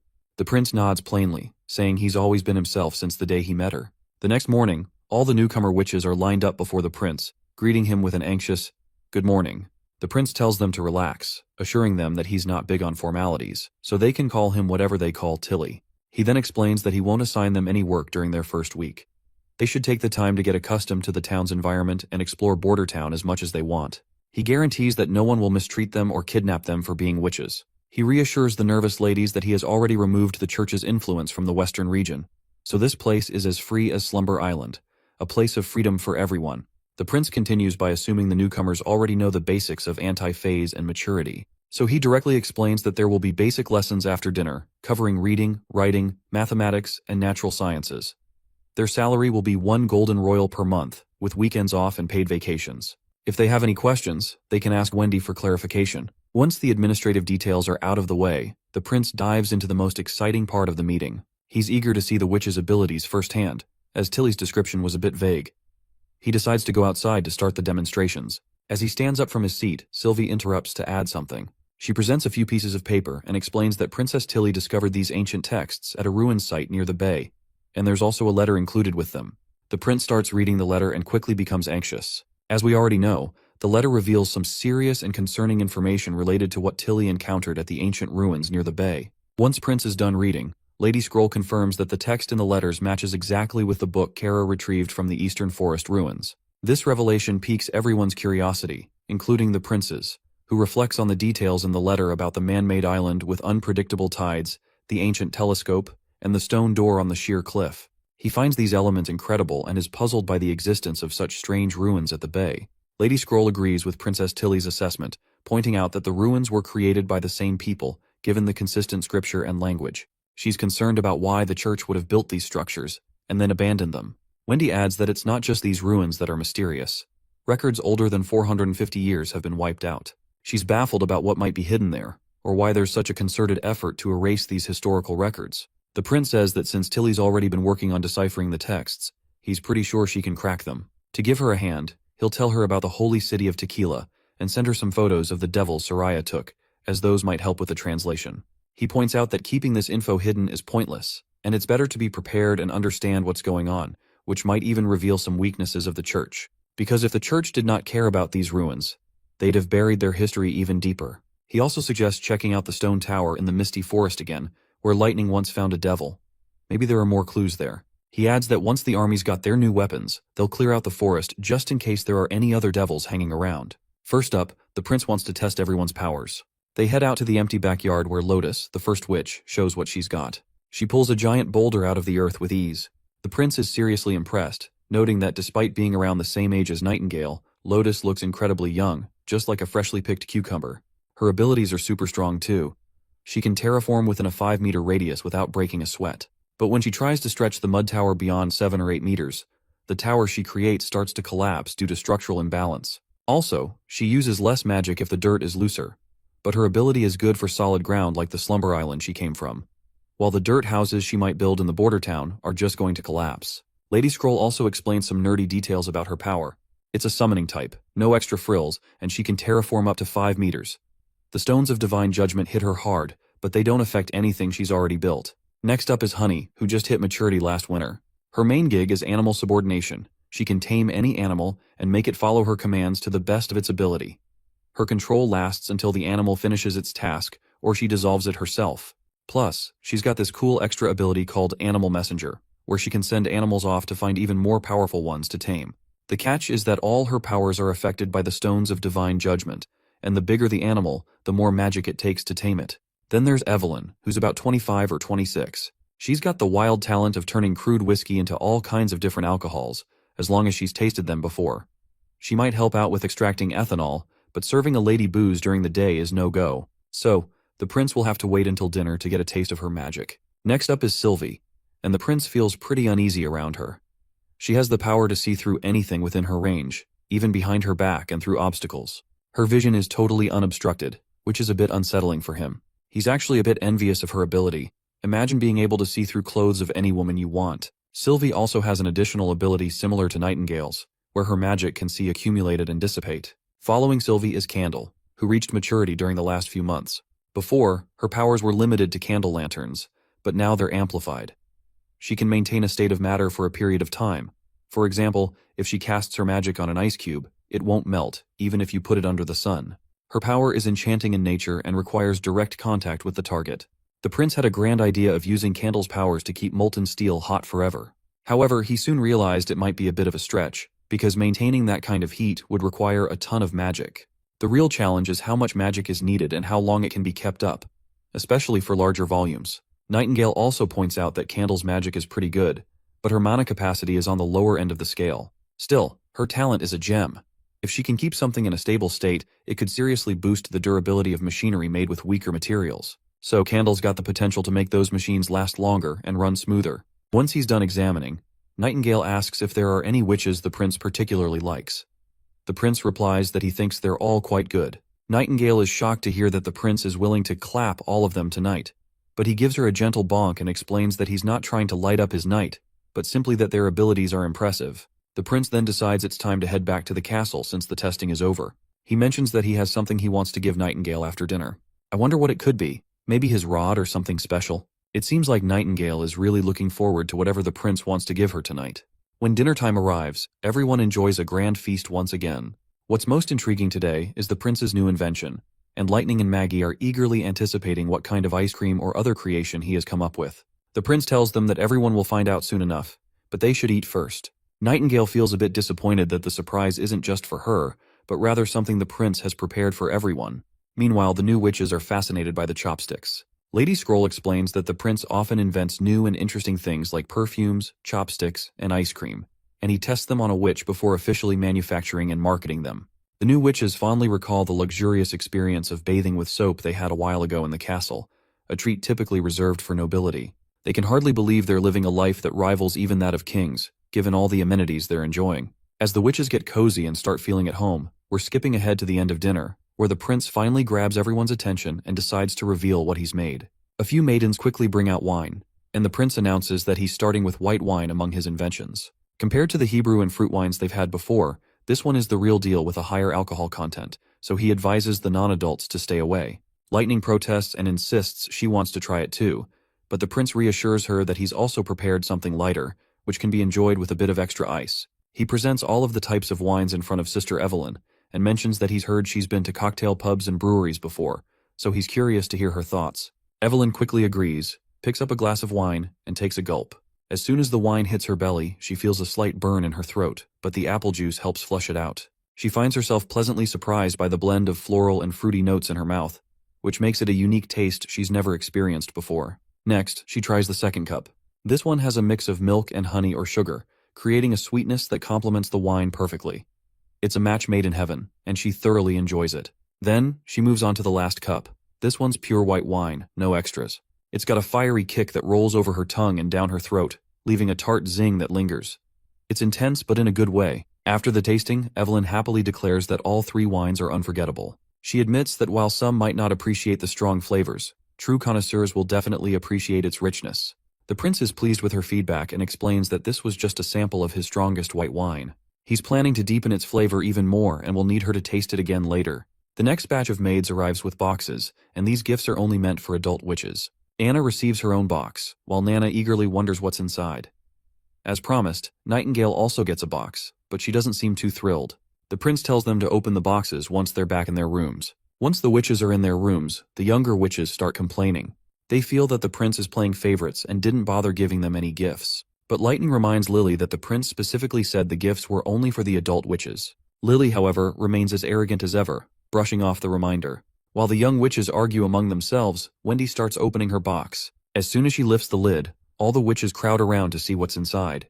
Turns out, the prince wasn't joking about the gifts being for adults. Inside the box are bras, clearly meant for ladies with saggy hooters. The younger witches start fiddling with the bra, having no clue what the hell this thing even is. Maggie comments on how the bras seem like an incredibly large pair of goggles, while Lightning is skeptical, wondering how exactly these are supposed to be used.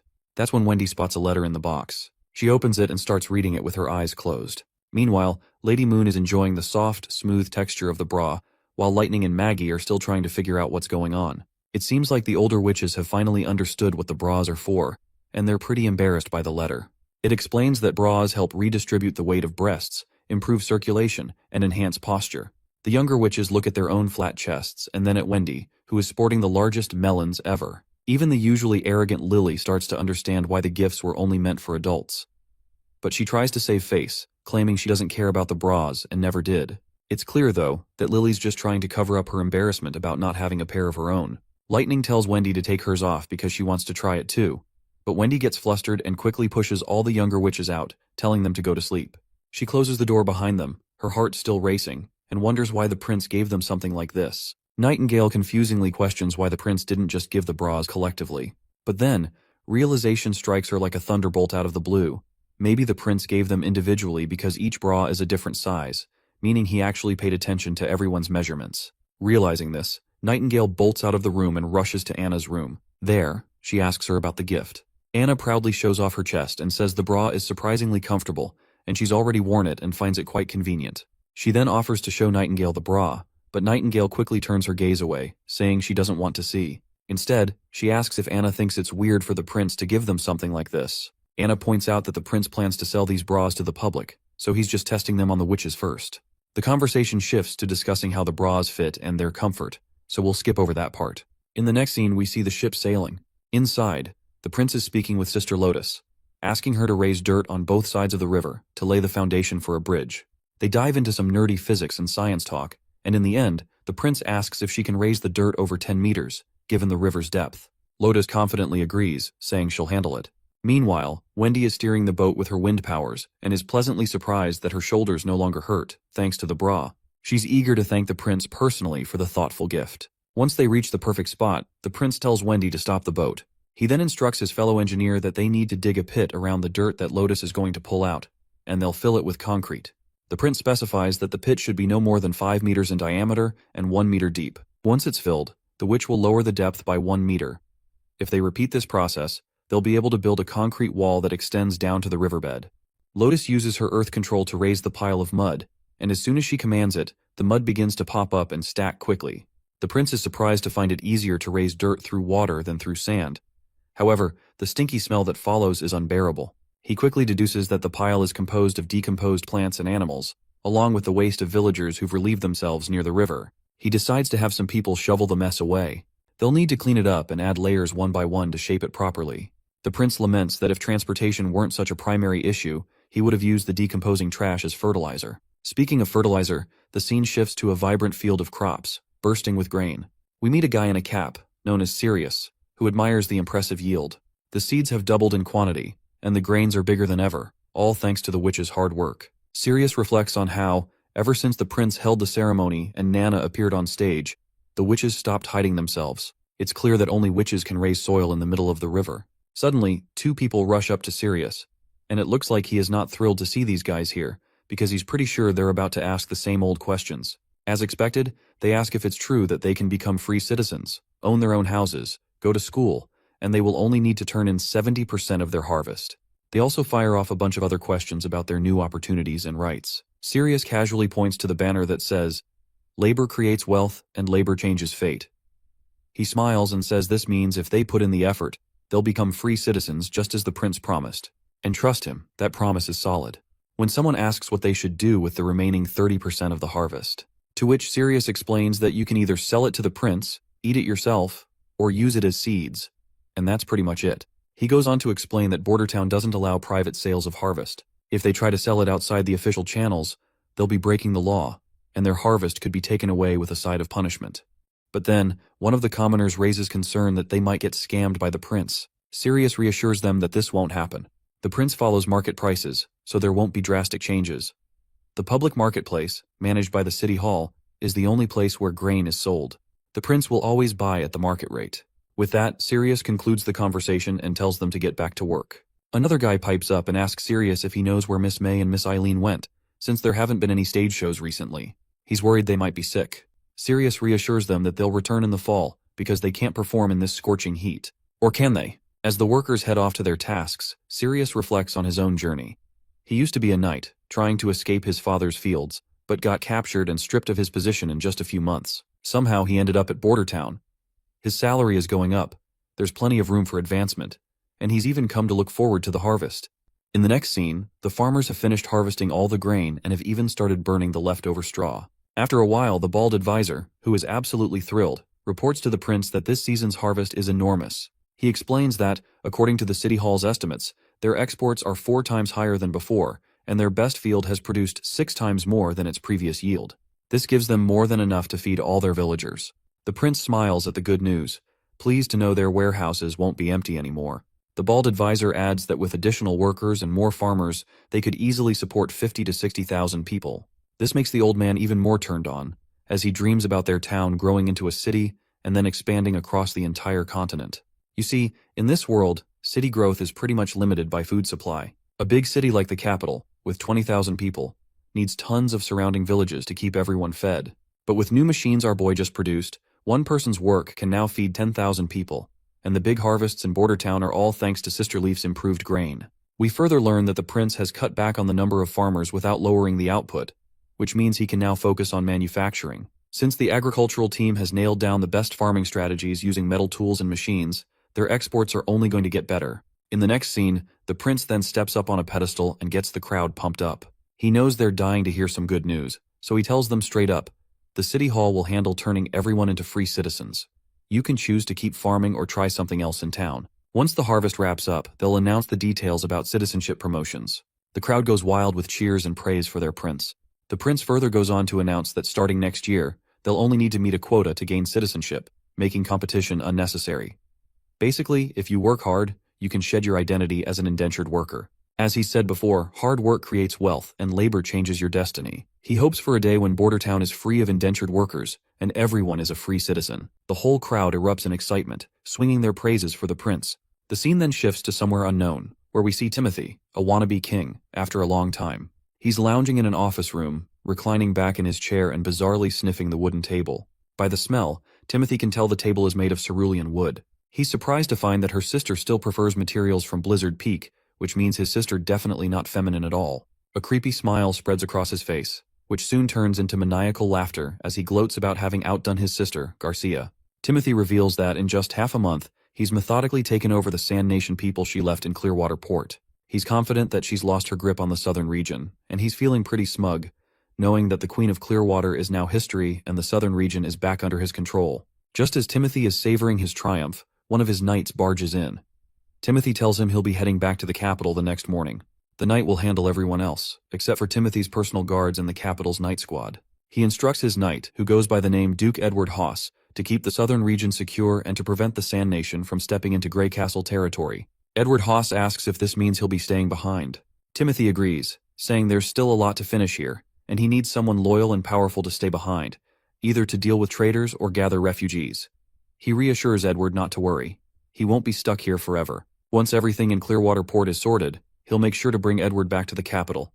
He explains that Grey Castle still needs to be unified, and before conquering the western region, he'll need many knights to fight. So he promises his loyal friend that he won't leave him behind. Edward looks down, saddened, and reminds Timothy that his brother Raymond Haas is missing. He asks why there's been no news about him, especially since it's been 2 months since Raymond went to the western region. Timothy reassures him that Raymond might be delayed by something, or he could be on his way back. He tells Edward not to worry about his brother for now. The focus should be on burning down Garcia's old stronghold. Timothy wants everyone in the southern region to see that Garcia's old base will be nothing but ashes. Even if she returns, it will be in ruins. He instructs Edward to just burn the soldiers who survived the church's pill's side effects. Once Timothy is alone, he reflects on how Bordertown has easily handled the demon threats, defeated Duke Ryan, and captured Longsong Fortress. He's confused by how one of the dumbest siblings is doing all this. Not only that, Rayman and his 1/500 soldiers who were deployed to the west have also completely lost contact. He's convinced that something significant must have happened in Bordertown to cause such a drastic change in his brother. Whatever the case, Timothy is determined to make his brother, Roland Wimbledon, beg for forgiveness at his feet eventually. Back in the Holy City, the Pope receives grim news about Heather's death. Despite the somber update, he remains composed and reassures his junior that Heather was a devoted, intelligent, and honest girl who will be remembered fondly. He vows that the perpetrator, Garcia Wimbledon, will face justice in due time. The Pope's concern quickly shifts to whether Garcia is collaborating with the Wolfheart Kingdom. and how Church's new poison is working against them so far. Priest Main reports that while the poison worked as expected during the attack on Broken Tooth Forest, where it incapacitated the enemy soldiers before they could fully combat the threat, the results were less effective when used against Wolfheart City. The enemy remained strong and resilient, and Main takes the blame for this failure. The Pope explains that the new poison was derived from demon beasts, and further highlights that there are records of 70 abilities that can counter it, with 30 capable of neutralizing it immediately. Given this, it's not surprising that a large nation like Wolfheart would have a witch with such countermeasures. The Pope shares his worry that if witches can really counter their poison attacks, it might change how people view them in Wolfheart, potentially even making them heroes. And that would be pretty bad news for the Church. He reminds Main not to get too hung up on the losses of their judgment and divine punishment armies, as it might distract them from making important decisions, and they don't want the battle to cool down. But there's a silver lining for the Pope. Garcia and the Wolfheart forces are all gathered in one place, and he is planning to take them all out in one go.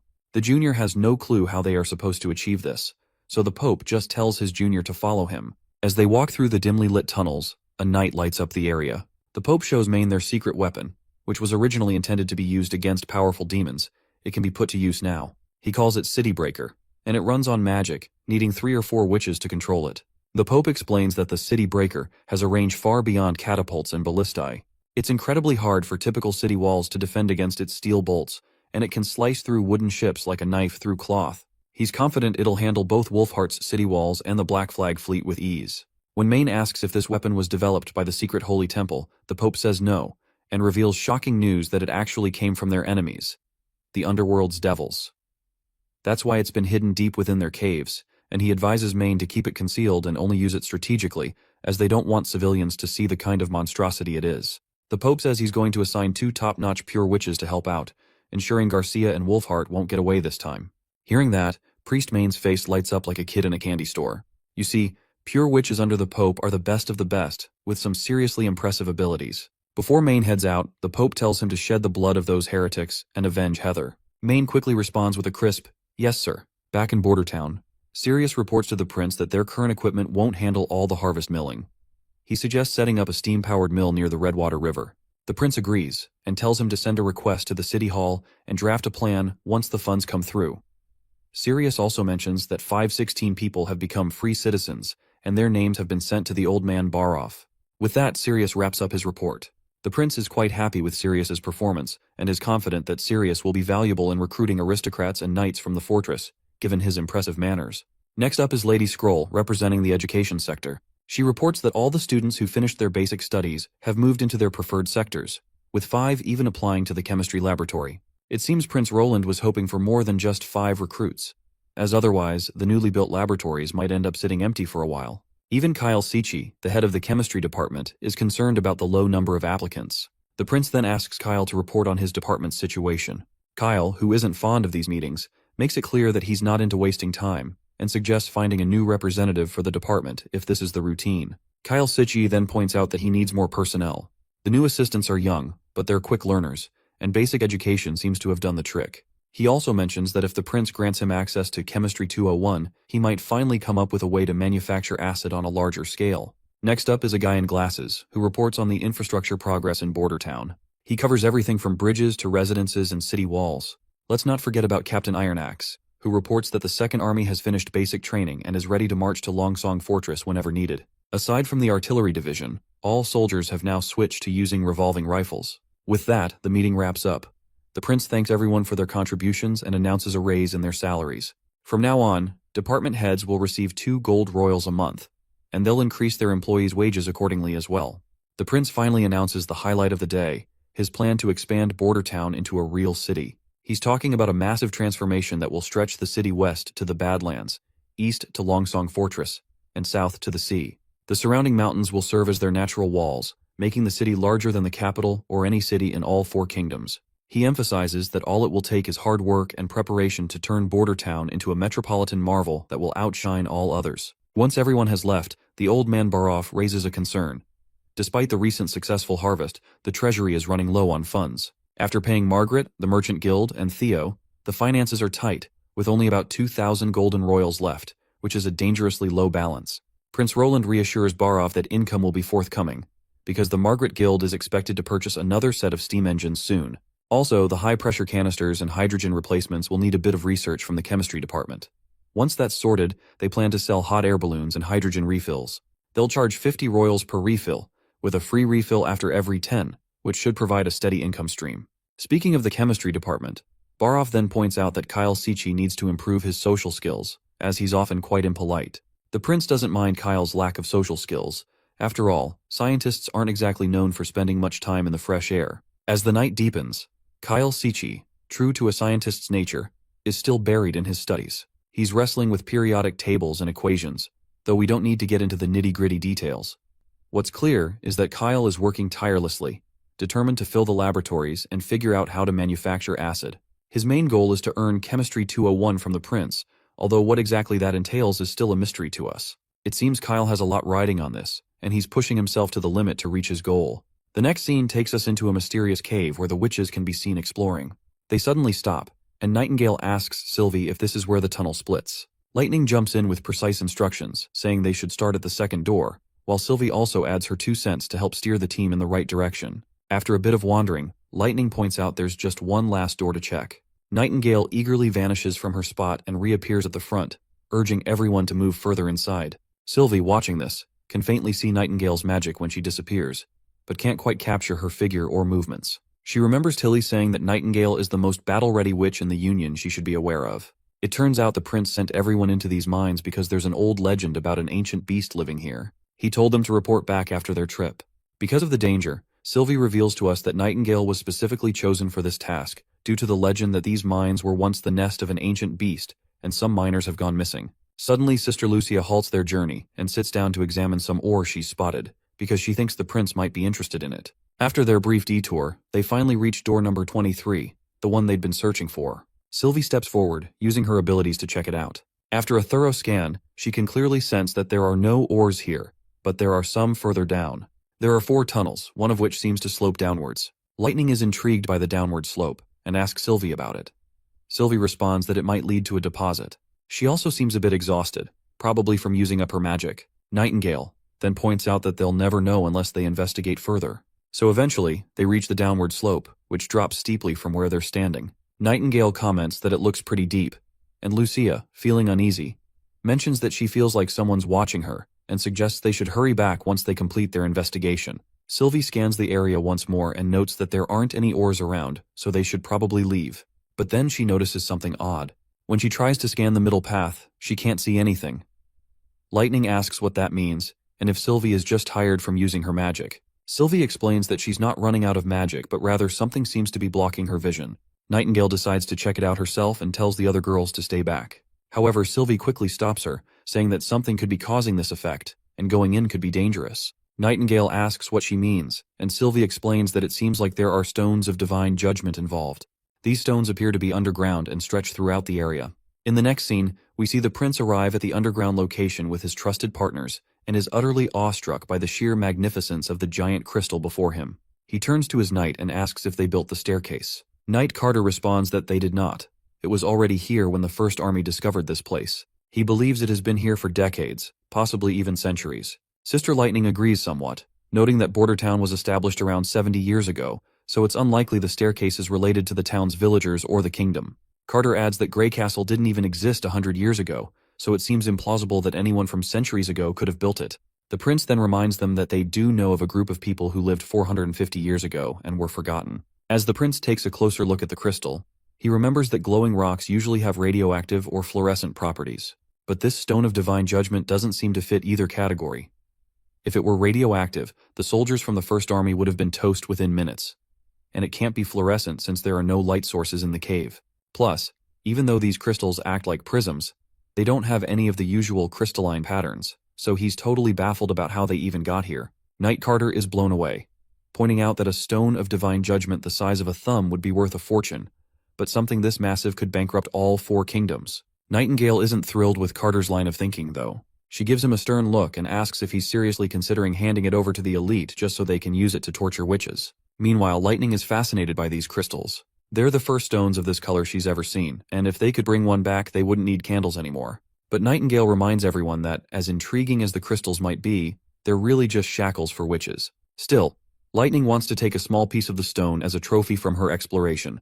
The prince gives her the green light to go ahead, as long as she isn't too dismayed by it. With that, Lightning tries to crack the stone with a rock, but it doesn't even leave a scratch. Even Knight Carter is surprised because, as far as he knows, divine stones of judgment are supposed to be fragile. Lightning then starts hitting the crystal from different angles, but the result is the same. No scratches, no cracks, nothing. That's when the prince tells Nightingale to give it a try. She bombards the crystal with bullets, but it remains just as shiny and undamaged as ever. The prince is intrigued that even revolvers can't make a dent in the crystal. Carter wonders aloud how the church managed to break it down for sale if it's this tough to crack. Nightingale then points out that these stones should be pulverized with the slightest strength. Anna also chimes in with some info of her own, asking our boy if he still remembers the treasure map. She explains that one of the maps actually points to this location, not the northern mines. The prince is also shocked by this news, realizing that this cave holds a significant amount of these stones, which makes it a part of the treasure place. Once they're back in the office, the prince studies everything with Lady Scroll.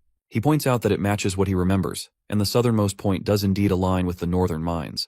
Lady Scroll adds that if Anna is correct, this map could be one the church left behind while searching for new veins of stones. She's curious about why they would abandon everything after excavating it and building the stairs. The prince reveals that given the high value of stones of divine judgment, this cave certainly doesn't seem like something they'd leave behind. Since they can't go to the city of Tequila right now, he wonders if the answers might only be found when they visit the stone towers. I'm not entirely sure what is going on, but let's hope to soon connect the dots when we further dive into the story. As night falls over Border Town, the new witches chat during their study class. Evelyn asks Sister Candle if the prince assigned her any tasks. Candle nods and explains that he did give her a task. She says he asked her to use her powers on some metallic lumps to keep them solid at room temperature, but she's not sure what he plans to do with them. Candle then inquires about what tasks the prince assigned Evelyn, to which Evelyn reveals that the prince hasn't asked her to do anything specific. She's free to learn whatever she wants. Sometimes he does ask her to sample new booze, and she's given suggestions like adding water or fruit juice, but the prince seems focused on making the strongest alcohol possible. That's when the little girl mentions that the prince must have a reason for his request. But before she can elaborate, their teacher, Lady Scroll, walks in. Lady Scroll breaks the news that they won't be learning any new material today. Lightning's face lights up, excitedly asking if they're going outside, or maybe tasting some new food. Lady Scroll just smirks and shatters their hopes by announcing that she'll be giving them an exam on everything they've learned. Everyone looks confused to hear this, and wonders what this exam thing is all about. Lady Scroll explains that, after 3 months of studying, the prince thinks it's time to check their progress. They'll tackle problems in 3 subjects: language, mathematics, and natural sciences. She adds that they'll need to answer the questions on their own and can't get any help during the exam. Everyone's faces fall at the shocking news, but Lady Scroll isn't done dropping bombs yet. She announces that the prince has explicitly stated that only those who answer more than half of the questions correctly will get to enjoy ice cream during the weekend afternoons, and those who score below half will lose their tea privileges. That last line leaves Nightingale completely boggled. As a fan of afternoon teas, she's pretty sure she's in trouble. Lady Scroll adds that witches from Slumber Island are exempt from this exam and can either stay and finish or take the day off. No matter their score, they won't lose any privileges. The new witches finally breathe a sigh of relief, realizing they're not completely screwed after all. Candle turns to her friend Evelyn and asks if she's going to stay for the exam. Evelyn nods and explains that taking the exam is a good opportunity to learn. She wants to advance her abilities by gaining more knowledge, and she's been practicing her writing after class with help from Lily and Moon. She figures it's worth the effort to avoid falling behind. Hearing this, the little witch decides to join her for the exam as well. Shortly after, the exam is conducted, and the answer sheets from all the witches are sent to the prince. The prince thanks Lady Scroll for her help, and as he reviews the answer sheets, he's fascinated to find that Nightingale has passed. Well, it seems like the prince is a bit disappointed that Nightingale passed because if she had failed, he was planning to discourage her from eating more sweets during afternoon tea. Nightingale quickly catches on and starts pinching his shoulder, practically telling him not to even think about it. Jokes aside, the prince is genuinely glad that all the witches performed exceptionally well. What's even more fascinating is that 2 new witches also took the test, where Evelyn scored 5 points while Candle scored 36. The prince is especially impressed by Candle, who only attended the course for 2 weeks but still managed to score 60 points. It just proves how witches, both physically and mentally, have a significant advantage over commoners. The next scene shows Lucia practicing hard with the materials inside her pouch. That is when her little sister wanders in and asks why she's still practicing so late. Lucia loses her concentration due to the sudden interruption, and gets annoyed at her little sister, telling her to focus on reading the books instead of bothering her. But the little one replies that she can't really understand the words completely. She can only read a bit at a time and wishes she could read and write as well as her big sis. Lucia explains that's why she needs to practice more. She tells her sister that words have similar structures, and you can figure out their meanings from their roots. It's all part of the learning curve. The little girl reluctantly grabs a book and goes back to reading. Just then, Nightingale shows up and notices the sibling squabble.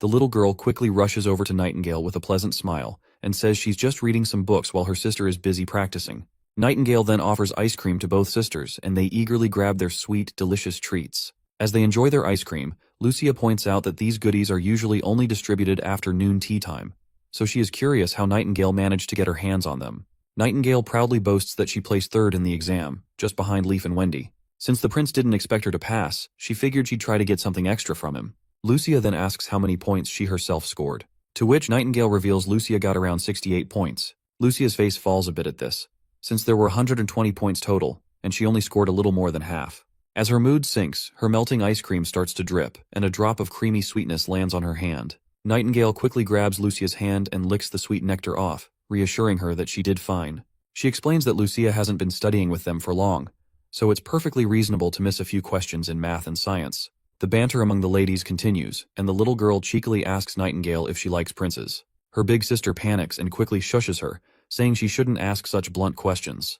Nightingale blushes but admits that, yes, she does like him. The scene shifts to Roland's office, where Lucia presents the ore samples she collected from the northern mine. The prince thanks her for her help, and Lucia says it's all worth it if she can be even a little bit helpful to him. As the prince examines the ores, Lucia's thoughts drift back to Nightingale's confession. She admits to herself that she doesn't really understand romance or whatever it is, but the idea of a witch being interested in the prince seems impossible to her. She thinks it's best if witches keep their feelings to themselves and not let others know. Meanwhile, the prince finishes examining the ore and tells Lucia that he'll have Sishi take a look at it. He suggests that Lucia keep practicing her abilities at the mines and to ask Anna if she needs any help with anything. Lucia feels a bit confused that even the prince can't identify the ores. But then, the prince calls her name, and she perks up at the sudden attention. The prince congratulates her on passing the exam and reveals that she placed ninth with 68 points. He acknowledges that it's impressive to perform well after only studying with everyone for a month and encourages her to keep up the good work. Lucia brightens at the praise and agrees with a big smile, feeling more motivated and happy about her progress. After a while, the prince lets out a sigh, feeling disappointed that he couldn't identify the ores in the mine even after purifying them. He realizes there's still a huge gap between engineering and geology, and wonders if he should leave it to the alchemist, as chemical experiments are more reliable than observing things with the naked eye. Also, he does not have any time to stress anything, since it's already time he starts planning countermeasures for the months of demons. Suddenly, a reporter rushes into the office with an urgent report. There's a secret letter from the capital. The prince asks who sent it, and the reporter says there's no signature. The prince opens the letter and sees that it's unsigned and written in an unrecognizable handwriting. It doesn't take him long to deduce that this secret letter must be from Theo, who has done a good job hiding his identity. As the prince squints at the text, he reads that an army of 1,000 strong has left the capital and is heading towards the western region. The next scene opens to the resounding claps and cheers from the audience, celebrating the stellar performance of the stage actors. In the background, a newcomer asks Lady May if she performed really well. Lady May acknowledges that she has indeed improved a lot. Another little girl chimes in, hoping for some encouraging words from her senior as well. However, Lady May breaks her junior's heart by dropping the bombshell that she's still far behind and needs to work on her emotions. Another stage worker points out that Lady May seems pretty strict, especially since the audience enjoyed their performance so much. The senior reminds the stage worker that many of these audience members are commoners who've never experienced theater before, so it's a new experience for them. She adds that if their audience were elite members, their stage mistakes would have gotten them into serious trouble. Suddenly, another actor makes her entrance without missing a beat. She immediately begins berating Lady May and her crew, labeling them as third-rate actors performing in a rundown place like Bordertown. Lady May's student is visibly annoyed by this, but the arrogant woman, known as Bella Dean, mocks them further. She questions if they even know their place and makes it clear that none of them are suited for a big city like Longsong Fortress. She emphasizes that the Longsong Theater doesn't welcome third-rate actors. She even sneers at their play, The Diary of a Witch, dismissing it as terrible and unworthy of attention. She continues her rant, accusing Lady May of causing a drop in the theater's revenue due to performing in such a filthy town. According to her, no noble would want to watch shows from a theater that also performs for commoners without charging any price. And these commoners are nothing more than monkeys in her eyes. But Lady May isn't having any of it. She shoots back, making it clear that Bella's being arrogant and clueless. She points out that the theater manager has a deal with Prince Roland and Ambassador Petrov, who are in charge of Longsong Fortress. She assures Bella that any revenue lost will be covered by Bordertown. She further tells Bella to get a grip and stop running around like a headless chicken, because this is a business deal after all. And as for reputation, Lady May proudly adds that only second-rate actresses would worry about losing theirs. Back when she performed in the capital, the elite couldn't get enough of her shows. Lastly, she drops the bombshell that The Diary of a Witch was written by Prince Roland himself. So, by trash-talking the play, Bella is not just dissing some random script, she's showing contempt for royalty, which, by the way, is punishable by law. But Bella continues her rant, which eventually leads to a sharp slap across her face from Lady May. After delivering the slap, Lady May takes a deep breath, letting out the frustration that had been bubbling inside her. Miss Bella's lackeys quietly warn May that she's crossed the line by slapping her fellow actress. They remind her that an actress's face is her most valuable asset, and she can't just go around slapping people. Although Lady May inwardly admits that she acted on impulse, she still has no intention of apologizing to this trashy woman. She also recalls her time with Prince Carter, noting how men may seem all muscular and strong, but their weaknesses are in their eyes and throats. If it comes down to dealing with these lackeys, she's confident she could drop them with a single kick. So she doesn't falter and steps up to confront them. But just then, Prince Carter shows up. He announces that he's here to arrest anyone who insulted Prince Roland or schemed against his theater crew. Bella and her two lackeys are shocked to see the prince's knight, and Bella is pretty sure they're screwed since she was the one who belittled the prince's play. Later that night, Knight Carter and Lady May have a great time together, chatting and enjoying each other's company. But we are not interested in their lovey-dovey shit, so let's jump ahead 2 days. Inside the castle of Border Town, representatives from the 5 families have gathered from around the western region. Prince Roland reveals that he has received reliable intel indicating that Timothy has sent soldiers to Longsong Fortress. Their numbers are unclear, but there's no doubt they're coming for Border Town. He explains that Timothy's typical strategy involves kidnapping commoners to bolster his forces, then making them eat the church's drug. This drug, known as the Evil Crimson Pill, grants commoners strength even greater than that of knights, but its side effects are fatal and irreversible. Timothy plans to weaken the Western region's power by turning anyone useless to him into drugged berserkers, making everyone here in danger. As the leader of the Western region, Prince Roland instructs all the representatives to mobilize their personnel into the fortress. By doing so, Timothy won't be able to strengthen his forces. One of the members raises a concern, pointing out that they don't have enough food and supplies to sustain such a move. But Prince Roland makes it clear that they'll have to bring everything they can, and they only have 3 days to do that. Every commoner must be transported to the city, and once Timothy's soldiers are defeated, they can return home. All the representatives kneel in respect, and once they're gone, Prince Roland turns to his army captain, Iron Axe, and explains that this army is different from the last one they faced. Timothy's soldiers are currently sailing down the Redwater River, planning to infiltrate through Willowtown. He explains that this route is especially tricky because once they pass the river fork, they'll have the option to attack the fortress's south and east gates, or continue west to lay siege on Border Town.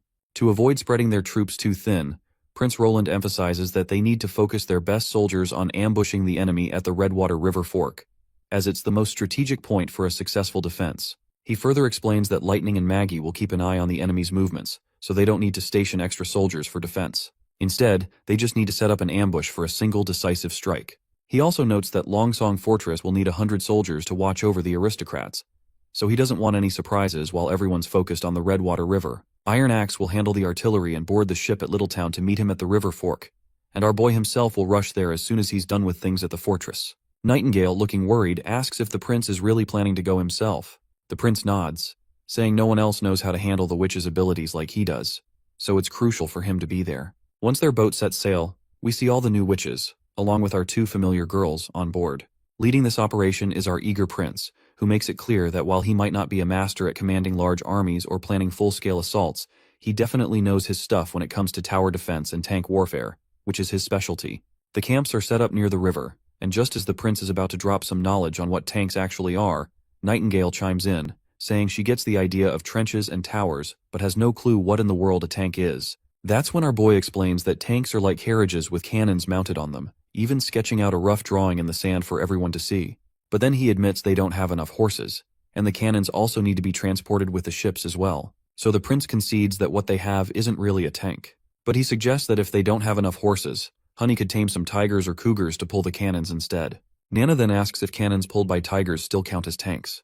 The prince, with a grin, proudly says yes and even suggests they could call them tiger tanks or leopard tanks. That's when Lotus speaks up, asking the prince what her role will be in the battle against the fake King Timothy. The prince explains that they need to set up 2 perimeters on either side of the river. He draws a line in the sand to show the enemy's route and points out where their troops will be stationed on both riverbanks. The plan is to launch a surprise pincer attack, and to hide everyone, they'll need to build dirt structures in a V-shape along the banks. These structures should be long with sturdy walls, and each will have 8 rooms with one small window facing the river. Lotus appears to be still confused, and says that while they can hide their troops in the mud houses, they won't be able to attack the enemy's ships. If the ships don't stop or dock, they might just sail past. The prince reassures her, saying she doesn't need to worry about that. He explains they've got all sorts of long-range weapons for dealing with the ships. He also mentions that Leaf will use wild grass and vines to camouflage their setup. The prince can almost hear the victory music playing in his head. It's just a matter of time before Wendy transports all 16 cannons into the mud houses they're about to build. With that firepower, no matter how many ships Timothy has, they'll be at a serious disadvantage against his attack. The enemy won't stand a chance. The next day, a knight starts barking orders for all soldiers to get ready for the attack. Hearing the command, the soldiers quickly scramble into the bunkers, which are completely camouflaged under a thick layer of grass, thanks to Lady Leaf's work. Inside the bunkers, the soldiers start prepping their cannons, and they can't stop singing the praises of the witches. They're amazed at how the witches built huge structures overnight and instantly summoned grass and vines. They're even hearing rumors about one witch who can turn into a giant pigeon. The soldiers can't believe how these extraordinary abilities surpass anything mere mortals can do. Just as the soldiers are chatting and having a good time, someone reports that enemies are closing in.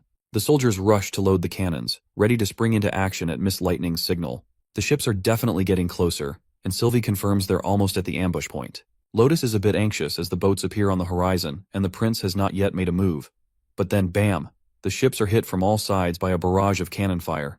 Lotus is completely blown away by the sudden and intense bombardment. The soldiers on the ships are completely helpless, dropping like flies under the relentless cannon fire. Lotus is still trying to wrap her head around what's happening, her mind spinning trying to understand how they're pulling this off. With people crying for help and blood everywhere, Sylvie quickly starts feeling queasy from the chaos. Lotus rushes to check on her friend, while the prince, observing the carnage, advises Sylvie to take a break. He offers her a handkerchief, which she accepts gratefully. Sylvie notes that these weapons are probably the incredible invention she had heard rumors about. She hadn't taken it too seriously at the time, but now she can't deny the power of such a weapon. Suddenly, the surviving knights from the ships scramble onto the solid ground, raising their swords and charging at the beach flanks. But let's be real, these knights are marching straight into their doom. Our soldiers, ready and waiting in the bunkers, start hammering the knights with gunfire. The enemy quickly realizes they've been ambushed and scrambles back to their ships, beginning their retreat in a hurry. Meanwhile, the prince watches the whole thing through his telescope. He tells Iron Axe that it's time to finish cleaning up the rest. If any of the chief knights are still alive, he wants them taken prisoner for questioning. He also instructs Sylvie to go with Iron Axe to keep an eye on the enemy soldiers, making sure no one gets away. The charming witch Sylvie quickly agrees to the prince's instructions. She now understands why the prince is so confident in publicly sheltering the witches. With such powerful military capabilities, even the church's divine punishment army might struggle to overcome him. If Princess Tilly could wield such formidable weapons, she might not need to hide anymore, and the enemy could find it nearly impossible to launch a successful assault. Iron Axe finally returns from his mission and reports back. He's managed to capture only 2 knights. The first introduces himself as Duke Snake and immediately begs the prince to allow him to send a message to his family, promising a huge ransom in return. The second knight introduces himself as Edward Shield from the Shield family in the northern region, and he too claims that his family is willing to pay a ransom for his release. With a terrifying tone, the prince asks them if these 2 are the ones who launched this attack. Duke Snake quickly speaks up, stating that their captain, Duke Vincent, was the one in charge, but he perished in the battle. He pleads with the prince to release their handcuffs, insisting that he wishes to be treated humanely before his ransom is arranged. The prince, however, makes it clear that he's not interested in a ransom. All he wants is the main goal of the attack and Timothy's next move. If they provide this information, he'll let them go. The 2 knights apologize and firmly state that they can't divulge any details. They've sworn loyalty to Timothy and refuse to betray their king. We can tell that the prince is really bothered by their response, so he simply turns on his heel and starts walking away. He tells Iron Axe that the fate of these knights is up to him, and makes it clear that he doesn't care what happens to them, as long as he gets the information he needs. Iron Axe quickly agrees, telling his soldiers to take the 2 knights away. Before they leave, the prince reminds the captain that once the interrogation is over, the 2 knights should be counted among the casualties. After all, they brought this on themselves by invading the western region and involving civilians in their mess. The next day in Border Town, the prince learns that the soldiers they defeated were just the first wave of Timothy's forces. Iron Axe confirms that this fits Timothy Wimbledon's strategy, revealing that Timothy is sending waves of refugee armies to attack the western region, using similar tactics to those employed at Clearwater Port. The prince asks if all the soldiers are civilians. Iron Axe replies that it's a mix. Some are criminals and troublemakers among the refugees. He explains that Timothy captures these people, makes false promises to pacify them, and then forces them to take the pills. This way, they fall entirely under Timothy's control, and Timothy needs more pills to keep them under his influence and manage their pain and desires. The prince feels a pang of sadness for those forced to take the pills, because the pills only offer a temporary reprieve, delaying an inevitable death, and he knows that even one pill means they're beyond saving. Iron Axe agrees, noting that Timothy never mentioned the pill's side effects to those people, and everyone was tricked into believing they'd receive status and rewards after fighting. Duke Vincent had underestimated the defenses of Border Town and thought that 1,000 drugged commoners would be enough to take down the Border Town. Iron Axe further reveals that Duke Snake spilled more details during the interrogation. Timothy had planned to split the commoners into groups to attack the town, while keeping an eye on their defenses. The prince makes it clear he won't let any enemy soldiers get away this time. Since Duke Snake was part of the first wave, he asks if they know anything about the next waves. Iron Axe shares that they didn't get many details about the second wave, but Duke Snake did mention it would be much larger than the first. The prince is disappointed to see Timothy squandering valuable lives as cannon fodder. It's hard to believe his brother could be so reckless with such a costly gamble. The prince then points out that once the Demons of Months arrive, the entire western region will be covered in snow. If they're going to attack, it needs to happen before winter hits. This means he plans to drag out the battle. Iron Axe asks if they should send a messenger. The prince thinks it won't be very effective. To make Timothy rethink his strategy, they'll need to cut his forces and show him that sending commoners into battle won't work against the western region. The prince spreads out the map and explains the urgency of their next moves. He explains that he was too slow and cautious in spreading news about the western region and recruiting more people. To cut off Timothy's options for gathering commoners for his forces, they need to recruit and interact with commoners, just as they did with the refugees in the capital. He emphasizes that the war-torn southern region is the most critical area to address next, followed by the northern region. He plans to release the prisoners to send a clear message, ensuring that Timothy's forces won't attempt another futile assault. Iron Axe raises a concern that releasing the captives would expose their strategies and weaponry. However, the prince reassures him that Timothy will remain in the dark about the specifics of their weapons' strength and manufacturing capabilities. The released captives will only reveal the extent of the weapon's power and not the intricate details of their operations.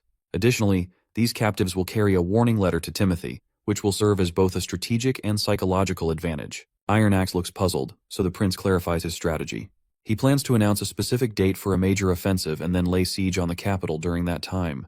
This will not involve the First Army, but rather an unexpected aerial assault by the witches. He explains that while the chance of actually killing Timothy is slim, the primary objective is to create a significant psychological impact. By demonstrating their ability to strike directly at the heart of Timothy's power, they will shake his confidence and destabilize his rule. The goal is to make Timothy feel threatened and uncertain about his position, thereby achieving a successful operation through fear and disruption. Well, that was a lot to take in. I'm sure this episode was more dialogue-oriented than action-packed, and we didn't see much progress on the industrialization front. Nonetheless, it was a great episode. I guess having character development and compelling narration is what makes Release the Witch special, regardless of how dialogue-heavy the series is. On a particularly sunny day in Border Town, Margaret is enjoying some cold ice cream while giving a shout-out to the prince for his brilliant strategy that has shaken things up in Grey Castle. Because of this, Timothy has repeatedly failed to take down Border Town. She further shares that she's heard rumors about the Black Flag fleet raiding Seabreeze Town and Golden Wheat City before sailing to the north, and no one has any clue where Garcia went with her Black Flag fleet. Since Garcia is now out of the picture, this means that Timothy's only target left is our boy. She enthusiastically offers that if the prince wants to leave Grey Castle, the Bay is ready to welcome him with open arms. There's enough land on their island to even set up 10 border towns, and she and the other merchants would be more than happy to provide all the land available to Border Town citizens. The prince, though, already knows where Margaret is coming from. He's not about to trade his steam engine and paddle steamer blueprints with the merchants like that. Even if he lost to Timothy and ended up losing Grey Castle, he'd prefer to head to his sister Tilly Wimbledon first. Margaret then asks the prince about the hot air balloons, and he reveals that he's already working on them. He's managed to manufacture 2 so far, but he points out that they're not quite like the ones she's ridden before, and they don't require a witch to operate either. When they head outside, the prince shows her one of the balloons they've created. He explains that it has a port at the end for loading gas, which is what makes it fly. Refilling is pretty straightforward, because all you have to do is just connect the hose to the tank and twist it open. He also mentions that the balloon is resistant to rain, fire, and even bird beaks. Margaret is amazed about all this, but curiously asks how many gas tanks each balloon needs. The prince tells her it's about 5 or 6. Margaret then inquires if the gas is very expensive, and the prince pretends it is, saying that gas isn't something just anyone can produce. But deep down, Prince Roland is practically doing a happy dance because, contrary to what he said, making helium is a breeze. All it takes is mixing sulfuric acid with reactive metal in the tank. And since he doesn't have any metals on hand, he can simply get help from Sister Lucia to extract high-purity metal for the reaction. Meanwhile, Margaret acknowledges that the formula must have come from the blood, sweat, and tears of Bordertown's esteemed alchemists, who worked tirelessly to make it happen. So, without a second thought, she decides to buy some. The prince then humbly reminds her that the canisters can only be stored for a year and must not be incinerated, struck, or disassembled, or there will be severe consequences. He adds that while it might be a little expensive, Bordertown will offer deals and discounts for their customers. That's when Lightning chimes in, announcing that the balloons will come with pre-filled complimentary gas, a camouflage cloak, and a warranty. Customers can also purchase a yearly membership subscription for additional discounts. A while later, Prince Roland is feeling pretty pleased with himself. The deals he struck with Margaret have generated a lot of revenue, which means he can now invest in boosting the population. By the time he builds the city next year, he is sure that the Redwater River will be lined with neighborhoods. Meanwhile, Anna and Lucia are hard at work. Anna perks up when she sees the prince strolling toward them, and the prince quickly squats down after approaching them, asking how things are going and if they found anything worthwhile. It seems like Anna and Lucia are focused on producing a metal with incredible resilience, hardness, and tenacity. Lucia dives into some technical details, and overall, they're quite satisfied with their results. Anna even mentions that this project is more interesting than smelting musket barrels. She further happily reveals that she can completely transform an iron block by adding another metal to it, and she's eager to understand how these metallic atoms bond together. The prince is thrilled to hear this, and explains to us that Anna and Lucia are working on an extraordinarily useful task. Lucia's job is to break down ores into different base elements, while Anna melds them with iron to test their qualities. Using Blackfire's malleability, Anna tests the hardness and tenacity with varying amounts of magic. As the prince walks away, he's buried in a book about chemistry, detailing everything about iron and its properties. He knows that even tiny changes can cause significant shifts in a metal's properties, which is why they're testing those thresholds. A while later, the prince is sitting on a bench, and the falling leaves are a clear sign that autumn is approaching. As the prince starts dozing off, Anna jolts him awake with a tap on his nose, telling him not to fall asleep outside. Otherwise, he is going to catch a cold. He suddenly asks where Lucia is, and Anna reveals that she's having afternoon tea with Belle. Just then, Anna reads Roland's troubled face, so she moves in close and asks if he has something on his mind, because she can see it in his eyes. The prince remains silent for a moment, then grabs her hand and pulls her closer, admitting that he's feeling a little troubled about something. He explains that he had brought the commoners in the border town from the capital with the help of everyone, but there are still a lot more people stuck in the capital who are not willing to leave the capital. The time is running out, so he is afraid that he has to be more forceful to ensure he saves most of the people, and they don't fall victims of Church's pills Timothy is making them to take. Reflecting on it, he admits that, in a way, he's more or less the same as Timothy, with the only difference being their goals. He wants people because he's aiming to build his empire, while Timothy wants people just to crush everyone. Anna quickly puts a finger over his lips and tells him she gets what he's trying to say. She explains that she's figured out what's troubling him. He's worried that people might not accept his help, that his goals might not always match up with what others expect, and that using harsh tactics, even for a good cause, could be misunderstood. The prince isn't sure if having a moral goal outweighs using a moral method. Anna reassures him not to worry, telling him she will always be there to help him no matter what. The next scene then takes us to the sea at the fjords on Slumber Island. There, we see a boat docked at the shore with different vendors selling their wares. Molly and another cute witch can be seen exploring the market area. All the while, Princess Tilly is observing everything through her telescope. She notes how Slumber Island is no longer just a hiding place for the original 300 witches. Although the New Bay residents live on the outer edges of the island, far from where the witches live, she's confident that with continued growth, Slumber Island will eventually become a city. As Tilly is discussing these developments to herself, Ash calls out to her, warning her about the heavy wind and telling her to come down before she trips. Tilly quickly uses the stone embedded in her hand to lift off from her perch, and smoothly makes her way down. Ash scolds Tilly for being reckless and suggests she keep Molly around while she's experimenting with flying. On the other hand, Tilly excitedly talks about her new discovery, explaining that as long as she maintains her magic output, she won't fall off. However, controlling her direction is still tricky. She invites Ash to give it a try, saying flying is an incredible experience, and the view of Slumber Island from above is breathtaking. Ash remains dubious and flatly refuses, reminding Tilly that she couldn't even activate the lightning stone and that she shouldn't risk her life.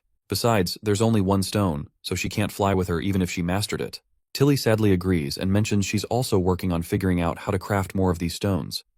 Ash asks if she's implying that the stones are man-made.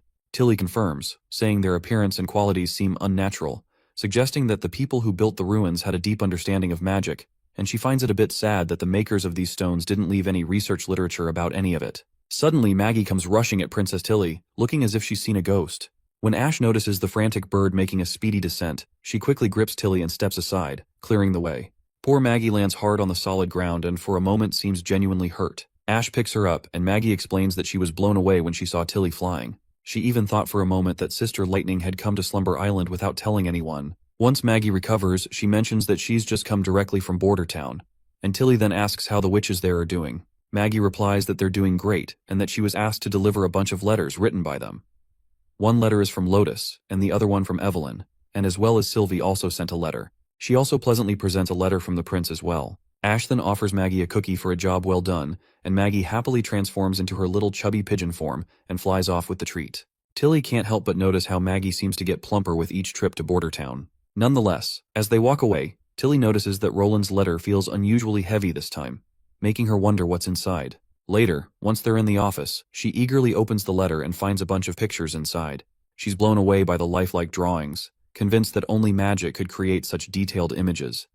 And one of the witches must have done this. But that's not even the craziest part. As she reads the letter, Tilly is further shocked to realize that these are real pictures of devils, not just some random art. Apparently the scenes depicted are from when the Witch Association ventured into the Badlands to find the Holy Mountain. It then starts to ring a bell for Ash, and she recalls the legend of the Holy Mountain, said to be a legendary witch sanctuary where true peace and quiet could be achieved. However, Ash realizes that this was likely just hot air. They could simply live peacefully on Slumber Island without the worries of the outside world. The letter reveals that Kara, the former leader of the Witch Association, truly believed in the Holy Mountain's existence. She had found an ancient book in the eastern ruins that led her to believe the mountain was located in the Forsaken Lands. So she took the association past the mountains into the wastelands, but they discovered nothing but horrifying monsters. The letter describes these monsters as having incredible strength, quick mobility, and some even wielding lightning magic, just like a witch would. Out of 40 witches, only 6 survived, and they eventually found shelter in Border Town. It wouldn't be surprising if those devils were using the same lightning stones which Princess Tilly has right now. The prince's letter goes on to mention something puzzling as well. Apparently, there's a scribble at the end in the language of the Four Kingdoms. It references the Holy City, a battle with devils, and Alice's experiment with a divine punishment army from 400 years ago. The prince has yet to figure out as to why this would be written in such a different language. After finishing the mysterious letter from the prince, Tilly decides to read Sylvie's letter next. Sylvie's letter reveals that she hasn't detected any disguises or traces of magic related to Roland Wimbledon. There are no other witches in Border Town who might be controlling the prince, which means that Prince Roland is truly her brother. The news absolutely shocks Tilly, and she's left trying to make sense of how it's even possible. She remembers that Gerald, Timothy, and Garcia were her father's first children, and they had formed a tight clique because of this very reason. Even Garcia, the youngest among them, was 6 years older than Roland. So, no one hung out with him and bullied him relentlessly. Logically, since Tilly was the youngest, she should have teamed up with Roland. But for some obvious reasons, that didn't happen. Roland's personality got pretty twisted because of the way his siblings treated him, and he was carrying a lot of frustration he couldn't dump on his older siblings, so Tilly ended up being his target. She explains that their father stepped in once he found out, and Roland did shape up a bit. Still, he was full of mischief. He was both immature and kind of funny, so she had to stand up to him, and he didn't bother her much after that. Not gonna lie, little Roland was pretty charming back then. Tilly further reveals that as Roland grew up, he didn't really change much. According to rumors, he was hot-tempered, uneducated, and relied solely on his royal status. Those traits were just a cover for his true weaknesses, fear and fragility. Yet now he's standing with the witches, protecting them despite being seen as demons, and he's even willing to go against the church. She is having a hard time believing it, and Ash agrees. She says that even though she hadn't seen Roland in years, he seemed like a completely different person now. Apart from his appearance, he gives off a totally different vibe. Tilly then curiously asks Ash for her observations further. Ash explains that the biggest change is Roland's cleanliness. Both his appearance and his presence are simple and refined. He doesn't flaunt his status like other elites, and if it weren't for his hair, he might not stand out from an ordinary commoner at all. Ash adds that while Roland might seem normal, there's something about him she can't quite put into words, and he gives off a really nice feeling. The princess smiles and teasingly points out that she never expected Ash, of all people, to give Roland a compliment. Ash quickly gets flustered and insists she's just being honest. Nevertheless, Tilly is still curious, and wonders what could have caused such a drastic change in Roland. She suspects he might have used some means to become someone else, and the only way to find out is to meet him face to face. I love how this manhwa is putting so much emphasis on Roland's transformation. It's a refreshing change from other manhwa that often make you forget the main character doesn't belong in their current world. Sylvie further writes that she has mostly been exploring the northern mines for the prince. To everyone's surprise, they've discovered a huge amount of divine judgment stones. These stones grow out of the ground just like other ores. She's also seen soldiers at the border town using a type of metal weapon that shoots iron balls and bolts. The weapon is incredibly powerful and makes a thunderous sound, and she has even made some drawings of these weapons. Ash quickly perks up and points out that this rod-like weapon is exactly what caused her injury back then. Since they're allies now, she advises Princess Tilly to request a shipment of these weapons for defense. If the prince refuses, it would suggest he's not as reliable as everyone thinks. Princess Tilly responds that, first of all, they are not particularly defenseless, and secondly, those weapons are clearly vital to the prince, so he wouldn't give them away easily. Tilly is sure that making demands like that would only break their trust. Besides, she plans to visit Bordertown during the winter anyway, so it'll be easier to talk to him in person about it. Ash quickly agrees, saying that Tilly can handle things however she sees fit. As Tilly continues reading the letter, she notices that Sylvie's sharp eyes missed nothing, because the letter even describes Roland's gifts to the witches, and Tilly gets absolutely blushy and embarrassed when she reads about how the prince gifted some underwear meant to cover a woman's chest, specifically for the adult witches. Tilly finds it completely ridiculous, thinking that gifting underwear is something only lovers do. So how could Roland have done that? She then recalls that he did something similar at the capital, and realizes that he's definitely started to resemble the Roland she used to know. Ash nods in agreement, noting that Roland was always a bit of a creep, so she tells Tilly they shouldn't go to Bordertown during the winter. Back at Bordertown, the chemist Sichi is in high spirits as he shares some exciting news with the prince. He's found a workable solution for manufacturing acid, but it requires a large amount of lead and a skilled smith to make a container out of it. He's heard that there's a witch who can precisely cut metal, and if she can handle the metalwork, he asks for permission to use her assistance. The prince gives the green light for the witch's help, but mentions that he actually called him for something other than the acid. But Sichi is already way too busy with his current projects to get time for anything else. The prince reassures him that it won't take long and that all he needs is a few of Sichi's apprentices, not his top-tier ones. Sichi is finally curious and asks what the task involves. The prince then explains that they're going to manufacture soap, specifically for the common market. Despite its modest appearance, it will have the same properties as luxury soap, useful for bathing, washing clothes, and cleaning kitchenware. Sichi then frantically asks if the prince is referring to saponification, the process from Chemistry 101 that converts fats and sodium hydroxide into glycerin and soap. The prince confirms, and he seems pretty happy that Sichi is using the correct chemistry terms. However, even though Mad Scientist is thrilled about it, he still suggests delaying soap production because citizens can go days without bathing and usually clean their clothes and dishes in the river. The prince clarifies that soap production indeed has the lowest priority right now, but it's the byproduct that they desperately need. Sichi then asks if the prince is talking about glycerin, and the prince agrees, stating that producing glycerin is their top priority. Eventually, Sichi agrees to the plan, but points out that he won't have the time to handle it himself. The prince understands and mentions that he has some spicy intel that might interest him. Apparently, a sailboat carrying 50 commoners arrived this morning. Since there were a lot of people and they didn't seem like merchants, they were stopped by patrol. One of these commoners asked for Sichi, and it turns out that newcomer is an alchemist from Redwater City. Before the prince can reveal this newcomer's name, Sichi jumps with excitement, quickly realizing that this must be Charles, his former disciple. He's certain Charles has brought apprentices to assist him, and eagerly asks where Charles is right now, explaining that he was his most productive disciple, and it's crucial for the work. The prince informs him that they are registering themselves at the city hall. In the next scene, Lightning and Maggie are getting ready for their adventure, double-checking their supplies. Maggie proudly pulls out a string of sausages and declares that she's all set for the journey. Lightning raises an eyebrow and tells her that sausages won't do much against the dangers they might face, so she should grab a weapon or something. But the little pigeon makes it clear that if she runs into any Divine Judgment soldiers, she'll peck through their armor. Knowing arguing with Maggie is a lost cause, Lightning just puts on her glasses and they are ready to set off towards the westernmost point of the Misty Forest, and their goal is to explore the area and map out the forest's boundaries. As they head out, Lightning feels a wave of relief that Maggie is coming along. She's uneasy about exploring the Misty Forest alone, especially after encountering that devil in the woods at her last visit. She worries that if Maggie knew just how scared she is, she might poke fun at her. Lightning reflects on the wisdom of her father, who is the great adventurer. He had once told her that no matter what obstacles she faces, she must confront them bravely, observe closely, and understand that fear often comes from within rather than from the actual danger. With these words in mind, Lightning steels herself, declaring proudly that she's the daughter of her father and she won't be defeated. They continue their journey. Lightning finds it quite reassuring that they can simply just follow the river to not get lost. Suddenly, Maggie spots a towering mountain at the end of the forest. The mountain's sheer size makes it look almost mythical. They notice a deep, dark hole in the mountain and decide to dive into it further to investigate. Once they are inside, Lightning notices the black rocks scattered around in the area. Maggie even pokes at one of the rocks and reports that they don't seem edible. Lightning checks out the rocks and realizes there's some kind of ore. Since they don't know much about it, they decide to bring the rocks back to the prince for analysis. Lightning then mentions that they spent most of the morning getting here, which means this place is around 240 kilometers away from the border town, much farther than Longsong Fortress. Suddenly she gets curious and wonders what's beyond this huge mountain. Meanwhile, Maggie notices her feathers starting to turn black. Well, I would not be surprised if this place is a gold mine of coal.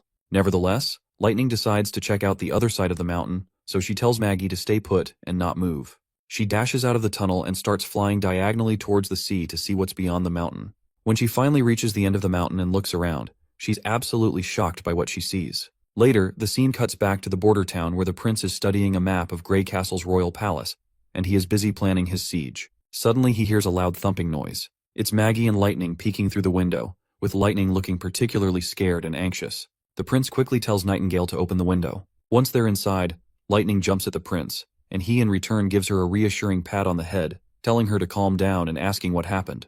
Maggie quickly starts flapping her wings and reveals that she saw black rocks and huge snowy mountains. But that is not what has Lightning so worried, because what really scared her were the devils she saw there. As she tries to explain, she's visibly anxious, so the prince tells her to calm down and steady herself before speaking again. The little adventurer finally takes a chill pill and reveals that in order to completely mark the misty forest, she headed west along the Redwater River and found a huge mountain there. Behind it, she saw a red mist that covered the entire range, and the mist had crimson blood-like color. It was hard to see through it, but it reminded her of Soraya's drawings, and she's certain that the red mist is the kind that the devils need to survive. A while later, Lady Scroll and other witches pay a visit to the prince. Seems like Roland has filled in all of the witches about the discovery of these devils. In the light of all this, Lady Scroll suggests that they should conduct an investigation of the red mist area. She points out that Lightning only saw it from afar and couldn't confirm if there were actually devils in the mist. Plus, even if they do find devils, they'll need to figure out if those monsters can reach the kingdom from the mountains. Wendy agrees with the Sister Scroll's recommendation, and further adds that while everyone knows that the devils are powerful, they are still not sure what defensive measures to take against them, so to prepare in advance, they need to investigate these monsters firsthand. The prince also agrees with the point they have raised, and asks if anyone has any objections. If not, he's ready to move forward with the plan. However, the prince isn't sure how to conduct the investigation safely. That's when Anna suggests using hot air balloons. She explains that they can paint the balloons to blend in with the sky and use the clouds as cover. They'll fly over the ocean as an additional safety measure. Lightning then suggests bringing Sylvie along since her abilities are perfect for a scouting mission like this. The prince agrees and decides that he'll join the expedition as well. However, Nightingale quickly voices her concern, insisting that the prince shouldn't risk his life, and it seems like other witches are also against the idea of the prince tagging along. The prince then clarifies that this isn't as risky as it seems. He explains that if the monsters could fly or scale mountains, they would have already spread across all 4 kingdoms. The fact that they're still confined to the westernmost region suggests they're not as dangerous as everyone fears. Besides, the prince thinks to himself that he has more knowledge about alien civilizations and stuff, and he can easily figure out how advanced they are just at first glance. So, if he can see the devils in their city himself, it could be extremely helpful in figuring out how to defend against them. With that in mind, he tells everyone to calm down, assuring them that they'll be watching from a safe distance. He adds that if even scouting from afar was too dangerous, he would never have agreed to this expedition in the first place. Nightingale finally agrees, though she seems a bit embarrassed for overreacting earlier, and she still insists that the prince isn't allowed to stray from the group during their journey. The prince agrees and points out that Anna, Wendy, Soraya, Sylvie, Nightingale, Lightning, and Maggie will all be going. He tells them they'll leave in a week and advises everyone to carry revolvers along with the necessary rations. He also tells them to practice with the revolvers in the meantime so that even the non-combative witches can defend themselves. The prince then decides to take a look at the ore Lightning has brought back. The little adventurer quickly reports that there were more of these rocks near the mountain, and the area covered by them is 10 times bigger than the border town. The prince notices that the rock is lighter than typical ores, so it's definitely not a metal or regular ore. Since it's black and found at ground level, it could be coal. He tells Anna to burn the rock a little, and once her green flame touches it, the rock begins to burn with a blue fire. It doesn't take long for the prince to recognize that this is high-quality anthracite, a type of coal that burns with minimal smoke. Lightning is surprised that this is what coal looks like because she expected it to be brittle and dirty like charcoal. The prince explains that this coal has been broken down and refined. Most coal looks like rocks in its basic form, and higher quality coal, like anthracite, is harder and shiny on the outside. He adds that coal isn't rare in Grey Castle because Fallen Dragon Ridge and Silver City both export it. It's primarily used for warmth, but this thing can easily replace charcoal in smithing, which is more environmentally friendly because it means fewer trees need to be cut down. He thinks to himself that even if they transition to electricity and gas, coal remains a versatile and cheap fuel source. It can be used to manufacture coal gas, hydrogen, and asphalt, and even generate electricity.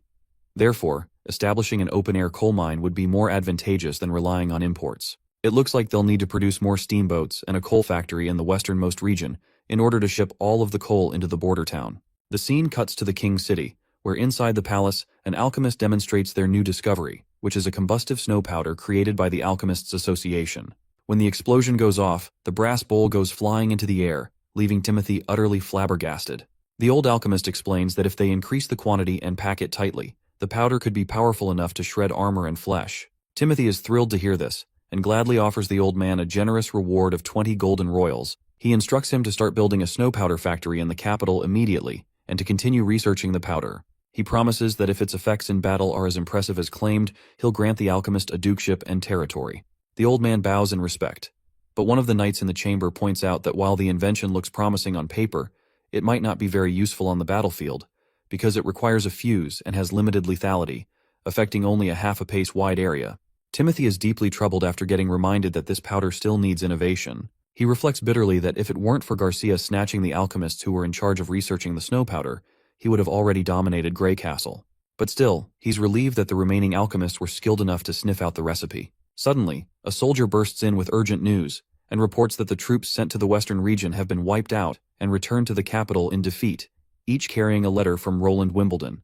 Timothy reads the letter and sees that Roland is clearly disappointed with his strategies. Roland calls the attack on the western region a severe mistake and warns that he'll make Timothy pay for it.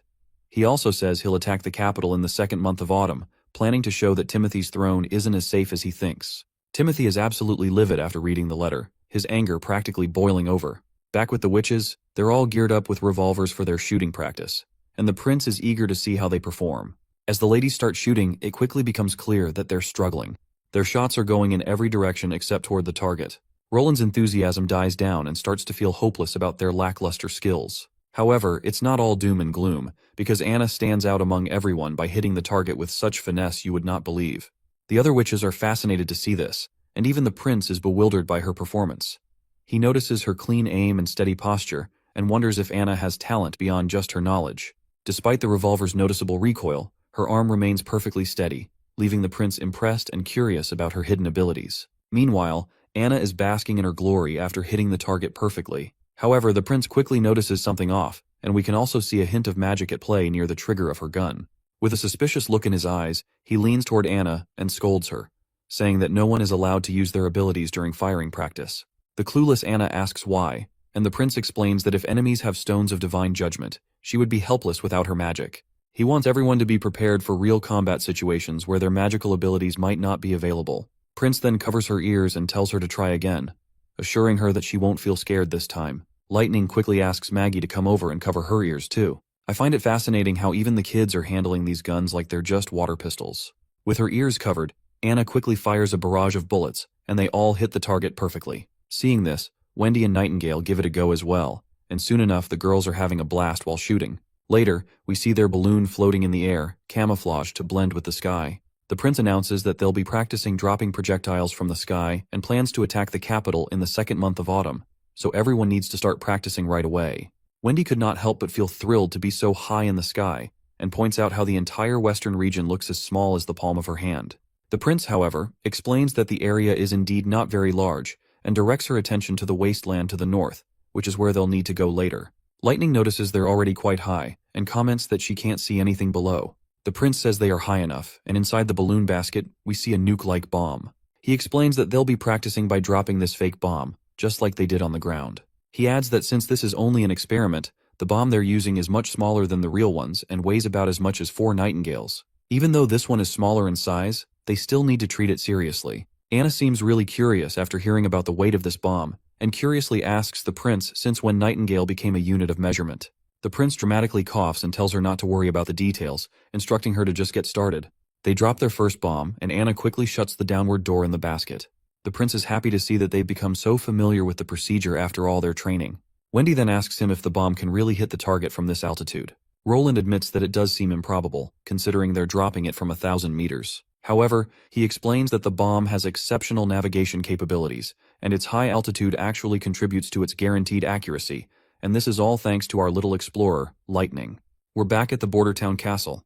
When the prince mentions he's heading to the Misty Forest, Knight Carter, Iron Axe, and the old man Barov are all shocked to hear this. The knight even insists on accompanying the prince as his first knight to protect him, while Iron Axe wants to bring 100 men to keep the prince safe. On the other hand, old man Barov says he has a ton of paperwork to handle. The prince firmly states that this is an order for everyone, and they need to stay and manage the border town while he's away. It seems like Barov isn't fully aware about the devils and the red mist in the most western region, so he curiously asks what's so important about that area that the prince feels the need to go himself.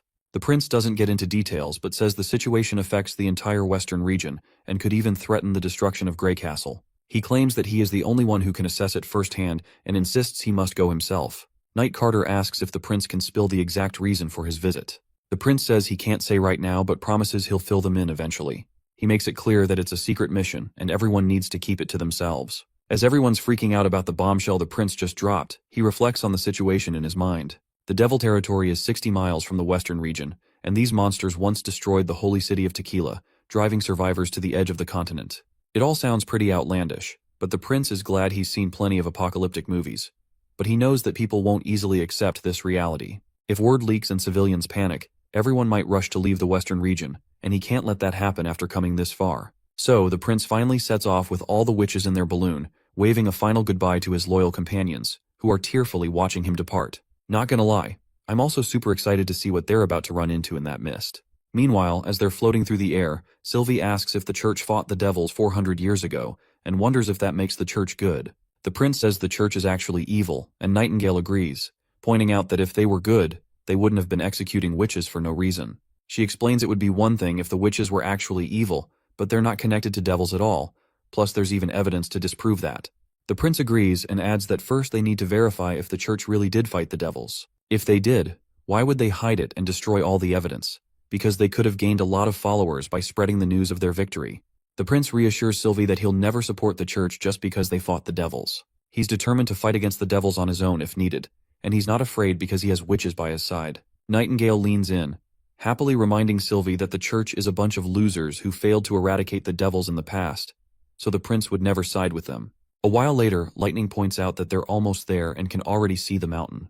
When everyone in the balloon looks ahead, they're awestruck by the mountain's magnificence. Wendy even notes that these mountains like they just sprang up from the ground out of nowhere. The prince then says they'll set up camp by the mountains closer to the coast, because they'll rest today and start their investigation tomorrow. Once they set up camp near the sea, the prince looks out at the endless expanse of water and thinks it's a good spot, because this wide area makes it easy to spot anything around them, far from the misty forest, and unlikely for animals to come near. The ladies come over and suggest that the prince should sleep inside the tent. That is when Roland remembers that particular day when he tried to sleep among the ladies but had to spend his entire night restlessly. To avoid repeating the same mistake twice, he decides to sleep outside to stay fresh for their morning investigation. Meanwhile, Maggie is also feeling quite happy as she decides to sleep outside as well. The ladies start heading into the tent, and Wendy says she'll swap for lookout later. As the fire crackles and the prince sits alone, Anna approaches him from behind. The prince asks her if she's not planning to sleep with the others. She replies with no, and says she just wants to stay out here with him. She sits down beside him and mentions that Sylvie should have thanked him earlier for how he comforted her. Then, almost out of nowhere, Anna says she's happy with the choice she made. The prince finds himself confused, and curiously asks what choice she's talking about, but instead of answering, Anna leans in and gives him a quick kiss on the cheek. Afterwards, she doesn't say anything else, just wishes him good night and heads off to sleep. While he still has not recovered from that unexpected kiss, the prince is caught off guard when Nightingale suddenly appears and gives him a smooch on the cheek too. She thanks him for everything he's done for the witches, then vanishes into thin air, leaving the prince smiling to himself. The next morning, the crew is back in the balloon, and they continue their journey to the red mist. Inside the balloon, the prince can be seen still yawning, feeling a bit uncomfortable from sleeping outside. He's already starting to miss the comforts of his castle, especially the running water and showers. Meanwhile, the witches are full of energy and in high spirits, and the prince can't help but marvel at how fresh they look, and wonders if their beauty is part of their magic. Suddenly, Lightning reports that they should be able to see the blood mist from a distance. She quickly points her finger out in that particular direction, and as they peer downward, they spot the entire area swarming with that creepy red mist. Sylvie wastes no time activating her ability, and she quickly reports that they're still too far away from the mist, because she just can't detect anything from this distance. The prince decides to descend further and tells Soraya to make sure she draws every scene from this point onward. As he looks through the binoculars at the coast, he notices there are no piers or docks. Even if there were devils, they haven't built any ships to reach Grey Castle from the sea. Suddenly, Sylvie speaks up, saying that about 10 miles from the coast, in the red mist, there are some structures made of black rock. They're triangular in shape and seem to point upward. Wendy quickly chimes in, noting that these structures sound similar to the mirages they saw in the wastelands, which suggests this place is definitely devil territory. However, Soraya, who's seen devils in their buildings in the wastelands before, points out that the height of these towers seems off. The towers she saw in the mirage were so tall that they should have been visible above the mist, because they were even taller than these mountains. The prince then speculates that what she saw before might have been a devil city, and this could just be a village. While Wendy and Anna are freaking out in the background, the prince keeps his cool and asks what's inside the towers. Sylvie reports that most of them are empty, but some are filled with some kind of liquid. Suddenly she notices creepy red eyes glaring back at her.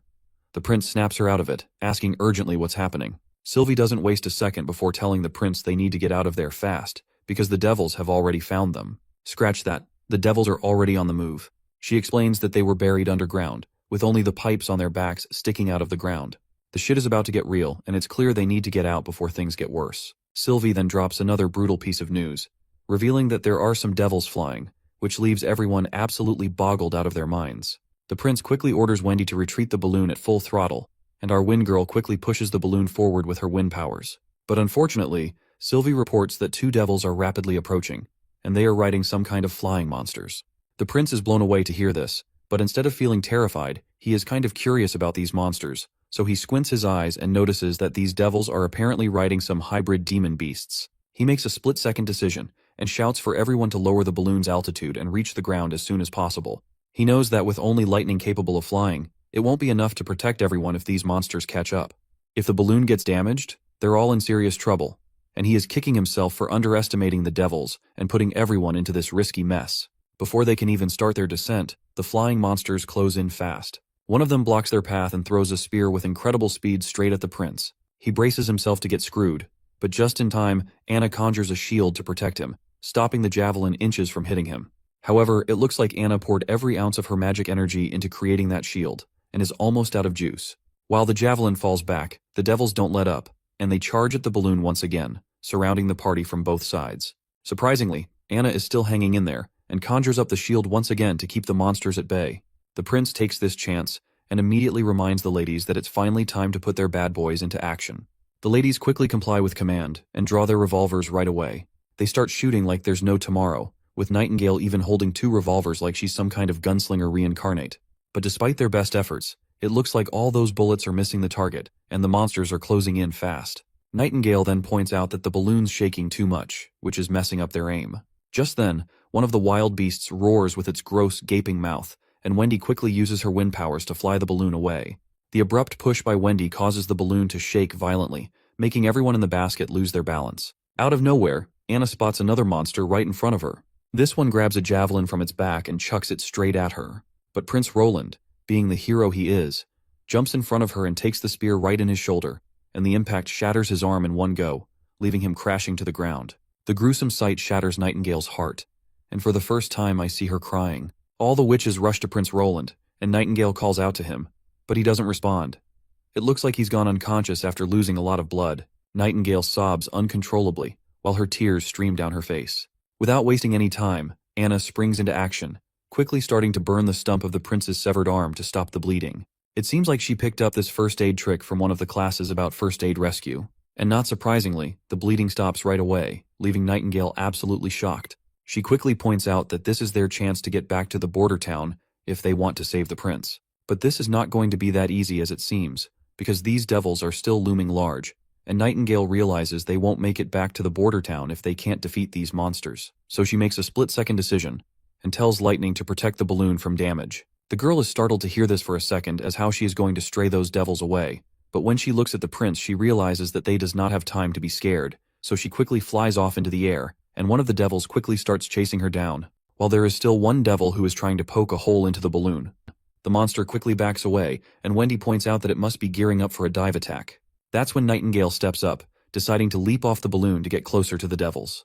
Her friends try to talk her out of it, but with the devil charging at the balloon, she doesn't have much choice. Eventually, she jumps from the basket and lands on top of the balloon. She then uses her mist powers, and although she notices there's magic inside the devils, there's no time to dwell on it. She reappears from her mist and lands right on top of the monster's head. With her gun barrel aimed precisely at the monster's skull, she tells it to die and pulls the trigger, and the shot lands a brutal headshot, taking down the monster in one hit. The creature that the devil was riding begins to crash down, and Nightingale also starts to fall along with it. She tries to slip into the mist while plummeting through the air, but without anything to anchor her, the attempt fails miserably. Wendy tries to catch her with her wind powers, but her efforts fall short as well, and Nightingale starts to fear that she might actually die here. As she falls, memories of her past life with the prince flash before her eyes. Her dream of a sweet life alongside him begins to shatter. Despite the terrifying situation, she tears up but also wears a faint, bittersweet smile, and finally admits to herself that she might never be with the prince after all. Well, it turns out that dramatic scene was just a teaser because, let's be real, we all knew Nightingale wasn't going anywhere, especially since Maggie is finally here to save the day. With some serious plot armor at play, Maggie starts evolving right before our eyes, turning into one of those hybrid monsters herself. She quickly snatches Nightingale from mid-air. Because let's face it, no one's writing this series without her. Because she is one of the original witches after all. Maggie then flings Nightingale upward, and she lands safely on Maggie's back. Nightingale finds herself bewildered by Maggie's new hybrid form, and asks her what the heck is going on. Maggie responds in a language Nightingale doesn't understand, so she simply tells our demonic bird to head back to the balloon. With that, the newly demonic Maggie starts her ascent towards the balloon. As one of the monsters spots them coming, it quickly grabs a javelin and throws it down with impressive speed. But before the javelin can hit, Maggie quickly transforms back into her little pigeon self. The javelin zooms past harmlessly, and Maggie then reverts to her monstrous form just in time to continue the rescue. As they charge straight at the monster, it's also coming at them full throttle. When they're finally face to face, Nightingale leaps off Maggie's back and dives into her misty world. She reappears right behind the devil's head, presses her gun barrel against it, and blows the monster's head off in one shot. She quickly pops back onto Maggie's back. Even though the devil's dead, its flying monster companion is still very much alive. The beast lets out a terrifying roar, but it's quickly silenced by a bullet that tears through its gaping mouth, leaving a hole in its head. The trigger-happy soldier who took the shot is none other than Sister Lightning, and Nightingale gives her a quick nod of approval for a job well done. Once the threat is neutralized, Nightingale decides it's time to head back. After a while, they finally reach the coast. Everyone gathers inside the balloon basket, worried sick about the prince. You see, traveling by balloon is slow, and even if they fly through the night, they won't reach the border town until noon the next day. With time running short, they decide to let Maggie and Lightning take the prince ahead first. While our sweet little demonic girl is ready to take on the task, Lightning seems a bit anxious. But she soon shakes off all of the disturbing thoughts, and confidently assures everyone that they'll get the prince back in time. With that in mind, they strap the prince securely onto Maggie's back. Meanwhile, Nightingale reassures Lightning that the prince getting hurt wasn't their fault, because they weren't born for battle. With that, the two flying girls depart with the prince, leaving the others in the balloon. Anna also suggests they get moving as well, because she's certain those monsters might send another squadron after them, so they need to put as much distance as possible between them and the mountains. They'll set up camp when they find somewhere safe. Soraya is still anxious and worried, trying to figure out how the devils managed to find them. After all, the balloon and basket are camouflaged, so they shouldn't be detectable from 2,000 meters away, even with binoculars. Sylvie then reveals that she had seen a massive devil in the mist, and it was something like a giant black tower. It had a huge head, which was larger than its body, and countless eyes, all of which seemed to be locked onto her.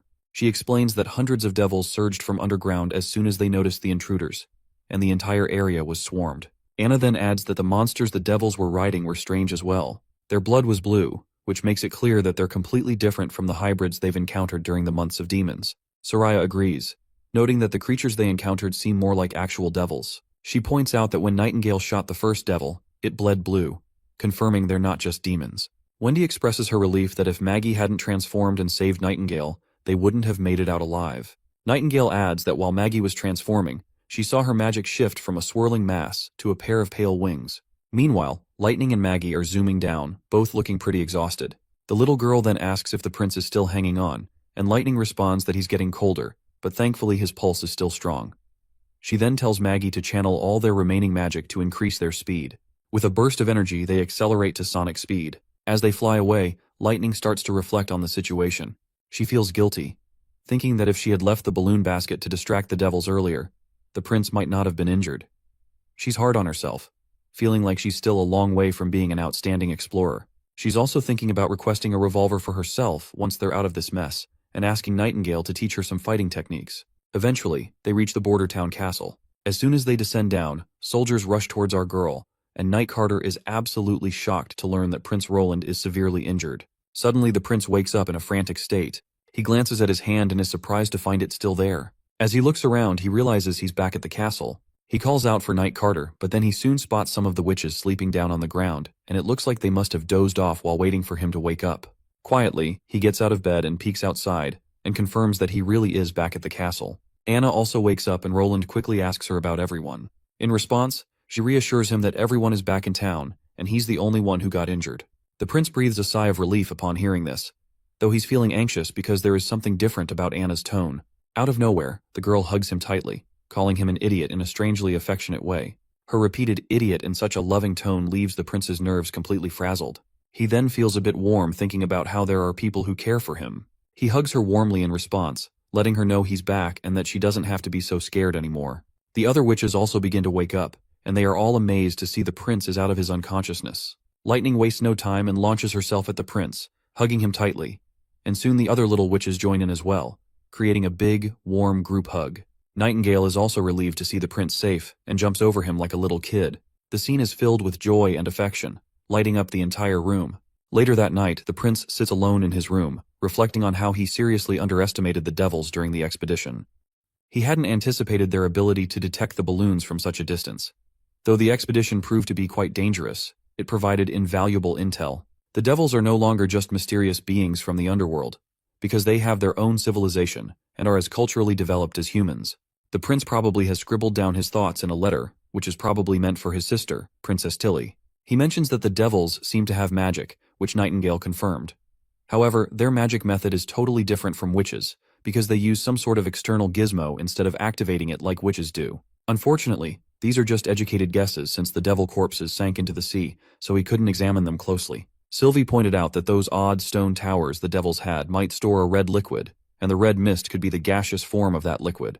The mist's limited range might be why the devils haven't pushed past the Badlands. Based on what they've seen so far, it looks like the devils won't be a big threat to the border town anytime soon. Anna walks into the room, and the prince is a bit startled as she quietly locks the door behind her. He then curiously asks why she's there, and reminds her that he's already healed from his injuries, so there's no need to worry. Anna places her hand over his, making the prince blush like an idiot. She then takes his hand and places it over her chest, making it clear that she can't wait any longer and wants to make the most of their time together before anything else happens. She gets even closer despite her evident embarrassment, and the prince responds with a deep kiss to her lips. After sharing a tender moment, he gently lowers her onto the bed and positions himself on top of her. Before proceeding, the prince thinks about what to do next, considering that maybe some foreplay might be a good idea. But then he realizes he's got no real experience with it, having only ever seen a few of those racy magazines. So the prince decides to try a different approach. Maybe some smooth talking or cheeky banter will help set the mood before they dive into the main event.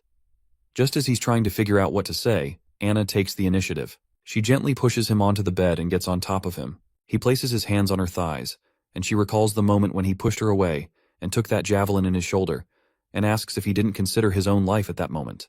The prince responds that it was instinctive. Anna then reminds him that he's the future ruler of Grey Castle and the hope of all witches, implying that her own life doesn't matter as much in comparison. The prince insists that it wasn't about worth. He simply couldn't stand to see her die, and if he had more time to think about it, he'd still trade his life for hers without a second thought. As they lie there, Anna asks the prince to tell her more stories from his past, because she wants to know everything about him. The prince starts narrating, explaining that he used to live in a massive city, much bigger than Border Town. Roland then reveals that while he wasn't exactly exceptional, he was a bit smarter than average. He worked hard, so his teachers often praised him. But what they didn't know was that he was the one who kept drawing graffiti on the walls. Anna giggles, asking if that ever got him into trouble. In response, the prince explains that the teacher would just call his parents. His teachers kept changing as he got older, and he finished his studies with pretty typical scores, so he was always just a step behind the smartest kids. As Roland shares his story, Anna drifts off to sleep, and he realizes that she was just too exhausted to do anything more. Well, this much is not surprising, considering she was on high alert during the balloon ride back, keeping an eye out for devils or demons, and then she stayed by his side once they returned to the castle, which left the poor girl completely wiped out. Roland feels a bit bummed that they had to go through all that, but he's also relieved. At least they've got plenty of time ahead to figure out how to deal with these monstrous threats. The next day arrives with a fresh start. The first thing we see is Sylvie stretching heartily after what must have been a long, satisfying sleep. She greets Wendy with a cheerful good morning, and can't help but ask why Wendy's up so early. Wendy, with a hint of a smile, replies that she's getting older and doesn't need as much sleep anymore. Meanwhile, Nightingale, still in her nightdress, shamelessly mentions that she might need another nap later to recharge fully. Wendy asks Nightingale if she didn't sleep well, and Nightingale just says she had way too many dreams. Sylvie looks like she's about to spill something juicy about what Nightingale was doing last night, but she quickly goes silent when Nightingale shoots her a death glare. Wendy's curiosity gets the better of her, so she nudges Sylvie to keep talking, but poor Sylvie quickly backtracks and says, Nightingale's sleep issues are probably just because she's been pushing herself too hard. Nightingale nods in agreement, saying her body can only handle so much. As Nightingale asks Wendy for help adjusting her bra, Sylvie reflects on how scary Prince Roland might be in some ways, but she finds him undeniably admirable. It's rare to see someone of his status who would go so far as to injure himself for a witch. There's no other explanation for his actions, as he truly stands with the witches, just like Miss Tilly. She is just overjoyed at the thought of Roland's dedication, and is thrilled that Princess Tilly has such a wonderful brother. Later, in the backyard, everyone gathers around to check out Maggie's new demonic bird form. They're all fascinated by her transformation and closely observe the changes. Sister Leaf is particularly amazed at the thought that these are the same kinds of flying monsters the devils were riding. She's relieved she didn't have to face any of these creatures herself in the Badlands, or she might not have made it out alive. Nightingale also acknowledges that their survival through the mountains was thanks to Maggie's evolved abilities. So, she turns to Maggie and promises her a bag of smoked fish every day, along with some extra honey, as a token of thanks for saving everyone's lives. When the prince hears Nightingale's plan to bring smoked fish to Maggie every day, he's in a bit of a tizzy. Those fish are meant for him, and he's not too thrilled about her taking them from the castle kitchen. Nonetheless, he approaches her and asks for a ride. Maggie takes off, soaring across the sea with both the prince and Nightingale on her back. The prince is having the time of his life because it's probably the closest he'll ever get to riding a dragon. He notices that she can fly at about 80 kilometers per hour with 2 passengers, which is slower than Lightning, but Maggie has the upper hand in stamina. Whenever Lightning needs to carry anything, she has to use more magic, and she loses altitude too. But Maggie just needs to transform, and altitude isn't a big factor in her magic consumption, and she only has to worry about her own strength. Nightingale also notes that Maggie's magic has grown tremendously, and she could easily become a powerhouse in the current Witch Union. She also estimates that Maggie can now transform 7 or 8 times a day with her current mana. The prince then decides it's time to drop down, and Maggie quickly begins her descent. As they get to lower altitude, the prince reveals that the building they're seeing currently is Witch Tower. We can also see all the witches standing on the balconies, and the prince points out that everyone has already picked their rooms. He tells Maggie that he knows she likes to sleep with Lightning, but he's still assigned her a bedroom, and she's free to decorate it however she wants. Our little demonic bird gets excited about this news and decides to make a beeline for her new room. Maggie's excited and rapid ascent starts scaring the prince half to death, so he quickly tells her to simmer down before they end up in the clouds. Meanwhile, we also see Evelyn is on the balcony, and she looks absolutely blown away by Maggie's new transformation. Suddenly, her mind then begins to drift back into past memory, where she saw how they poured the concrete into the building's frame. She finds it fascinating that if they mix it with pebbles, they could mold it into any shape or form, making concrete a versatile building material. Evelyn then walks inside her room and sits quietly, reflecting on how it's been a month since she arrived here. She doesn't feel like she's done much besides tasting wine for the prince. Even though he gave her her own room, she's starting to feel like she doesn't deserve all this, given how little she's contributed. She lays back on her bed like a lifeless body, reflecting on how she only got 5 points in the last exam. Miss Scroll didn't make everyone's scores public, but Evelyn found out after asking around. And now, she's feeling the weight of not measuring up. Evelyn thinks to herself how she's been practicing her handwriting every day after class, even getting help from Lily and Moon. Despite her efforts, she feels like she's just an average idiot with peanuts for brains. Suddenly, she hears her fellow witch, Candle, who excitedly bursts in to explain that the living room has an actual kitchen and even a weird room painted white, and she tells her friend to come with her to see it. But Evelyn looks too dejected to pay any attention to what her friend is saying. Candle notices her mood and gets worried, asking if she's feeling okay, and wonders if Evelyn is upset about having to sleep alone now. That's when Evelyn finally speaks up, reminding her friend that they've been living here for a month. In response, the little one agrees, but she is not sure what Evelyn is trying to say exactly. Evelyn goes on to remind her little friend about how Lotus is almost done with the new wall she was helping to prepare.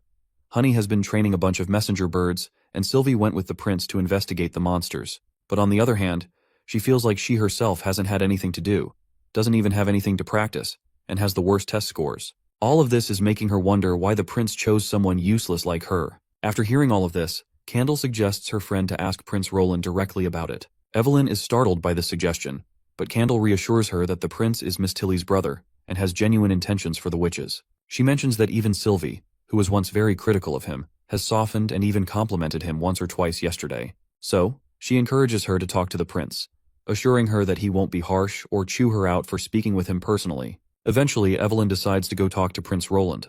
We are back in the castle, where we see the old man Barov asking the prince why he's specifically recruiting women for the starch production. In response, Roland explains that women are generally more careful and that he wants more women working instead of staying at home. He also tells Barov that once the next exam ends, he will be in charge of recruiting female apprentices for the city hall.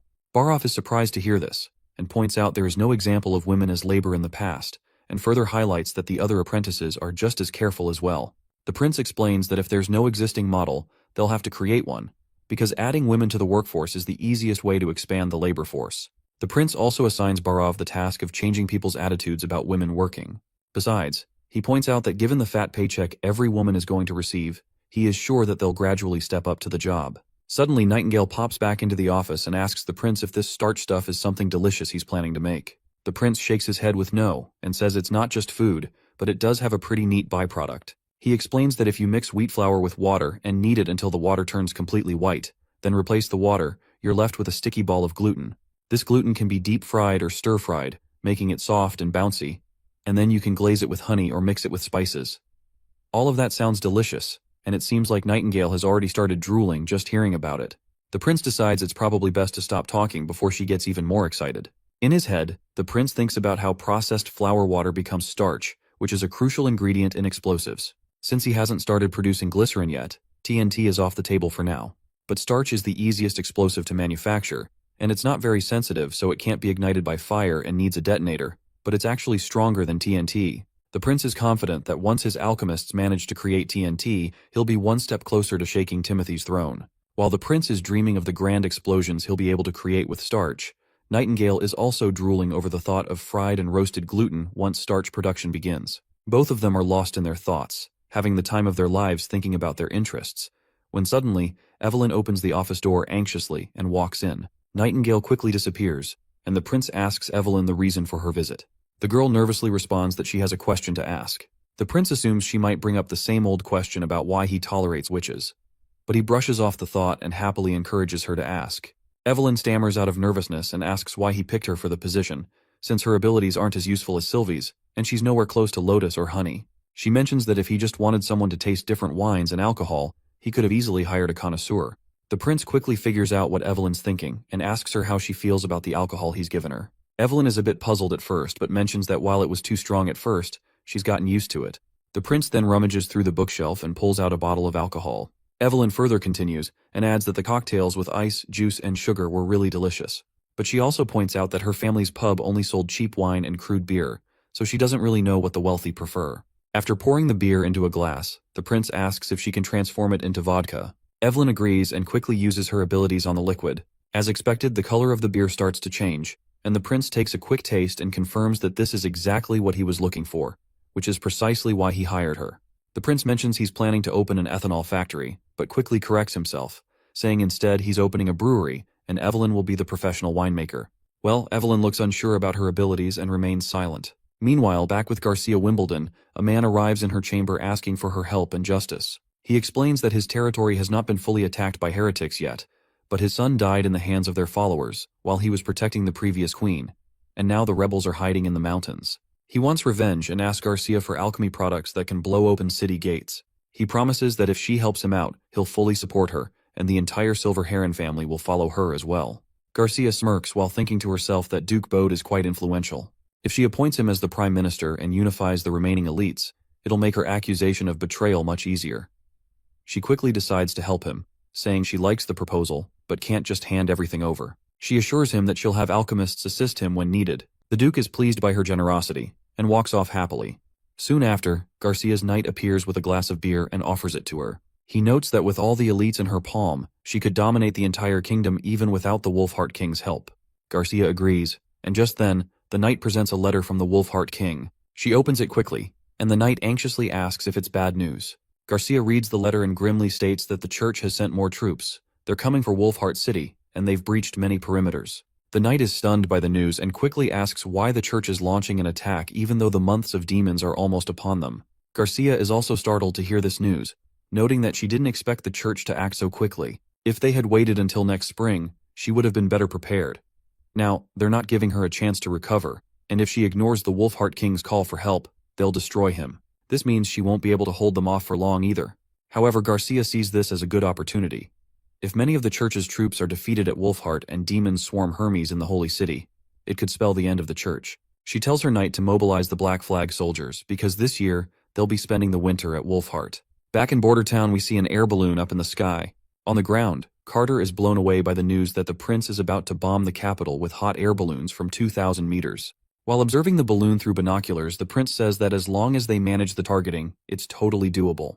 He notes that Theo's letter mentioned Timothy is forcing more people to join his forces, so he is probably using the same strategy of using Church's pills. Iron Axe excitedly agrees, adding that as long as they blow Timothy's head by nuking the shit out of him, he is definitely going to get screwed for sure. The prince is hoping for just that and mentions he's been testing bombs for a week, so fingers crossed it works. Meanwhile, Carter can be seen crying, and he is yapping about how perimeters and defenses are useless against this balloon, and all their military tactics go out the window when tons of bombs are raining from the sky. When the bomb finally drops and detonates, it covers a massive area with a cloud of fire upon impact. The prince and his subordinates are practically dancing with joy, thrilled to see it worked so well. The prince then happily reveals to us that this successful test means Operation Eastern Wind 001 is all set to roll. It looks like the next episode is going to be packed with explosions. He then turns to Iron Axe and assigns him the task of taking 50 men to escort the witches to the outskirts of Silver City. He explains that there is a mountainous area there, hidden from view, which is perfect for setting up camp and launching the hot air balloon. Iron Axe quickly agrees to take command, while Wendy asks the prince if they are not flying from the border town.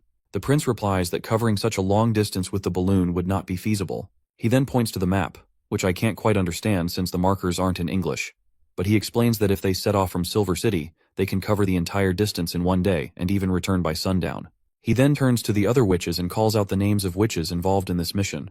The names are as follows: Anna, Wendy, Lightning, Maggie, Nightingale, and Sylvie, who will be participating in the mission. He assigns Nightingale and Sylvie the task of monitoring the camp, while the attack will be conducted by the other 4 witches. The prince further tells them that Lightning will be key to the operation, so she better prepare herself as well. Our adventurous girl quickly flashes a big grin, assuring the prince not to worry about the task. Lastly, the prince wraps up the conference by asking everyone to be mindful of their safety, and mentioning that he will be eagerly waiting for good news from the border town. Although I'm not 100% sure what exactly Operation Eastern Wind 001 entails, as far as I remember, the prince wants to give Timothy a real shakeup, so he thinks twice about attacking the border town before the months of demons hit, because the town needs to get ready for the winter. The scene then transitions to a ship cruising down the river. Inside the boat, we spot Lady May, making her way back to the border town after quite some time. As she gazes out, she notices the witch's ship sailing towards Silver City for Operation Eastern Wind. Though Lady May has no clue where exactly the witches are headed, she wonders if they're on their way to Willowtown, or perhaps Silver City. While she's thinking this, a swarm of enthusiastic little girls suddenly surrounds her, eager to chat with Miss May. Just then, Miss Eileen apologizes to Lady May, explaining that she couldn't answer all the kids' questions, so she sent them over to her. Of course, May looks a bit annoyed by the swarm of little girls, but their excitement is hard to ignore. They eagerly ask her if Prince Roland really wrote the play just for her. Despite her irritation, May smiles and happily sets the record straight, telling them that Prince Roland didn't write the play for her. It was actually Sister Scroll, the director of education in the border town, who wrote it for all the witches. One of the little girls then asks why Bella got in trouble for insulting the play if Prince Roland didn't write it. May explains that while Prince Roland didn't write the script, he did approve it and arranged everything for the performance. So, when Bella insulted the play, she was, in fact, insulting Prince Roland. But then the girls start asking some unsettling questions, revealing that they've heard Prince Roland has royal gray hair and is really handsome. Some even add that he's a bit of a playboy who loves having girls around him. Miss Eileen, clearly not thrilled with the direction the questions are taking, tells them to stop. She reminds them that they're almost at the border town, so they better start getting their luggage ready. Once the girls disperse, Miss Eileen thanks May for helping her bring the kids to the border town. even though their theater lessons aren't finished. May brushes it off, saying it's no big deal. However, Miss Eileen then points out that these kids are still just hatchlings. Even though the prince isn't expecting any hardcore stage actresses, she's concerned that they're too young for the acting gig. May then reassures her friend that she's not planning for the kids to start acting right away. She explains that while they may be far from the stage, they can read the scripts, and that's a valuable skill. And the prince always favors and accepts literate people. He uses these performances to express his views and change public opinion, rather than actually enjoying watching them. Well, this is something we all knew from the beginning. The prince uses these plays to challenge people's perceptions about witches, and break down other stereotypes in this primitive society. Eileen is filled with admiration, and starts clinging to her friend, because she finds May's knowledge and insights truly impressive. As the ship nears the dock, they see a crowd waiting for them, and among them is Eileen's husband, Frieren. As soon as the ship hits the dock, Eileen rushes to her husband and hugs him tightly. The other little girls disembarking also can't help but notice how handsome Frieren looks. However, Miss May's lover, our knight Carter, is nowhere to be seen. Frieren turns to May and thanks her for helping Eileen during the incident with Miss Bella, who had been berating everyone and insulting the prince. May quickly waves off the thanks. Frieren then playfully teases his wife, saying she would have been in tears if May hadn't been there to put a stop to Bella, so he is glad that nothing worse happened. It's clear the couple gets along well, and seeing them in such a playful state makes May crack a smile. But despite her grin, there's an undoubtable hint of sadness lingering on her face. Later, May heads home, her mind consumed with thoughts of Carter. She's wondering why he isn't here, especially since his letter promised that he will give her a surprise when she gets back to the border town. It stings her a bit that he didn't even show up to help with her luggage, let alone throwing a party for her. She figures he must be tied up with his knightly duties for the prince. Just then, as if on cue, Knight Carter bursts onto the scene, looking utterly exhausted, and he calls out to May as he rushes over. Hearing his voice, May turns with a mix of dissatisfaction and curiosity. Carter quickly explains that he just heard the ship from Longsong Fortress had arrived and hurried from the barracks as fast as he could. And he also tries to explain himself like a typical husband, saying he didn't realize she'd be arriving this early. Noticing her heavy luggage, he also gets a bit frantic, realizing she must be worn out from hauling it all. But as he looks at her, May's face lights up with a genuine smile. It's clear that any tiredness she felt evaporates the moment she sees Carter. May offers Carter a drink, but he says he still has duties to fulfill. Then, he starts blushing as he pulls out a little box, explaining that he's here to give her a small present. Naturally, May's curiosity piques, and she wonders if it's a new product that just hit the market. But as it turns out, there's a diamond ring inside the box. Carter gets down on one knee, takes her hand, and asks if she will marry him. May is utterly taken aback, and the unexpected proposal leaves her in a state of delightful shock. The next day, Carter is in Roland's office, and he's so over-the-top happy it's actually starting to creep the prince out. Nevertheless, the prince dives back into his office duties. As he reads through a report, he reveals that with the help of witches from Slumber Island, the border town's construction projects are progressing at breakneck speed. The steel bridge over the Redwater River is finished, aligned perfectly with the new wall, and all the credit goes to Sister Lotus, and Carl, who is also the head of the construction department. After working with Lotus for a while, he is really eagerly waiting for Lotus to join the department and work with him. The prince's streak of good news continues when the mad scientist bursts into the room, looking just as pleased as Carter. It's clear he's here with good news, otherwise, he wouldn't waste his time coming here. The mad scientist quickly reveals that he has finally found the way to produce acid at a huge scale. The prince is totally boggled by the news and tells Kyle Sichi to take him to the labs. A short while later, we find ourselves at the Riverside Laboratories. Charles, the assistant to Sichi, bows and pays his respects to the prince, and it doesn't take Roland long to figure out that Charles is the same person he's heard so much about from Mr. Kyle. After exchanging pleasantries, the prince shifts his focus to the big containers lined up in the background, and quickly asks Charles how these contraptions are used to produce acid. Kyle Sichi explains that it's all based on the reaction equations they learned in Chemistry 101. He details how, once the acid is isolated, it's burned in the furnace. The resulting gas is then heated and stored in a lead container. The prince is fascinated and asks again if all these containers are indeed made of lead. Kyle Sichi nods and explains that lead is the only material that can handle the acid's corrosive power. The lead pipes at the top pump nitric acid into the system. Under carbon dioxide's influence, the nitric acid breaks down into nitrogen oxides. These oxides mix with water and carbon dioxide to create an acidic mix that flows out from the bottom hole. He says this reaction is great because the nitrogen oxides just deliver oxygen without consuming anything. So you don't need a lot of nitric acid to keep it going. The prince then asks about how much acid they can produce. Charles explains that with this setup, they can make about a week's worth of acid in a single day. It's just a prototype right now, but if they build bigger ones, they could produce even more. Roland is really satisfied with the info and states that once Anna gets back from Silver City, they'll work on larger production units. He also mentions that if they run out of lead, they can use metal instead, since Miss Soraya's paint can handle corrosion. That's when Kyle Sichi finally gets up the nerve to make his long-awaited request. He asks the prince if he can be granted Chemistry 201. After all, he has fulfilled his promise, and all 5 of their labs are now brimming with apprentices thanks to their success in acid manufacturing. A bit later, the prince is hunched over in his office, while Lady Scroll is busy arranging books. The prince is deep into trying to remember his physics and chemistry knowledge, but it's clear he's having a rough time.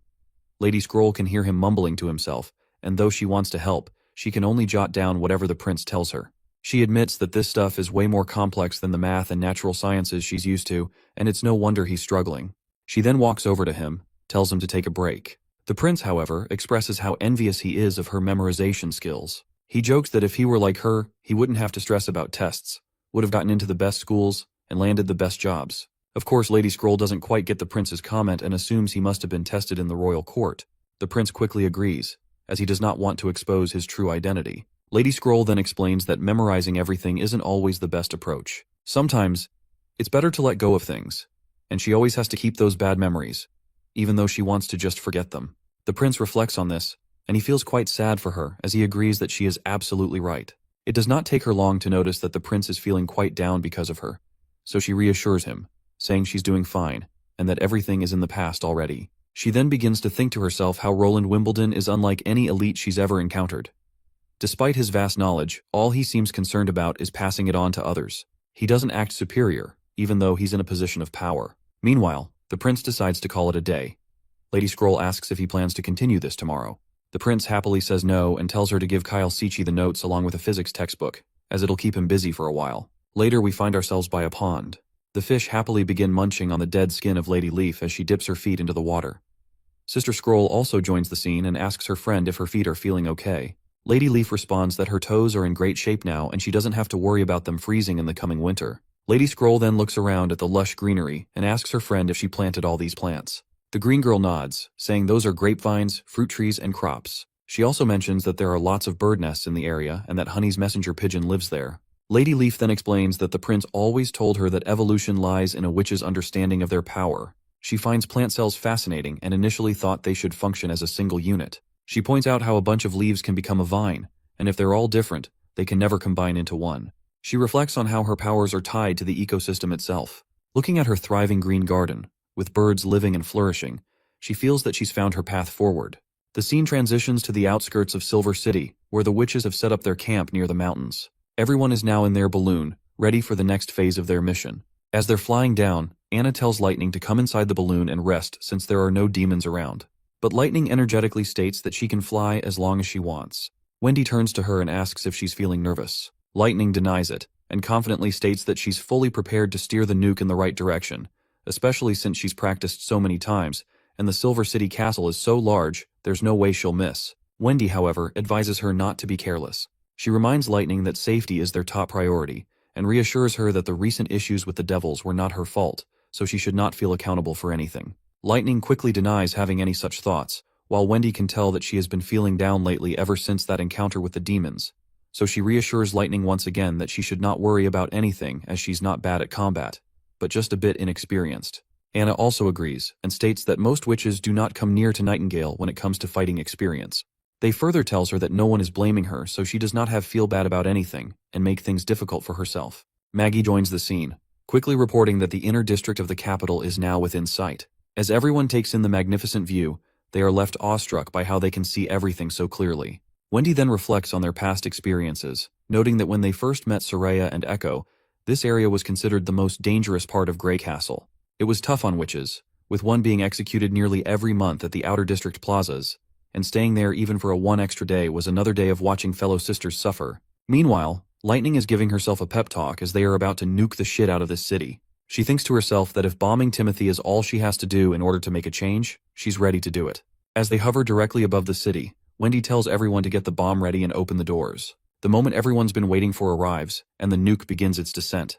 The team cheers for Lightning, shouting that it's now all up to her. Lightning quickly accelerates, and positions herself right over the nuke as it heads towards the main castle. Once she steers the nuke into the correct trajectory, she yanks the parachute from the missile, allowing it to descend even faster, and she herself starts flying off into the other direction, because the prince has instructed her to not look at the bomb once it explodes. But naturally, she just can't resist the urge to look at the bomb before it explodes, because she wants to see the downfall of Timothy before her own eyes. When the bomb hits, it erupts with a colossal explosion. The civilians around the town are stunned by the massive bang. They watch in shock as smoke billows from the castle and the entire building starts to shake. Even Timothy, sitting inside, feels the shockwave. Panic spreads through the chamber as everyone wonders if it's an earthquake. Timothy then quickly yells at everyone, telling everyone to shut up and demands to be escorted to the basement. The knight standing around quickly promises to protect their king, and Timothy quickly starts heading toward the basement without wasting any time. Debris continues to rain down, and Timothy grits his teeth out of annoyance. He's fuming at the thought that only a massive amount of snow powder could have caused such destruction, and he's irritated by how Roland managed to get his hands on such a powerful alchemy weapon. Timothy suspects that Garcia might have given it to Roland before leaving Clearwater. As soon as he thinks this, he can't shake the possibility that Roland and Garcia might be teaming up against him. But he's baffled by how they managed to smuggle so much snow powder in the castle to make such a big bang. He grabs one of his knights by the collar and orders him to rally the other knights and search the whole district. They need to check the sewers, gardens, sheds, and anywhere else snow powder might be hidden. He also tells them to arrest anyone who looks even a little suspicious, no matter their rank. And he insists that every last servant and maid in the castle gets searched. Nobody's getting a pass. Timothy's knight quickly runs off to carry out the orders, while Timothy himself just trembles in utter frustration, biding his time to respond to Roland and send a clear message that he's not as invincible as he thinks. But the thought of Roland smiling after this little sweet victory is really getting on his nerves. He punches the wall in utter frustration, replaying Roland's threat letter about the end of his rule over and over in his head. Meanwhile, back in Border Town, we see Honey's pigeon perched on the window. Apparently, it just delivered the message from Theo, who is already stationed at Silver City to report about the Operation Eastern Wind 00, and the letter confirms the successful execution of the mission. It explains that since the castle was quickly placed on lockdown after the nuke dropped, they didn't manage to investigate the effects of the explosion. However, by nighttime, nearly every citizen knew about the incident, and all the pubs, hotels, and plazas around the city were buzzing with the same discussion. Many now believe that Timothy died in the blast, and people are starting to think that Roland killed him, especially since our prince had already sent that threat letter to Timothy. Everyone's now thinking our boy might soon become the new ruler of the kingdom. The letter further explains that the elite territories are mostly silent, and the castle's reaction was very quick, hinting that Timothy Wimbledon is likely still alive. Also, there's talk that the attack came from the sky, with some citizens claiming they saw a white object drop on the capital at incredible speed. All in all, if word spreads that the attack was Roland's punishment for Timothy's tyranny, many people will believe it. You see, reports about Timothy's oppressive orders are already circulating, and compiling them into a solid case will be quite effective. Theo further writes that through this rumor mill, the message will reach every citizen's ear. Plus, Theo is also keeping an eye on the soldiers stationed in the east, but Timothy should be preoccupied with his current troubles, so there is nothing much to worry about. Seems like all of the news in the letter is quite satisfactory, and the prince believes that if Eastern Wind 01 can really push Timothy to deploy his troops, it will be a huge win. Now he just has to wait for the witches to return. It's been days since he's seen Anna, and nobody's been sneaking fish snacks from his drawer, which is something he's finding hard to get used to. Suddenly the door creaks open, and Knight Carter rushes in, reporting that 2 fleets have arrived at the docks, and they are Margaret's merchants apparently. He adds that some recruiters who had been sent to the southern region have returned with 400 to 500 refugees. The city hall is following the assigned plan of virus testing before allowing anyone inside. The scene then cuts to the labs, where Charles looks out the window, noting how unusually busy the docks are today. Meanwhile, his senior is absorbed in his own work. His junior then tells him to get some sleep, but the senior says he's fine. He mentions that it only took a few pages of reading for him to realize he knows nothing about the world. He's always thought alchemy was just about experimenting with elements, and he now finds observing the sunrise and sunset to be a pointless activity. His assistant counters this, asking if that isn't just how things are. After all, observation of the sun and stars is left to astronomers, while farmers and apothecaries handle the research on plants. His senior then emphasizes that this is why he feels they know so little. According to the prince's book, everything is interconnected from the very beginning. It explains how rocks, flowers, lightning, and fire all consist of the same matter and operate under the same rules, and chemistry is just a small part of this broader understanding. After reading this much of Chemistry 201, he's begun to grasp what the prince meant and why they can predict an element's qualities and reactions even if they can't directly observe them. The senior admits that this perspective has opened a door to a broader understanding beyond just chemistry. The assistant acknowledges what his senior is saying and hopes to understand these 2 books in the future as well. The next scene cuts to the Wolfheart Kingdom, currently under siege by Archbishop Maine. His lackey quickly reports that the city breaker is ready. Maine then asks if the witches are prepared as well, and the assistant confirms, adding that they've made sure to keep them hidden. Satisfied with the report, he tells his lackey to return to his position. Before the lackey leaves, Main further inquires about the whereabouts of Zero and Isabella. The junior promptly informs him that they're currently interrogating prisoners in the eastern part of the camp and asks if he wants him to call them over. But Main denies it, saying he'll go himself to take a look. As he strides forward, he catches sight of them and can't help but think about how different they are from the witches the church has raised so far. Even in serious times like these, they seem completely carefree. Though if these two were under his command, Main wouldn't hesitate to punish them for the stunts they pull. However, he's powerless against these two because they hold the same rank as archbishops. Main then orders one of the knights to have the judgment soldiers leave the area at once, including those watching the prisoners. At that moment, the two ladies speak up, asking Main why he's butting in when they were just about to have some fun with the prisoners. Main tells them that interrogating these prisoners serves no purpose in besieging Wolfheart City. Besides, these people are just scouts they found on the road, so there's barely any intel to extract, so he recommends they both hurry to the front lines instead. Lady Isabella reassures him not to worry, promising that as long as she's here, she won't let a single important enemy slip away. However, she also points out that she can't stop Lady Zero from causing a ruckus, since she just loves putting people to judgment by her own hands. The enemy soldier, despite his injuries, quickly stands against Zero. He shoots an arrow, then tosses his crossbow aside and grabs his sword, attempting to slash at her. But Zero vanishes from her spot, leaving his sword to strike nothing but empty ground. The soldier is left awestruck, while Zero simply stands there with the arrow in her mouth. After spitting it out, she asks the soldier where he's trying to aim since she's right in front of him. The soldier turns, but before he can react, Zero leaps into the air, grabs the knight's head, and twists it with a sickening crunch. The poor knight collapses to the ground, blood flowing from his mouth as he finally kisses goodbye to his dear life. Zero then turns to the remaining captives, casually stating that they're next. By the way, did you notice these women have pointy ears? That means there are elves in this world too, though we don't know much about them yet. But let's hope we find out soon. The other captives, terrified out of their minds, start running for their lives. But Zero springs into action, catching one poor guy with a strange aura that literally chokes him to death. Once he's dead, the aura she threw at him pops out of his lifeless body, and she turns to another captive, who's absolutely losing his mind before he meets his end as well. Zero looks at him closely, and with a creepy calm over her face, tells him that God has revealed everything to her. She knows his parents were farmers who were recruited into the army's scout division under the orders of the Wolfheart King.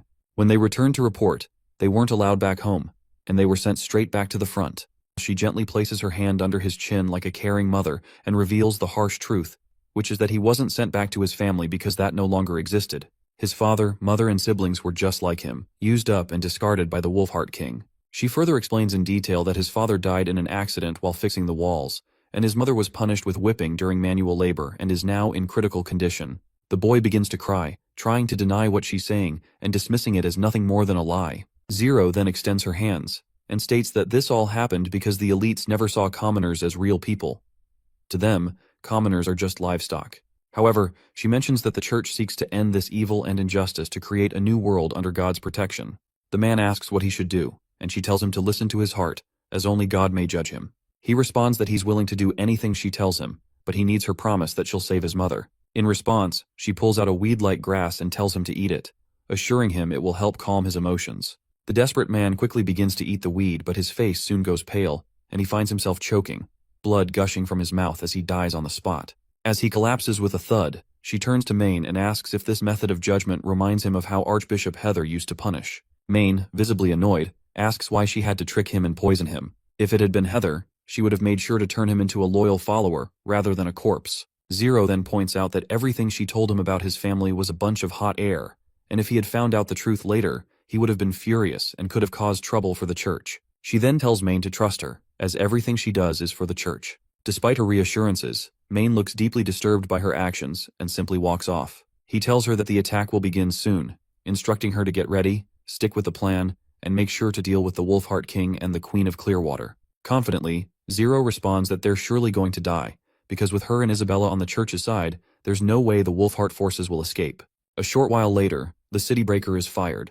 The giant fireball crashes into the wall, shattering it completely with a single blow. As the knights charge forward, Zero and Isabella stand atop a hill, observing everything closely. Zero notes how mortals can't win against demons, which is why the church created the Divine Punishment Army. Isabella also points out how the Wolfheart army must now defend against their holy soldiers, only to be turned into mere flesh. Isabella then suggests helping to clear the battlefield early, but Zero reminds her that they'll win easily regardless. They should save their powers for the main objective ahead. Isabella agrees, but is curious about why Zero toyed with that scout, especially since Archbishop Maine didn't seem too pleased about it. She worries that Maine might not be fond of such judgment, and that she might end up on his bad side. Zero smiles and says that if Maine gets upset, it will be because he hasn't become Pope yet. Once he ascends to the highest floor of the Holy Archives, he'll understand that this is the true way to salvation. She further adds that God has never descended upon their world. Instead, he has fabricated a grand goal for them to chase, and everyone craves the God's blessings, something she thinks is akin to the judgment they've seen earlier. She further points out that God has never guaranteed whether the goal is real or if they're just wandering aimlessly. Yet, they're still willing to throw everything away just to meet the God. She further states that she had been to the highest floor, and Grand Pope Holiness O'Brien is the one who told her these things. He's not a witch and is nearing the end of his life due to his age. She's heard that as mortals die, their lives flash before their eyes, and they often spill their secrets. So she is thinking of consuming him just for this reason. Isabella says she can't do that, to which Zero responds, of course she can't, and even Maine would be furious. She reassures her friend not to worry, saying she knows her boundaries. Isabella reflects that after consuming so many people, she doesn't think there's much left in this world Zero hasn't experienced. She's never focused on anything in particular, so everything she does is purely for fun, and her sense of fun is quite morbid. It's not clear exactly how she consumes humans, but it seems likely that the aura-like thing we saw earlier is how she devours their life force. Suddenly, a massive explosion occurs, scattering all the soldiers in the area. They're getting burned alive from the blast. Zero quickly perks up, wondering if these are the alchemy weapons they've been using. They seem pretty powerful and effective against demon beasts. Isabella adds that there are many more stones of divine judgment behind the wall, and 2 of them are quite significant. She's banking on the idea that these belong to some important people. Zero looks pleased to hear this and decides it's time to head down. But her friend reminds her that these people aren't the Wolfheart King or the Queen of Clearwater, and the strongest energy sources are still in the castle, so she asks her friend if she is sure she wants to go down. Zero gives her friend a quick wink and says that an easy win is better than an expensive one, so she'll help out a bit. The scene cuts to Garcia at the dock, just stepping off her ship. Suddenly, a sand dweller who is escorting Garcia notices the 2 elf ladies casually strolling around. The knights and the sand dweller quickly position themselves to guard Garcia at all costs. Meanwhile, the girls remain cool as cucumbers, and Isabella quickly uses her powers on the knights. At first, nothing seems to happen, and the knights charge at her. But soon, they begin coughing up blood. Zero dashes toward the sand dweller and starts messing with his mind using her powers. Garcia then demands to know how she is using her powers in the presence of the stones.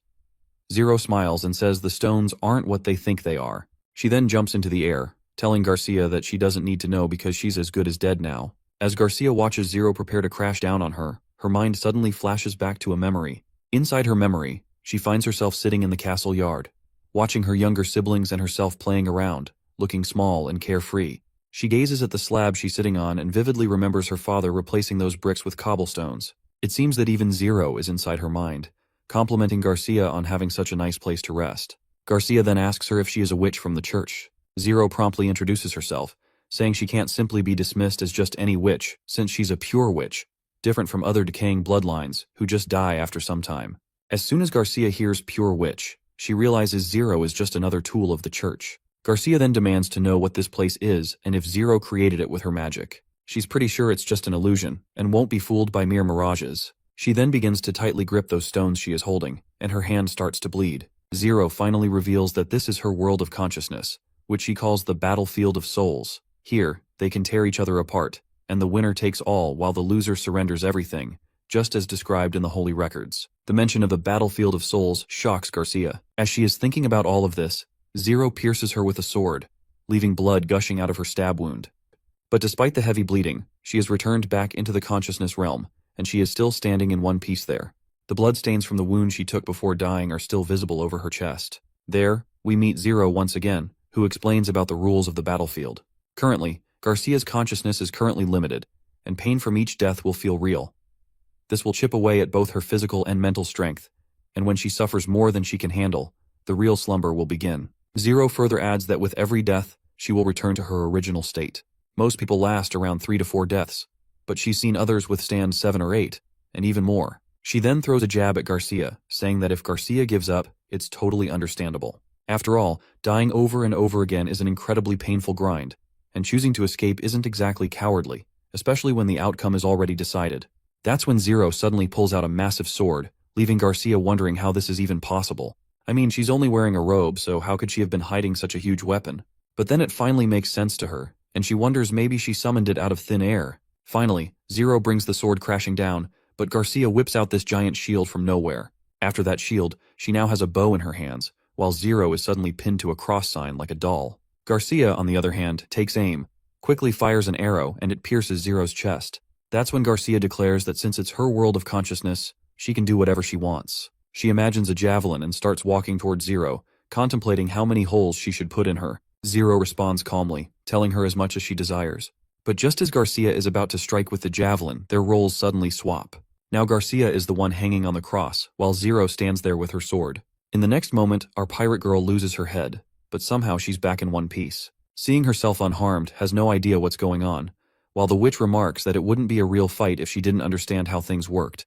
So she decides to give her peace of mind to her.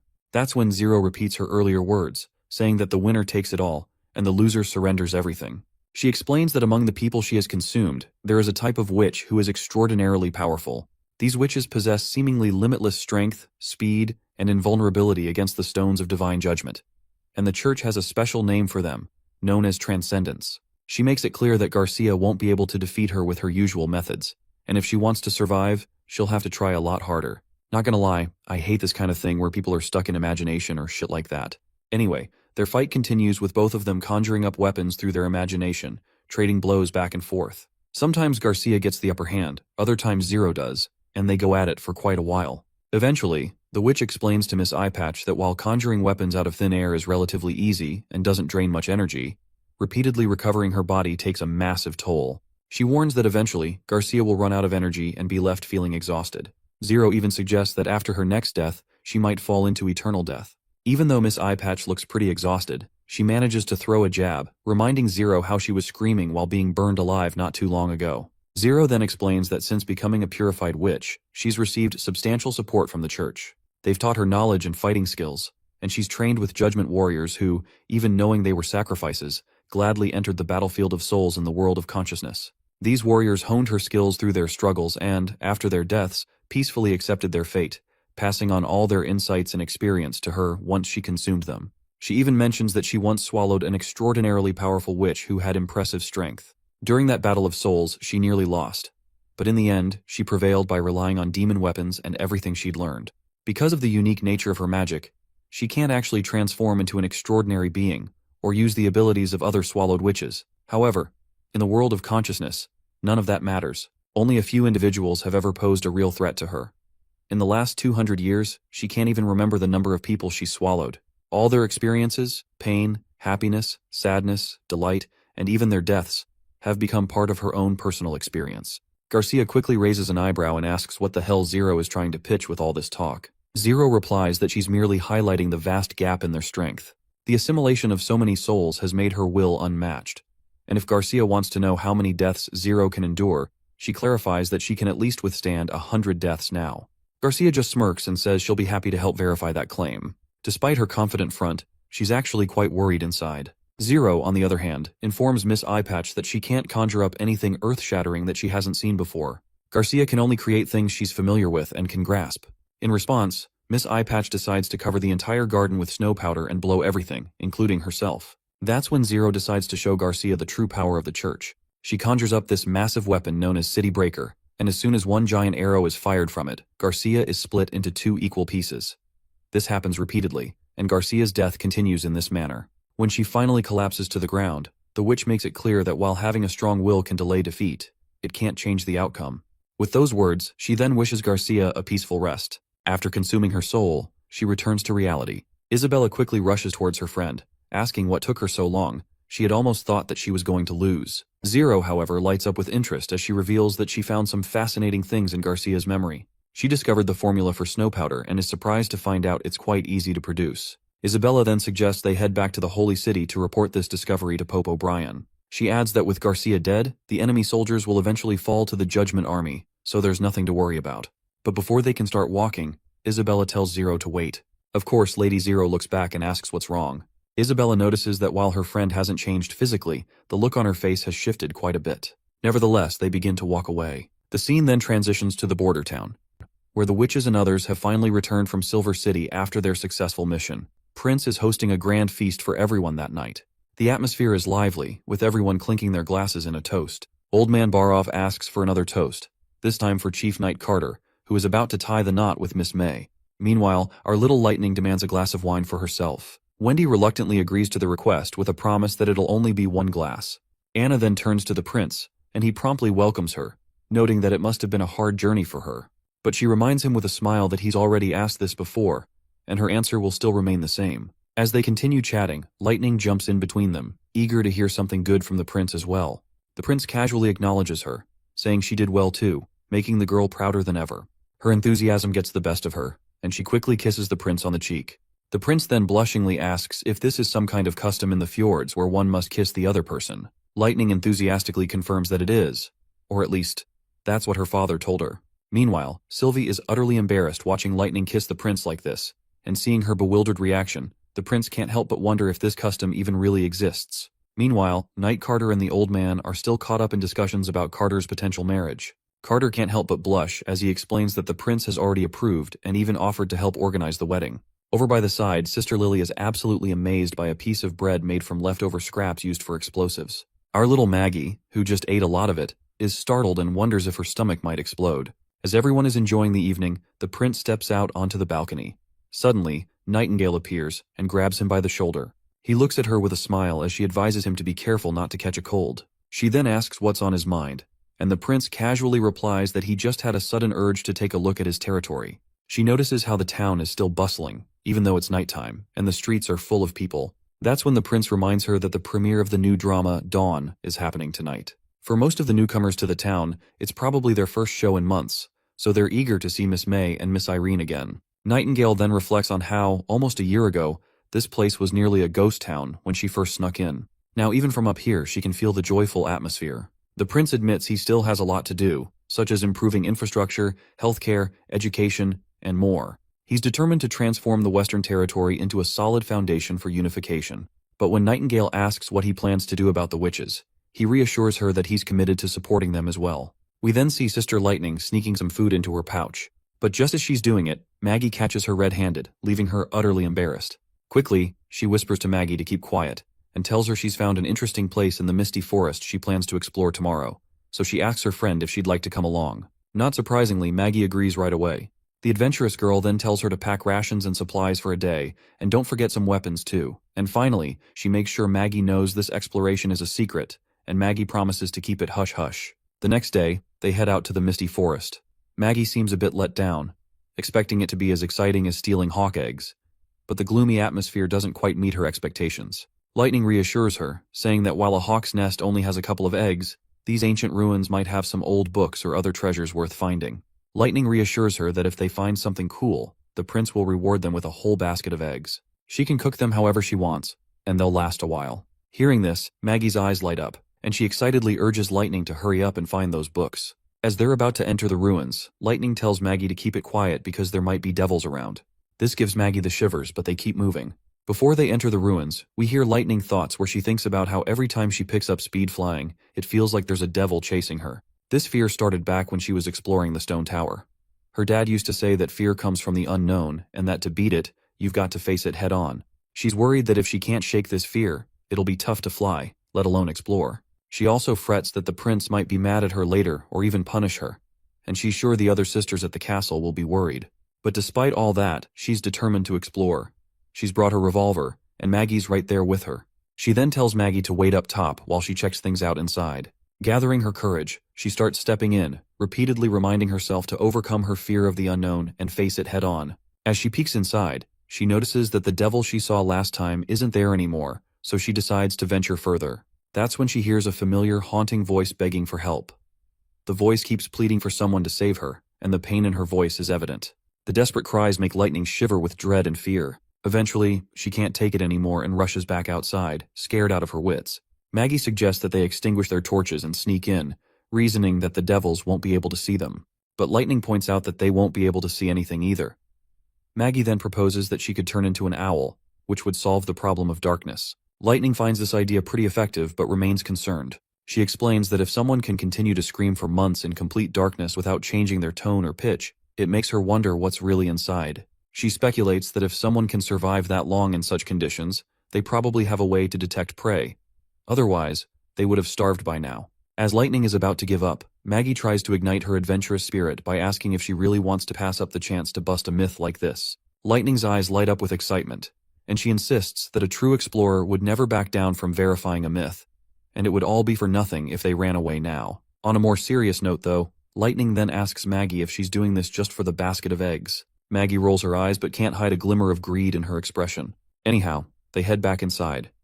As they descend the staircase, they notice a strange magic stone embedded in the wall. Lightning pulls out her revolver, ready for whatever might come next. They finally reach the source of the voice and see a bunch of devils guarding a witch trapped inside a crystal-like prison. The witch is unconscious and frozen, but her voice keeps calling out for help. Maggie decides to take a closer look, but Lightning gets terrified. But the little bird reassures her scared friend that the devils look like they're as good as dead. To prove her point, she flies over to one of them and gives it a push. The devil cracks like a rock and starts to crumble. They check the others, and it turns out the rest are also just stone statues. Curious, they look at the witch trapped inside the stone and wonder if she really is a witch. Suddenly, they hear the voice asking for help again. Looking behind the statue, they discover a red stone that seems to be the true source of the voice. With this new discovery, they head back to the border town to report everything to the prince. They explain that there's a witch sealed inside, but it might also be an ordinary person trapped by the witch. The prince asks who was calling for help if the witch is sealed inside. Lightning then shows the prince the box they found behind the sealed witch. Inside is the same crystal they saw earlier, which seems to be linked to the mysterious voice. Lightning quickly activates the crystal, and the voice coming from it spooks the prince. Just then, Nightingale reappears and confirms that she can detect faint traces of magic, similar to the kind witches use. The prince deduces that this must be a magical recording, and that the woman sealed inside is likely a witch. He then asks Lightning if there were any other stones like this. Lightning admits she wasn't paying much attention, as most of the place was flooded, and she was focused on getting the news to him. The prince gives her a gentle tap on the head and tells her not to face danger alone in the future, especially with situations like this. Lightning blushes, touched by the prince's kind but firm advice. The prince then instructs Nightingale to summon all members of the Witch Union and Iron Axe to the office, as their investigation into the ruins is about to begin, and they need to prepare. Once everyone is gathered in the council room, the prince explains that they found a crystal coffin inside the ancient ruins that shows no signs of deterioration. In the moist underground environment, they discovered a magic stone that emits cries for help, and a group of devils turned into stone statues. He asks the council for their thoughts on the matter. Anna quickly asks if the prince is suggesting that the person trapped inside is a witch. The prince agrees, saying that if she's still alive, they might learn more about what happened hundreds of years ago. However, Sister Scroll and Lady Leaf voice their concerns. They point out that if she is a witch, there's a chance she might not be on their side. The prince agrees with their concerns and notes that the ruins are from the church, so she might be with the church as well, and by the looks of her appearance might have been a high-status member. If she's truly a witch, things could get tricky.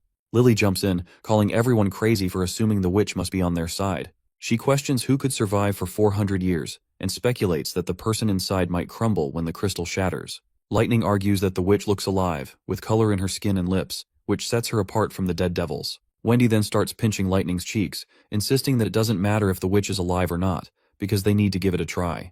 Wendy points out that if the woman is really a witch from the church, they just need to put a stone of divine judgment on her. With Anna and Nightingale on their side, it shouldn't be too difficult to restrain her if necessary. The key thing is to find out what she knows about the events from 400 years ago.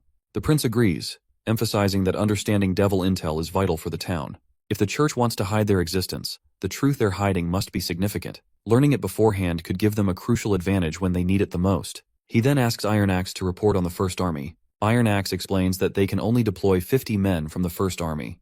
Most of the squad members are out recruiting refugees, leaving only 500 soldiers in the town. He also reminds the prince that while Timothy may have suffered an attack from the heavens, there's a risk he might target the western region at any time. The First Army must be well prepared to defend the town. The prince acknowledges that deploying only 50 men isn't ideal, as devils can throw spears and they could suffer heavy losses. He suggests a better approach would be a simultaneous push by both ground troops and a hot air balloon, with witches handling close combat and infantry focusing on ranged attacks. Suddenly, they hear commotion outside. When they look, they see heavy snow falling, signaling the arrival of months of demons. Right on cue, monsters start appearing on the other side of the wall. Wendy points out that they're still in the last month of autumn, so it's strange for it to be snowing. Iron Axe explains that this is unusual. They've been living in the town for 7 or 8 years and have never seen anything like this before. The prince opens the window and extends his hand out, clearly annoyed to see the snow arriving a month earlier than expected. The scene transitions to the fjords, at Slumber Island, where Thunder, Lightning's father, is visiting the witches. Princess Tilly expresses surprise at his visit, because she did not imagine that the first customer of Slumber Spell is Thunder himself. She then thanks him for the help to explore the ruins for the last time, and Thunder reassures her that there's no need for gratitude and that he's willing to come again, and they don't have to pay him anything for tagging along. Tilly then asks if he always intended to come, to which Thunder reveals that he is an adventurer through and through, so he will always be ready for his next adventure. He was shocked by what he saw at the ruins through that telescope, particularly a stone door on a cliff, and he's very curious to learn more about it. He wanted to fly there immediately. If you can't recall, Thunder is mentioning the ruins where Princess Tilly found the scriptures. Tilly shares that she's planning to visit the border town to speak with the leader of the Witch Union, and to witness the months of demons herself. She invites Thunder to join her. Thunder declines, saying he can't go because he doesn't want his daughter to tag along with him, and get involved in risky explorations. He lost her mother and doesn't want to risk losing her too.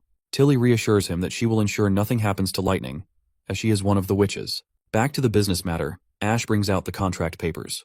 Tilly reminds him that while he has been very helpful, employing witches is not free. The man also agrees, acknowledging that business is business, and this is a common tradition. Once Thunder parts his way after paying his dues, Ash is left bewildered by how Thunder has so much money. Tilly explains that it's not surprising because Thunder is the most famous explorer in the Bay, and discovering new territories and treasures brings him great wealth. Ash then raises a concern that creating a business organization like Slumber Spell could bring them wealth but might also attract the church's attention to the witch's power. Tilly responds that she doesn't care about the money. Her goal is to help more people understand Slumber Island, build connections, and show that witches are harmless. Just like Thunder, she also believes that fear comes from the unknown, and witches are no different.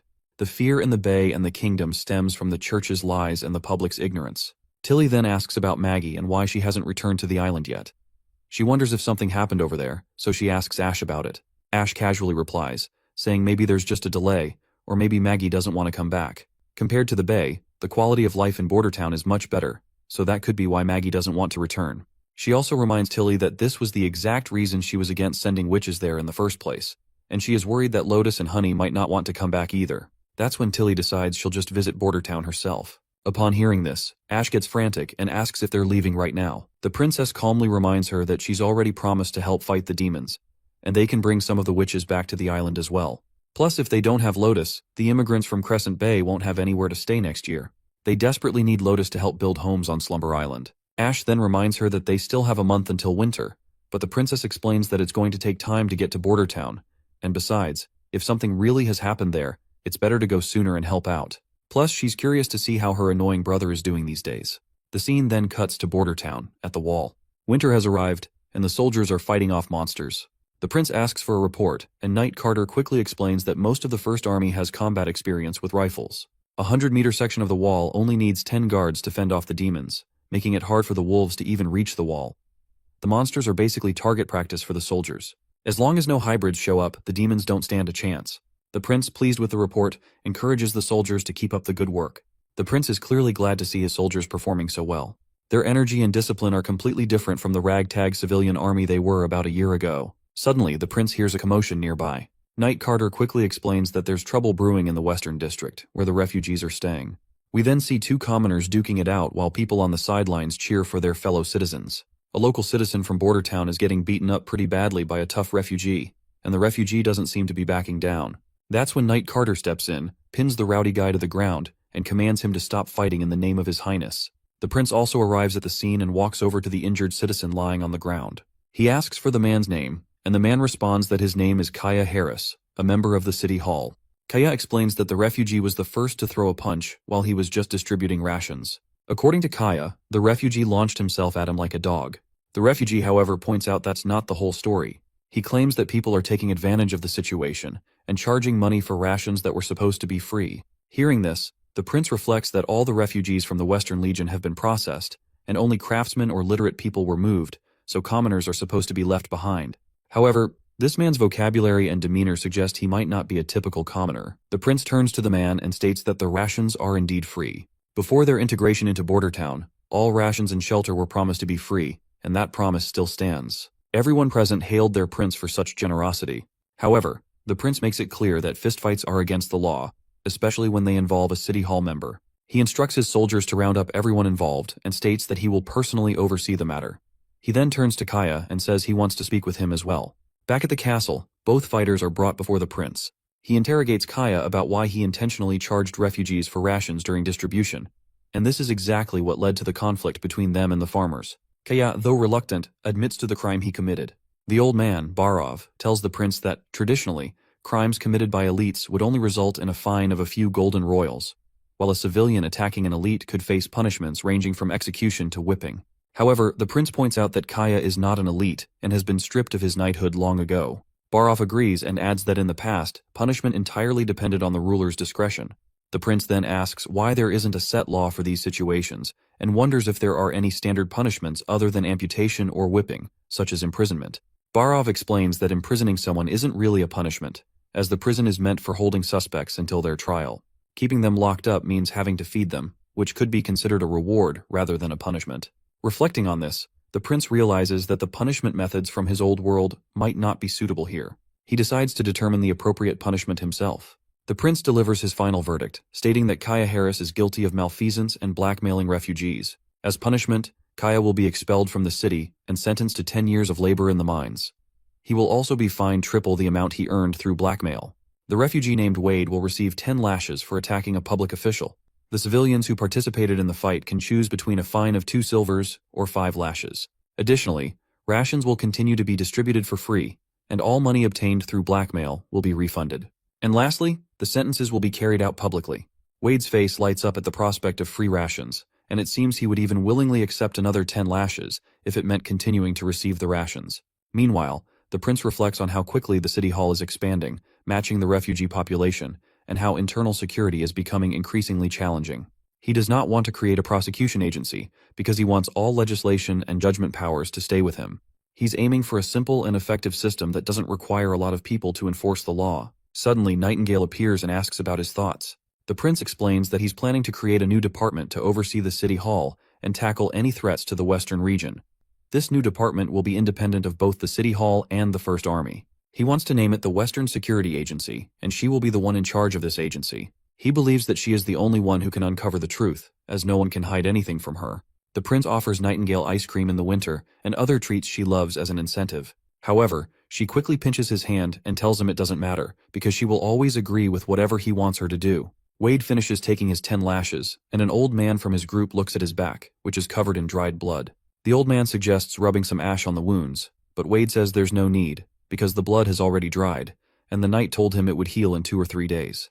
The old man isn't convinced, warning that it might take longer because the wounds could get infected, leading to sores. Wade, however, says something surprising. He claims that he doesn't feel any pain at all.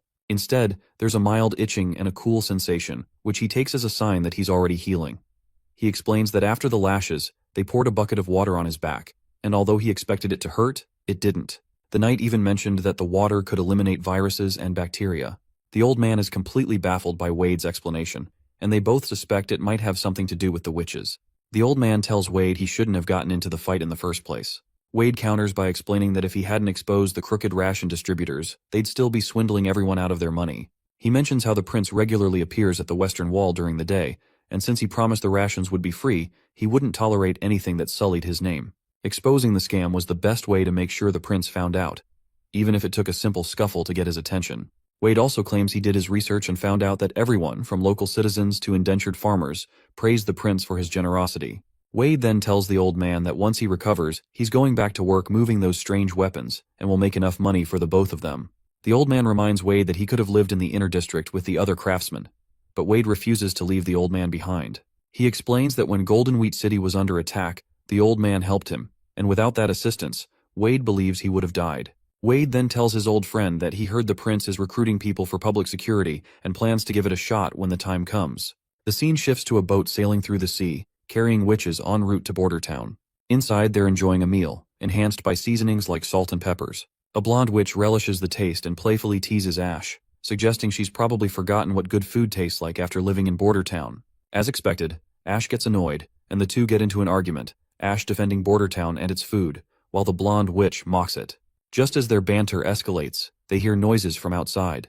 A crew member informs them that multiple monsters are approaching.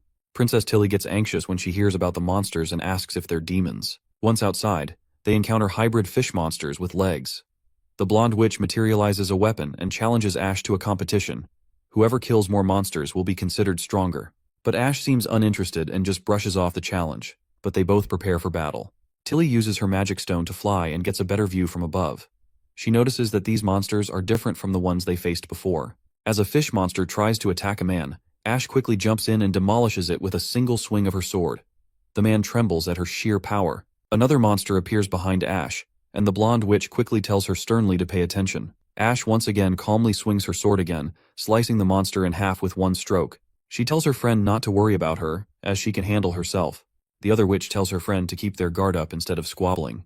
With that, Ash starts slashing down monsters left and right with incredible speed, so fast it's almost hard to keep up with. Meanwhile, Tilly notices that the ship is shaking. These fish monsters definitely couldn't be causing it, and she starts to worry that the tremors feel like huge monsters hitting the ship from underneath. If the shaking continues, their ship might be torn apart. Suddenly, the entire ship begins to shake violently, and everyone standing on it starts losing their balance. Tilly shouts that there's a big guy under the water, and it's probably trying to flip the ship. The ponytail witch decides to take action. Since the monster is hugging the ship's hull, she thinks she might be able to put up a shield to block its attacks. The ship's captain chimes in, saying that if it's as huge as Miss Tilly described, normal attacks might not be effective. He's unsure how they're supposed to fight a monster that big and massive. Just then, the blonde witch, who goes by the name Andrea, steps in and confidently tells everyone to leave it to her, because no one can match her shots. But they don't have much time, as the monster is already charging at them from behind. The ponytail witch quickly leaps into the air, using her magic to shield the ship from a giant attack. However, the effort takes a serious toll on her, and she starts coughing up blood, quickly falling down. Ash manages to push her back to safety with the rope that was tied to her. That is when Andrea jumps into the air and conjures a golden bow. She shoots an arrow that takes down the monster with a single hit. Ash is momentarily thrilled to see this, but her joy quickly fades when Andrea collapses into the water and begins to drown. Even though Ash always has beef with Andrea, she dives into the water to rescue her friend. The other witches are relieved because they won't have to swim to reach Border Town now. Tilly's glad they got out safely, but her confidence takes a hit when she sees the snow starting to fall. Early snow isn't exactly a good omen. The royal scholars once said that an early winter at Greycastle means demons are on their way, which means that the months of demons have begun. She mentions that it's still autumn and wonders if the border town is already under attack. As they approach solid land, the princess asks if this is where the witches got off last time. The captain nods, saying he remembers this spot because last time the border town had a giant balloon for transport. Tilly's pretty surprised to hear about the balloon, and Ash explains it flies with hot air and that Roland is the one who used the logic of hot air to make it happen. That's when Tilly realizes the royal scholars never taught them anything about this stuff, so she has no clue from where he picked up this knowledge. Whatever is the case, they will have to wait for the answers until they finally meet him, so she just tells everyone to reach the shore. Tilly then turns to the captain and asks him if he could stay here for 3 or 4 days, since she wants to send Lotus and the other witches back to the island. The captain agrees, saying he'd never dare to sail the dangerous sea without any of the witches. Once they finally make it to the solid ground, Tilly tells Shavi, the ponytail witch, to give the other witches a lift. Shavi uses her barrier abilities to create floating platforms for them, while Tilly just flies on her own with the help of her magic stone. Back at the border town, workers are struggling with the heavy snowstorm making their job tough. Meanwhile, Tilly and her crew arrive at the town and start walking across the bridge the prince built. They're absolutely blown away by the size of the bridge and can't help but wonder how much metal it took to build something so massive. Ash comments that the giant bridge seems like a waste of resources, because she thinks a pontoon would have been enough and wonders if there's really any business beyond the river's origin. Andrea chuckles at her remark, calling it foolish. She explains that even though she's not from Greycastle, she can see the value in the forests and uninhabited lands for territory expansion. A pontoon wouldn't handle the river's increased traffic, so a giant bridge makes more sense. Andrea adds that the prince must be smarter than everyone else here. Ash then points out how Andrea was trying to shame the prince not too long ago. As they approach the town, soldiers quickly stop them, questioning why they're coming from the south. One of the soldiers spots that they're witches, and Tilly proudly confirms it. The soldier happily tells them to wait there while he reports back to the castle that new witches want to join the witch union. Ash tries to explain Tilly's status, but the princess quickly stops her, telling the soldier that they will wait. Ash asks why they didn't just let the guards know their true identity. Tilly explains that she's curious about how the prince would react to a witch from an unknown origin. Just then, Nightingale appears, cheekily remarking that she heard there was a new witch, but didn't expect to see some familiar faces. Ash and Nightingale start catching up, while Tilly is absolutely amazed to see Nightingale. There's no doubt she's a combat-type witch and incredibly powerful. Nightingale then introduces herself to the princess and bows her head in respect, which takes Tilly by surprise. Once they make their way into the castle, Sylvie is absolutely thrilled to see Princess Tilly after a long time. She quickly hugs her, asking why she's here since it's still just autumn. Tilly reminds her that it's pretty much winter now. Princess then asks about the other witches, and Sylvie promptly updates her that Lotus is building houses for refugees. Evelyn and Candle should still be in the industrial district, and Honey is training messenger animals in the garden. The prince has already sent word for them to visit the castle. Right at that moment, Prince Roland walks in and tells Tilly that the other witches are on their way to the castle, as he has already informed them about her arrival. He then extends his hand and officially welcomes his dear sister to the border town. After a while, the siblings sit down for tea. Tilly reminds her brother that it's been a full year since they last met, and that they have a lot to discuss. Her brother agrees, saying he does have a lot to say, but he's not in a rush since winter will be long this year. Tilly keeps a close eye on him, and he starts to feel a bit nervous under her gaze. He calls out to Nightingale, who promptly appears. He tells her she doesn't have to hide since she's her sister, and asks her to leave the room. Once Nightingale is gone, the prince reassures his sister that they're alone. With that, Tilly's first question is to ask who he is exactly. The prince replies that he is her brother, the fourth Prince of Greycastle, Roland Wimbledon. He admits that he's changed a lot but is willing to explain everything slowly, starting from the moment he saved the witches. Once Prince is done explaining everything, Tilly quickly starts piecing things together in her mind. She thinks to herself that the witch named Anna must have triggered something in Roland, making him see through the church's evil deception. She is convinced that ever since Garcia made assassination attempts on him, he finally realized the power of royal families, and decided to change for the better if he wanted to win the crown. As she thinks this through, she finishes her tea, and Roland pours her some more. Tilly reflects that while it sounds a bit dramatic, it's still an explanation. However, she's still trying to wrap her head around the foreign knowledge he now possesses, like inventions such as the steam engine and rifles. She finally asks him outright if the reason behind his alien knowledge is that he suddenly gained a lot of memories. The prince agrees without a doubt, saying that after he dodged Garcia's attempt to kill her, the memories appeared when he woke up. If meeting with Anna was the start, then those memories would be the catalyst for his desire for change. Tilly then reflects once again, and remembers that Sylvie confirmed there aren't witches who can substitute or control others, and Roland Wimbledon is indeed the prince they knew. Plus, he's not a stranger to the Stone of Divine Punishment, and he always has knights to protect him, so the chances of a witch controlling him are minuscule. The Royal Library and scholars never mentioned anything about steam or snow powder, so she believes that his strange knowledge seems closely related to his unusual experiences. She then questions him once again, asking him how can he prove that he is Roland Wimbledon and all this knowledge is just from awoken memories. The prince grows quiet for a moment, then explains that he still remembers everything, and his own memories shape his conscience. If a witch were disguising herself as someone else, she wouldn't have that person's memories. Even though he has these new memories, he has no idea where they came from. He adds that he still remembers how she cried when he pushed her onto broken glass, and that's his proof. He also remembers that he never apologized for it, and hopes it's not too late for that. Tilly is at a loss for words and finds it all unbelievable. The prince then reveals that in this world, everything looks surprising when you see them or experience them for the first time. He points out how he never expected his sister would be able to hide her witch awakening from everyone in the castle. But then again, he reminds her that this winter is going to be a long one, so they have a lot of time to talk about everything. Tilly agrees and says that she'll be under his care for the next few months. After his sister's intense questions, the prince finally relaxes and reflects that he's glad all the Slumber Island witches returned to the castle after their tour to the town, which gave him reason to end that heavy conversation. It's really stressful to lie to someone's face when they're smart, especially while trying to maintain an honest expression. Just then, Nightingale pops up and asks if he feels strange witnessing his sister as a witch. The prince says he was just pressured with all of her questioning, and that's all. Nightingale mentions that she thought it would be a touching reunion since he met his sister after a long time. The prince then points out that he doesn't have a good relationship with her. He often bullied her in the castle, and they were pretty much strangers as they grew older, so it's quite surprising she even came here to meet him. She then leans in closer and reminds him how he told her to go outside, even though he never meets any other witches alone, which makes Nightingale believe that he must trust his sister. My guy just turns his head away with a sheepish look on his face. The fact that he sent the Nightingale outside was because he did not want her to detect his lies. He might have told her to his sister. And right now, he is also trying his best to not make eye contact and to avoid speaking any lies. He simply tells her that she will understand someday. But Nightingale just keeps pressing, inching closer and asking him if he'll tell her everything. The prince stutters in response, and she takes it as a positive sign, deciding to wait for the day when he finally tells the truth. Later, we see Lightning and Maggie calling everyone into the dining hall, where a spread of delicious food has been laid out. All the witches gather in, with Wendy personally escorting Princess Tilly to the dining room. The new witches are amazed at how much grander the food looks compared to usual.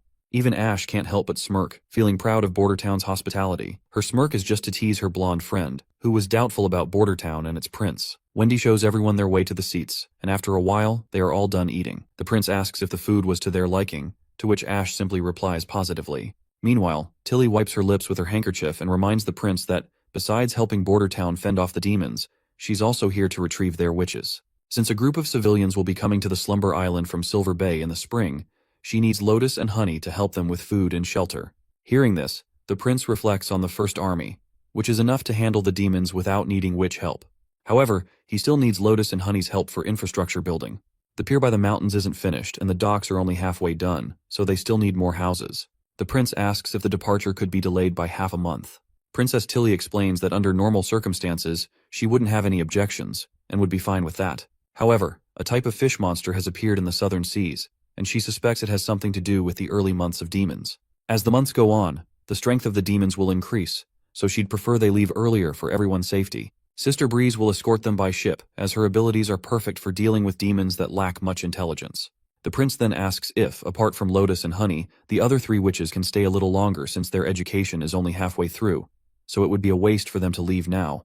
Tilly perks up at seeing her brother concerned for those witches, and she's now curious about how he plans to utilize Candle and Evelyn's abilities. The prince explains that he needs both of them for solidifying metal parts and brewing. You see, Candle can greatly increase machinery efficiency, while Evelyn's alcohol is very useful for many purposes beyond just consumption. His sister then explains that they have always felt insecure about the usefulness of their abilities, so she's glad to hear that he values them. She appreciates that the prince recognizes their abilities as crucial because she's always believed that no ability is ever useless. She then turns to the witches, and asks for their thoughts on whether they want to leave. The little one says she's fine with either place, while Evelyn states that if Miss Tilly needs her back on Slumber Island, she'll gladly go. However, she wouldn't mind staying in Bordertown either, as she still has a lot to learn from Miss Scroll.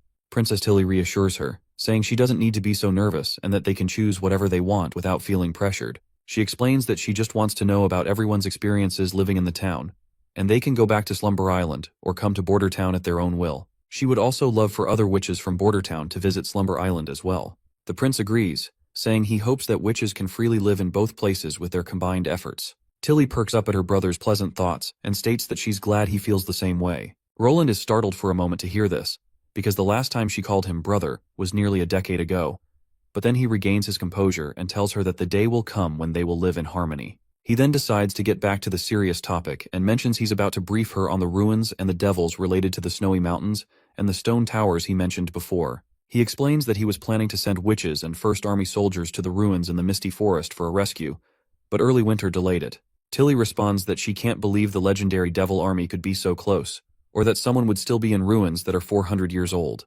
She recalls the drawings of the devils he sent her, and thinks that this is what's most important right now. The prince points out that, based on the environment and their reactions, the devil territory has been there for many years. He suspects they haven't expanded into the kingdom due to the limitations of their red mist, so they're not a threat to Bordertown for now. He plans to build a scout tower to monitor their movements in the next couple of years. However, the sealed witch within the ruins is likely to reveal the truth behind Tequila and the fall of the church. Tilly agrees, but asks if there's any way to approach the ruins from the air instead of the land, as she's heard from Ash that Bordertown has a tool for aerial transportation. The prince quickly realizes she must be talking about hot air balloons. He explains that although a hot air balloon can hold 10 people, it can be modified for more. However, bringing the First Army soldiers through air would be impossible. If they encounter devils, they could suffer casualties, and with demons everywhere, it's just too risky. That's when Princess Tilly reminds him that it would have been fairly dangerous if he had gone with only the Witch Union.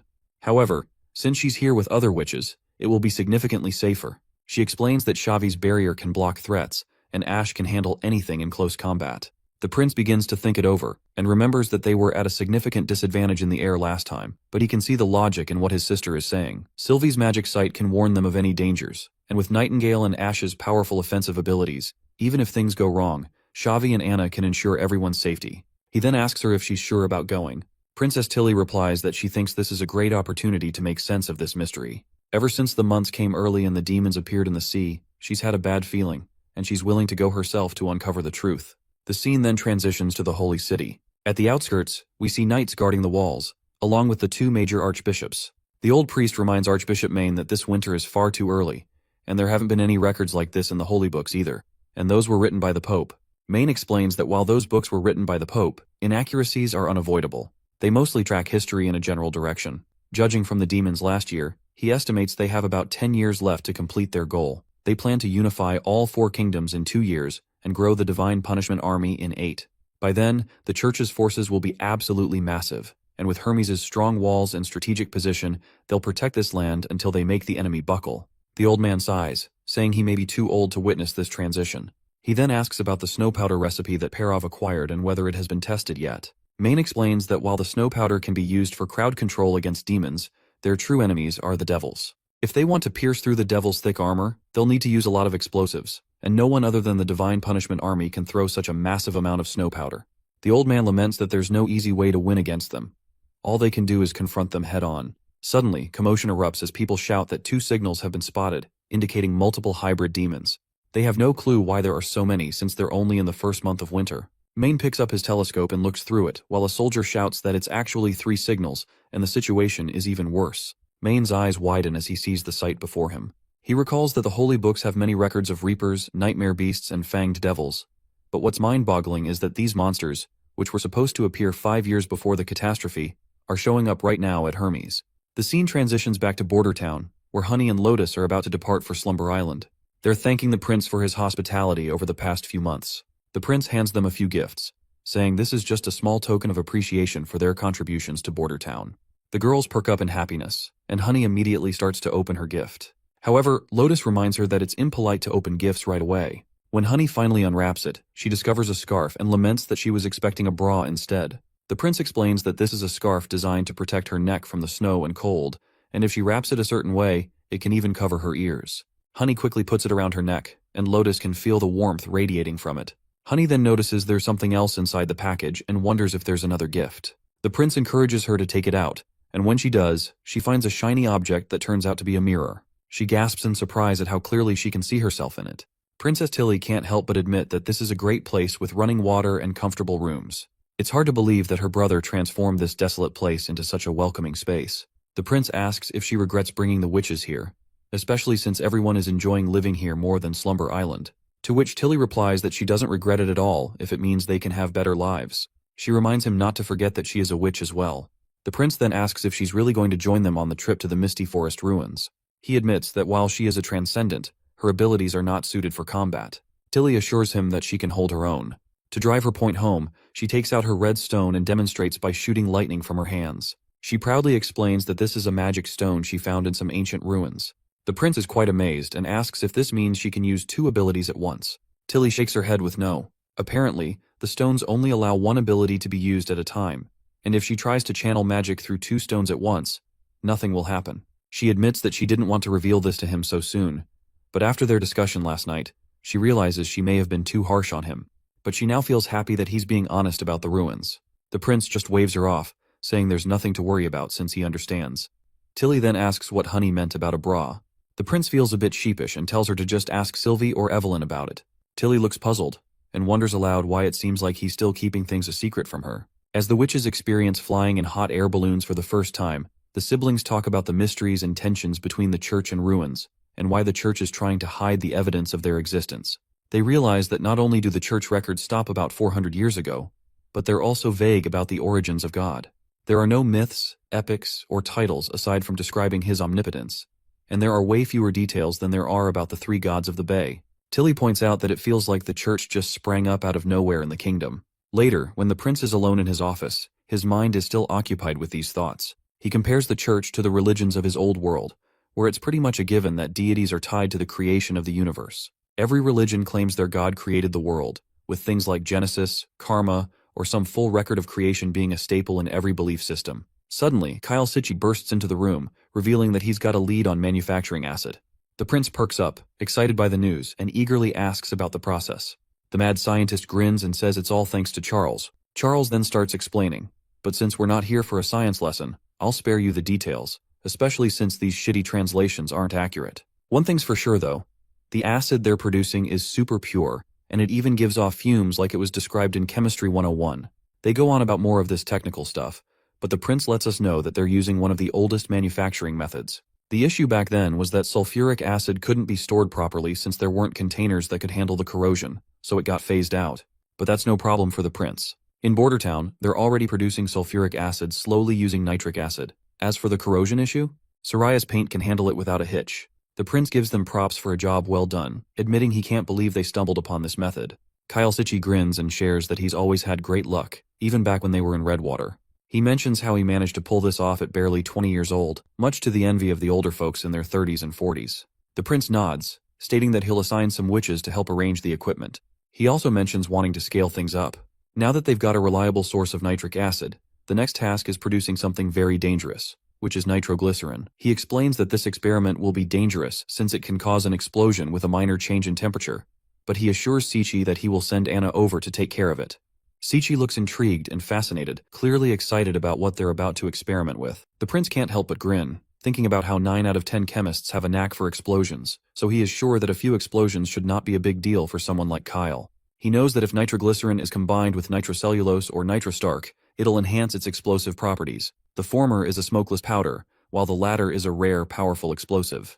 The key to creating something incredible is already in his hands. Later we see witches just chilling and patrolling around the town. Andrea asks why everyone is working outside in the dead of the winter, and she is quite curious about what Roland did to make them brave the weather. Ash reminds her it's still late autumn, but Andrea argues it's pretty much winter already. As the usual argument starts between the two ladies, Sylvie steps in to calm everyone down. She explains that civilians typically avoid working in winter due to the effort and risks involved, but in Border Town, food is cheap, firewood is abundant, and Miss Lily helps with illnesses, so they're willing to work for daily wages. Andrea gets it about the firewood but can't figure out why food is so cheap, pointing out that her family, in the food business, always saw prices spike during famines. Sylvie clarifies that in Border Town, there's only one set price for food, and the prince ensures the buying price is higher than the selling price. Ash argues that it sounds like forced pricing, wondering why others can't set higher prices.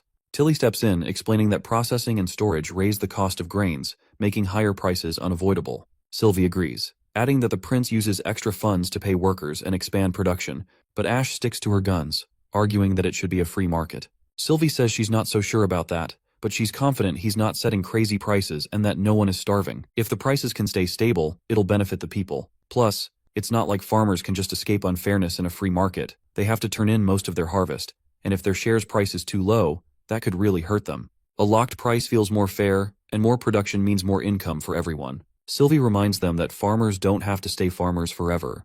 The prince promised that once their production hits a certain level, they can be promoted to citizenship. She explains that citizens only need to give up 20% of their harvest, and with the set prices, they'll be raking in a pretty good income. Now Tilly understands why the town is buzzing with life. She is fascinated how the legislation and the reward system were designed to encourage them. Suddenly an alarm blares and citizens start to panic. It's an alert for demons, and some of them decide to head to the wall to help the soldiers. Andrea feels fired up when she hears this. After all, they came here to show how witches really fight. When we reach the wall, we see Carter raising his eyebrow at how these demons never seem to get tired. They're always running wild every year, and even if they break through the town, it won't really do them any good. On the contrary, the other new soldiers are pumped up to flex their muscles. They think it'll be great practice, way cooler to shoot at demons than at a stationary dummy. Speaking of dummies, Carter has heard some interesting rumors about their artillery squadron. Other squads have mentioned that soldiers with consistent aim are being drafted into a precision team for a new mission. The soldiers shout at the mention of a precision team, and think that they just probably made this story up when they were getting bored. But Iron Axe reveals that the prince is planning to develop a new cannon for ships, which will let them attack other ships from a distance. Only the best marksmen will be commanding these cannons, and if anyone's interested in joining, they can put in a request through him. Alex, one of the leaders of this squadron, perks up at the news. He thinks to himself that this is clearly an opportunity to advance in the military. According to Iron Axe, warships might be named after soldiers who achieve significant accomplishments, and if a ship ever gets named after him, his life will have been worth it. He's also hoping these new kids get a chance to earn some valor as well, but right now, they're just too jumpy. They need to steady themselves. Besides, it would be ridiculous for a ship to be named Grapefruit or Broom. Suddenly, he shouts at his juniors to quit yapping and focus on the battlefield. As the monsters approach, he tells them to do their job and show the other squadrons that they're the best.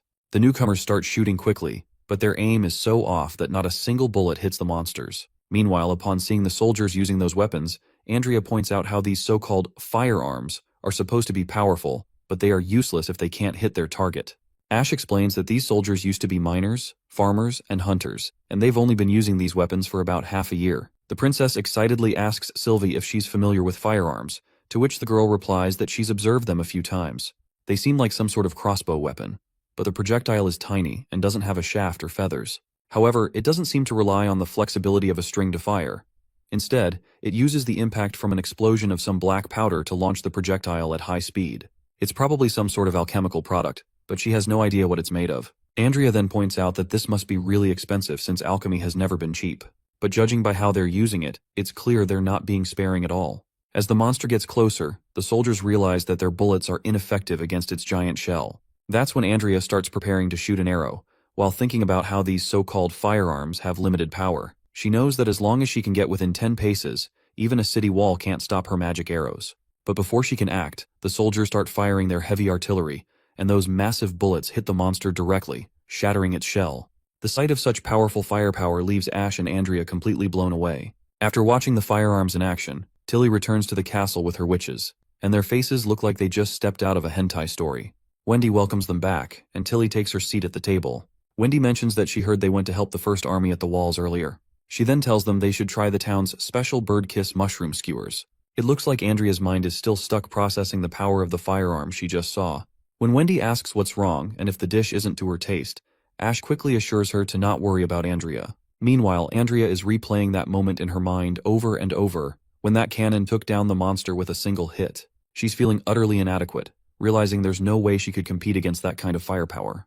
On top of that, all the food stuffed with spices and sauces reeks of crudeness. In the Kingdom of Dawn, seasonings are often used to hide poor quality ingredients, and the more seasoning, the worse it tastes. But for some reason, she finds this dish frighteningly delicious. She can't quite figure out where in the border town they found such juicy mushrooms. She can tell that even this ordinary vegetable stew tastes like it was made with rich chicken ribs and seafood stock. And then there's this thing called ice cream cake, which is just a heavenly experience, and she can't get over it and craves bite after bite. Ash laughs and tells her to eat as much as she wants, since they've got a rescue operation tomorrow. It'll be time for their wonderful Miss Andrea to truly shine.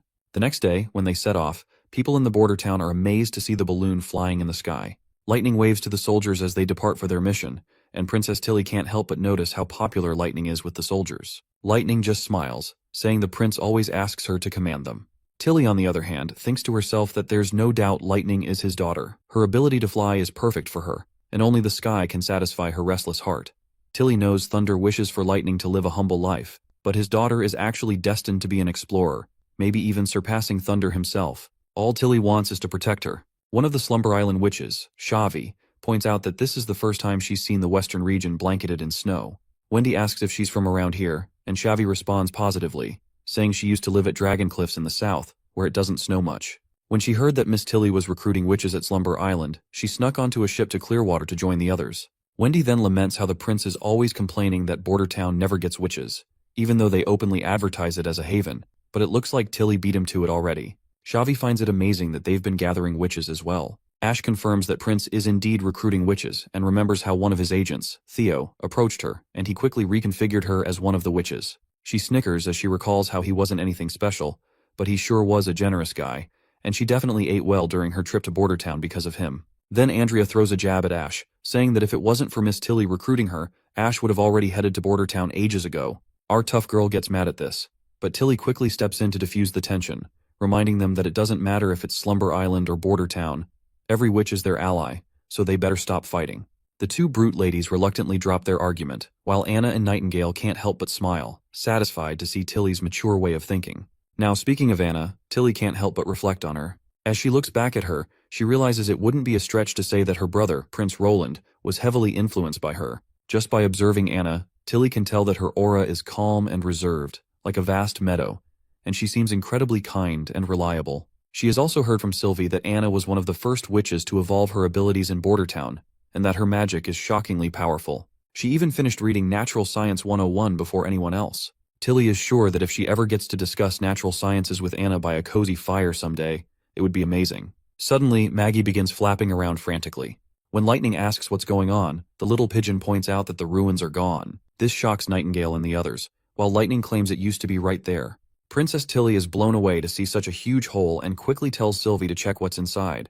As soon as Sylvie uses her abilities, she spots some sort of massive worm-like monster moving northwest. But then she gets shocked and exclaims that the ruins are in the worm's stomach. Sylvie further claims that she indeed saw the tower and the crystal coffin that was mentioned inside the monster's stomach. Tilly asks if there's anything else besides the worm, like devils. Sylvie responds that there were some, but they seem to be dead in its stomach. Princess Tilly then orders everyone to land immediately. She tells them to split into 2 teams. One will guard outside, while the other will go with her down into the hole. She makes it clear that they're going to kill the giant worm monster and retrieve the crystal. Once they land, Andrea and Nightingale remain on the ground, while Tilly, Ash, and all the other witches, including Anna, begin their descent down the hole. As Tilly reflects on the situation, she reveals to us that entering the hole will require witches capable of flight, which means dragging that crystal out is out of the question. If they can't wake the person stuck inside either, they'll have to cut the crystal open, and they'll definitely need Xavi's shield for that. On the other hand, Sylvie's magic eye is essential as well. Without her, they would struggle to locate the ruins in the worm's stomach. Anna's healing and slicing abilities are just as crucial. Thankfully, since Sylvie and Anna are both quite light, Maggie is able to carry them. Lastly, Tilly herself can also carry Ash, who can handle any combat situation. Every witch here is important, so losing even one of them would make this mission very difficult. The 2 left behind, Nightingale and Andrea, will guard the entrance in case of any demon attacks from the misty forest. With those 2 standing watch, their backs are covered. We also learn that Tilly has a solid backup plan in case they need to escape and ditch the rescue effort, though she still feels uneasy about it. She hasn't figured out why the worm only targeted these ruins while leaving everything else unscathed. It's also surprising that it's tunneling northwest, which is where the devil nest is located. Once they finally reach the end of the hole, they find another massive tunnel going west, left by the worm. Tilly tells everyone to light their torches, and everyone follows her instructions promptly. Sylvie then adds that she can sense the monster ahead, so they start walking forward into the saliva-filled tunnel. After walking for a while inside the tunnel, they finally reach the worm. The rotten smell coming from this disgusting monster burns every witch's nostril hairs. Ash decides to slice open the monster's stomach and be done with it before the smell starts messing with her head. But as soon as she grabs her sword to draw it, Tilly tells her to wait, explaining that they'll need Anna to kill it. She points out that since they don't know what's inside the stomach, slicing it open could be dangerous, so using swords is out of the question. Anna quickly raises her hand and shoots a green fire bullet that pierces the worm's thick skin and makes its way inside. That green fire bullet starts spinning around, crisscrossing in every direction. In no time, the monster is sliced like a perfect cucumber from every side, and blood begins to gush out. Once they see how easily Anna cut through the monster, their faces go blank, and they stare in awe at the true power and magnificence of her abilities. Sylvie quickly explains that the monster is dead since its heart has stopped beating. Ash is surprised that this monster even has a heart, to which Sylvie replies that it's near its head and about the size of their balloon's basket. It also got sliced up by Anna's flames, and magic is rippling throughout it. Seeing the magic, Lightning wonders if it's a hybrid demon. However, Tilly says they can't be sure, as historical records of the wastelands and demons are scarce. There's still so much they don't know, so she suggests grabbing the crystal and get going. As they enter the belly, Ash complains about the sticky mess, while Sylvie reports that all the rocks in here are crushed, making it impossible to tell what the tower used to look like. Lightning then mentions that there were so many glittering magic stones. She shows one of them, which resembles the crystal they're looking for. Right on cue, Ash finds the crystal after cutting through the flesh. With a few more slices, the giant crystal is finally revealed, and they see the witch trapped inside. Princess Tilly is left speechless as her eyes land on the magnificence of the stone. She quickly tells Anna that it's now her turn to work her magic. Anna quickly uses her fire laser once again, and the princess asks how it's going. Anna replies that it's a little hard, but she can cut it open. The crystal promptly begins to shatter, and the cracks expand around it until, eventually, the crystal blows up. Tilly is shocked to discover that there are 2 layers, with the inner part being the real crystal. Lightning tries to touch it and confirms that it's freezing to the touch. Anna then gives it her all, and finally manages to melt down the second layer as well, and out pops the witch who was stuck inside. Ash quickly takes her into her arms while Tilly asks if she's still alive. The brute lady confirms that she is, but it's very faint, and her heartbeat is still going, which is just barely alive. Even Tilly's mind can't help but wonder how she could survive in a frozen crystal like that. She's definitely a witch, but her name, origin, and why she was stuck in the ruins remain a mystery. She is eager to ask her all these daunting questions once they return. Meanwhile, outside the tunnel, the 2 blonde baddies stand on guard duty.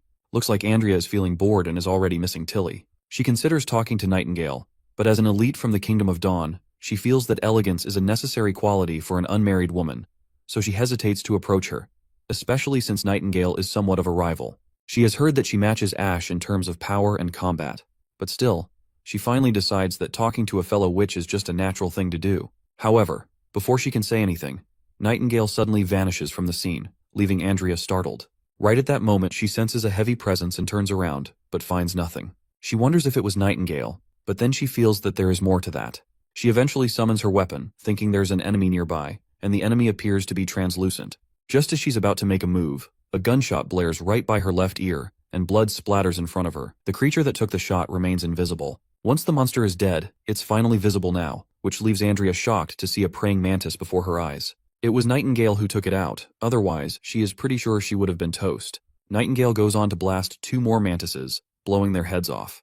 Wendy also comes rushing into the scene and asks what in the world are these things. Nightingale mentions that the creatures look like devils, if not demons, but their blood seems even more demonic. Andrea asks her since when she first noticed them creeping around. Nightingale replies that she spotted them the moment they first appeared. She explains that in her mist, their magic shines as brightly as a star, so it was easy for her to see them. Right at that moment, Sister Lightning flashes out of the tunnel, and Wendy lights up, relieved to see that they've made it back safely. Afterwards, they ride their balloon, and everyone gathers around this rescued witch in the balloon basket. Wendy can't believe that this witch was all alone in a place like that for decades. This just fuels her curiosity, and she wants to know what really happened to her. Princess Tilly then explains that she had a bad feeling inside, which is why she wanted to leave in a hurry. She asks if anything happened outside while they were inside.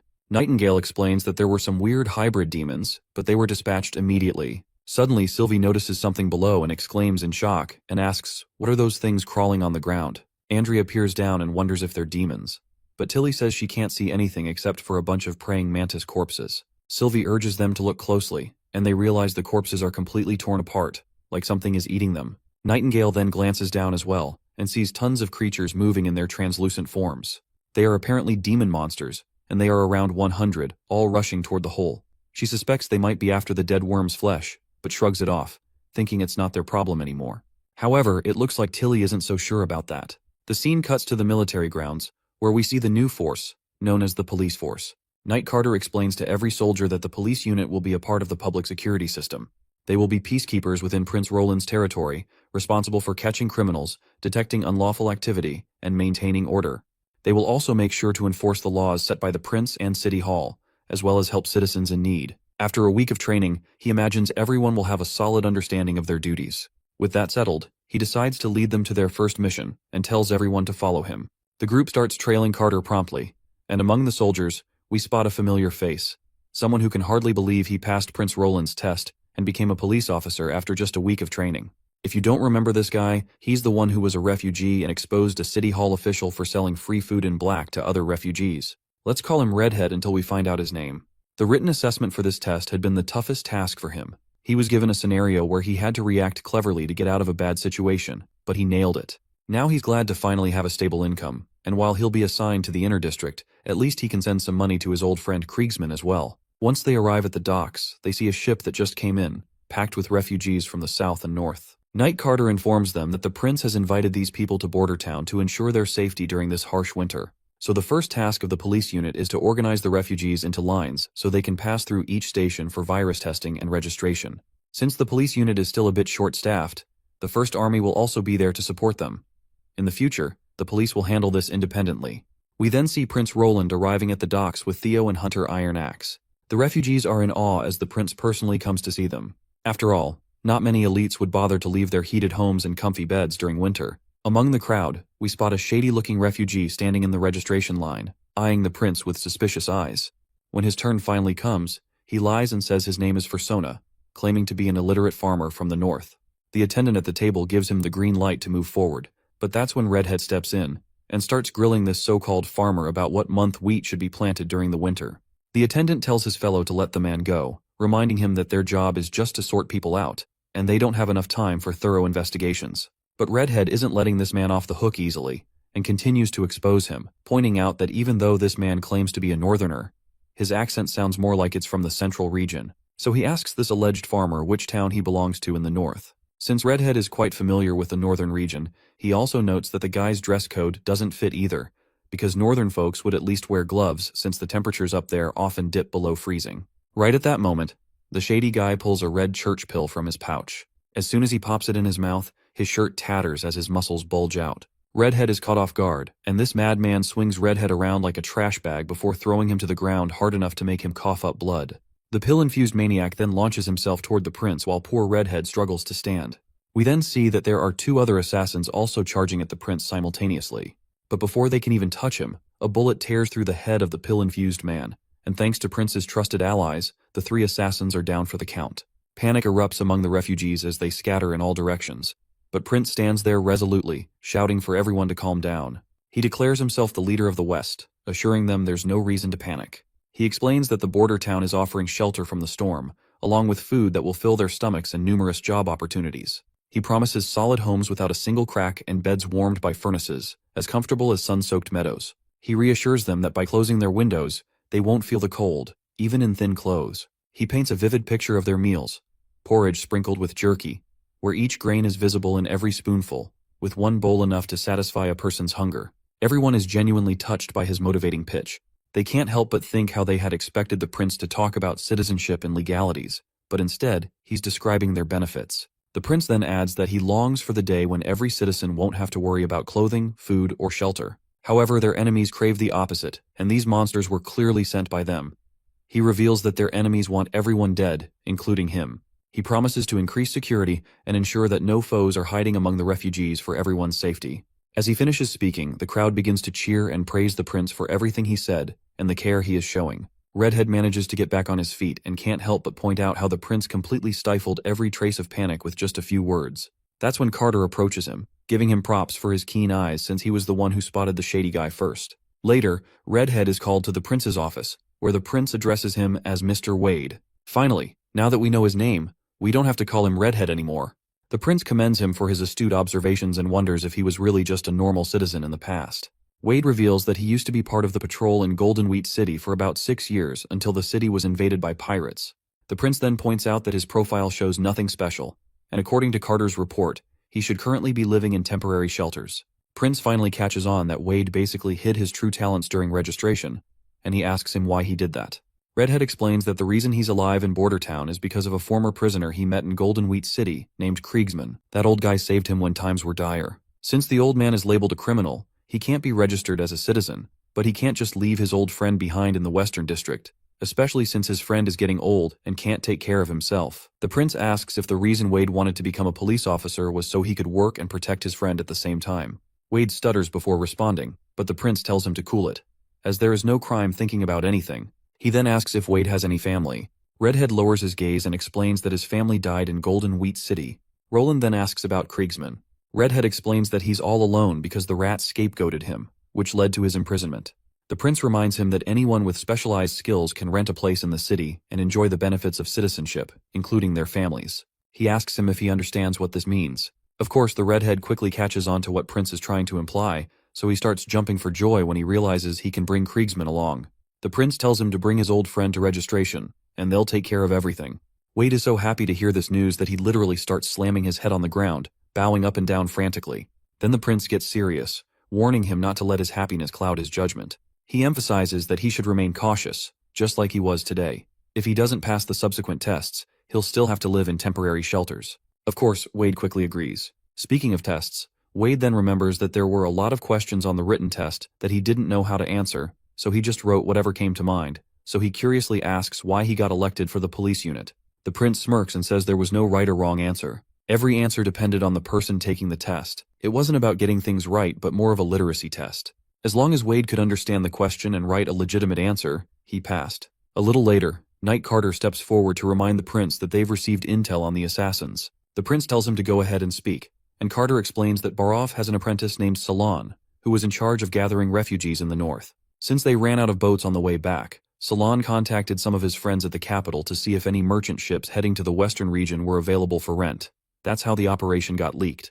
The refugees stayed in Silver City, which is only half a day's distance from the capital, making it easy for Timothy to make arrangements. He further explains that while Timothy might not be sending armies from the capital, that doesn't mean he isn't trying to get revenge. Prince then reflects on the situation and feels somewhat relieved that the assassins only had pills and not explosives. If those guys had exploded in the middle of the crowd, all of their new workers collected over the past 2 months would have died. He highlights that, considering Salon's mistake came from inexperience, they'll keep the punishment light and cut 2 months' worth of his salary. This is the only way to make him aware of his grave mistake. He also tells Carter to keep a close eye on screening the refugees and to have Sylvie and Nightingale assist his team. They must ensure that no scouts or assassins escape and protect the lives of the refugees. Right at that moment, Lady Leaf bursts into the office, happily announcing that the balloon is back. Finally, the moment we've all been waiting for has arrived, and the balloon is here. We're about to hear all the juicy details about that mysterious witch. As soon as the balloon lands, Anna jumps out of the basket and immediately hugs the prince. He embraces her warmly, while the other two little girls also jump at the prince and surround him. His sister could not help but to notice how well his brother gets along with every single witch.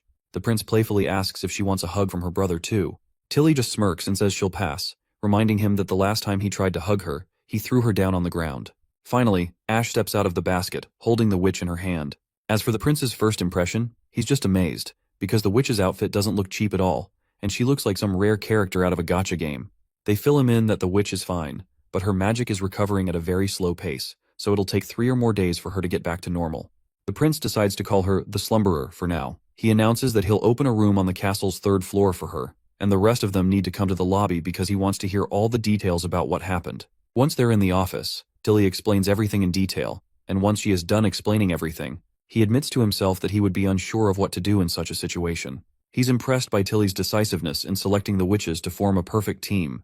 He then asks his sister if she believes that the massive worm might be related to devils. She responds that it's certainly not impossible since it had a completely different appearance, and it might have been another type of demon. This could mean they can compare devils to humans, while demons as hunting dogs. She believes some of these monsters follow the devil's commands and help them complete tasks. The prince kind of agrees with her assumption, but he's still not entirely sure. You see, if the devils are unable to dominate the continent because of the limits imposed by the red mist, then why don't they just harass the 4 kingdoms with demons year-round? Why do they always wait until winter? He also notes that the wolf-lion hybrids from last year were clearly more intelligent than the other demons. If intelligence can be gained through age, it will be just impossible for the devils to tame the other race. Tilly then adds that the enemies Nightingale encountered outside of the hole are more concerning because a demon that can conceal itself in daylight and move silently can breach any defenses. Their limited knowledge about demons makes this problematic, and they don't know how to deal with enemies like that at all. The prince agrees, and points out that if Nightingale hadn't witnessed it, he wouldn't be willing to believe in its existence. However, it seems these demons have never appeared in the western region before. Otherwise, a few of them would have reduced Longsong Fortress to ashes long ago. Tilly then mentions that the longer the months go on, the stronger the demons become, and this is a historically proven fact. She points out that it started snowing during autumn this year, which means their enemies will be extremely strong.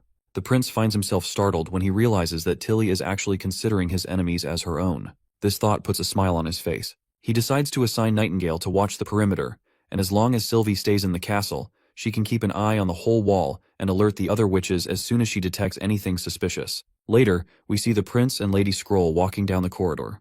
Lady Scroll expresses concern about the new witch, and points out that until they confirm the identity of this new mysterious witch, they can't guarantee she isn't an enemy. The prince agrees, saying he knows, which is why he's temporarily placed a stone of divine judgment on her. Once they enter the room, they see Anna already inside. When the prince asks about the new witch, the girl explains that Nana and Lily both tried using their powers on her, but nothing worked, so all they can do now is wait. Even though she has been sealed for so long, there isn't a single scratch on her body, which is just incredible. She suspects it's probably similar to herself being impervious to fire, and this new witch's ability might be linked to ice. Roland then gives his most favorite girl a sweet pat on the head, commending her efforts for cutting open the coffin. Anna responds that it wasn't just her. She explains that this witch was very clever in how she encased herself, and must be quite powerful. She reveals that the witch first froze all her internal bodily cycles with extremely cold ice, then used normal ice to seal the cold ice inside her so it wouldn't melt easily. When she cut open the outer layer, the coffin broke instantly, which makes Anna believe that the new witch must have placed certain cracks there on purpose. She can tell that this lady had been waiting for this day, and she's sure that she will definitely wake up. The scene then transitions into the witch's memories, where we see a knight desperately trying to convince her that the wall has been breached, and the allied armies can't hold on for much longer, so they have to go. But the lady just tells him to let go of her, insisting that she can fight as well. That's when a giant monster appears, stomping on every human in sight. It's so huge that there are literally 3 devils riding its back, and other devils are wreaking havoc on the ground. Even with all the chaos around her, the icy witch remains stubborn. While the man continues trying to convince her to leave, the witch makes it clear that as a member of the Holy City's witches, her death will also be on the battlefield. But her expression drops when she spots something unexpected in the sky. It turns out to be another witch crashing down with her heavy sword, and she's apparently the divine warrior of the Alliance, the extraordinary transcendent. This lady has fire in her soul, and as soon as she lands, she literally blows away a bunch of devils like they're just trash bags. Her landing is so badass that it obliterates the ground beneath her from the force. She then tells everyone to go, claiming that she will be fine and urges them to leave while they still have the chance. The soldiers argue that they have nothing left to fight for since this is the last holy city, and yet they haven't been able to stop the devils. The icy witch finally begins to tear up, realizing they've actually lost tens of thousands of people and soldiers. They've played every card up their sleeve, but they're still on the losing side. But this badass lady states they shouldn't give up. There's still hope. She raises her sword, trying to lift everyone's spirits, and orders them to cross the mountains and rivers to the wastelands. She tells them they can rebuild order, and their survival will lead to victory. All of the citizens begin to retreat, but the icy witch still has doubts about whether they can actually rebuild order. She feels hopeless. And the reason for her hopelessness is because even their most prosperous holy city, built on the most fertile lands, has fallen like a child's sandcastle in a flash, leaving panic and chaos enveloping everyone. She wonders if escaping is really enough to avoid the devils. But then Alice's words start to reverberate in her mind, and she begins to believe that as long as they survive, they will eventually reach victory one day. I think that lady with the giant sword must have been Alice. Regardless, she believes that the magic stones and documents she has stored in the Misty Ferret research facility will be crucial for their task. That's why she grits her teeth for now and presses forward, because passing this knowledge to the next generation is the only hope for humanity's survival. She also reveals that there's a popular belief in the holy city that witches are chosen by the gods, while mortals who can't wield magic are merely their stepping stones. However, the mortals, whose shields are filled with courage and tenacity, possess certain qualities that the witches lack. With the mortal soldiers sacrificing themselves, she is now even more determined not to die here. She knows she must ensure the safety of the data and findings. She crosses the mountains and rivers while the devils continue chasing her. When she finally reaches the Misty Forest Research Lab, she finds the same magic stone. She grabs it and decides to pass along the message. But just at that moment, the devils break into the room. One of them throws a spear with godly speed, but she quickly uses her icy powers to shield herself inside an ice barrier. Alone inside the ice, she isn't sure if she's dead or alive. Suddenly, a bright light begins to shimmer, and the veil of darkness lifts as she opens her eyes in the real world. Wendy and Anna perk up when they see this and shout to the Highness that the lady is awake. The icy witch hears this and wonders why they are using such an outdated ancient title to address someone. It seems like this lady might actually be from a more advanced era, but who knows? We will have to wait to find out. They quickly gather around her, and the prince asks how she feels. But the first question the lady asks is where she is. The prince reveals that she's in Border Town in the western region of the Grey Castle Kingdom, and that he is the fourth prince of Grey Castle, Roland Wimbledon. He introduces all the ladies as members of the Witch Association and then asks her if she remembers anything. The lady feels completely overwhelmed hearing all of this. It's the last thing she expected. Unknown locations, unknown time periods, and unfamiliar people. She has no idea what this Witch Association is, but she's at least relieved that she is among witches, who are her own kind. She's also confused by this title of prince, and thinks to herself that it's something from the First Divine War, from ages ago. Her mind spins as she realizes that she might have returned to a time before the war. She wonders if the gods have given her a second chance to prepare and save the holy city, but that thought feels utterly ridiculous. Anna can tell that this lady's mind is going haywire with thoughts, and the prince agrees. But just then, the icy witch abruptly sits up and bombards them with questions. She asks if they saved her, if the devils are gone, whether they won the war, and what happened to Tequila City. The prince takes a moment to gather his nerves after getting startled by her abrupt questions, and then promptly tells her that he found her in the basement of a stone tower. The icy witch then quickly flings Wendy's hand away, while our girl was just merely trying to assure her. She looks arrogant and thinks to herself that she usually doesn't care about status, but she feels quite patronized to be interrogated by someone of a lower class. If they were talking to Alice this casually, there would be severe consequences for such behavior. She pushes her arrogance aside and finally introduces herself as Agatha, a witch from the Tequila Research Guild. She then points out that since it's been 450 years, could it be that humans have been fighting devils for that long? Prince explains that she has been asleep for a very long time, so things might be different from what she remembers. If she feels fine, they can explain everything to her slowly. Agatha says she's willing to listen. With that, Prince explains everything to her and reminds her once again that they are currently in Border Town, which is in the western region of Grey Castle, one of the 4 great kingdoms. The witch finds this absurd and claims that the 4 kingdoms he speaks of are nothing but wasteland and have no value for development. She adds that the concept of kings and elites is an archaic construct that disappeared with the First Divine War. She finds it ridiculous that witches are being hunted by mortals and asks who would dare do such a thing. She then quickly tries to use her magic powers, but nothing happens. Pulling the sheets over, she notices a divine stone of judgment resting on her feet and starts freaking out to see this, calling everyone crazy here. She then calls out to the other witches, questioning why they are helping a mortal defend against a high-tier transcendent. She reminds them that using any of these stones is highly illegal according to the law of the Alliance.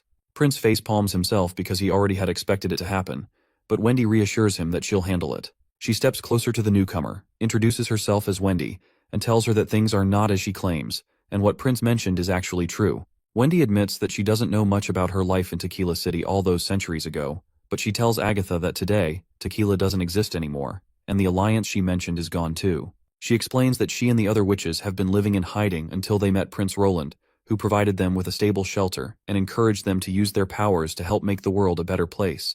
Wendy then narrates how this world is prejudiced against witches, with divine judgment stones everywhere. In this society, witches are treated like nothing more than mortals. Agatha then also tells her side of the story, revealing that the Alliance was a large organization created by the leaders of multiple witch kingdoms. It consisted of many high-tier witches and transcendent beings.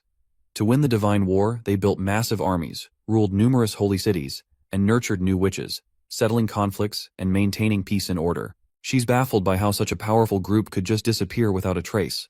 She wonders what happened to Master Alice and the survivors who were supposed to rebuild. She desperately wants to know where they are now. Right at that moment, Wendy brings over a cup of tea, and surprisingly, Agatha takes it without making a fuss. In reality, she's hoping to get the Divine Judgment Stone off her, and gaining the trust of the others seems like the only way to do it.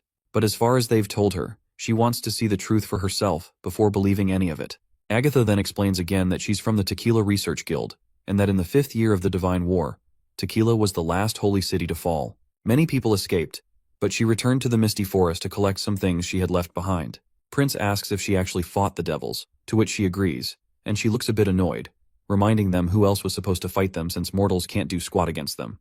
Prince quickly asks if she's a witch from the church, but Agatha says she's never heard of this church he speaks of. She mentions that all the holy cities were built by witches, and that their citizens included both witches and mortals. Mortals handled childcare and reproduction, and when a child awakened their powers, they were sent to specific organizations for training. Of course, combat witches would join the alliance to fight off the devils. Lady Scroll then finally brings up the book Lady Kara had, and she asks her if she can read this. As soon as Agatha takes a look, she confirms that this is a witch's diary. Wendy asks about the mysterious language, and Agatha explains that it was created to be separate from mortal language, so they couldn't participate in higher-level matters. She states that these writings require magic to read, so she can teach any witch how to read it. That's when Prince, with his endless wisdom, chimes in. He points out that writing is meant to be a tool for communication, and its usefulness lies in its accessibility. He says it's quite foolish to exclude mortals from her inner circle because, in reality, mortals can take on many different jobs and positions with the right education and training. They're not inferior, even if they don't have magic. Agatha reflects that while she doesn't mind working with mortals, she dislikes it when they act like they're in charge. Even her family's head servant was more polite than this prince. Then, Sister Scroll asks her if she's heard the name Alice. The mention of that name startles Agatha, and she asks where they heard it, and further asks if knowledge from 450 years ago is still around. Sister Scroll explains that they found this book in the Eastern Forest, and Alice's name was written on the last page in mortal language. Agatha then explains that Alice is the Queen of Comet City, one of the 3 leaders of the Alliance. She's an extraordinarily transcendent being, meaning she's even above the transcendent level, and she's the strongest witch in the Alliance. Agatha isn't surprised that no one here knows about these transcendent witches, especially since this knowledge has been lost over time. She explains that there's really no limit to a witch's powers. With enough time, practice, and experience, very few witches are lucky enough to evolve their abilities into something incredible. This is called a superior awakening, and there's no cap on it. The growth is not always concrete or predictable. Speaking of awakening, Prince recalls that they have 4 witches who have achieved it. This shocks Agatha, as it's something unbelievable, and she asks how many witches the Union have in total. Wendy responds that there are only 10, and this revelation further boggles Agatha even more. It sounds utterly ridiculous to her that 4 out of 10 witches have awakened. She then tries to explain that witches who evolve their powers are no joke. They're the ones chosen by the gods and things like that. That's when Prince hints for Anna to step forward. As she does, ready to demonstrate her abilities, Agatha can't help but think that Anna looks pretty young and shouldn't have enough experience or knowledge to be an awakened witch. At first, Anna displays her firepower, and Agatha confirms that it's a flame ability, which is pretty common. However, Prince tells her there's more to it since this is just the ability Anna started with. Then, Anna shows the second stage of her abilities by solidifying her flames. As she forms a cube out of the fire, Agatha is officially blown away. Meanwhile, Prince casually asks her if this can count as a higher tier awakening. Agatha reflects on how the Holy City is gone and the Alliance is destroyed. Witch powers should be declining as a result of zero training and guidance, so a young witch's awakening twice isn't something that can be explained by luck. She also feels kind of jealous and awe, remembering that she ascended at 26 and was considered a prodigy. Hearing this guy say he has 3 others like Anna makes her feel out of the loop. She can't help but think about how lucky he is. It's like he's the gotcha god with so many SSR witches. It's just unbelievable. Eventually, she gives in and agrees that Anna's abilities do count. She also recognizes Prince's status as Highness and asks at what age Anna awakened. Prince is a bit startled for a moment that she's addressing him by his title, but then he starts patting his favorite girl and says that Anna's first awakening happened when she used her magic to defend against demons, and the second was a result of her education. Of course, Agatha is bewildered and asks what kind of education he's talking about. Prince gets all chummy and excited, saying they'll talk about that later. But first, he asks her what Alice's divine punishment trials were. She then explains that Alice was extremely powerful. Once she wore a stone of divine punishment, no criminal could rival her abilities. However, the number of extraordinary transcendent beings was too small, so they lost out on a variety of witch powers. According to the Alliance data, there was always one combat-oriented witch after every 10 witches, and the same ratio applied to transcendent witches as well. Among those low numbers of combat witches, there wasn't any telling how many could ascend. The Alliance even had a 50-year period when not a single witch ascended, which made their combat power pretty inconsistent. Prince quickly catches on that not all mortals could become witches, not all witches were fighters, and even among combat witches, not all were strong. Agatha agrees, revealing that while the Alliance created a military of mortals, even armed with stones of divine punishment, they were no match for the terrifying devils. In these desperate times, Alice ordered the entire scholarly guild to research how to push human warriors to their absolute limits. Agatha believes that Alice succeeded in something significant after her experiments, and she left all those messy notes in this diary. When Prince asks if she wasn't part of the guild during that time, Agatha explains that she left after Alice gave that order. Instead, she built her own research facility in the Misty Forest. Alice quickly found the right direction, using stones of divine punishment to combine the powers of both mortals and witches. However, this process required the sacrifice of witches' lives, something Agatha could never accept. She believed that Alice should have focused more on unlocking the stone's properties, rather than treating witches as expendable resources in a desperate bid for power. Both Prince and Tilly are shocked to hear about this sacrifice thing. Agatha mentions that Alice had no choice but to stoop that low since tequila was at stake. However, with the Alliance gone, it's likely that this method didn't survive and probably won't appear in the future. That's when Prince reveals that the Divine Punishment Army still exists. This revelation comes as a great shock to her, while Prince further explains that the church she's never heard of is the organization that built 2 holy cities in the mountains. They were the ones who started hunting witches. They even adopt orphans and children in poverty to raise in their nunneries. Wendy escaped from one of those places. The church has its own army and territory, and most of their most powerful warriors are part of the Divine Punishment Army. These senseless monsters possess immense strength that rivals transcendent witches, and their numbers are always growing. It wouldn't be a stretch to think that the church also has a division of powerful witches.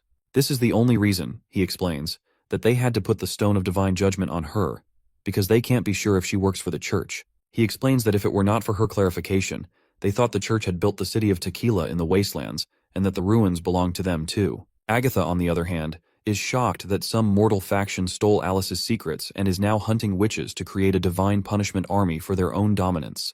Wendy then tells her to stop worrying and suggests she take a good night's sleep. Hopefully they'll find the truth slowly. After that, they decide to leave. But before going, Prince tells Agatha she was wrong about one thing, which is that mortals can slay devils too. And when he says this, he means every word of it. Later that night, while Prince is working, he asks Nightingale how Agatha is doing. Our snack-addicted girl replies that Agatha is asleep and had a bowl of porridge earlier, so her appetite is fine. Sylvie is also keeping watch over her. He then tells her he's already taken the stone off Agatha and tells her to figure out the truth of Agatha's claims when she wakes up tomorrow. She asks if he actually believes her, and he replies that he thinks most of what she said is true. Agatha uses the same writing and language as people today, so even though there's a mountain range from where she is, it suggests these two regions used to be closely connected. He's not sure what went down 400 years ago, but he points out that most of the cities were built around 200 to 300 years ago, and that's when strongholds started popping up. He's always been curious about how astrologers and alchemists knew so much without any records of their experiments. Now, it clicks for him that the survivors of the Alliance probably escaped to this region, bringing their language and civilization with them. They must have helped these folks build their governments, fortresses, and cities along the way. Nightingale asks why he's so confident about this. She jokes that if he's wrong, he'll owe her a deluxe lunch tomorrow. Prince playfully counters as well, asking what happens if she's wrong. She smirks in response, and says she'll give him whatever he wants. He then gets back to his studies, noting that he still has a lot to organize since Agatha's information is so vast. Nightingale points out that Agatha is arrogant, and doesn't really like him, which Prince can totally see. After all, Agatha lived in a world where witches were way above mortals, so in her eyes, he probably looks like just some weeds by the roadside. She then asks him if he doesn't hate her, and he shakes his head, saying no. He explains that she's just a victim who was abandoned by time. Imagine sleeping in an ice coffin for 400 years and waking up to find the world completely different. That kind of unfamiliar fear would raise anyone's defenses. He's sure that once she comes to terms with reality, she'll change her beliefs too. Nightingale acknowledges this, and claims that she already knew he was going to say something like that. But she reassures him that she won't let Agatha insult him in any way. Meanwhile, looks like Agatha is having a tough time falling asleep. She sits up quickly and uses her powers to confirm that the prince hasn't done anything to her. In fact, he even gave her a certain degree of freedom instead of keeping her powers suppressed with the Stone of Divine Judgment. As she glances out the window, she can't help but lament how quiet it is here, especially in contrast to Tequila, where every winter day felt like a celebration. After all, it was the season of witch awakening, and the lanterns would burn in the streets all night long. Then she thinks about her current situation, and thinks how witches are being hunted by mortals, and the alliance she once knew has also gone. She has no clue what happened, and how did the two extraordinary transcendent witches, Natalia and Alice, lose to the mortals? That's when Nightingale pops into the scene, asking Agatha why she is not feeling cold. The icy lady quickly turns around upon hearing the voice, and she is fascinated that the door is still closed, and there are no footprints, which makes her wonder if Nightingale used her ability to slip inside. Nightingale then speaks up, and since this is the first time they're really meeting, she introduces herself promptly. Well, it's technically the second time, considering the moment when she was hiding in the mist. Agatha curiously asks her if she is also a high-tier awakener. With a casual shrug, our not-so-studious girl claims that she isn't as smart as Anna, and finds all those books and studying a bit boring, so she doubts she'll ever reach that level. Agatha is intrigued by the mention of those books, and asks if she can read them too. Nightingale responds that she can, but only if she joins the Witch Union and works for the prince. Of course, Agatha protests loudly at the thought of working for a mortal, calling all the witches crazy for following a guy. Nightingale raises an eyebrow and asks why she is so stern about humans. Icy Witch then explains that in Tequila, most awakeners employ mortals as their servants, and they are often used for breeding. She firmly believes that mortals are unintelligent but does concede that they can be useful if taught properly. Still, she finds the idea of following a mortal a bit ridiculous. Nightingale then reveals that the prince doesn't treat witches as servants. He helped them while they were being hunted by the church, gave them new abilities, and made it possible for witches to live among normal people. She emphasizes that everyone has a common goal, which is to defeat the church and ultimately, the devils. Agatha then explains that winning against the devils is nearly impossible, and history is living proof of that. She recounts that about 800 years ago, when both witches and mortals ruled everything, humans populated the entire realm. But when the devils attacked, they lost everything, and all that was left were the barren, fertile lands. She further explains that, according to the Alliance records, the Third Divine War is about to begin, and she believes no one here knows anything about the devils. Agatha argues that the only way to have a chance at stopping the devil invasion is to rebuild the Alliance, unify all witches, and use that knowledge to awaken more transcendent witches. Nightingale looks at her and asks why she's so negative. She reminds her that it's been 400 years since the last war, so a lot of things have changed in that time frame. Nightingale reminds her that she must have heard the prince say how mortals can slay devils too. She explains that it's not just about witches. The prince aims to unify everyone on the mainland. He told her that in order to become powerful, unifying as a nation is important. She adds that there's still plenty of time before the Divine War begins, so she encourages Agatha to witness how the prince is making things happen with her own eyes. Agatha is startled by her bold confidence. She can tell that Nightingale doesn't like her very much, and she wants to know why. Nightingale simply tells her that as long as she can swallow her pride and view the prince as a person, she won't dislike her as much. The prince himself wants Agatha to learn to adapt to the present and catch up with what's happening now, and he does not want her to be abandoned by the time. The scene transitions to the Holy City, where we find Maine kneeling before the Pope. He reports that the tundras have calmed down for now, and the snow has receded significantly. However, the arrival of fearsome devils is a more pressing issue than the casualties from their divine punishment. He asks the Pope for his guidance. The old man gestures for him to stand and walk over to him, and Maine promptly complies, sitting right before the Pope's knees. He hopes the Pope is taking care of himself. To this, the Pope responds that he doesn't need to worry about himself, as he will die soon. Maine is shocked to hear this, but the old fart tells him to save his shock for later and instructs him to listen closely. He reveals that his own end is undoubtedly near, so the reason he called Maine here is that he wants him to inherit the title of Pope. They then walk into mysterious tunnels constructed with layers of stone and mud that no one can breach. There are some secrets hidden, and every Pope must come here before they inherit the title, and each one is expected to expand and strengthen the church while holding its goals close to their hearts. Maine promptly responds that he knows his goal is to defeat the devils. But the old coot reminds him that this isn't the main goal. The true objective is to earn the smile of God.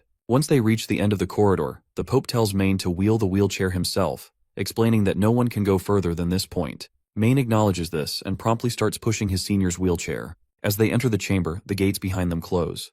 They walk past walls adorned with portraits of previous popes, including the image of the current pope, which hangs prominently among them. The old man reveals that his own picture was taken only about 6 months ago, so he doesn't look that old in it. He adds that the portrait was supposed to be hung after his death, but he was too impatient to see how it would look. Main asks if all the portraits are of previous popes, to which the old man responds positively, saying they are the glorious defenders. The past popes ruled as the voices of God and led the church through trials. As they walk further inside, the old man continues narrating that with each generation, they struggled in the torrents of time.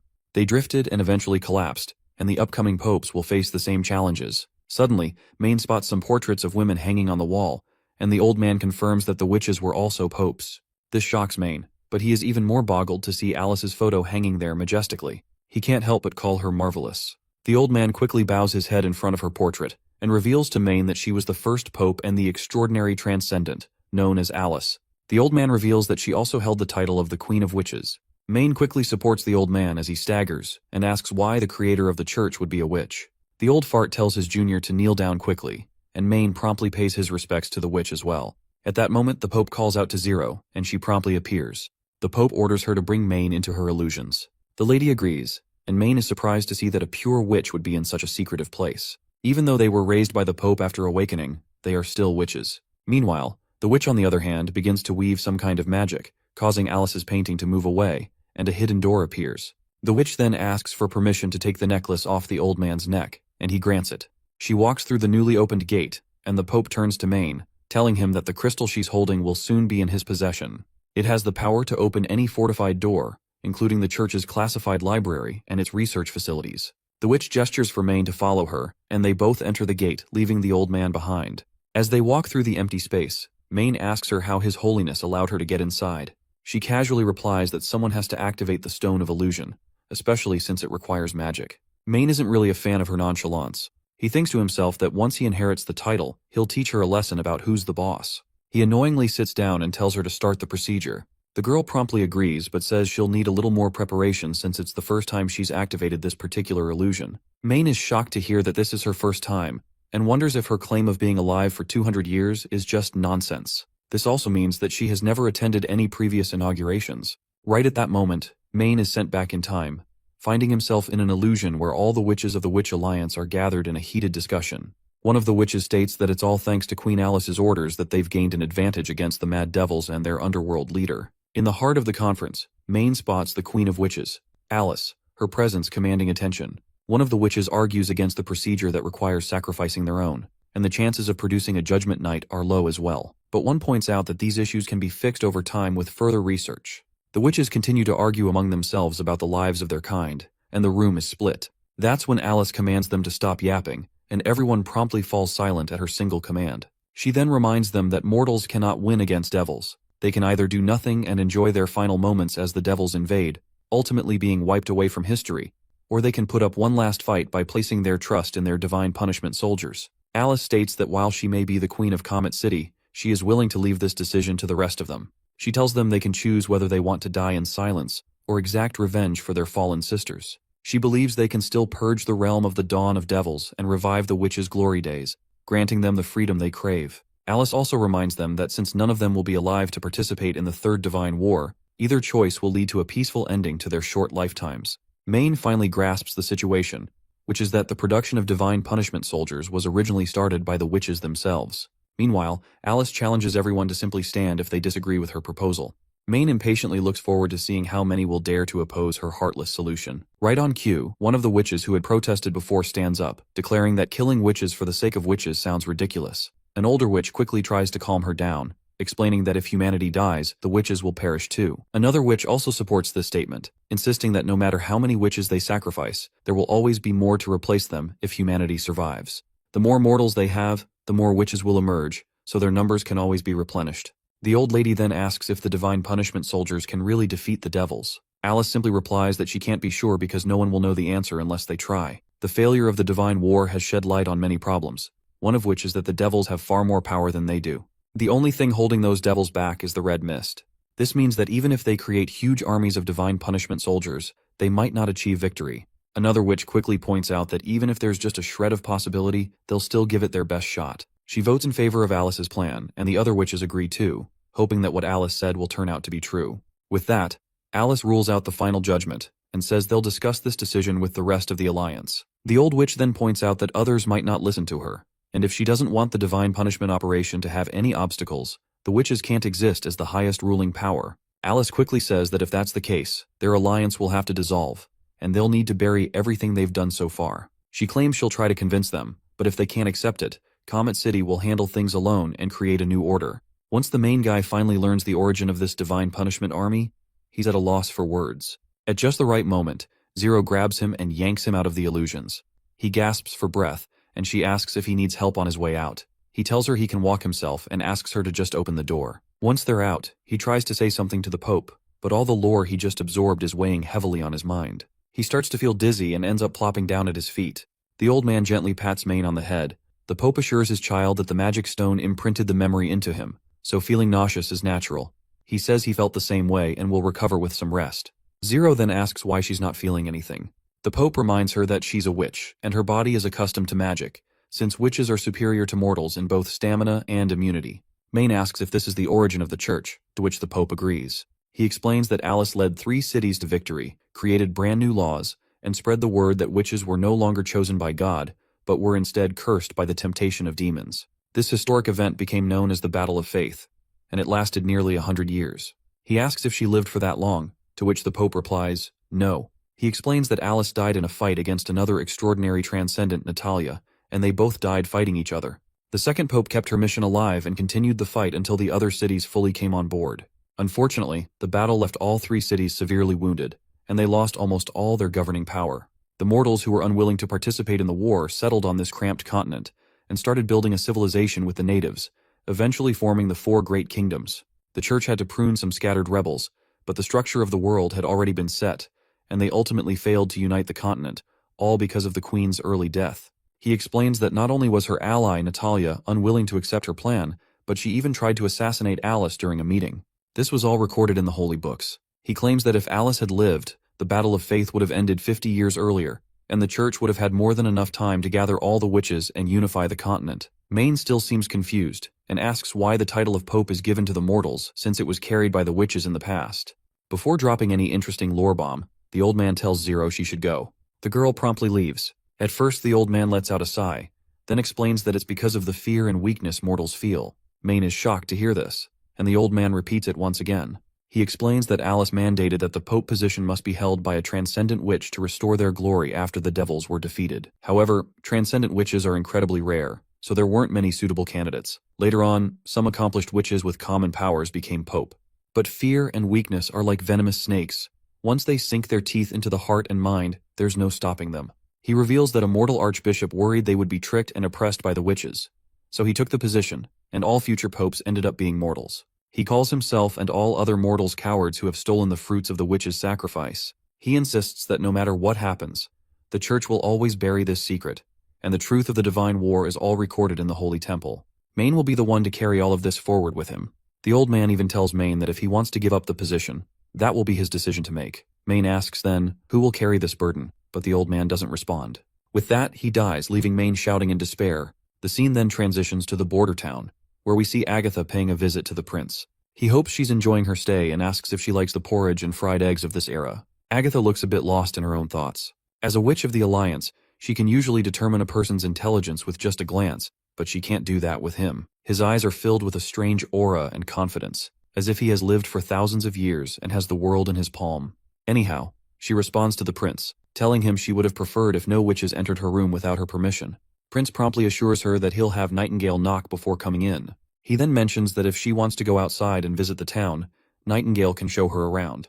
Miss Scroll can also provide any historical information because she has the ability to store every book in her mind. Agatha reminds him that since devils are such a huge threat, she's actually curious to know why he said mortals can win against them. If he can't defend against them, then there will be no one alive to remember history and culture.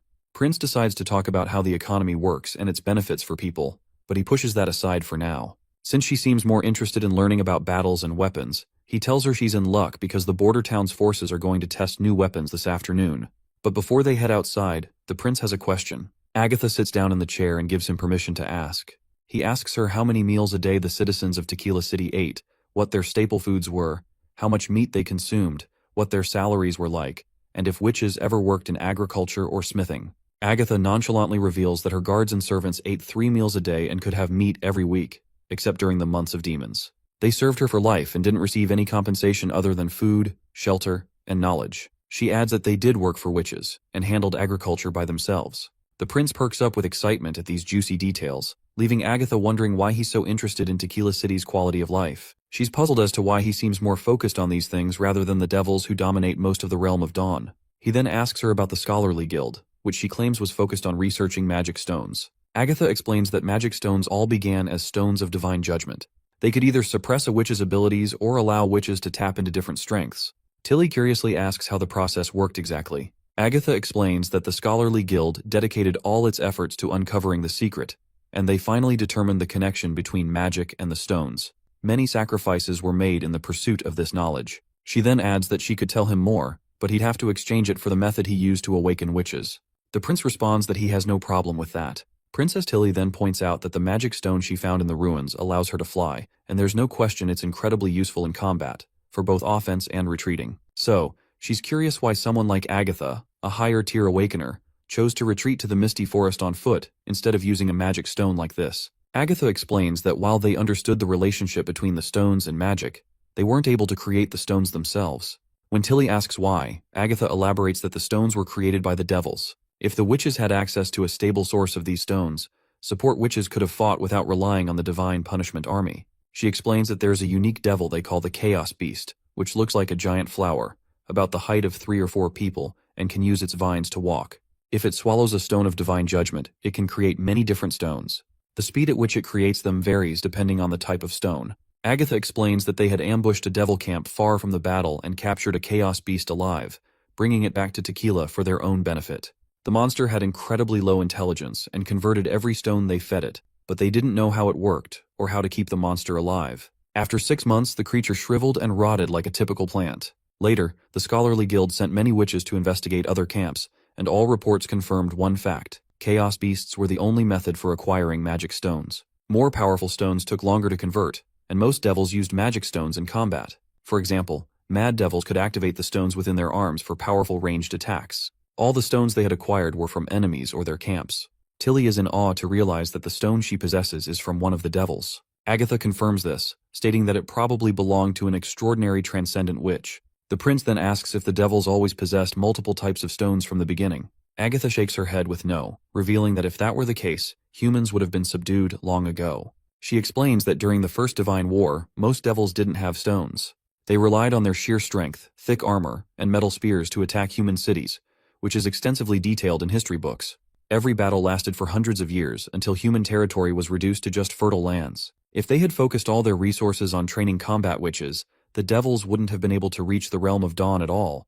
During the Second Divine War, the devils gained more methods and strategies, and it only took them 35 years to defeat the humans. The Divine Army might be able to fight toe-to-toe with the leaders of the underworld, but there are just too many devils now. Agatha reveals that she's heard from the elders in the Alliance that witches used to have the upper hand. One extraordinary transcendent witch could slay an army of devils. But the devils have grown in number and efficiency at an alarming rate, so she doesn't know what the next attack will be like. She also goes on to explain how devils are categorized into 3 groups: mad devils, fearsome devils, and the underworld rulers. These terms were only created during the Second Divine War. Before acquiring magic stones, there wasn't much difference between them, aside from size.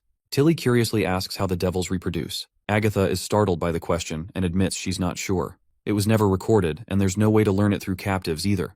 What she does know is that without the red mist, devils die quickly. The captured devils always died before witches can even understand their language, and the devils that don't rely on the red mist are low-intelligence beasts, so communication was never an option. She further explains that there are many different types of devils, but they're roughly divided into 2 groups, those with magic and those without. The latter can live without the red mist, but they are essentially the same as animals in both appearance and intelligence. For example, devils use an 8-legged caterpillar to transport resources and terrifying flying beasts as mounts. The prince pulls out one of Sora's paintings and asks if this is what the flying monsters look like. Agatha looks at it and agrees. then asks where he encountered them before. The prince explains that they aren't far from here. At first he thought they were simply demons that the devils had tamed, but now it seems they aren't the same thing. Agatha confirms, saying that's definitely not the case. Demons are just food for devils, and even large abnormal demons are enemies of the devils. When the months of demons begin, the devils' attacks are reduced since they're busy fighting off the demons too. This always gave the witches some breathing room. She then asks where the nest of the devils is located. Tilly explains that it's to the west of the forest, behind a huge snowy mountain, and it's covered in mist. The prince adds that when they tried to get close, a massive devil in a watchtower spotted them, and it was a miracle they managed to escape. Agatha sinks into deep thought after hearing this, then abruptly stands up, declaring they should attempt an attack on that camp. She explains that those stone towers are used to maintain the red mist, and they regularly diffuse the liquid inside, meaning they have to resupply at times. That's why the devils were burrowing into the ground. They were trying to conserve their consumption. Wendy and the others tense up at the idea of attacking the devils, while Agatha continues, saying that if there's a tower devil, she's almost certain there's a chaos beast in the camp as well. Chaos beasts can always produce the last magic stone the devils created, and even if it's not a high-tier stone, it would allow her to continue the scholarly guild's research. They might even discover how the conversion process works. The prince asks her about the red mist, wondering if it's safe to go near it, even though it isn't corrosive. Agatha explains that the mist reacts negatively toward witches, but according to the guild's research, mortals, animals, and plants can survive in the red mist, and fire can make it dissipate faster. She's fired up about taking on the devils and challenges the prince to prove his bold statement that mortals can defeat them. She lays out a plan, saying that winged devils can be distracted by witches capable of flight, while the rest of the group sets up an ambush to lure the devils into a trap.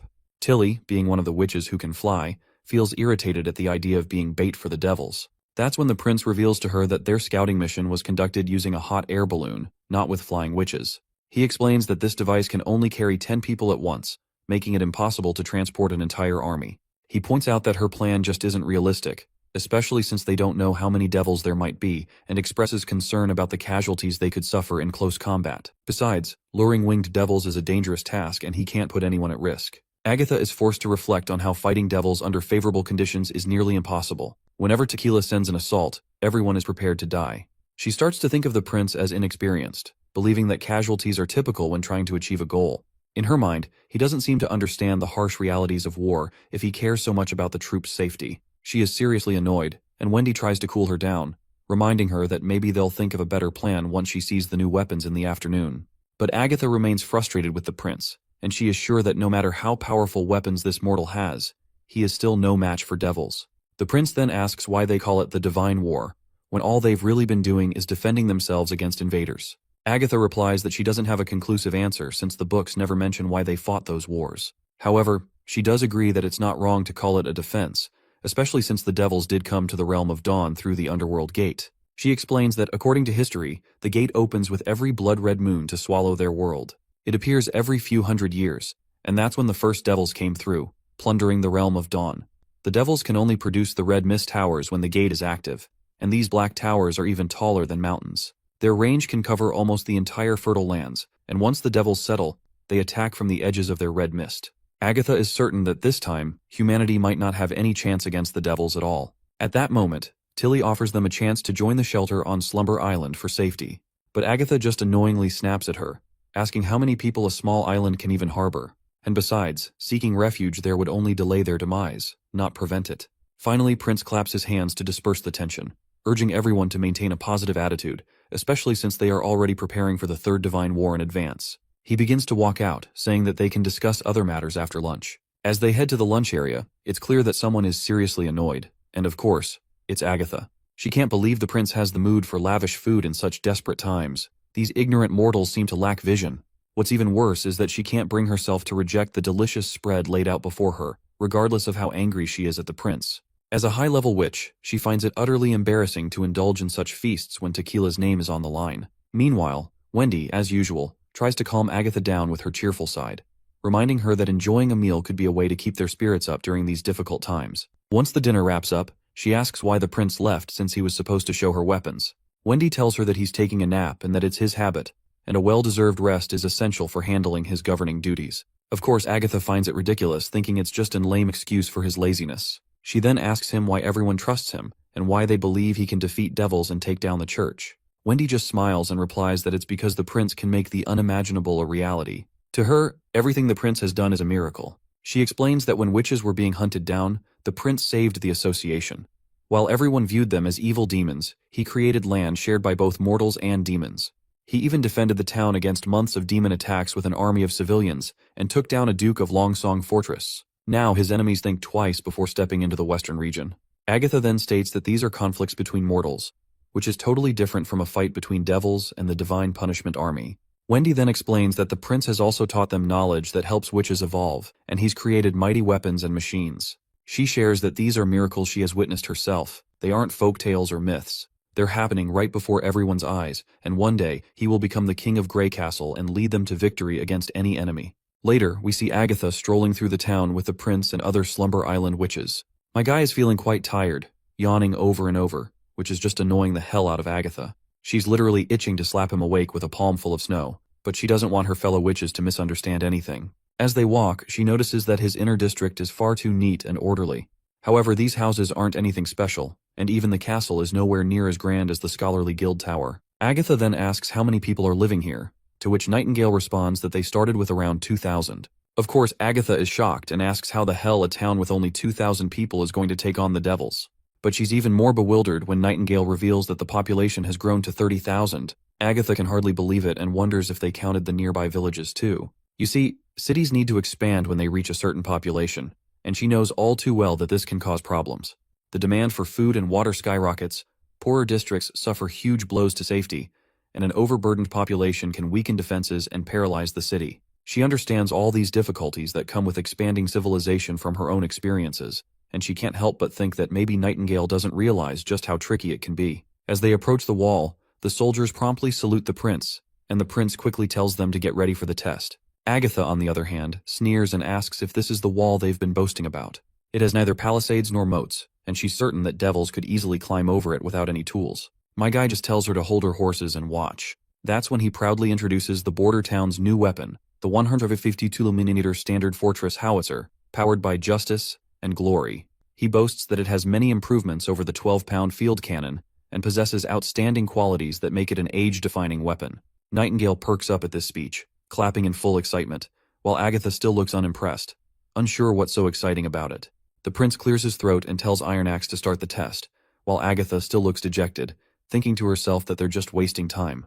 The last word he said about justice and glory didn't even make sense and sounded completely made up.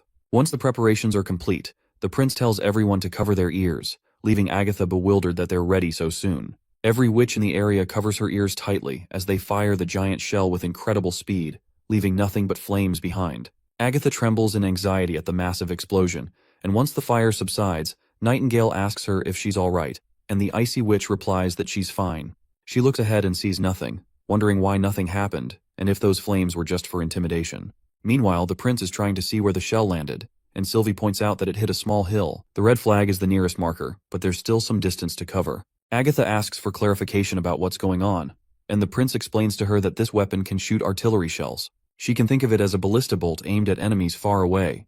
They had planted red flags 5,000 meters away, but the shells only landed a little over 3 miles. Agatha finds it amazing that there are no ropes or anything, so how did they even launch a projectile that far? Even a siege beast powered by magic would have a range of around 2 miles at most.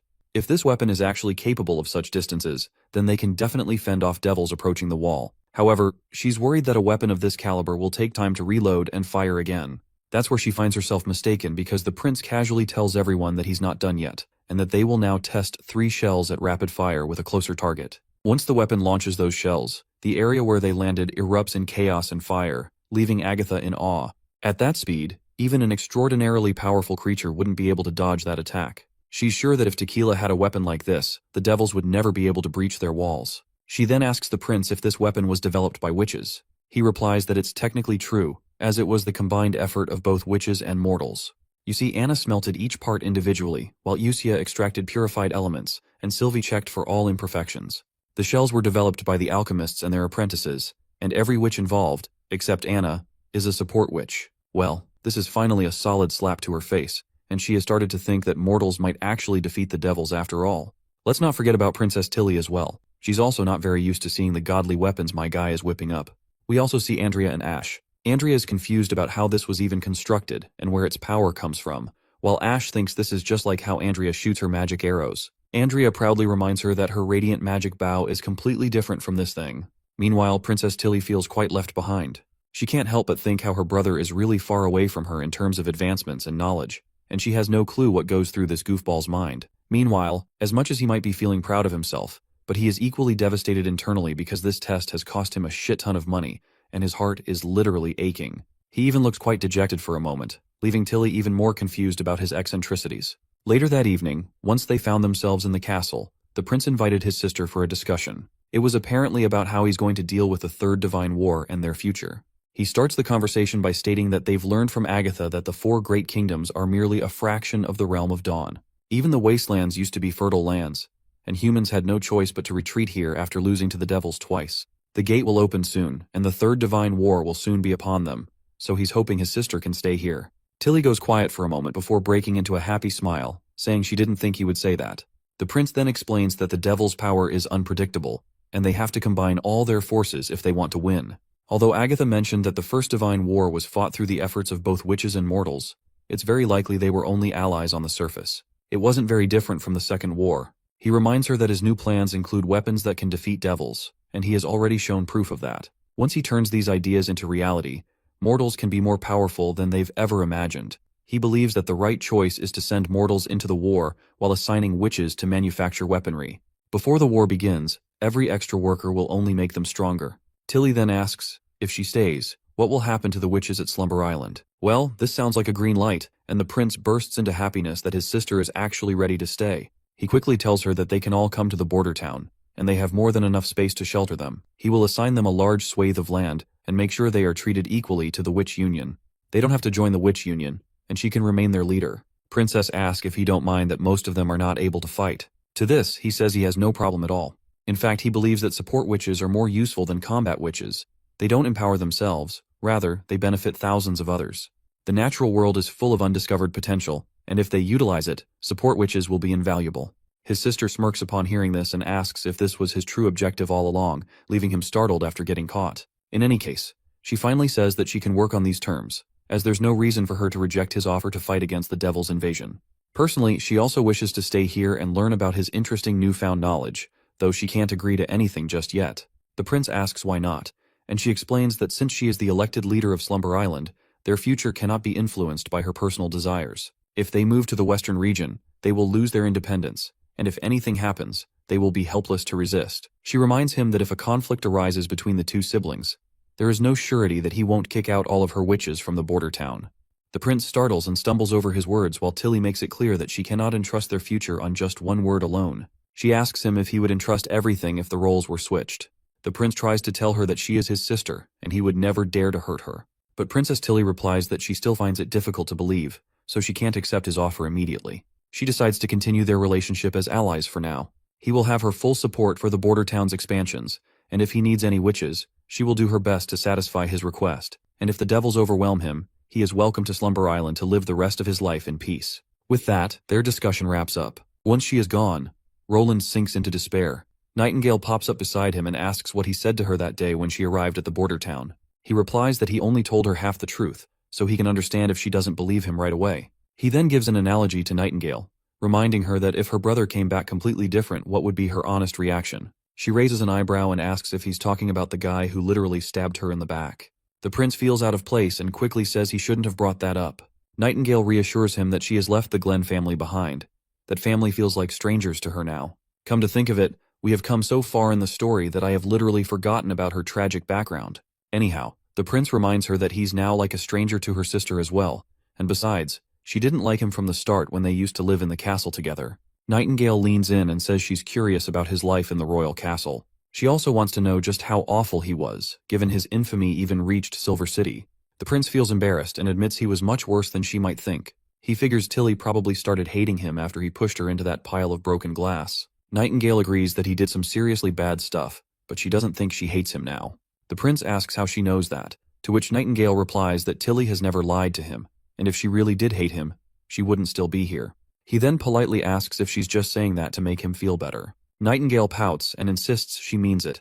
She reminds him how Tilly agreed to send witches to support the town and help fight against the devils. So how is that any different from her staying here? Also, She jokes that if all the witches from Slumber Island come at once, it's going to be really annoying, especially if there are more people like Ash. Not everyone is as friendly as Maggie after all. Just as they're talking, Nightingale notices someone approaching and quickly starts to disappear. When the prince gives permission for the visitor to enter, Agatha steps inside. As the prince makes her comfortable in a chair, she points out that, according to Miss Wendy, he was the one who developed both the incredibly powerful muskets and cannons that can rival a transcendent. She then asks if there are any mechanisms or blueprints recorded in those books of his. The prince promptly pulls out 2 books and asks if she's referring to Natural Science 101 and Chemistry 101. He explains that these books only highlight the fundamental principles, but they don't contain any blueprints. Agatha then reluctantly says that since only the Witch Union can have access to these books, then she requests to join it. The prince cheekily reminds her that the Witch Union is an organization within Border Town, and he asks if she's really willing to work for it, since its leader isn't a transcendent witch but just an ordinary guy. Agatha bows her head and replies that his knowledge to create weapons capable of destroying devils makes him far from typical. As long as he doesn't oppose alliances and ensures the survival of witches, she wouldn't mind working for the Witch Union. Though she looks a bit reluctant, even the prince is surprised by her acceptance, since he wasn't expecting her to agree so easily. He then asks why she didn't join Tilly on Slumber Island, since it's a city built by witches. Agatha responds that she has no interest in joining a refuge. To her, it's all pointless if they can't fight off the demons. The prince then reminds her that since he also wants to crush the church, she might be seen as an enemy by the Alliance survivors, as it's possible they simply changed their names and stayed hidden all these years. After putting in a lot of thought, he's come to the conclusion that even if the Alliance lost Tequila, they would still have extraordinary transcendent witches and divine warriors. Since they migrated to underdeveloped lands, it's unlikely they just disappeared. He even believes the church might have been founded by the Alliance, not mortals, and that mortals didn't steal the divine punishment method from witches. Instead, it was created by witches to hunt other witches and mass-produce divine punishment soldiers. We, of course, already know the truth, and the prince isn't far off, as the church was indeed founded by the Alliance. Agatha, however, is having a hard time believing that it was the Alliance that started the oppression and slaughter of witches. The prince says it's all just his hypothesis for now. He then pulls out a book and reveals that it's a historical record written by the church, which also includes a chronicle of the 4 great kingdoms. He tells Agatha she can study it if she wants, but no matter what, the church is now their enemy. One of his goals is to destroy them, so if she decides to stand with the witches and fight the devils with him, the Witch Union will welcome her. Well, we all know what her decision will be. The scene then transitions outside, where Agatha demonstrates her abilities. The prince and Nightingale watch closely, and Nightingale notes that Agatha's magic is shaped like pentagonal prisms, with her capacity being at an intermediate level. Sister Scroll categorizes Agatha as a summoning-type witch who has already evolved once. She originally had the ability to create cool temperatures, but after her evolution, she can freeze the air into ice, which is a very convenient power. The prince then asks how she evolved, to which Agatha replies that it was through continuous practice and a sudden epiphany. She explains that she practiced every day to freeze water at a faster speed and lower the temperatures even more. One day she saw a witch melt lead with her flames, and as the lead started to bubble from the rising temperature, that is when she realized that everything has 3 forms: gas, liquid, and solid. Lead exists as a solid at room temperature, but with enough heat, it can become a gas. Similarly, water exists as a liquid at room temperature, but with enough cooling, it turns to ice. This revelation transformed her magic from within. After ascending to a higher tier witch, she recorded the principle into the Codex of Principles. The prince nonchalantly asks her what this Codex of Principles is. Agatha, a bit bewildered, responds that she's surprised the prince isn't more shocked about the concept of matter shifting from solid to liquid and then to invisible gases. To which the prince asks her why he should be surprised, especially since it's a common observation that gases come in many different types, each with its own boiling and melting points. So there's nothing to be surprised about, and it's all covered in Natural Sciences 101. Of course, poor Agatha is annoyed that her important discovery has been dismissed, like it's just trivial knowledge. She then reluctantly says that the Codex of Principles is a record of every high-tier transcendent witch's awakening process. She further explains that since every witch has different abilities, it's tough to imitate someone else's experiences. The prince then asks her if there weren't any witches with similar abilities that transcendent witches had, since there are thousands in the Alliance. Agatha explains that the scholarly guild believes the shape of magic determines its abilities, and no witch has the exact same shape. But the prince pushes back, asking how she knew that Anna is a flame type. Agatha reveals that it's just a common designation. Any ability that glows or gives off heat can be categorized as a flame type. Agatha goes on to explain that as magic grows, matures, or even awakens, similar abilities can become incredibly different. A basic flame ability might eventually lead to better control of temperature, bigger size, more intensity, or even creating projectiles. The Scholarly Guild has much more formal categories, which are pretty similar to what they use. Sister Scroll then asks if they also have 3 types of witches, but Agatha explains there are actually 4. The main difference lies in summoning, and the guild splits it into 2 types. First, there's conjuring, and second, construction. The prince then points out that Anna is a conjuring witch because she constantly drains her magic, and the things she summons disappear when she stops. Soraya, on the other hand, would be a constructing witch because her paint can exist on its own. Agatha adds that she's not too familiar with Soraya's abilities, but that sounds about right. She also mentions that a summoning construction magic would hold its form, like her ice. The prince smirks and says that their test will end here for today. When Agatha doesn't have any tasks, she's free to practice her abilities on her own. However, he hints that someone might desperately need her help.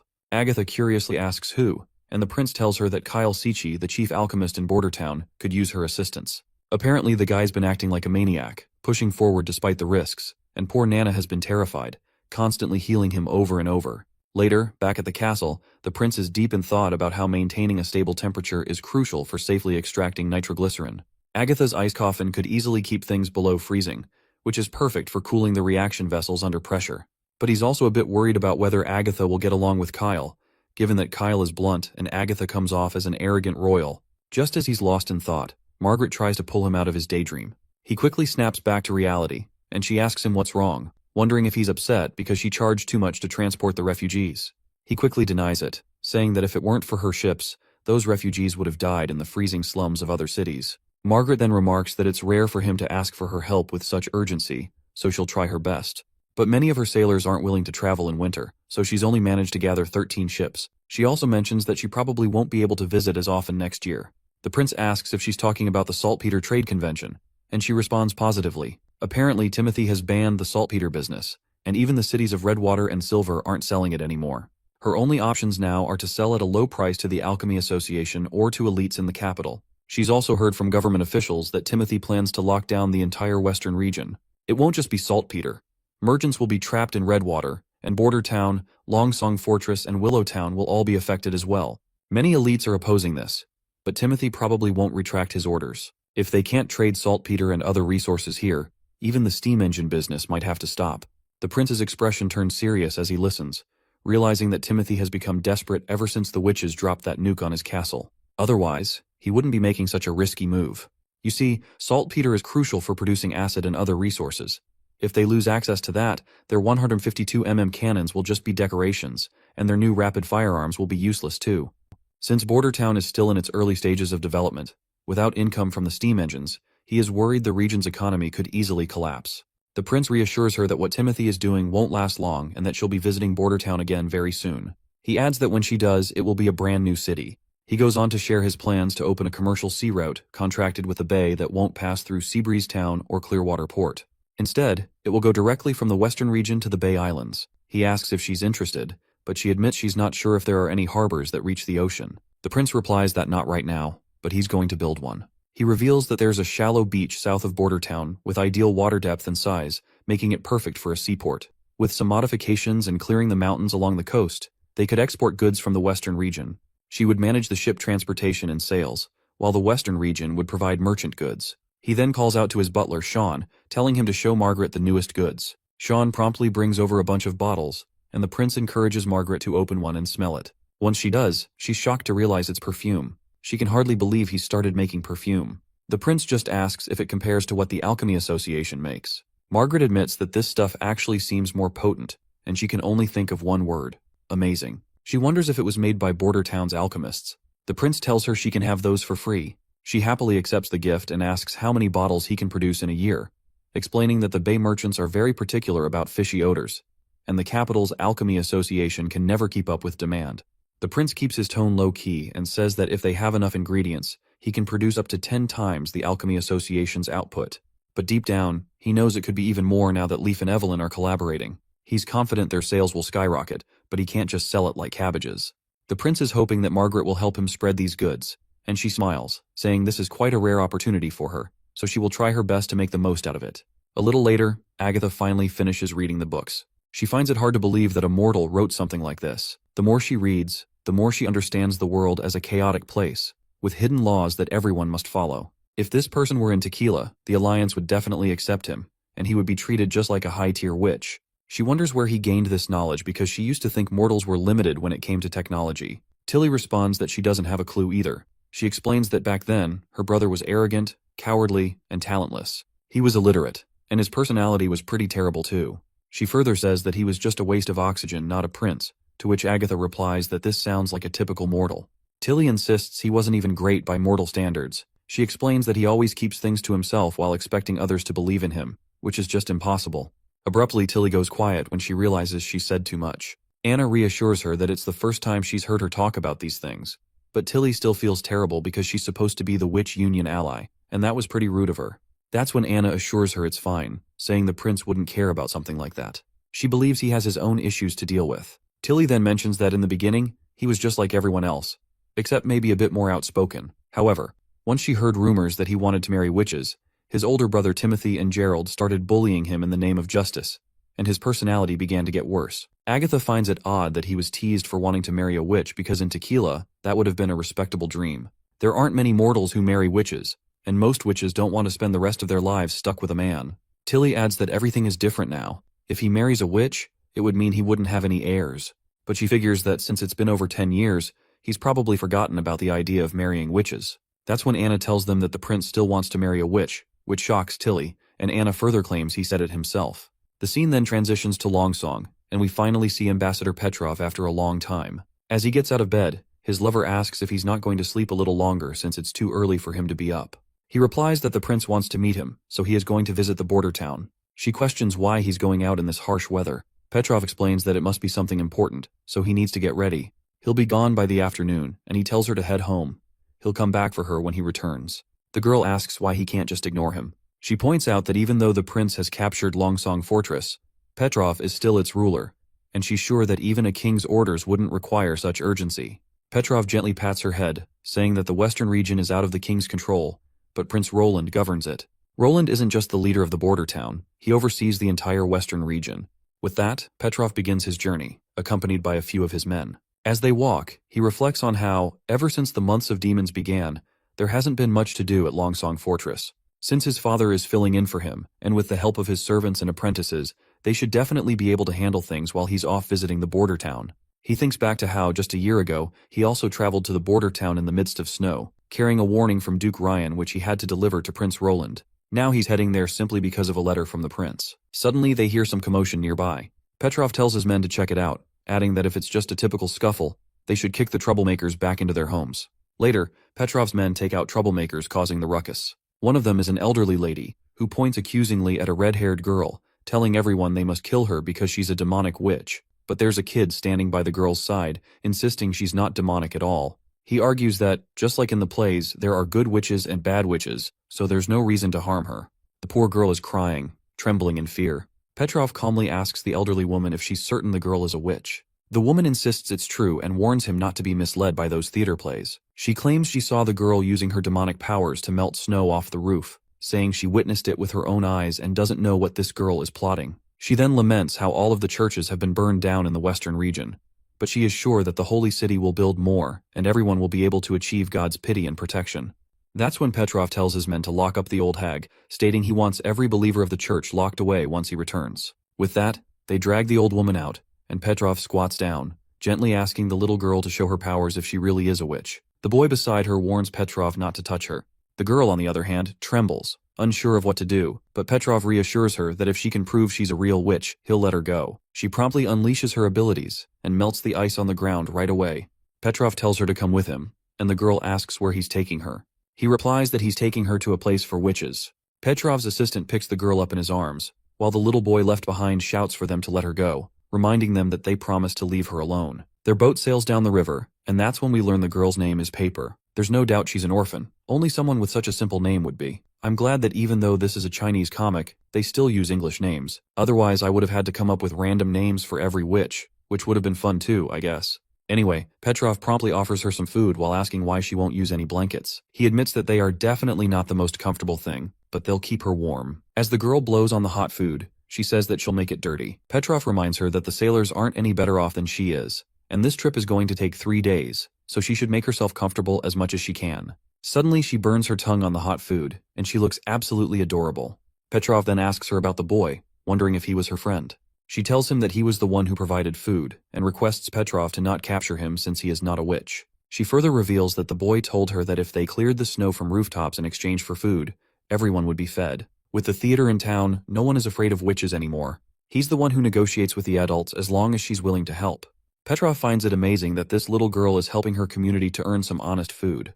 He then asks her if she got any food. She replies that she did. She cleared 3 roofs. One homeowner chased her away, another gave her some bread, but the 4th house belonged to a hateful woman. He pats her gently and tells her to rest and eat well, adding that in 3 days, she'll meet the prince. Of course, the mention of the prince perks her up. And fast forward 3 days, Ambassador Petrov finally meets Prince Roland, who promptly welcomes him back to the border town. Petrov respectfully pays his regards, saying that the honeysuckle family has sent their greetings to the prince as well. Prince Roland invites him to sit, and reminds him that the reason for this urgent meeting is something that could affect the entire future of the western region, including Longsong Fortress. Petrov promptly asks him to explain further, so Roland then reveals his grand plan to build a metropolis, which will stretch from the Misty Forest in the west to Longsong Fortress in the east. This metropolis would encompass half of the western region. Since Longsong Fortress would be the eastern half of this new city, it would also become the first line of defense against the church, meaning it would no longer be an independent city as it is now. He further explains that the vast territory will be governed by the same laws and managed by the same bureaucracy. The elite will no longer have any influence in government, not even the 5 great families. Petrov finds all of this absolutely amazing because, a year ago, he had a similar thought about moving their defenses to the border town and utilizing the land between them. But Duke Ryan never made it happen. But the prince is taking it even further. There's no doubt that the prince has already made his decision about this territory expansion, and this is the only reason he's sharing this with Petrov now. No one can stop him at this point, and all Petrov can do is protect his own interests in this grand revolution. With that in mind, Petrov asks him how the honeysuckle family can help if the 5 families won't be involved in the government. Prince Roland commends Petrov for his quick-witted thinking, saying he has always been impressed by Petrov's insights ever since he accepted the offer to govern the fortress. He appreciates Petrov's positive attitude and acknowledges that these are intelligent qualities he rarely finds in the elite. The prince assures him that as long as the honeysuckle family continues to serve him, they can manage the Longsong area. Petrov promptly bows his head, saying that he and his father will always follow the Highness's judgment. The prince clarifies that while the honeysuckle family will still have a role in managing their lands, they won't have the same political power as before. From now on, all elites under his rule will have land but won't govern it. All laws and regulations will be managed by the city hall. He further states that land can be inherited just like elite titles, and the honeysuckle family will tend to their own crops, workshops, and other businesses.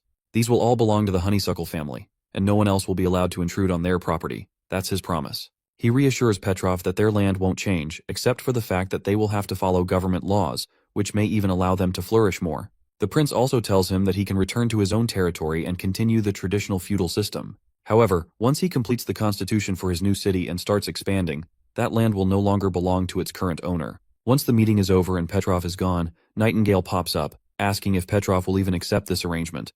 The prince replies that he doesn't know. Petrov's agreement alone won't be enough. He'll also need to convince Duke Holmes, and if Holmes wants to remain a feudal elite, there's not much anyone can do about it. Nightingale asks if Petrov convinces Duke Holmes, then Petrov will be the one governing the capital. The prince starts discussing all the political implications and the changes that will come after he unifies Grey Castle. Everything goes over Nightingale's head. She cuts him off, saying there's no need to explain since she can't understand this stuff anyway. Instead, she mentions that a new witch is coming soon, and she's heading out for investigations. The prince asks if she's going alone, and she replies that she'll have Wendy with her since she's better at this kind of stuff than she is. The prince smiles and says he'll leave it up to them then. Apparently, Nightingale needs to verify every new witch who arrives at the border town. Since the new witches have to remove the Stone of Divine Judgment for Nightingale's mist to determine their truthfulness, the prince can't be present in case anything goes wrong. Scroll came up with 10 different identity questions for Nightingale to ask. Since Nightingale can only tell if someone believes what they're saying, the questions have to be straightforward without any loopholes. Even if a witch manages to lie once or twice, they wouldn't be able to deceive her with all the questions. Suddenly, the old man Barov bursts into the scene, frantically asking the prince if it's true that he's recruiting witches at the rate of 1 golden royal per month. The prince agrees right away, explaining that witches are being paid the highest, making it literally the best-paying job in this age. The old man suggests that if the prince wants witches, he should ask the people to find them, just like when he asked them to expose spies. He argues that the people have the sharpest eyes, and they can be rewarded for their efforts. The prince reminds him that this approach isn't much different from what the church is doing. He hopes the witches will come willingly, and that they can continue to use their own power. You see, issuing rewards for witches might create a frenzy around them, and people could start treating it like a business. That's when Wendy appears and says they've verified the new witch's identity, and she exactly matches Ambassador Petrov's description. The prince reminds how he knew too much caution was unnecessary. But Wendy responds that it's necessary because his personal safety is their top priority. The prince then tells her to bring the girl in, and they quickly usher the little timid girl into the room. Wendy reassures her not to be afraid and introduces her to Prince Roland. As soon as the prince sees her, he can tell she must be panicking inside, since she is in a completely unfamiliar place. So adapting to a new life might take her a long time. After all, she's just a little girl who doesn't have Agatha's intellect or Anna's tenacity. Even Moon and Lily had each other as sisters for support. He then tells Wendy that there's no need to test the girl's abilities just yet. He suggests she should get used to this new, unfamiliar place first. Wendy decides to give the little lady a well-deserved bath, and she'll be staying at the witch branch for now. Later, we find ourselves in a steamy bath scene, where Wendy is gently giving a warm shower to this timid girl. Wendy reflects on how taking care of new witches has practically become part of her job, something the prince specifically assigned to her, especially since she's good at comforting others. She had felt a bit sad not having any witches to take care of for a while, but now she's happy she can be a big sister to someone again. She then notices how skinny this child is, but she is relieved that she is a witch, and with some proper nutrition, she'll bounce back to normal soon enough. Wendy checks the water temperature to see if it's not as hot anymore. She helps the little girl step into the bath, and as soon as she does, the kid feels a shiver run down her spine. But pretty quickly, she starts to chill out as she gets used to the warm water. Wendy begins to rub the girl's back and asks Paper when she awakened as a witch. The girl replies that it was 2 years ago, back in winter. Wendy smiles and says that's pretty common since most witches wake up during the months when demons are out and about, and it's said that magic is at its strongest then. The little girl asks if that means they have devil powers. Wendy, being the big sister, corrects her and tells her that this is absolutely not true. Being a witch is totally normal. The only real difference between witches and mortals is that we have amazing powers. She adds that a few hundred years ago, witches were considered the children of God. She further assures her that having magic is as natural as breathing. The girl asks if her powers will grow. Wendy agrees and says they'll definitely get stronger as she gets older, but she'll need to work hard to control the energy. Otherwise, she might go through antiphases, and the church uses this to spread lies about witches being possessed. The girl looks pretty down about it. Wendy realizes that since it's her second year of awakening, she probably felt some of that awakening pain last year. To cheer her up, Wendy reassures her that now that she's in the border town, everything will be all right. She explains that if she hurries and starts practicing, this year's awakening day will be a piece of cake, and everyone will be there to support her. Suddenly, Lily bursts into the bathing room, super excited to see the new witch. She says Moon wants to see her too, but Moon claims Lily is the one who wanted to check her out. The girl panics when she sees them and sinks deeper into the bathwater. Wendy quickly reassures her that they're just fellow witches, so there's nothing to be worried about. Lily asks the girl about her powers, and she replies that she can melt snow. Lily follows up, asking if she can also turn water into ice. The girl shakes her head, saying she can only make hot water cold. When Wendy hears this, she perks up, realizing that while melting snow means raising the temperature, cooling hot water lowers it. But since she can't change normal water's temperature, it doesn't sound quite right. Lily places a steaming tub of hot water in front of her and tells her to give it a try. As soon as the girl uses her ability, the water starts to cool down, and the steam disappears right away. The bubbles in the water also vanish, and the movement of the water slows, creating a clear surface. All the witches are left wondering what kind of power this is. Before we can learn anything about this magical ability, the scene transitions to the prince's office, where Petrov is preparing to leave for Longsong Fortress. Before heading out, he pays his respects to the prince and promises that the honeysuckle family is ready to serve him. Petrov also assures the prince that he'll convince his father, and he will definitely listen since he is different than the rest of the elites. The prince is pleased to hear this, while Petrov continues, saying he's witnessed the incredible progress in Border Town. If the new city the prince is aiming to build is as advanced as it seems, the honeysuckle family wouldn't mind joining in, especially if it means they could flourish under the prince's vision. The prince then tells him that his goal is to make every part of Grey Castle a comfortable place for its citizens to live. Petrov bows his head in respect, saying he'll hurry back to the fortress and report this news to his father. The prince reminds Petrov not to forget about the other 4 families and the entire elite class. He promises that any family willing to accept their conditions will be wholeheartedly integrated into the new city. He then instructs Petrov to hold a conference at Longsong Fortress to announce this news to everyone. Petrov is startled by this, but the prince reminds him that he'll be the one delivering this message, as he will take on the role of ambassador. The prince also commends him for doing well in his assignment of recruiting witches, and informs him that the operation will no longer be covert. However, he warns that there are still some people who hold hope for the church, and tasks Petrov with clearing those individuals from the western region. He leaves it in Petrov's hands to figure out how to make it happen. Once Petrov leaves, the prince finally lets out a relaxed yawn and stretches, deciding to take a walk in the garden now that he's done with his office duties. As he steps into the garden, he's immediately startled by the sight of large trees surrounding the area. Trees that weren't there before. It feels as if he's standing inside a living organism, with the garden itself almost seeming to breathe. As he walks further in, he spots a cozy bonfire, where Wendy gestures for him to come closer. When he steps inside, he notices other witches gathered there as well. He sits down beside his sister, and asks what's going on. Tilly reveals that Sister Leaf's ability has evolved, allowing her to create this entire section of the garden. She has fused with the plants, and everything they see is a part of Sister Leaf herself. The prince is shocked and asks if she is still able to return to her human form. That's when Lady Leaf herself speaks up, and she uses the movement of the leaves to create her voice, saying she can return to normal if she deactivates her ability. The prince is amazed by this and asks how she's able to speak using only the leaves. He then wonders if she can hear them talking. Lady Leaf explains that not only can she hear them, but she can also see, smell, and touch anyone within the garden. She can detect every tiny change, the birds building nests, insects crawling on the bark, and the sensation is something she finds incredibly hard to put into words. Using the flow of air within the garden, she gently hands the prince a flower. Nearby, Andrea is cooking some delicious corn, produced by Sister Leaf's power. The prince curiously asks how she achieved such a remarkable ability. Lady Leaf responds that she's not entirely sure. She continued talking with the animals and plants while practicing her abilities, and then one day, they responded to her summons. And perhaps this is what she's always been searching for, a way to combine the forest life forms together. The prince asks what would happen if she tried this in the misty forest.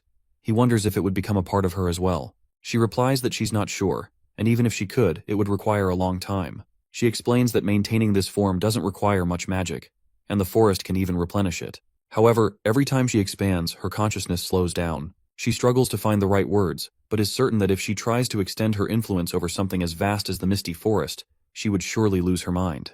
When she first fused with the garden, she felt that her mind wasn't enough, and that struggle made it hard for her to return to normal. However, she doesn't feel that way when she fuses with plants she's controlled before. She just needs to jog her memory, and it works seamlessly. The prince is fascinated by Sister Leaf's ability. While Lily's evolution was on a microscopic scale, Sister Leaf's breakthrough is on a much grander level. If she could eventually control the entire misty forest, no enemy would be able to hide from her. Wendy congratulates Sister Leaf, expressing how glad she is that the Witch Union now has another evolved witch. This means that half of the association's witches have awakened. The prince points out that Agatha would be absolutely shocked if she were here. He then asks about Paper, and we see the timid young witch trying to hide behind Wendy. Wendy reveals to the prince that Paper's abilities need attention too, as there's something odd about them that they need to figure out. Wendy then snaps her fingers, and 2 cabbages fall from the tree. She picks one up and reveals to the prince that she's teaching Paper how to cycle her magic so she can use it consistently, just like he taught her in the beginning. She explains that Paper's control isn't exactly precise yet, but she's making progress. Wendy opens a hole in the thick woods that are blocking the cold and makes the cabbage she's holding freezing cold. Afterwards, she instructs the little girl to use her abilities on it. As Paper focuses her magic, the snow on the cabbage begins to melt. One of the witches wonders if she's speeding up time, but the prince observes that time is just a concept humans created for measurement. It doesn't actually exist, so he's not sure how Paper is creating that effect. Wendy then ties a rock to a rope and lets it hang from a branch. When Paper uses her ability on it, the rock starts to vibrate frantically. This observation makes Wendy think that if Paper's abilities were related to time, the rock would be swinging slow instead. That's when the prince's mind clicks with the realization that she's not actually affecting time. Instead, she's influencing the movement of atoms, and her magic can either slow them down or speed them up, which results in water freezing or melting. Of course, Paper doesn't really understand the science behind her magic, but she uses it based on her feelings. She thinks her magic doesn't affect other things much other than water, because some changes take time, like when things rust. The prince believes her magic is like a natural helper that speeds up reactions. When he gets back in his office, he thinks that once Paper gets better at controlling her magic, they can make their chemical work even better. They're already making a lot of important acids, and they need to improve their explosives. If they can produce more ammunition, Border Town will easily be able to get new repeating rifles. Suddenly, the prince nearly chokes on his tea when he hears a loud bang outside. Nightingale rushes to go outside, insisting there must be a demon, but the prince warns her to be careful. She reassures him that there's nothing to worry about since they can't touch her once she's in the mist. The prince understands why Nightingale is so eager to go outside. The witches have been feeling cooped up all day because of the winter, especially the battle witches Tilly brought. They've been waiting all day for hybrid demons to fight. He can tell that Andrea, Ash, and Nightingale all want to show off their strength to each other. However, he thinks it would be great if they were this enthusiastic about studying instead. Still, he's glad they have their own kind of fun, especially since support witches don't have that luxury. This is why he's planning to work on a new project to create some fun activities for everyone. Soraya enters the scene, and it looks like she has been called by the prince. He asks her if she's free, and she replies that she's not. A few workers have been going to the factory, so she finished painting the layers in only half a day. Otherwise, she helps Kyle with crafting those metal boxes. She adds that she enjoys her life now much more than during her days in the association in the mountains, and is really happy that her abilities are helping everyone. The prince explains that he called her to help him design some new playing cards. He believes all the witches would appreciate a new pastime since the rules for the previous game were quite simple, and the game would be over quickly. He starts designing the playing cards and gives Soraya a basic idea of how they should look. He explains that there will be 4 suits and 13 ranks, with the last 3 ranks being the Jack, Queen, and King. There will also be 2 Joker cards, making a total of 54 cards. Soraya says she understands and will give it a try. Thinking about playing cards reminds the prince of his past life, where playing poker while watching TV was a Chinese New Year tradition. They would play until the firecrackers went off in the morning to welcome the new spring. Unlike traditional mahjong, playing cards are portable and easy to set up, so anyone can play as long as there's a flat surface. There are plenty of ways to play, making it one of the most popular games in the world. He explains that there are lots of games they can play with these cards, but they can start with something simple. He says he'll call Anna over, and she can teach them how to play do dizu. The scene transitions to the bustling market of Border Town, where Eileen is torn about whether or not to buy some meat. Her husband Frieren explains that every piece of meat is priced by weight, so they can't really get a better deal. He asks if this is because she prefers lean meat, but he reminds her that it won't taste as good if there's not enough fat. Eileen replies that the best cut has a decent balance of both lean and fat, making it suitable for frying in a pan. She knows she has to pay attention to pick the best one. As she's selecting the meat, Frieren decides to grab a bag of flour. As he walks around, someone calls out his name, and we see that Frieren is quite popular at the market. I guess this isn't surprising since he was the first knight of the Western region after all. Once it's Friren's turn to grab the flour, a little girl greets him over the counter, excitedly telling him that she's an official apprentice and currently working in the agriculture department. Frieren congratulates her and wishes her good luck, then asks for the bag of flour. A guy quickly brings it over and hands it to Frieren. The little girl flashes a smile and tells him to visit again later.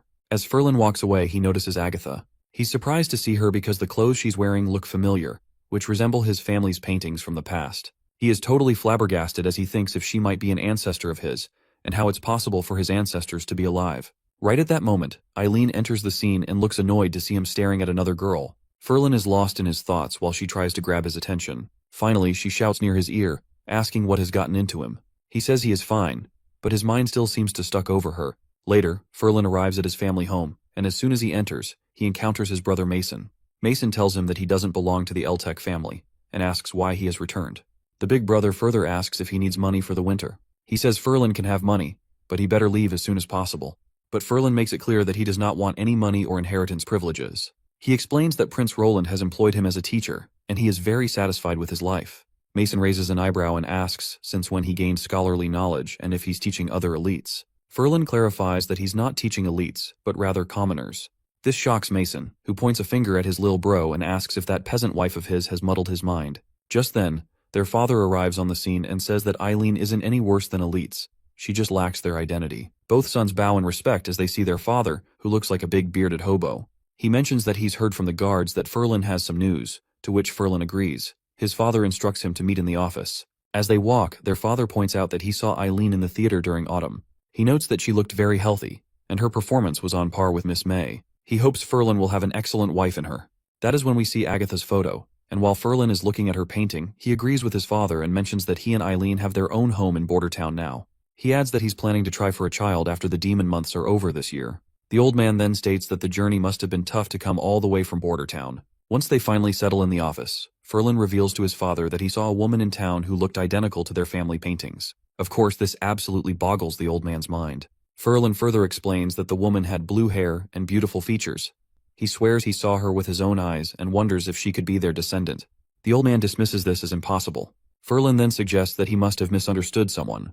His father agrees, saying it's impossible for her to be a descendant, but she might be the woman in the painting herself. This idea strikes Frieren as even more ridiculous because how could she possibly be alive after hundreds of years? They then head down to the basement, where his father reminds him that he used to love coming down there when he was young. He would always punish Frieren for coming here not because he wanted to be harsh, but because the space contains valuable treasures from their ancestors.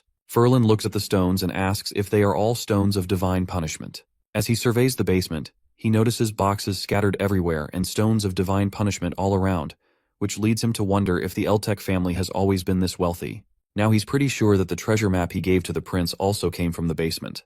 That's when the old man opens one of the boxes, revealing a ton of magical stones. He explains that every time he sees these stones, he remembers the grim stories passed down by their ancestors. He tells Frieren that these are valuable stones that only witches can use. According to family lore, their family was founded under the protection of a witch. The first Eltec didn't come from the western region. Rather, they came over the mountains from the wastelands, where witches had built a vast kingdom. But they were attacked by devils from the underworld, and the surviving witches and people fled wherever they could. The founder of their family is a witch named Agatha. She led a group to the stone tower in the misty forest to collect her research, while the rest followed the masses to Grey Castle.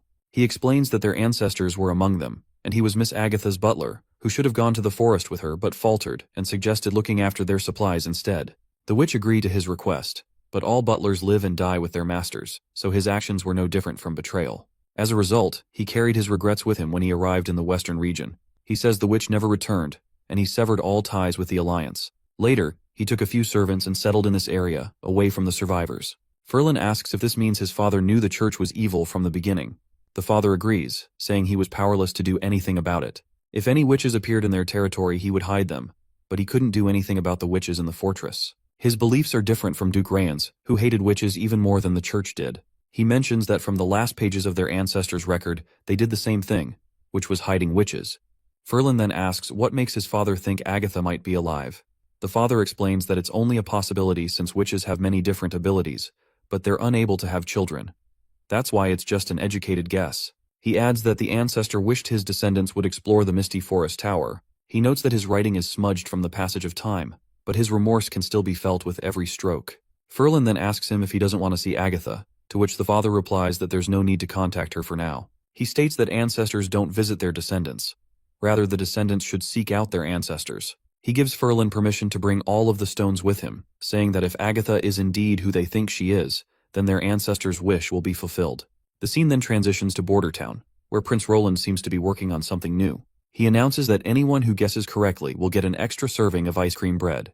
The girls perk up at the mention and start drooling right away. Ash then nonchalantly asks if this provides running water for the room, to which Andrea laughs inwardly, thinking how ridiculous her assumption is. Nightingale also chimes in, stating that this is a crude assumption since typical plumbing doesn't require such a huge pipe, and that Prince isn't inefficient. Andrea perks up to see that Nightingale is thinking along similar lines. Not only that, but Nightingale is also good at combat and has an elite background, and even their hair colors are similar. She has the most elite attitude in the entire Witch Union, and more importantly, she hates Ash. Andrea has no clue why that is the case, but she's sure that the enemy of her enemy is her best friend, which makes Nightingale interesting to her. Ash then asks Nightingale how she can be so sure about her claim, to which Nightingale slips out that she watched Prince draw the blueprints in his office, and saw everything he did. The other witches protest, claiming that this is unfair, so Prince declares that Nightingale is out of the game. He then decides to drop a hint, and states that these pipes are only a part of a whole system. He then tells them to visit other rooms, as it will make it easier to understand the whole system. Lightning and Maggie decide to explore the other rooms, while Andrea leans closer to Nightingale, asking about what Prince is actually making. She promises to share half of her bread if she wins, but Nightingale responds that she doesn't understand most of it, as the technical stuff sounds like gibberish to her. She adds that Anna is probably the only one who can understand Prince's blueprints just by looking at them, and if she asks her, she will definitely have the answer. It seems that Andrea is hesitant to talk to Anna, and decides to just figure things out by herself. She examines the copper pipes installed and notices that they're insulated with metal sheets, likely to prevent direct contact with them. She wonders why they need insulation, considering only a barbarian like Ash would be able to damage these pipes. Then, she looks outside at the large hot water facility where all the pipes are leading. But this just makes her even more confused as she has no clue why the pipes are only transferring hot water. Prince finally announces that from this point onward, the castle's heating system is officially ready to be used. This revelation surprises Ash, while Prince explains that after hot water boils in the stove, steam will travel through the pipes into their rooms with diffusers. As long as the doors and windows are closed, the rooms will quickly heat up. Now they can enjoy springtime warmth while they sleep. And once he perfects the system, he plans to start building them in private residences too. Little Nana feels so warm and cozy that she doesn't even want to go home. Prince then reveals that besides Anna, Soraya, Hummingbird, there is another person who will receive the extra ice cream bread for guessing. And as you can imagine, Tilly will be the lucky winner to have some ice bread who guessed correctly. The next scene transitions to a science seminar hosted by Prince, where he plans to give a lesson on nitrogen extraction. Without diving into the technical details, what's clear is that this process is only possible thanks to Agatha's freezing abilities and Kyle Sichi's efforts. Prince is surprised to see how well Sichi and Agatha are getting along. He initially had thought their blunt personalities would clash and cause chaos in the laboratory. Agatha starts using her magic to cool down the canister, and nitrogen begins to emerge from the nozzle. Anna stands by, melting any ice that forms to keep the process smooth. Kyle Sichi brings out a glass jar that contains the nitrogen, but Lily mentions that she can't see anything. This prompts Prince to ask his first question, which is how can they prove that this gas is different from oxygen? 3 students immediately step up with answers. The first one is Princess Tilly, then Agatha, and lastly, it's Anna. After giving their thorough answers, the 3 women smirk at each other, acknowledging each other's intellect while also showing a subtle competitive tension, as if they are quietly competing to outshine one another. Prince couldn't help but feel proud of the top students. Meanwhile, the less academically inclined ones were clearly struggling to grasp the concepts. Even Barov had no idea what kind of sorcery is this. He turned to Iron Axe, asking if he understood anything, to which Iron Axe replies that he has no clue what is going on, but he sure knows that this all sounds cool to hear. With nitrogen now secured, Prince is thinking ahead to producing nitric oxide, key for making nitric acid, and he knows Anna's skills will be critical in this process. The scene shifts to the town wall, where soldiers are dutifully keeping watch. One of them points out that the witches have arrived, and as they look, they can't help but marvel at how beautiful the witches are. It's a far cry from what the church had led them to believe, and they fed everyone that witches were ugly and terrifying monsters. Right at that moment, they notice some commotion, and as we get a closer look, we spot this giant hybrid monster along with other demon monsters too. The soldiers start to panic, wondering if it's an underworld devil, and they're sure their rifles are just as good as water pistols against this behemoth. Only an artillery team could stop it. With the speak of the devil, the artillery shows up and quickly fires a shell, but it misses its mark, and the monsters keep marching toward the wall. The soldiers decide to shoot the demons within their range, while Ash and Andrea step forward to take the monster head on. The soldiers glance at the witches, wondering if their magic can even take down those monsters. But before anyone can do anything else, everyone's shocked as a booming voice rings out, and a shell pierces through the big monster's chest, killing the big sucker with just one hit.